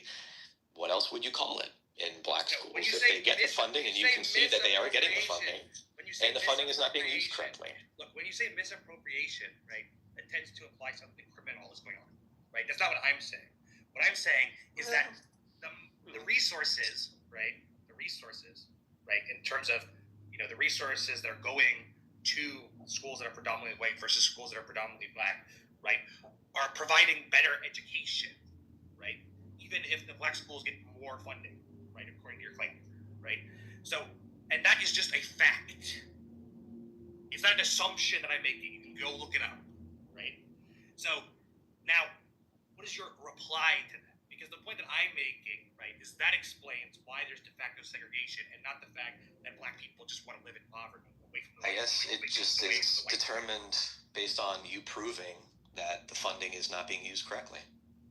Well, no, I mean, it's just a, fact that, there's better... That's kind of my point with this whole thing, saying that it's biased. You think it must be How is it biased? Well, no, you think it must be a fact. You think it must be reality. Because you're trying to justify the disparity in any way you can besides reality. Well, no. What I'm saying is not an explanation for a disparity in accomplishment, right? I just use that as an example. What I'm saying to you, right, is that the segregation isn't voluntary, right? Like, we know that. Well, my whole thing is, why is it getting worse? If we remove the laws of segregation, I'm sure you've heard this kind of topic before. We remove all these things. Why is it getting worse? Hi, can I just jump in here, please? Why? I want to pursue a line. I mean, okay, good. So, Thomas Schelling has the segregation model. He's an economist who said that, even the tiniest preferences for, being someone with your co-racial person leads to, huge outcomes of segregation. So it might not be the case that, black people and white people have a huge desire to self-segregate. They just have the tiniest desire, but on aggregate that leads to segregation. And that would be consistent with the model where segregation is quote unquote getting worse. What do you think about that? definitely don't think it's minor. I think they see being black as central to their identity. Well, it's true that, like, I mean, some people have that sort of identity thing going on, but, like, I mean, if you look at, like, I don't know, I would say, like, elite spaces, if you go to, like, the high-end Silicon Valley, it's a bunch, like, it tends to be a bunch of whites, East Asians, and Indians, Jews, and there's no self-segregation there. It's not like the whites hang out with the whites, the East Asians, like, they all intermix. So it's like, it doesn't seem like plausible that, like, humans have this thing where they, like, innately want to self-segregate. No, that's not true. They do. Well, then what's going on with Silicon Valley, and why are all the parties incredibly intermixed? And as time goes on, it doesn't get, like, more segregated. Like, what's going on there in your model? Definitely there's a slight difference with class, but even among class, there's segregation where they choose to live. I'm just saying it's not. I think that, like, there are things that it is true that there's slight preferences people have to segregate, but then that can lead to it seeming bigger than it is. And then there are some spaces in which there's just no segregation, and this is like a sort of a stable equilibrium.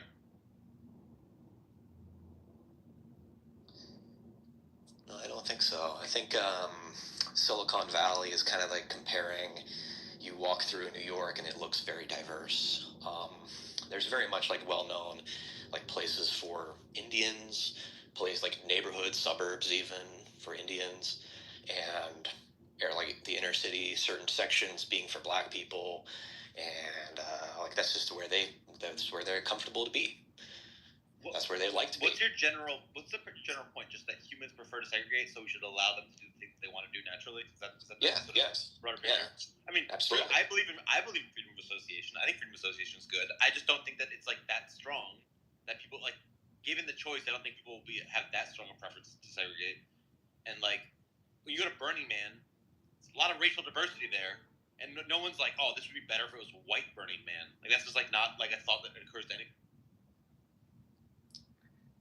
Might be illegal to make a white Burning Man. Yeah, but they wouldn't want to. Be interesting to see it's not illegal how popular that is. Burning Man.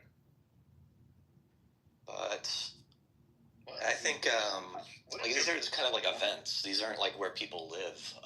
And I think certain events might be more segregated than others. What about an all-white cross Burning Man? Cross Burning Man? Heritage. I mean, if you're just saying that, like, you know, people should be allowed to freedom of association, that's fine. If that's just what you're arguing, like, I'm happy to concede that, like, freedom of association is good. The whole point of what I was mentioning is, like, that's why woke people, your complaint against them was they fall back on identity politics, is there's really no other way to solve those issues. Like, it's just like telling people, like, hey, your issues aren't real, so just ignore it. So I don't think that's a practical solution. Can you disambiguate what you just said? Like when you're talking about like identity politics of woke people being like ethno-nationalism or something like that, or adjacent to it, which I don't think it is like ethno-nationalism. But if you're saying that it's a problem for them to care about identity politics, like a black person wanting what's best for other black people or whatever, and like having it being drawn in racial lines, I just think you're missing the point. Like, I think eventually you'll have to missing the point of what care about what they're saying, or what like what they've seen. They realize the reality at some level. They base it on a victim kind of thing, like these are people that need more help than others, but they still realize a real thing. Heritage, we understand that. Wait, but are you saying that I don't that racial groups perform better when they're segregated amongst themselves because people prefer to tribalize? Are you saying that people perform better? Like, yes. Like they okay. The point of desegregation is in fact one of the most radical. What's the word? You know how like one of the accusations by the right, like the political right, against the left is the idea that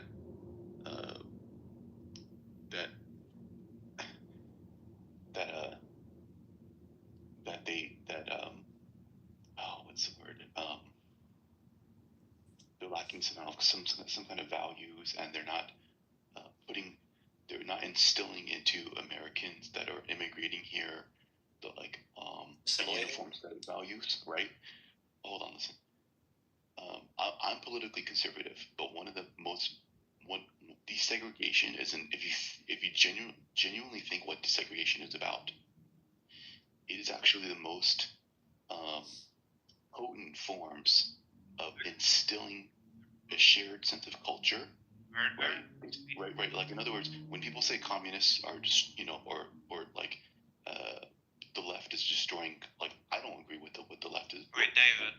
What the left is, right? But desegregation is about actually pushing forth a shared sense of culture, tradition, norms, and habits. David? So, look, the topic of the room is abortion is murder, actually. So, please stop going off topic. Thank you. What the heck? Sasha, no, we haven't been talking about that for like hours. Oh, is this a new person that came in? Oh. Yeah, I don't know what he's talking about. Well, but yeah, what do you think about that? Like, I just don't think it's. I don't think it's true. I think we have. There's many different kind of reasons for desegregation. Heritage. No. Jared White thinks that. Well, what do you think is places not where true? whites? I don't understand. Sorry. Wait, hold on. Wait. My point is, right? We should care that our culture, the people who live in our culture, even though we speak different tongues, we should actually care that we actually do share a common set of cultures and values. Isn't that true? Judeo-Christian values. And that's most commonly shared with your own people. That's just what most people, they intrinsically know. I like that we're getting, white nationalism versus cultural racism. It's pretty epic. Well, heritage. I think some places where people are allowed to desegregate. So like Jared Taylor thinks that there should be a white ethno-state where whites can live amongst themselves, and that there should be places where if people want to mix it up, they can. Do you agree with that general principle? That absolutely. There should be some places that refer white identity and some places where there should be fully. You guys are talking to a white nationalist. I'm not sure why you haven't figured that out yet. No, I mean, I went to your Twitter, Heritage, and check it out. Yeah, you had the meme of like Judeo-Christian, where like the nail is Judeo. Yeah. Do you generally think that like Jews are oppressing the white race? Well, you don't know what that means. Like the meme. Wait. Guys, before is Jesus there the white people? Can we talk about ideas, please, instead of people? Can we talk about ideas? Yes, I don't understand how you are. Dude, every David contribution to any conversation is always a blast. I don't understand how you are for segregation when segregation itself, like if you push forth Judeo-Christian values, which I do too. I don't. Right. That was the point he was making. That I oppose Judeo, part of the Christian value. The political left actually wants people to have random, what's the word? Or they want people to. They don't really necessarily. It looks like they don't necessarily care about everyone having be on the same page, right? Look, David's point to you is that instead of being sort of white nationalist, racist, what you should instead do is you should be this cultural conservative that excludes people on the basis of culture rather than excludes people on the basis. Yes, I understand. And I would say I just skip the petty nitpicks. I have nitpicks. I'm gonna skip them and just say I just don't think it accurately reflects Christianity to be I think you have to we can be equal. We can both be Christians in different places. Being Christian doesn't mean that you are to be in the same land. Christianity is very universalist. Christianity is very universalist. It's meant for tribes, meant for different groups. Yeah, generally, historically, that wasn't the case. Generally, Christians want to say there's no Greek, there's no Jew, there's no man, there's no woman, there's just Christianity. So like, it's odd that you think that we should have like. That's really funny to say, because like, are you supportive of trans people then? There's no man or woman. Should we not segregate men and women in bathrooms? Should we segregate? Okay, so that's segregation. I mean, it's an equivocation, is what it is. So that's interesting, but like putting that weird point aside, right? It's sort of funny because like, okay, you hate the Jews, but like, you know, like when the Old Testament was written, right? It was sort of written and created, you know, in the context of a tribal theocratic society, and it's only with Christianity that you then get this great missionary religion, which is going out and preaching salvation to everyone, right? And so, actually, you mean the Greeks? Like, just like the whole world in general, right? And so, like, the thing is, like, historically, right, the like religion that you want to side with, right, is less close to your like exclusivist values than, you know, the religious group that you want to demonize, right? And so it's just, I think it's sort of emblematic of the fact that like people with your sort of, you know, persuasion, political persuasion or whatever, don't actually know that much about history or social science or any of this stuff. Oh, sure, yeah. You have a lot of misunderstandings. I understand. What was the misunderstanding? That I don't know any of the history. Heritage. Well, I just gave you a reason for thinking. I just gave you a reason for thinking that you don't know the history. I corrected it. The first real missionary is like spreading it to the world. I mean, what was the Bible written in? Heritage. What does that have to do with my point? Heritage, you can move. Sam, could you stop having main character syndrome for 5 seconds? Anyway, so heritage. How are you addressing my point? Well, we were talking about, like, you're talking about the groups that spread Christianity. First and foremost, that wasn't the Jews. The Jews didn't do that. The first people who wrote the Bible, who spread Christianity, were Greeks. Yeah, so that's not, well, first of all, there were Jewish people in, like, Greece. But second of all, like, that doesn't address my point. My point is not that the Jews spread Christianity. My point is that Christianity was the less exclusivist out of the two. If you compare, like, the Judaism that created the Old Testament to, like, the Christianity that became the great missionary religion, right? Yeah, that Christianity one, like, the latter, just wait for a second. So the latter is less exclusivist, and the former is more exclusivist, yet you think that, like, Jews are, like, you know, barring you from having this, like, you know, exclusivist, like, I'm saying they're opposed. Ethnic order, right? Yeah, like, Jews are defined by their rejection of Jesus. I'm not sure what that is doing to interact with my point. Well, the Jews that believed in Jesus stopped being Jews, and they became Christians, even changing their names. That's not my point, though. But the Jews that did not believe in Jesus and rejected him and had him killed continue to be Jews. You're going on to unrelated stuff, right? The only point that I'm making, right, is that the Judaism of the Old Testament was actually more exclusivist, right? And Christianity was actually less exclusivist historically, right? So now the fact that you, as somebody who wants this like ethnically exclusivist order, right, demonize Judaism and the Jews and affirm Christianity is ironic in light of that, right? It's just like, what is the difference to you? I don't see it as much different at all. See, what is much different? I don't get it. Like between the New and Old Testament in terms of like what? I don't know. Do you plan on addressing the Old Testament? Like the only real difference is of like the covenants. Yeah, right. And so the New Testament says that it applies to Gentiles. It's like way more inclusive. That's what I'm saying.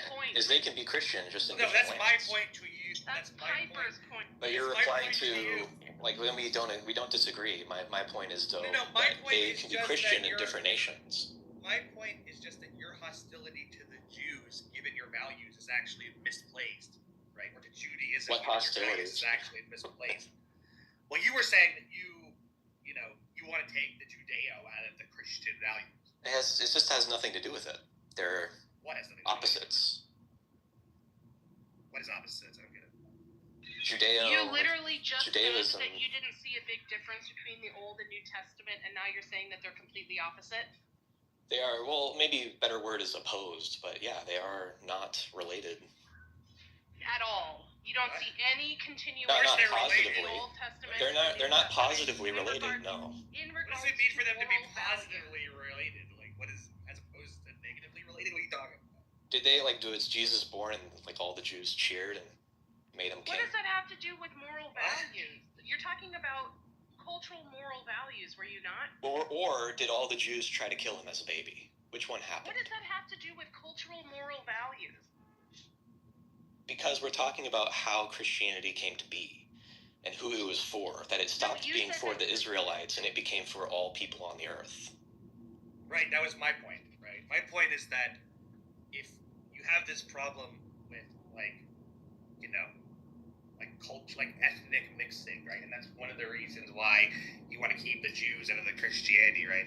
The ironic thing, right, is that in comparison, the culture that created the Old Testament was more ethnically was more exclusivist, right, than Christianity is. This is not the case. You literally just said that. You literally just. And you also just agreed with it, yeah. You agreed with it. Like I was saying, you can be Christian in different lands. That's what the Catholic Church understood for well over 1,000 years. How is that addressing what I'm saying to you? Because, we're talking about who can become Christians, but we're trying to conflate that with opening your borders and allowing diversity in your communities. Well, it does, in fact, equate to that. Doesn't really say that. Well, no.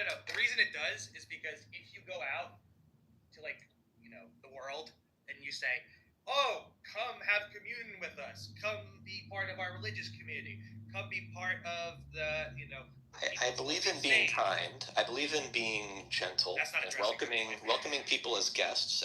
That's what the Bible describes. But it does not mean they just become your people. Well, no. The point is if you go out and you preach salvation to everybody, you're telling everybody, here, become the same people as us. Join our religious community. Right? That's the point. So it does equate to that. This doesn't mean, become part of our nation. Wait, there are differences. First of all, you're talking about the ancient world. There weren't any nations back then. So there were nations. No, there were not. The nation is a modern concept. Ask any. Nation's just a group of people. Well, no, that's not what a nation is. It's a group of people in a certain place, yeah. No, that's not what a nation It means is. the etymology of nation is born. It's just a place where people are born. The etymology doesn't matter, right? Nationalism. Yeah, it does. Yeah. Well, no, it actually doesn't, right? Because you don't think the origin of words matters? No, I don't. How things came to be? I don't actually, because we're talking about. It's literally a fallacy. There's 5 problems with what you're saying, right? So the first problem is that maybe the term. Maybe you're confusing the term nation didn't exist, but the idea of nation, a group of people being born in a certain place, definitely existed. Exercise your intelligence as a white man and sort of just calm down and be stoic for a little bit and let me. I think I have been doing that. Well, no, right now you're spastically interrupting me, so maybe just. Because I'm correcting you. Well, no, it's not that you're correcting me. It's that you said something. I'm trying to respond, and now you're spastically interrupting. So just maybe wait for fun. So this is the point, right? Yeah, thank you. So the point here. Get it out. Well, are you now just gonna start doing trolling? Is that your strategy now? Just get it out. Okay, I will do that if you stop interrupting. Right? So just zip your lip for 5 seconds. So anyway, the first problem with what you said is that words, right? The meaning of words are not the target phenomenon, right? When we ask, okay, we have some target phenomena, the nation, right? Okay, we want to investigate the origin of that, how it existed across time and space. Okay, that means that we have to look at a social phenomena, right? Just looking at how the word nation came into existence and the different meanings that it took on over time isn't going to tell us necessarily about that social phenomenon, right? So that's why the etymology is relevant. The other thing is that if you ask basically any social scientist, they'll tell you that nationalism, right, people conceiving themselves as separate, distinct nations, is a modern phenomenon. It doesn't have anything to do with what was happening in the ancient world, right? Or even in feudal Europe, right? So, once again, we're sort of getting into the territory of, this white nationalism stuff doesn't actually gel with anything with regard to social science. Putting that aside, right? Now the point that I'm making, right, is going back to the original point, which is this like message of like going out and preaching salvation that actually does mean opening up your religious community to other people and thus opening up your culture to other people. So you're not going to be able to harmonize Christianity with your exclusivist message. Except that's just how it was for over 1,000 years. Do you have something to say to actually address what I said, or are you just going to do vague slogans? That's not a slogan. I don't know what a slogan is either. But Well, no. What you just said is just like that's how it was for thousands of years. Okay, that's how. No. How are you addressing what I said? All right, the countries that have been Christian and believed other people should become Christian did not just open up their border. That is actually a very recent phenomenon. I don't know why you're talking about countries and borders. If you're trying to address the point I was thinking about Christianity, the point that I was making about Where do Christians live in? Like, they live out in space? We live in, like, some kind of place where we're completely detached from where we're from? Do you have, like, an ability to, like, follow the conversation and not just start spastically talking? I don't see where your disconnection is. Well, the disconnection is that I gave you 3 points, right? One is about, why the etymology is relevant to the modernity of nationhood, right? Then was the second point was the modernity of nationhood. And then the third point was about how Christianity, in its sort of preaching the message of salvation to everyone, right, is not consistent with your exclusivism, right? Instead of addressing any of that, you start just like, freewheeling and talking about it was like that for thousands of years. Do we live in space? Like, I'm talking about Christians, like spreading Christianity. What about Christians? I like to be, like more focused on progression in a conversation. I don't want to like keep digging on your like vocabulary. But if you really want to like answer for it, it's like if you really think that people didn't have terms or an understanding of a group of people from a certain place, like born there, then I don't know what to tell you. That's just retarded. Okay, so could you tell me what point that's addressing that I said? About nation, the etymology of it. That I was saying, like, it might not be the same term, but I mean, even nation has I think it's natio or whatever it is, where that's where the origin of the word comes from. They had a term to describe it before, like in Latin. Yeah, so that existed before nation. And so the understanding of what that meant and like, oh, these are a shared people, like who how would they determine, even in the Old Testament, who was the Jews and who was the Egyptians, if they didn't understand these kind of things? Based on the covenant with God. No, they could tell by the look. They could tell by appearance. They could tell by appearance who was Jewish and who was Egyptian. Okay, yeah, so one way you might be able to tell by appearance if you lived in the ancient world is like, things like culture and dress and that, right? But the thing is that the Jewish people didn't define themselves as a nation in like the modern term of like, or the modern concept of like, there's the Jewish nation and it could have a nation state. Well, actually, I don't know what you think Israel is then. Well, no. Yeah, no. But like the modern nation state Israel is not the same as Israel in the Bible. I don't know if you know what the point of that part of the Bible was, trying to escape Egypt to go where exactly? Yeah, so they have this connection to the land, right? But the connection to the land is part of a covenant with God, right? It's not a secular nationalist covenant. So no other group had their own place. And now you're just sort of freewheeling and saying random things again. But anyway, so direct reply. Yeah, I don't know. Is your brain melting or something? What were Egyptians then? Like that wasn't a group of people in a shared place. What I'm telling you is that people living in a place is not what a nation is. Look it up. It's literally. Well, no, you can go read any of the social scientific literature. It's a group of people based on descent. Based on descent? How does that differ from ethnicity? What do you think an ethnicity is? How do you think you propagate ethnicity? Do you think ethnicity and nation are synonymous? Similar. Are they synonymous? You can only have a nation with shared, at least similar ethnicities. Can you have multiple ethnicities in the same nation? And then it becomes racial. And so, yes, you can have a racial nation. So, I did. It said yes, so it would be a racial nation. Okay, so now you're introducing other stuff. But so if you can have multiple different ethnicities in the same nation. And ethnicity and nation aren't the same thing. Now you just define nation as It's like saying that. It's like saying that you don't think that ethnicity is like similar to race. Like you don't understand what race is. Race is just a group of ethnicities.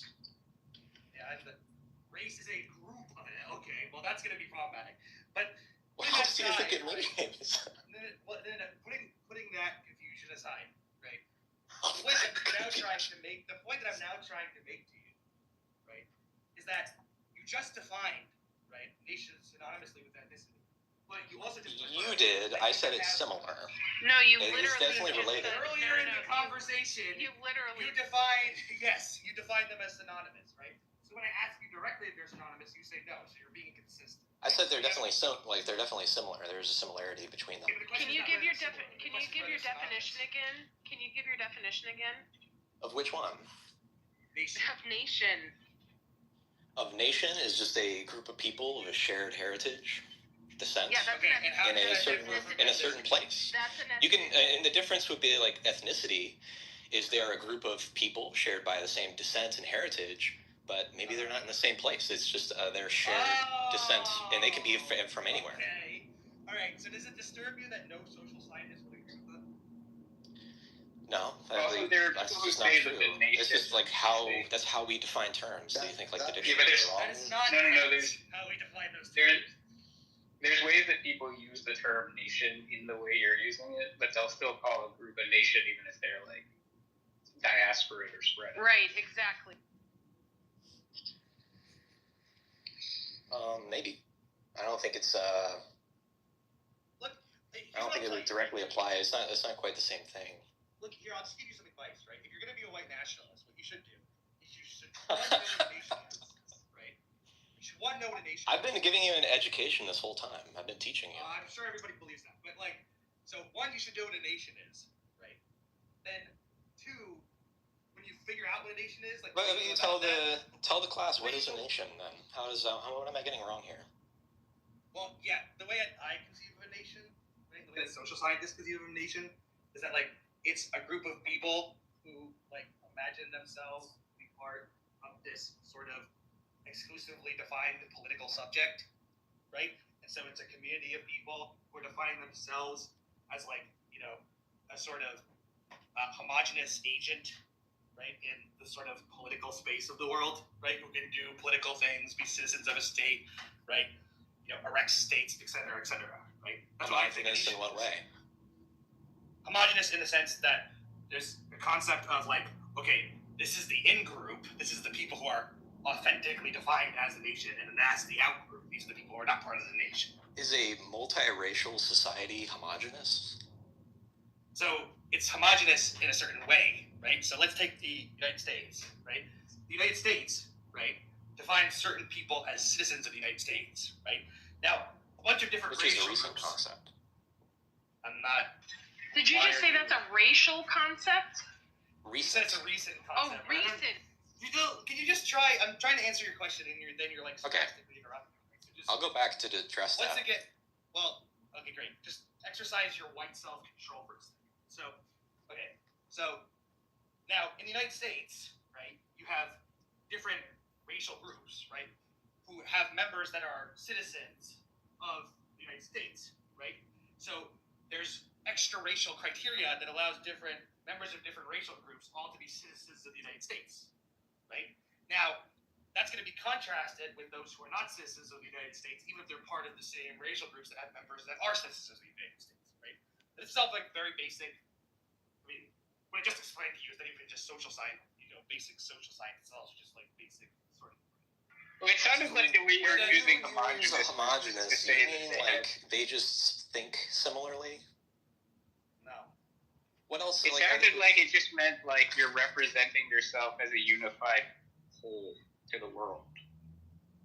So you're representing yourself as a unified. You're representing yourself as a unified political subject. But so that's. Homogenous means similar kind or nature. Like that is related to ethnicity. All right. So let's drop the word homogenous because you're having a difficult. Let's drop the word homogenous because you're having. Well, no, look. I mean, That's we should drop the literal word, but definition. just- Like, are we not going to we be should- using the hold on, terms hold with on, the proper man. definitions? Hold on. Look, we shouldn't focus on the word homogeneous because it's a word, but like you can have homogeneity across many different metrics, right? That aren't racial, right? Like you could say, everybody has brown eyes, so like that eye color, on the basis of eye color, they're homogeneous because they all have brown eyes. Yes. I think that's a great example. You can do it with, you can do it with anything though. But here's the problem. I think absolutely is a great example being eyes, and it would be if you're in a room of 100 people with brown eyes, it's a homogeneously brown-eyed room. Similar nature, right? But they could be totally different. It's not to say that they're all of a similar, like even if they are from, like, it's not to say that they're of a similar nationality. Like, and that's the same kind of thing with even the values. That's the point, though. But you can do this with similar culture. You can do. It's not exactly the same. Oh my God. The point is just that the term homogeneous can be applied to like things like, I don't know, a gas homogeneously distributed throughout a box. It's like, it's just saying like it's the same. It doesn't. Look, I know, but the point is that you can do it for any metric, though. That's the point. You can say like, you would not say for like you could say like the number of fingers releasing different kinds of gas in the same room. You wouldn't say it's homogeneous. The number of dude, listen, look. The number of like fingers that people have is like roughly speaking homogeneous. Like most people have 10 fingers. It's like, it's actually pretty rare for people to have more or less than 10, right? So so that's like a metric on which like many population groups are homogeneous, even if they're like not ethnically homogeneous. I think there's a much bigger difference there. I don't think it's just like we're sharing a lot of values and culture with like how many fingers we have. This is just a point about you focusing on the word homogeneous, right? Like homogeneous just means that there's some property that's sort of like evenly distributed and such that it's like, or that it's like predominant or whatever. I'm criticizing how it's applied. It doesn't automatically mean like they share the same values. Yeah, but Piper's just talking about people. So you have like a collection of people, right? And they all have sort of like social agreement to represent themselves to the rest of the world, like under the same banner, so to speak, right? Like it doesn't matter what it's based on. Doesn't matter what it's based on. God, when you overtalk the other people, none of us could hear either of you, and you've been doing it the entire time. I've been interrupted multiple times. I'm frustrated because I would like to hear what the other people are saying, and you keep overtalking them, so it's frustrating. Yeah, I'm not gonna lie. It's like interruptions are fine. Like you guys are having a discussion.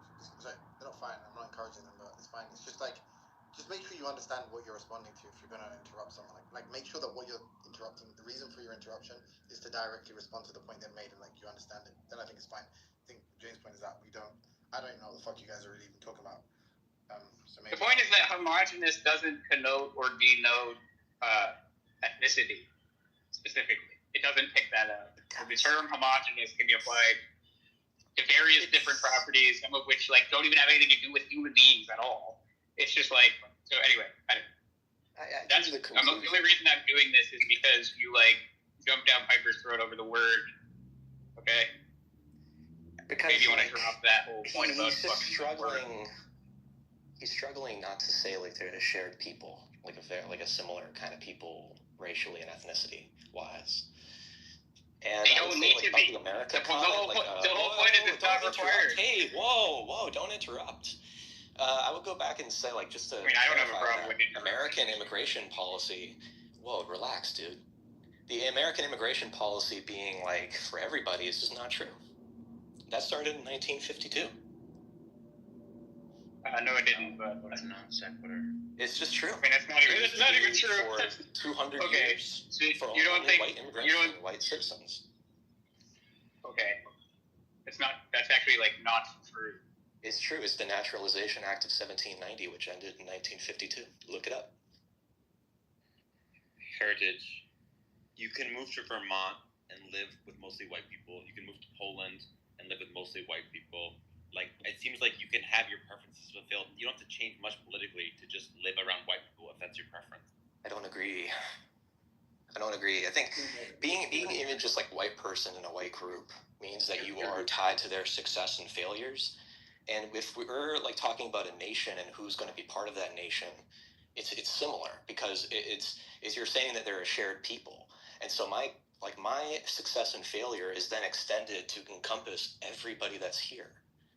And if we understand like where we came from, like where all of this started in like the 1960s, like 1965 immigration policy, which was like 90% white people deciding to open their borders and invite guests, and we view it that way, that these people are guests. We look at it. So here's just like one described. So here's just like one example of an error in like the history that you're talking about. So the Naturalization Act of 1906 provided the conditions under which immigrants to the U.S. could become naturalized citizens, and under this act, only white persons and persons of African descent or African nativity were eligible. Former slaves. That happened in 1880, actually.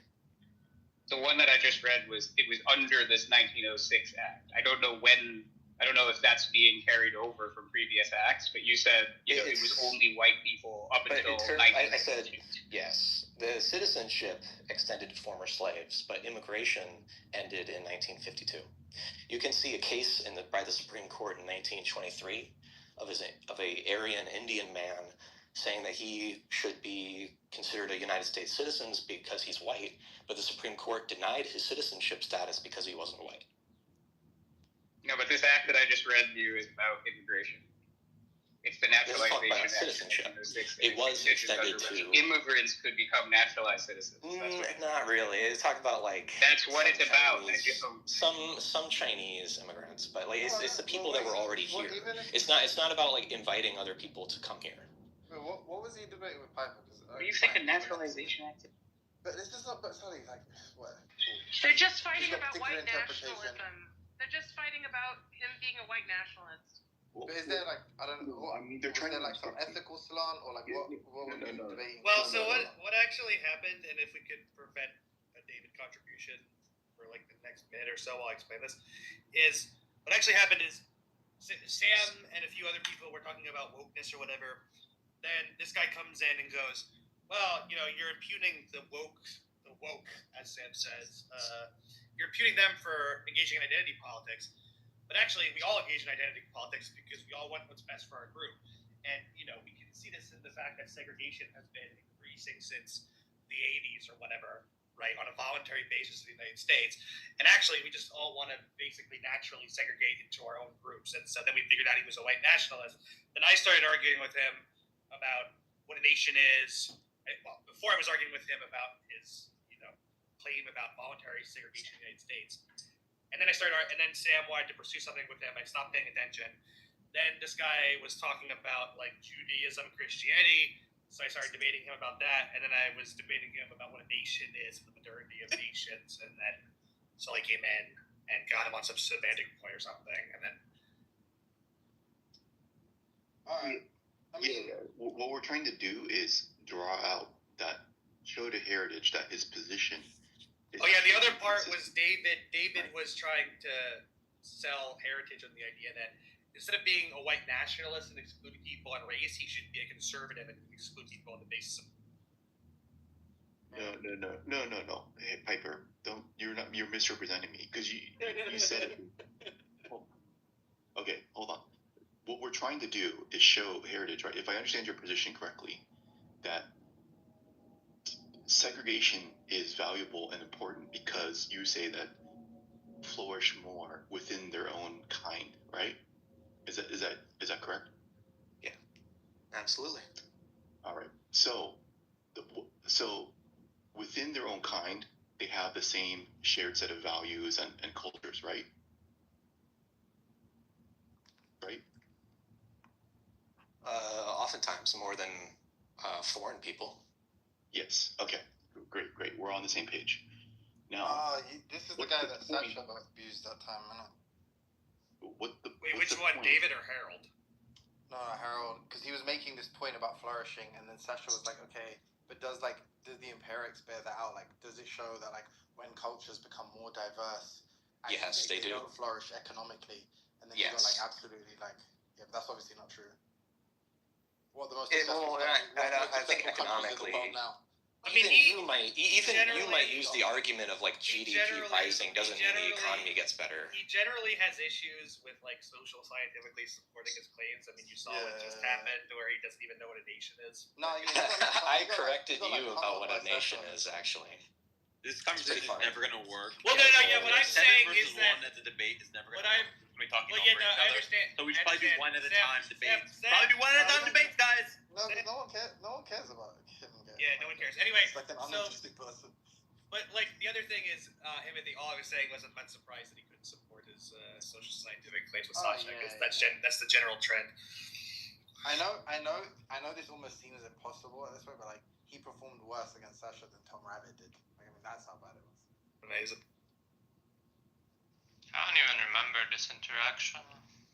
You remember the guy? He was like, I don't know. If you don't recall based on his voice or something, it's like he was arguing that, like he was giving this like arbitrary definition of like diversity and kind of like progress or social progress or economic development or something, advancement, and then like he was just asking him questions about, oh wait, is this the electricity guy, the like one who said that if something like electricity was invented at like the least diverse time or something like that? That's true. Yeah, there was someone like that. Not just anyone. Yeah, it was Heritage Herald. I think I was going to address the point about the economy. Is like I think you'd even make the same argument that GDP rise doesn't mean economy do good. Pretty like lame duck. I think we should talk understanding. about Christianity. Whoa, calm down. Wait, why did you post this paper about fertility? What point was it? Because this is talking. It's not just talking about fertility. It's talking about housing costs. That immigration. No, it is actually talking which about is fertility. primarily It's about fertility. Yes, and I'm explaining how it relates to fertility. If you'd allow me, can I? Well, I mean, I think you're already sort of messing. I've read the paper. Have you? Have you read it? Well, I think the problem is you haven't actually read it. I have read it. It talks about how housing prices are affecting fertility. Well, what it does say, I went to the conclusion, and the conclusion says is that basically this idea that like allowing in a bunch of immigrants will like allow you to rebuild the population demographically like isn't necessarily true, and that one can favor immigration or disfavor immigration for many reasons, but favoring immigration for this reason probably shouldn't be done because it's erroneous. That's the conclusion. So how is this supporting like your overall point about we shouldn't be like mixing people ethnically? If you combine that with the other study I posted, and it's related in the article below, about how diversity is to reduce rates of trust, social cohesion, it reduces activity in communities, it even reduces voter turnouts. As we see, the more diverse a community becomes. If we see these kind of things and we relate them to, like, is housing prices is our economy doing better? Is it our living standards? Are they better now than they were before? Like when somebody owned a home for the first time? What age were they in 1950 versus today? Stuff like that. When we compare it on those metrics, we're looking at a much weaker economy for everyday people. A weaker economy as opposed to what? As opposed to because you realize that all contemporary economies are like reliant on immigrant labor, right? Especially in the West. I think it's not true. What's the ideal? Well, no, it is true. Actually. It's not true, and maybe in some ways, like where you think like of things especially we need. It's things that you think we need, but we don't. Especially, I'm just talking about. I know exactly what your argument is. I'm just addressing like it's not like we don't need low skilled labor. What ethnic state are you comparing it to? Like as evidence of immigrants not having the opportunity to become naturalized citizen is like beneficial for the economy. What example can you point to demonstrate that? By like the fact if diversity is affecting how people have children, it affects their housing prices, it affects their social cohesion in the way like how I just described all those things before, then we can infer that the opposite increases social cohesion, trust, makes housing prices better. Listen. What are you comparing it to? Presumably there are less diverse nations that you different time periods, even different countries. So what's the ideal time period? Like if we're just for this conversation, 1950. So in 1950, you think America had a better economy than it does today? For everyday people, yes. And how you think it would have been better if we excluded all those like Italians and Irish people that were coming over? Thank you. Thank God. The taxes on the wealthy in the 1950s were like 90% top marginal rate and stuff like that. Exactly. So, yeah. Plus, it was World War II, and we basically rebuilt the world and built the middle class, and I don't know what the hell any of this has to do with. Well, can I just say something? Can I just say something quickly? Timothy. Fuck, Piper. Alright, go Piper, and then in a minute. Okay, go Piper. Well, no, I was unironically saying you want to do something. Go ahead, pursue it. Oh, me? No, minutes. No. Well, all I want to say is that, like, in the 1800s, like, these types of arguments were made about, like, Italian and Irish immigration, right?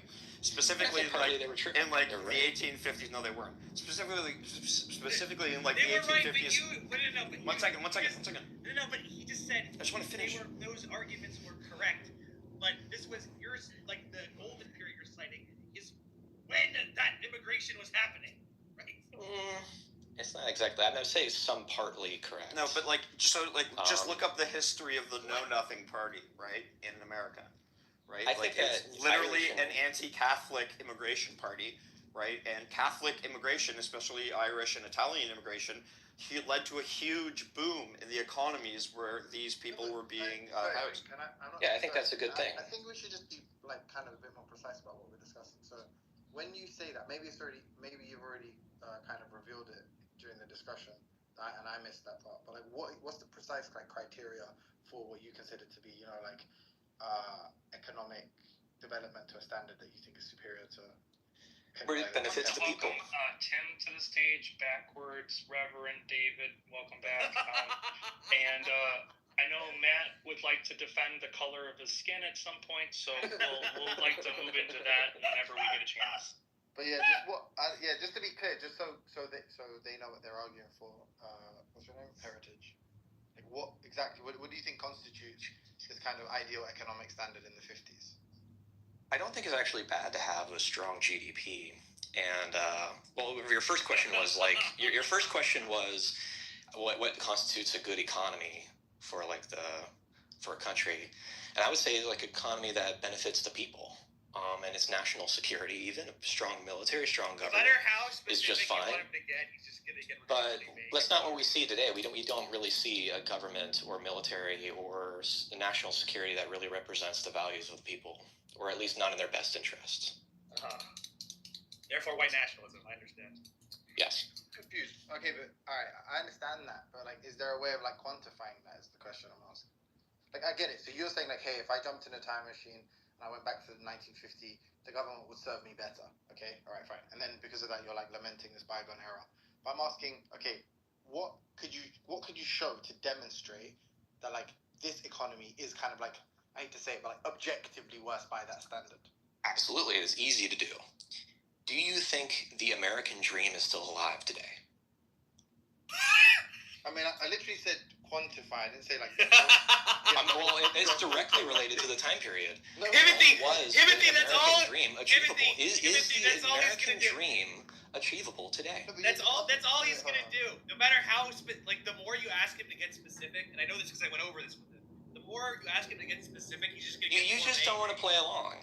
No, I'm not. I promise you. I'm not. This isn't an attempt to trap you. Well, this answer. I'm saying I want it less poetic. I'm just saying numbers wise. We're true. Numbers now. Okay, well I can get to that, but do you think? I'm trying to meet you where you're at. Do you think it's achievable to have the American dream? I know nothing about American politics or economics. Okay, you're not from America. No, I'm English. I'm just saying. Okay. I'm English. You wouldn't say I'm English, but I don't think anybody here would say that the American dream is still alive. Yeah, but that's not what I'm asking. And that's because of brown people? Yes, apparently. If we're talking about the economy today and like what's achievable compared to the 1950s, then yeah, the American dream is dead. The only thing that's changed is that now we have brown people. That's what you. Yes, it is a big part of it. Oh my god, it's a big part of it. Yeah, I mean, even if you were to accept the idea that like the American dream is dwindled, right? It's very difficult, right? But you're making like a univariate conclusion to it that the reason that is because there's brown people, not because of all sorts of other particular factors. I mean, it's like not because of like austerity right? or attacking. The real thing, we're talking about two different countries, kind of.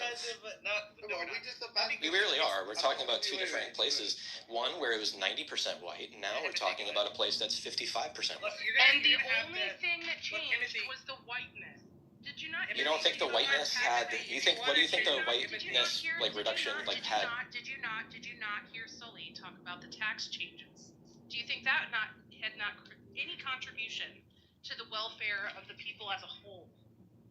I think that's fine, but I don't think that we would lead to a better society if we implement that today. I think we absolutely would. No, but we just need to know look, guys, for real. It's fine if we're just going to completely abandon this. But do you know what he means when he says better other than white? Because he wants to, presumably... No! What he finds... Yeah, so if you... Like, I genuinely am amenable to this idea that, like, diversity correlates with, like, economic downturn. I don't know enough to take a position on that. Presumably you have that you are of that opinion. So can you like convince the people in this room? Like, can you persuade us? Because maybe most people will agree. Actually, if you demonstrate this, the more diverse the society gets, the worse material conditions get for you. Maybe some people will start taking notice. Like, okay, yeah, maybe it's the case that we should reduce. Okay, so I'll do it in like a way like by England, like London, for example. London certainly is wealthier now than ever before, right? You're from England. What are you talking wealthier than when they owned half the world? You could allow me to make my point. You could allow me to make my point. It's wealthier now, right? Yeah, please, guys.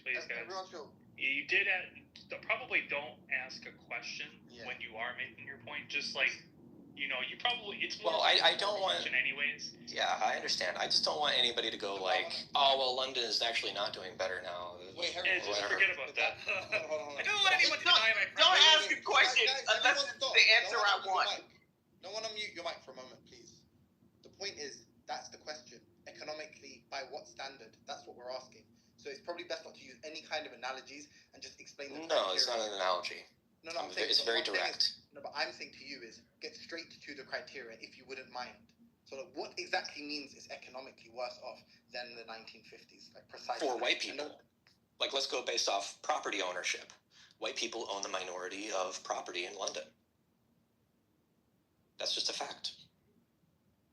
And that's the case because white British people are a minority in London.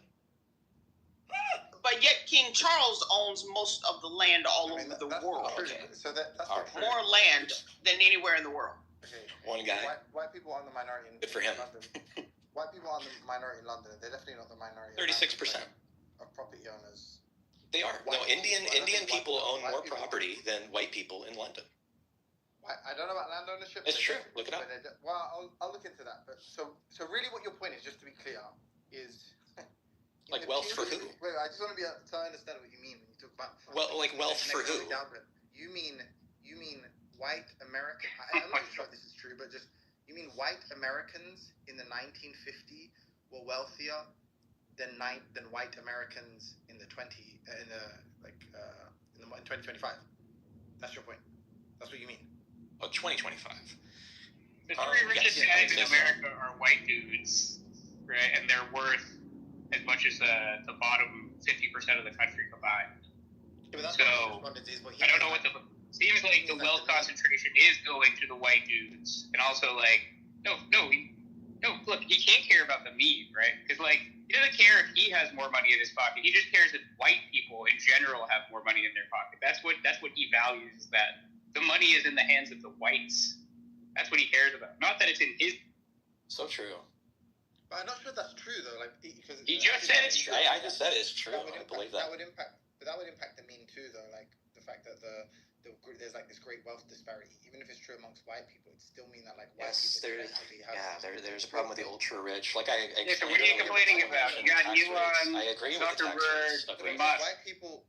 You got Musk and sorry. Yeah, I don't like Bezos. Collectively wealthier though. Like white people are collectively wealthier today than they were in the 50s.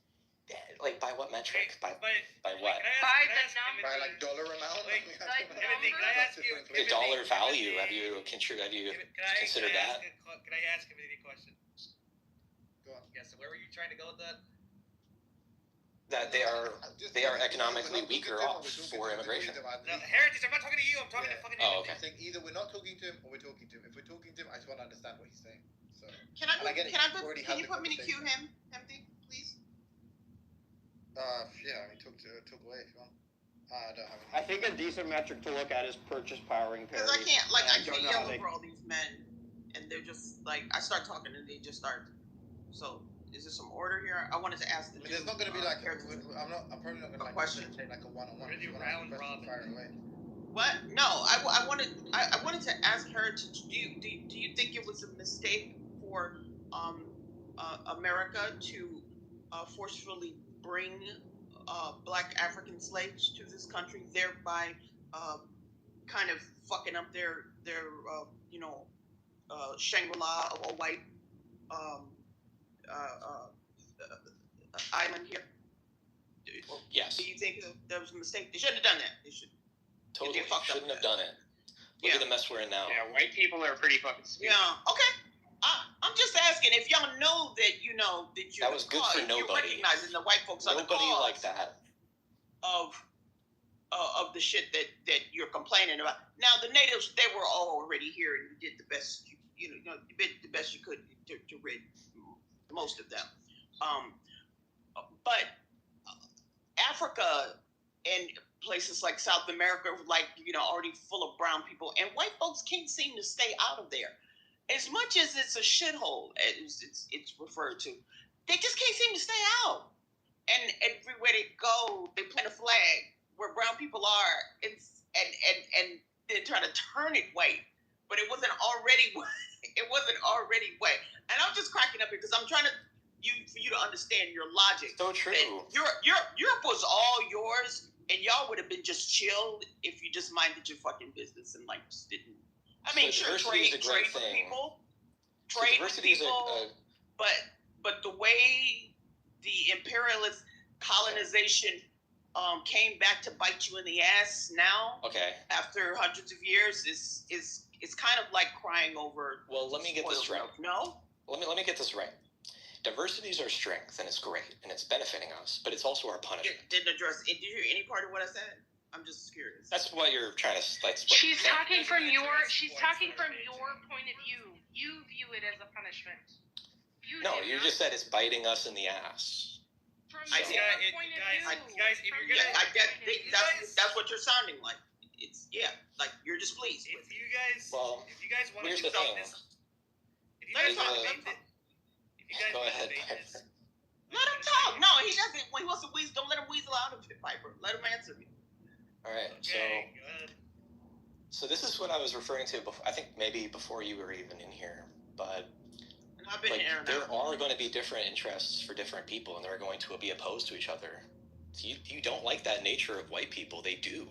I do have the value of us versus others. I do think it is finite resources. It's who's going to be who's using the resources better than other people. And I believe in what's best for my own group. I'm talking about the results. If you don't like that, I think it's best to remove yourself from white people. That has nothing to do with. I think this. Yeah. Is he low IQ? I don't know him, so. You wanted me to address a history they have the highest IQs. That's you know what? You know what? I'm a member of the race. Well, I'm a member of the race with the lowest IQ here, Heritage. I just want to let you know that. And nobody understood. Well, what do you want me to address then? Just history and say you didn't even understand. I was gonna tell you earlier that if you want to debate him, you're gonna have to talk to him like a toddler because he can't follow points for shit. Is that why I've been educating you this whole time? Yeah, I don't want to be. That's why you don't know these terms. All right, buddy. Okay. sure everybody agrees with this. Okay. That's crazy. Heritage. What is your general political vision? What do you want? Like, white identity. What's a white ethno state? What are you talking about? Nation. Okay, do you want there to be only ethno states, or do you want there to be some ethno states and some non-ethno states? Have you not heard enough of what he said to like gauge with the level of criticism? Like, why are you asking? Other places handle their business. I do care about where I live and where I'm my question for you, another question for you is: it kind of makes sense on your worldview that you'd want England to be a like white ethno state because it's like thousands of years of white heritage or whatever. But America is only 300 years old. It was started by Native Americans, and it's been diverse. It's been diverse. Native Americans. The entire time it's been diverse. Turtle Island? Do we still live in Turtle Island? Yeah, by the way, if they hadn't brought the Africans here, though, who would have done all the work, Heritage? They did. Like, there wasn't, there wasn't enough. No, you said it was a mistake to do it. It was a mistake to do it. You wanted to put. How were they going to get enough white people to come in here and do all their free labor? Well, they did, didn't they? Which do workers did free? better? Which crops sold better? Which were considered the cash crops? Excuse me. I said for free. Where were they going to get these white? Why did the indentured servants work better than the free servants? Do you know what? That's apparently your thinking was not the popular opinion at that time because it was the true one. That didn't work. Didn't last. So they turned to something better. You already admitted that it was a mistake to bring them over. Right. So I don't know why you're trying to justify it. I'm not trying to justify it. I'm trying to oppose the idea that the country was built by. Let me check my notes. Native Americans. No, that's not what I said. It's a straw man. What are you talking about? This continent has had native and white. He is a troll. Well, you said America was started. Okay, that was not what I meant to say. What I meant to say is this continent has had people of different populations for a long time, as opposed to England, which has had a continuous like white people for thousands of years. I'm saying this country is not a plausible candidate for where we should have a white ethno state, given that it's had Native Americans for thousands of years. This is definitely white the line people. of attack. I don't agree. I'm going to find out who's going to do all that free work. Cutting down all the trees. I would just say this, like, heritage, like, my people lived here, and then you came and took our land. Yeah. Yeah, we were really nice about it, honestly. Yeah, he's trolling. I'm assuming that's like a troll answering. No, this is actually genuinely truthful. I don't think it never belonged to Native Americans. Then it's like, which Native Americans? The first Native Americans who were slaughtered and enslaved by the previous ones? Or the ones that, like, recently, who slaughtered and enslaved all the ones before? But the ones who were here, that was Native American civilization. Just the ones who came here when there was nothing but rocks and coyotes. They came out of the ground. There was nobody here. From like Europe, like how is it? Who aren't part of Europe because you guys fought over in Europe all the time? Like, exactly. Place is full of fucking. Sure, I can't point to any city built by Native Americans. I don't see that. Well, there were in fact urban settlements. They had a casino, maybe. But so now we're just doing I don't think that America was built by you ever heard of Machu Native Picchu? Americans. I've been there. Yeah. I think somebody's got to start a new room, like a real one, because this guy is either just. And I'm supposed to be of the low IQ group. It's funny to me. And it's just like I'm not sure what you're asking. Like, do you think that people should stay where they're at, or they should go where they came from, or? They should go where their people are, and they should have their own interests. Okay, well, in America, there's lots of different people, so what are those people supposed to do? Yeah, for America, if I was to be practical, like realistic, I think it's the best thing to focus on keeping a white majority, because we do find ourselves in a pretty complicated situation, and I think that's the most realistic outcome. But I will say, if white people do not remain as a majority, white people become a minority, we will see a fundamentally different America. Why don't you think your women want to fuck you anymore and have your babies? What? Weird. Take your best guess. Weird. He says weird. Oh my god. I don't think you'd like. You're like a sad human being, man. Like I feel really bad for you. Like. I'm sorry. Did he give an answer? Your sympathies are misplaced. Did you give an answer? I have no sympathy for it. I just want to know, why do you think I'm not talking to you. They don't want to. They don't want. Oh, okay. Well, but why don't you think they want to fuck you anymore and have your babies? Why? They do. Why is the population dropping like a hot rock? Then why are they not doing it? Immigration, diversity. Oh my God. No. The birth rate is not being replaced. What? The birth rate is not being replaced. What I'm saying, you're not replacing a majority white population is being replaced with a majority How is brown population. People existing in the United States keeping white women from having children? Yeah, you might have to say that slower. Because it hurts the economy. I've already expressed that. I shared the study it's literally in the comments here. The study, there's a study going over this, that more immigration causes higher housing prices and it affects fertility rates. Oh no, that's not. No, all that study said was that getting like more immigrants isn't going to do like demographic like miracles. That's all the study said. It didn't say anything about diversity. It directly says increased housing prices and it does reduce native birth rates. Just like, how does it reduce native birth rates? Just forget about because housing prices I just want to be increase. clear that a worse economy means can worse birth rates. Can we get like here's my complaint with how this is now going. Can we get like one person? Doesn't have to be me. Could be you, Albedo. But can we get one person to pursue one line with him instead of now I want to take it. Now I want to take it. Now I want to take it. Like, so I think Sam should do it then because he's been clamoring. Well, no, but Sam's not doing it very well. So can we get someone? I just have like a couple like. Okay. Look, I'll just ask this question, and then I don't really want it. If we shut the borders, like zero immigration, you think that the like rates of birth for white people would return to a rate where it like maintains majority? No, we need more than that. Okay, so it's like not like maybe you think it's like exacerbating the problem, but it's not really like significant. It'll limit it. It's a good first step. I would like to pursue a thing with heritage, and I would like to not be interrupted. Yeah, heritage.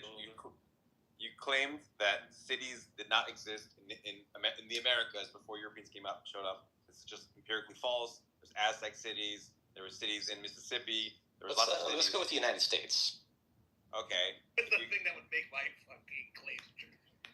Because how exactly is the Aztec Empire doing today? I mean, it was conquered by the Mayans up to.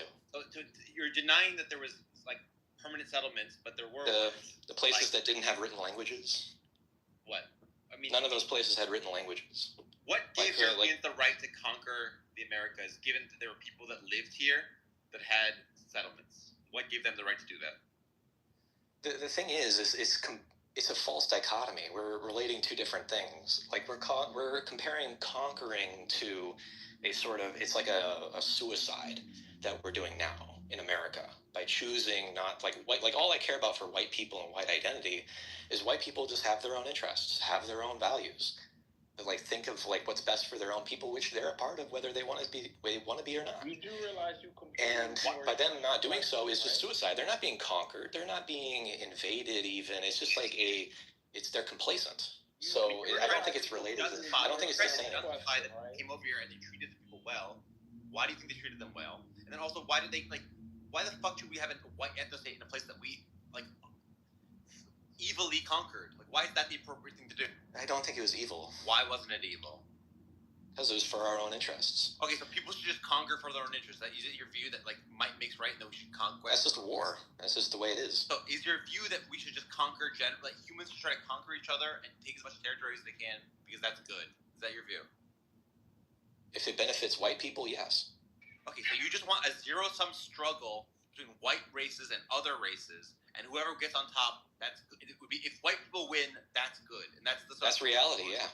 That's how it is. It's not reality. That's your prescription. It's the truth. That's just how things are. That's your preferences about how things should happen. That's not. No, that's just how it is. Things are. No, I'm asking you what you think should be, not about what things are. So when you say it's reality, it's not what is reality. It's what you want to happen. I'm asking what you want to happen.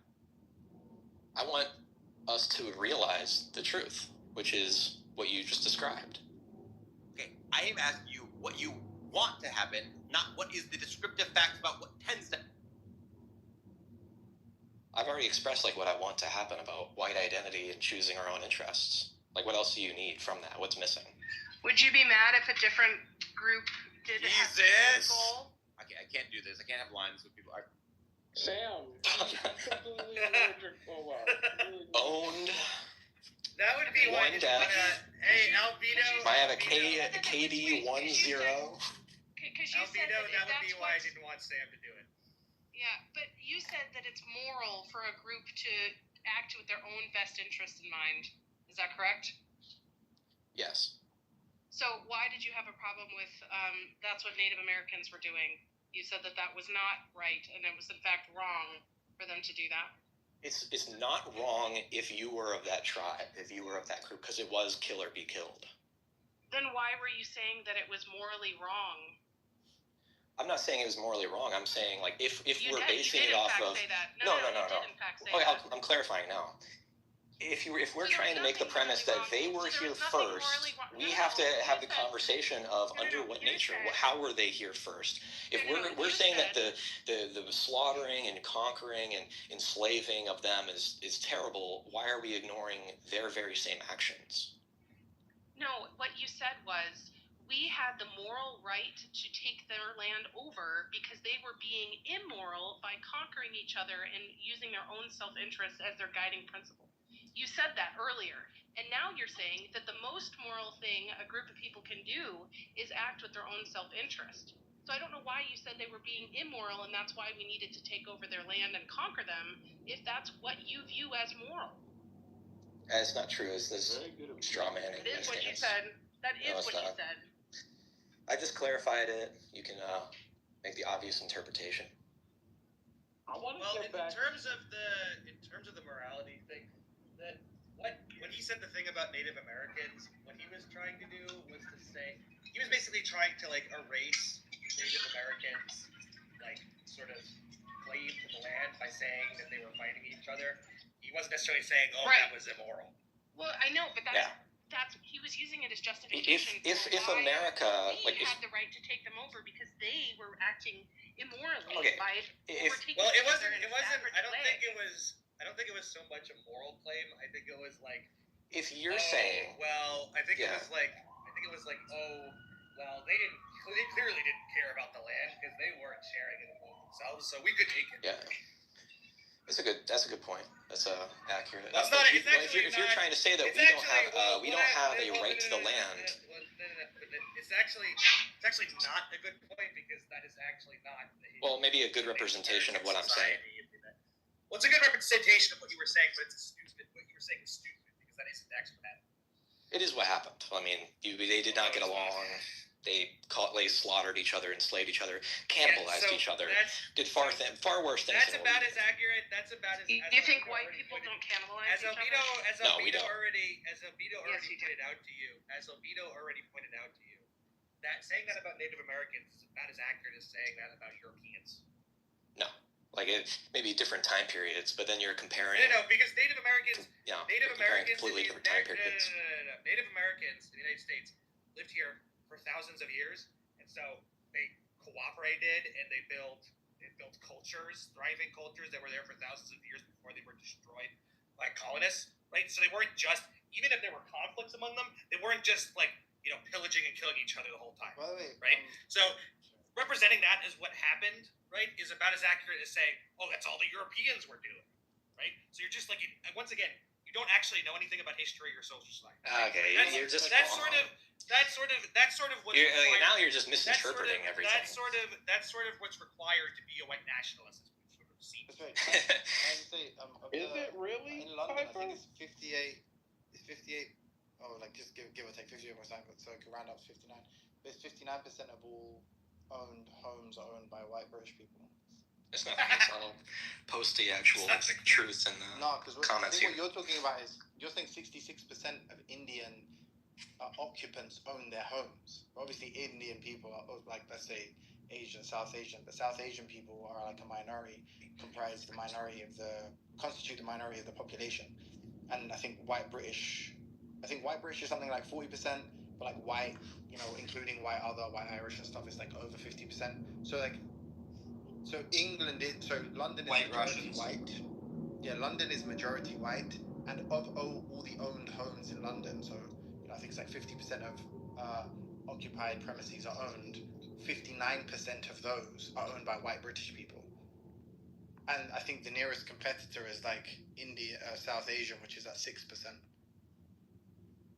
So it's like not even close. It's just not the case, what you're saying. I cannot hear the truth. This is what here in the Timothy, comments. this is another thing about this guy, which is like, when you tell him, oh, okay, this claim that you've made is false, it's actually like this. Because I can read to you here, more Indians own property in London than the English, and here's why Indians buy property in the United Kingdom. No, wait. Hold on. Okay, so, Indians are among the highest number of property owners in London. Stop. Because, like, you're not... Look, hold on, Piper. You're misunderstanding the data. The point is, Indians constitute a minority of the population of London. Like, you understand that, right? And what they're saying is 66% of Indians who occupy property, like, you know, who are occupants, own their property, right? But then what you could do is, if we zoom out, we say, okay, here's the amount of properties in London, and here's the percentage of those properties which are owned. And then we ask the question, relative to the population size, how many of these different ethnic groups are homeowners? And then when you do those calculations, you find that of all of the owned property in London, 59% is owned by white British people, and 6% is owned by Asian people. But it's just true that relative to their population size, relative to the amount of Asian occupants of properties, 66% of those people own their properties. Does that make sense? Yeah, I understand what you're saying. I don't think that part is true. If you're like conflating like white population in London with just being English, it's not the case. No, I'm saying the white British population is 36%. Yeah. Right. And 59, and let's say, just assume for the sake of argument, the 36% of that population all were homeowners. Can you post where they own more than 50% of the property? Pardon? Can you post that? Post what? What you're reading, or like any numbers you have. All right, cool. I want to go back to that claim that immigration. Just from the UK Gov thing, but I was supposed to. I want to go back to that claim that immigration creates inflated real estate prices, and the inflated real estate prices keep fertility down. How old are you, sir, if you don't mind me asking? I'm in my 20s. You're in your 20s. Okay, so do you remember the financial crisis of 2008? Wasn't my time. Okay. All right. Because when real estate prices were in free fall, that's when the economy was at its worst, right? If you know anything about the economy of the United States, it's based on high real estate prices because most real estate is bought with mortgages, and most of the residential mortgages are guaranteed by the federal government, right? So most of the interest burden is paid on repaying those loans, and obviously interest is income for the financial system, and that's how they can create a spread to offer other type of financial products. So I would argue that low real estate prices are much worse for the economy than high real estate. What did you want specifically? Because there's like a lot of data I have here. So like, what did you need specifically? What you specifically contested? Just the number of property ownership by race. If you were talking about they own like 56% of property. Oh yeah, but you're gonna have to do. That's what I'm saying. You're gonna have to actually calculate that. That's not like I don't have an article that's citing that number.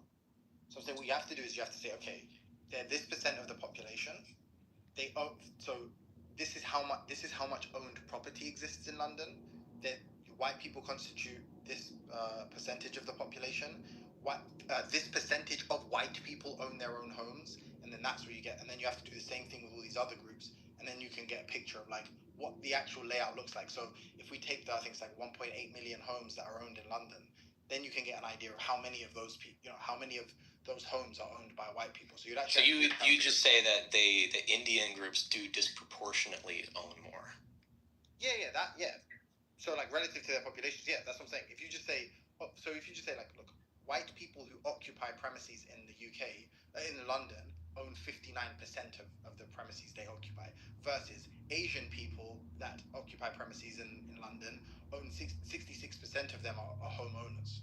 Yeah, it just means a higher percentage of white people are renting compared with like Indian people.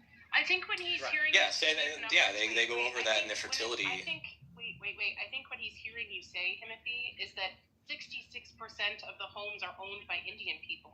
I think he's misunderstanding what the stat. Yeah, that's what he. Yeah. But that's why I said that was false. Do you understand I wanted to go double check.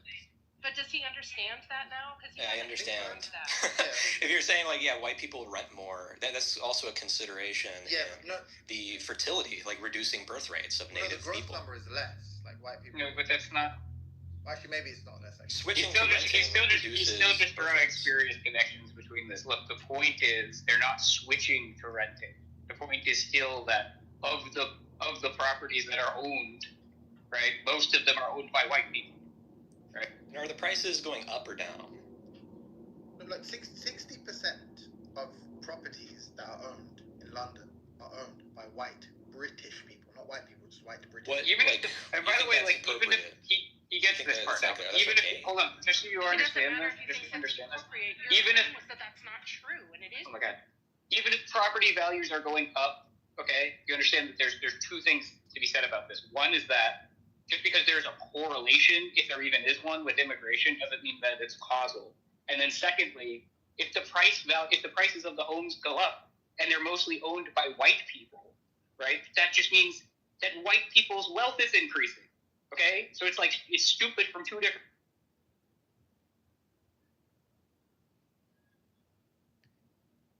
I don't see how you're thinking this has you think this has more of a minimal effect on the economy affecting white people. No, I'm saying that if the housing prices are going up and most of them are owned by white people, then that just means that the wealth of white people is going up as a direct result. But you just said they're renting more than the Indians comparatively. No. The Indians are owning property at a higher rate than white people are. You guys talk past each other. Neither of you understand the issue. But Piper, he doesn't have to understand history. He's just a racist. He doesn't even know. Seems like I know more than all of you.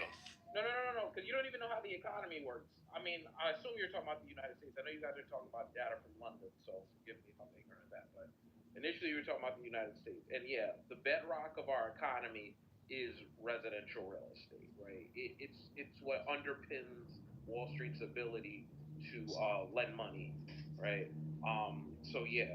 That's not going to help. You need another way to preserve your genetics. The economy is directly related to birth rates. Sorry to tell you. How? Give me the link, because now that's just a claim. I've already posted. I posted it in earlier. You can scroll up and see. It's directly related to higher housing prices. I'm not going to read things that ignorant people post. Okay, then you were lying earlier. You were lying about wanting me to post anything. I didn't say that. That was you just said, post it, share, show how that's true. I say already did, and you say, yo, I'm not going to read anything racist tells me. Timothy, we're getting Carl versus a white nationalist. How epic! Yeah, but that was just Andrew. We need to get back to abortion. Yeah. As are being killed as we speak. Please, we need to get back to one-on-one abortion. This guy is probably in favor of it.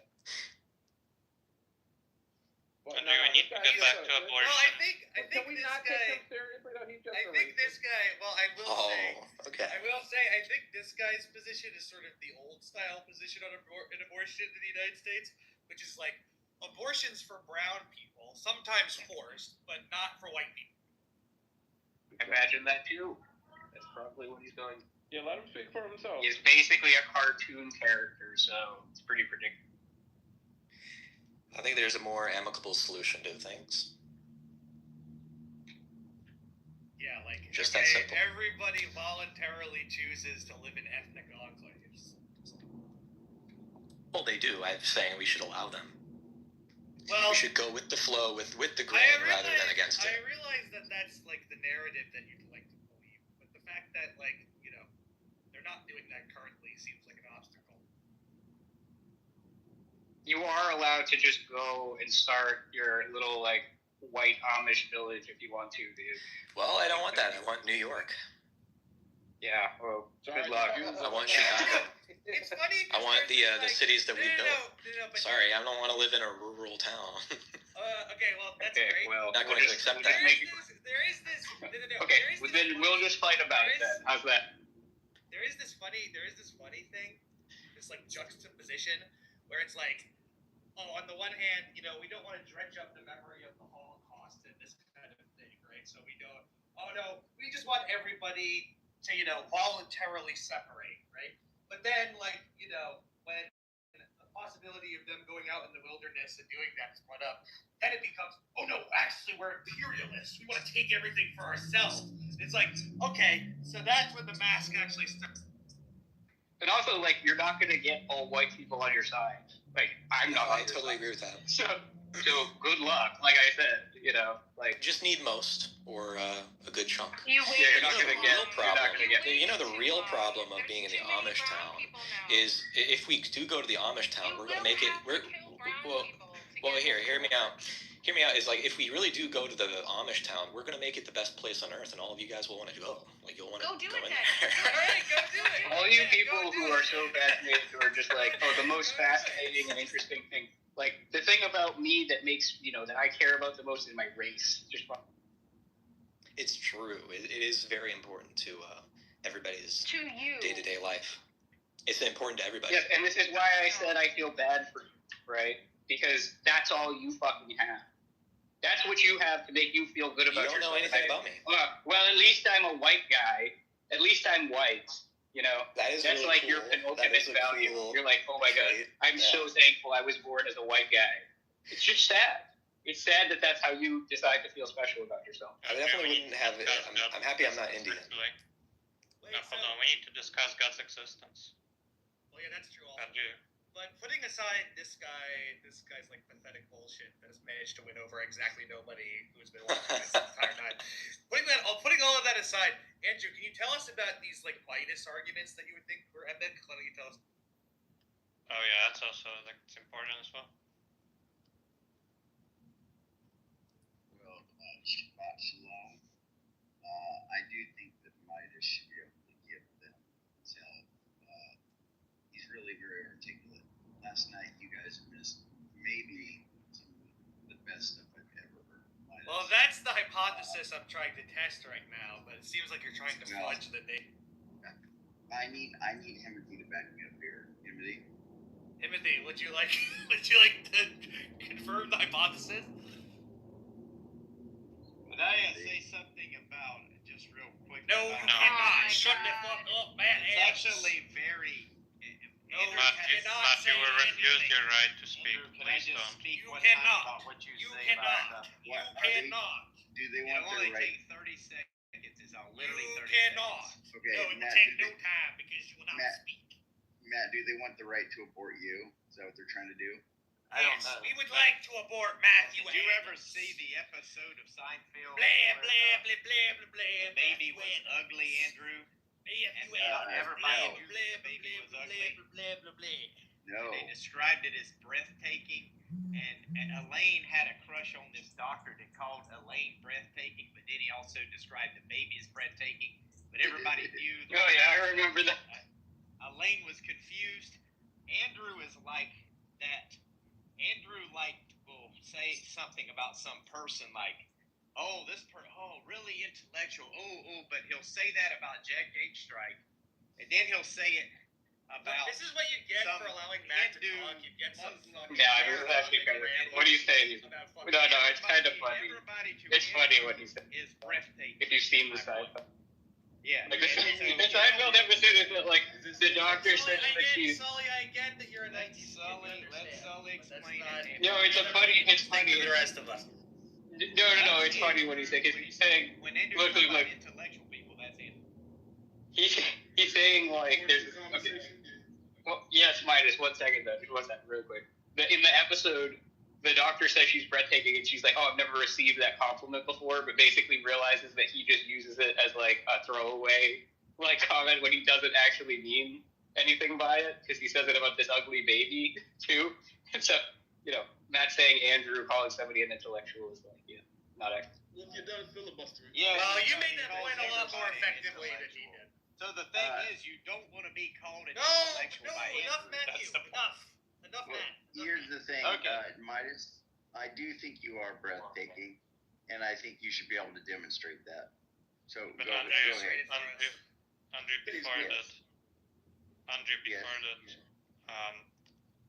do you remember our, meeting plans? Yes, I remember that we should have meeting plans. I did come in and gave a full-fledged presence support to a room that you had open recently, although I wasn't able to participate much. Yeah, I think I saw you there, yeah. But I couldn't even read the chat, so. Oh yeah, that's unfortunate. Yeah, that sucks. But yes, we do need to do that. But I guess in the meantime, Sasha, you want to get as much of this as you can. You're rarely going to have Well, here's the thing. You're rarely going to have a white nationalist, such as Heritage, mixed with Carl, a black nationalist, and Midas. Carl's not a black nationalist. I know. But Carl on here, and Midas as well. Midas, I think he's a black nationalist, right? Kind of. Well, he had a Malcolm X profile picture, but I don't know that he actually is. Isn't he black Hebrew Israelite? No, he's a Christian. I don't know that he's able to be like that. Midas, he's a Christian. He's not a BHI. Midas, would you self-identify as a racist as well, or?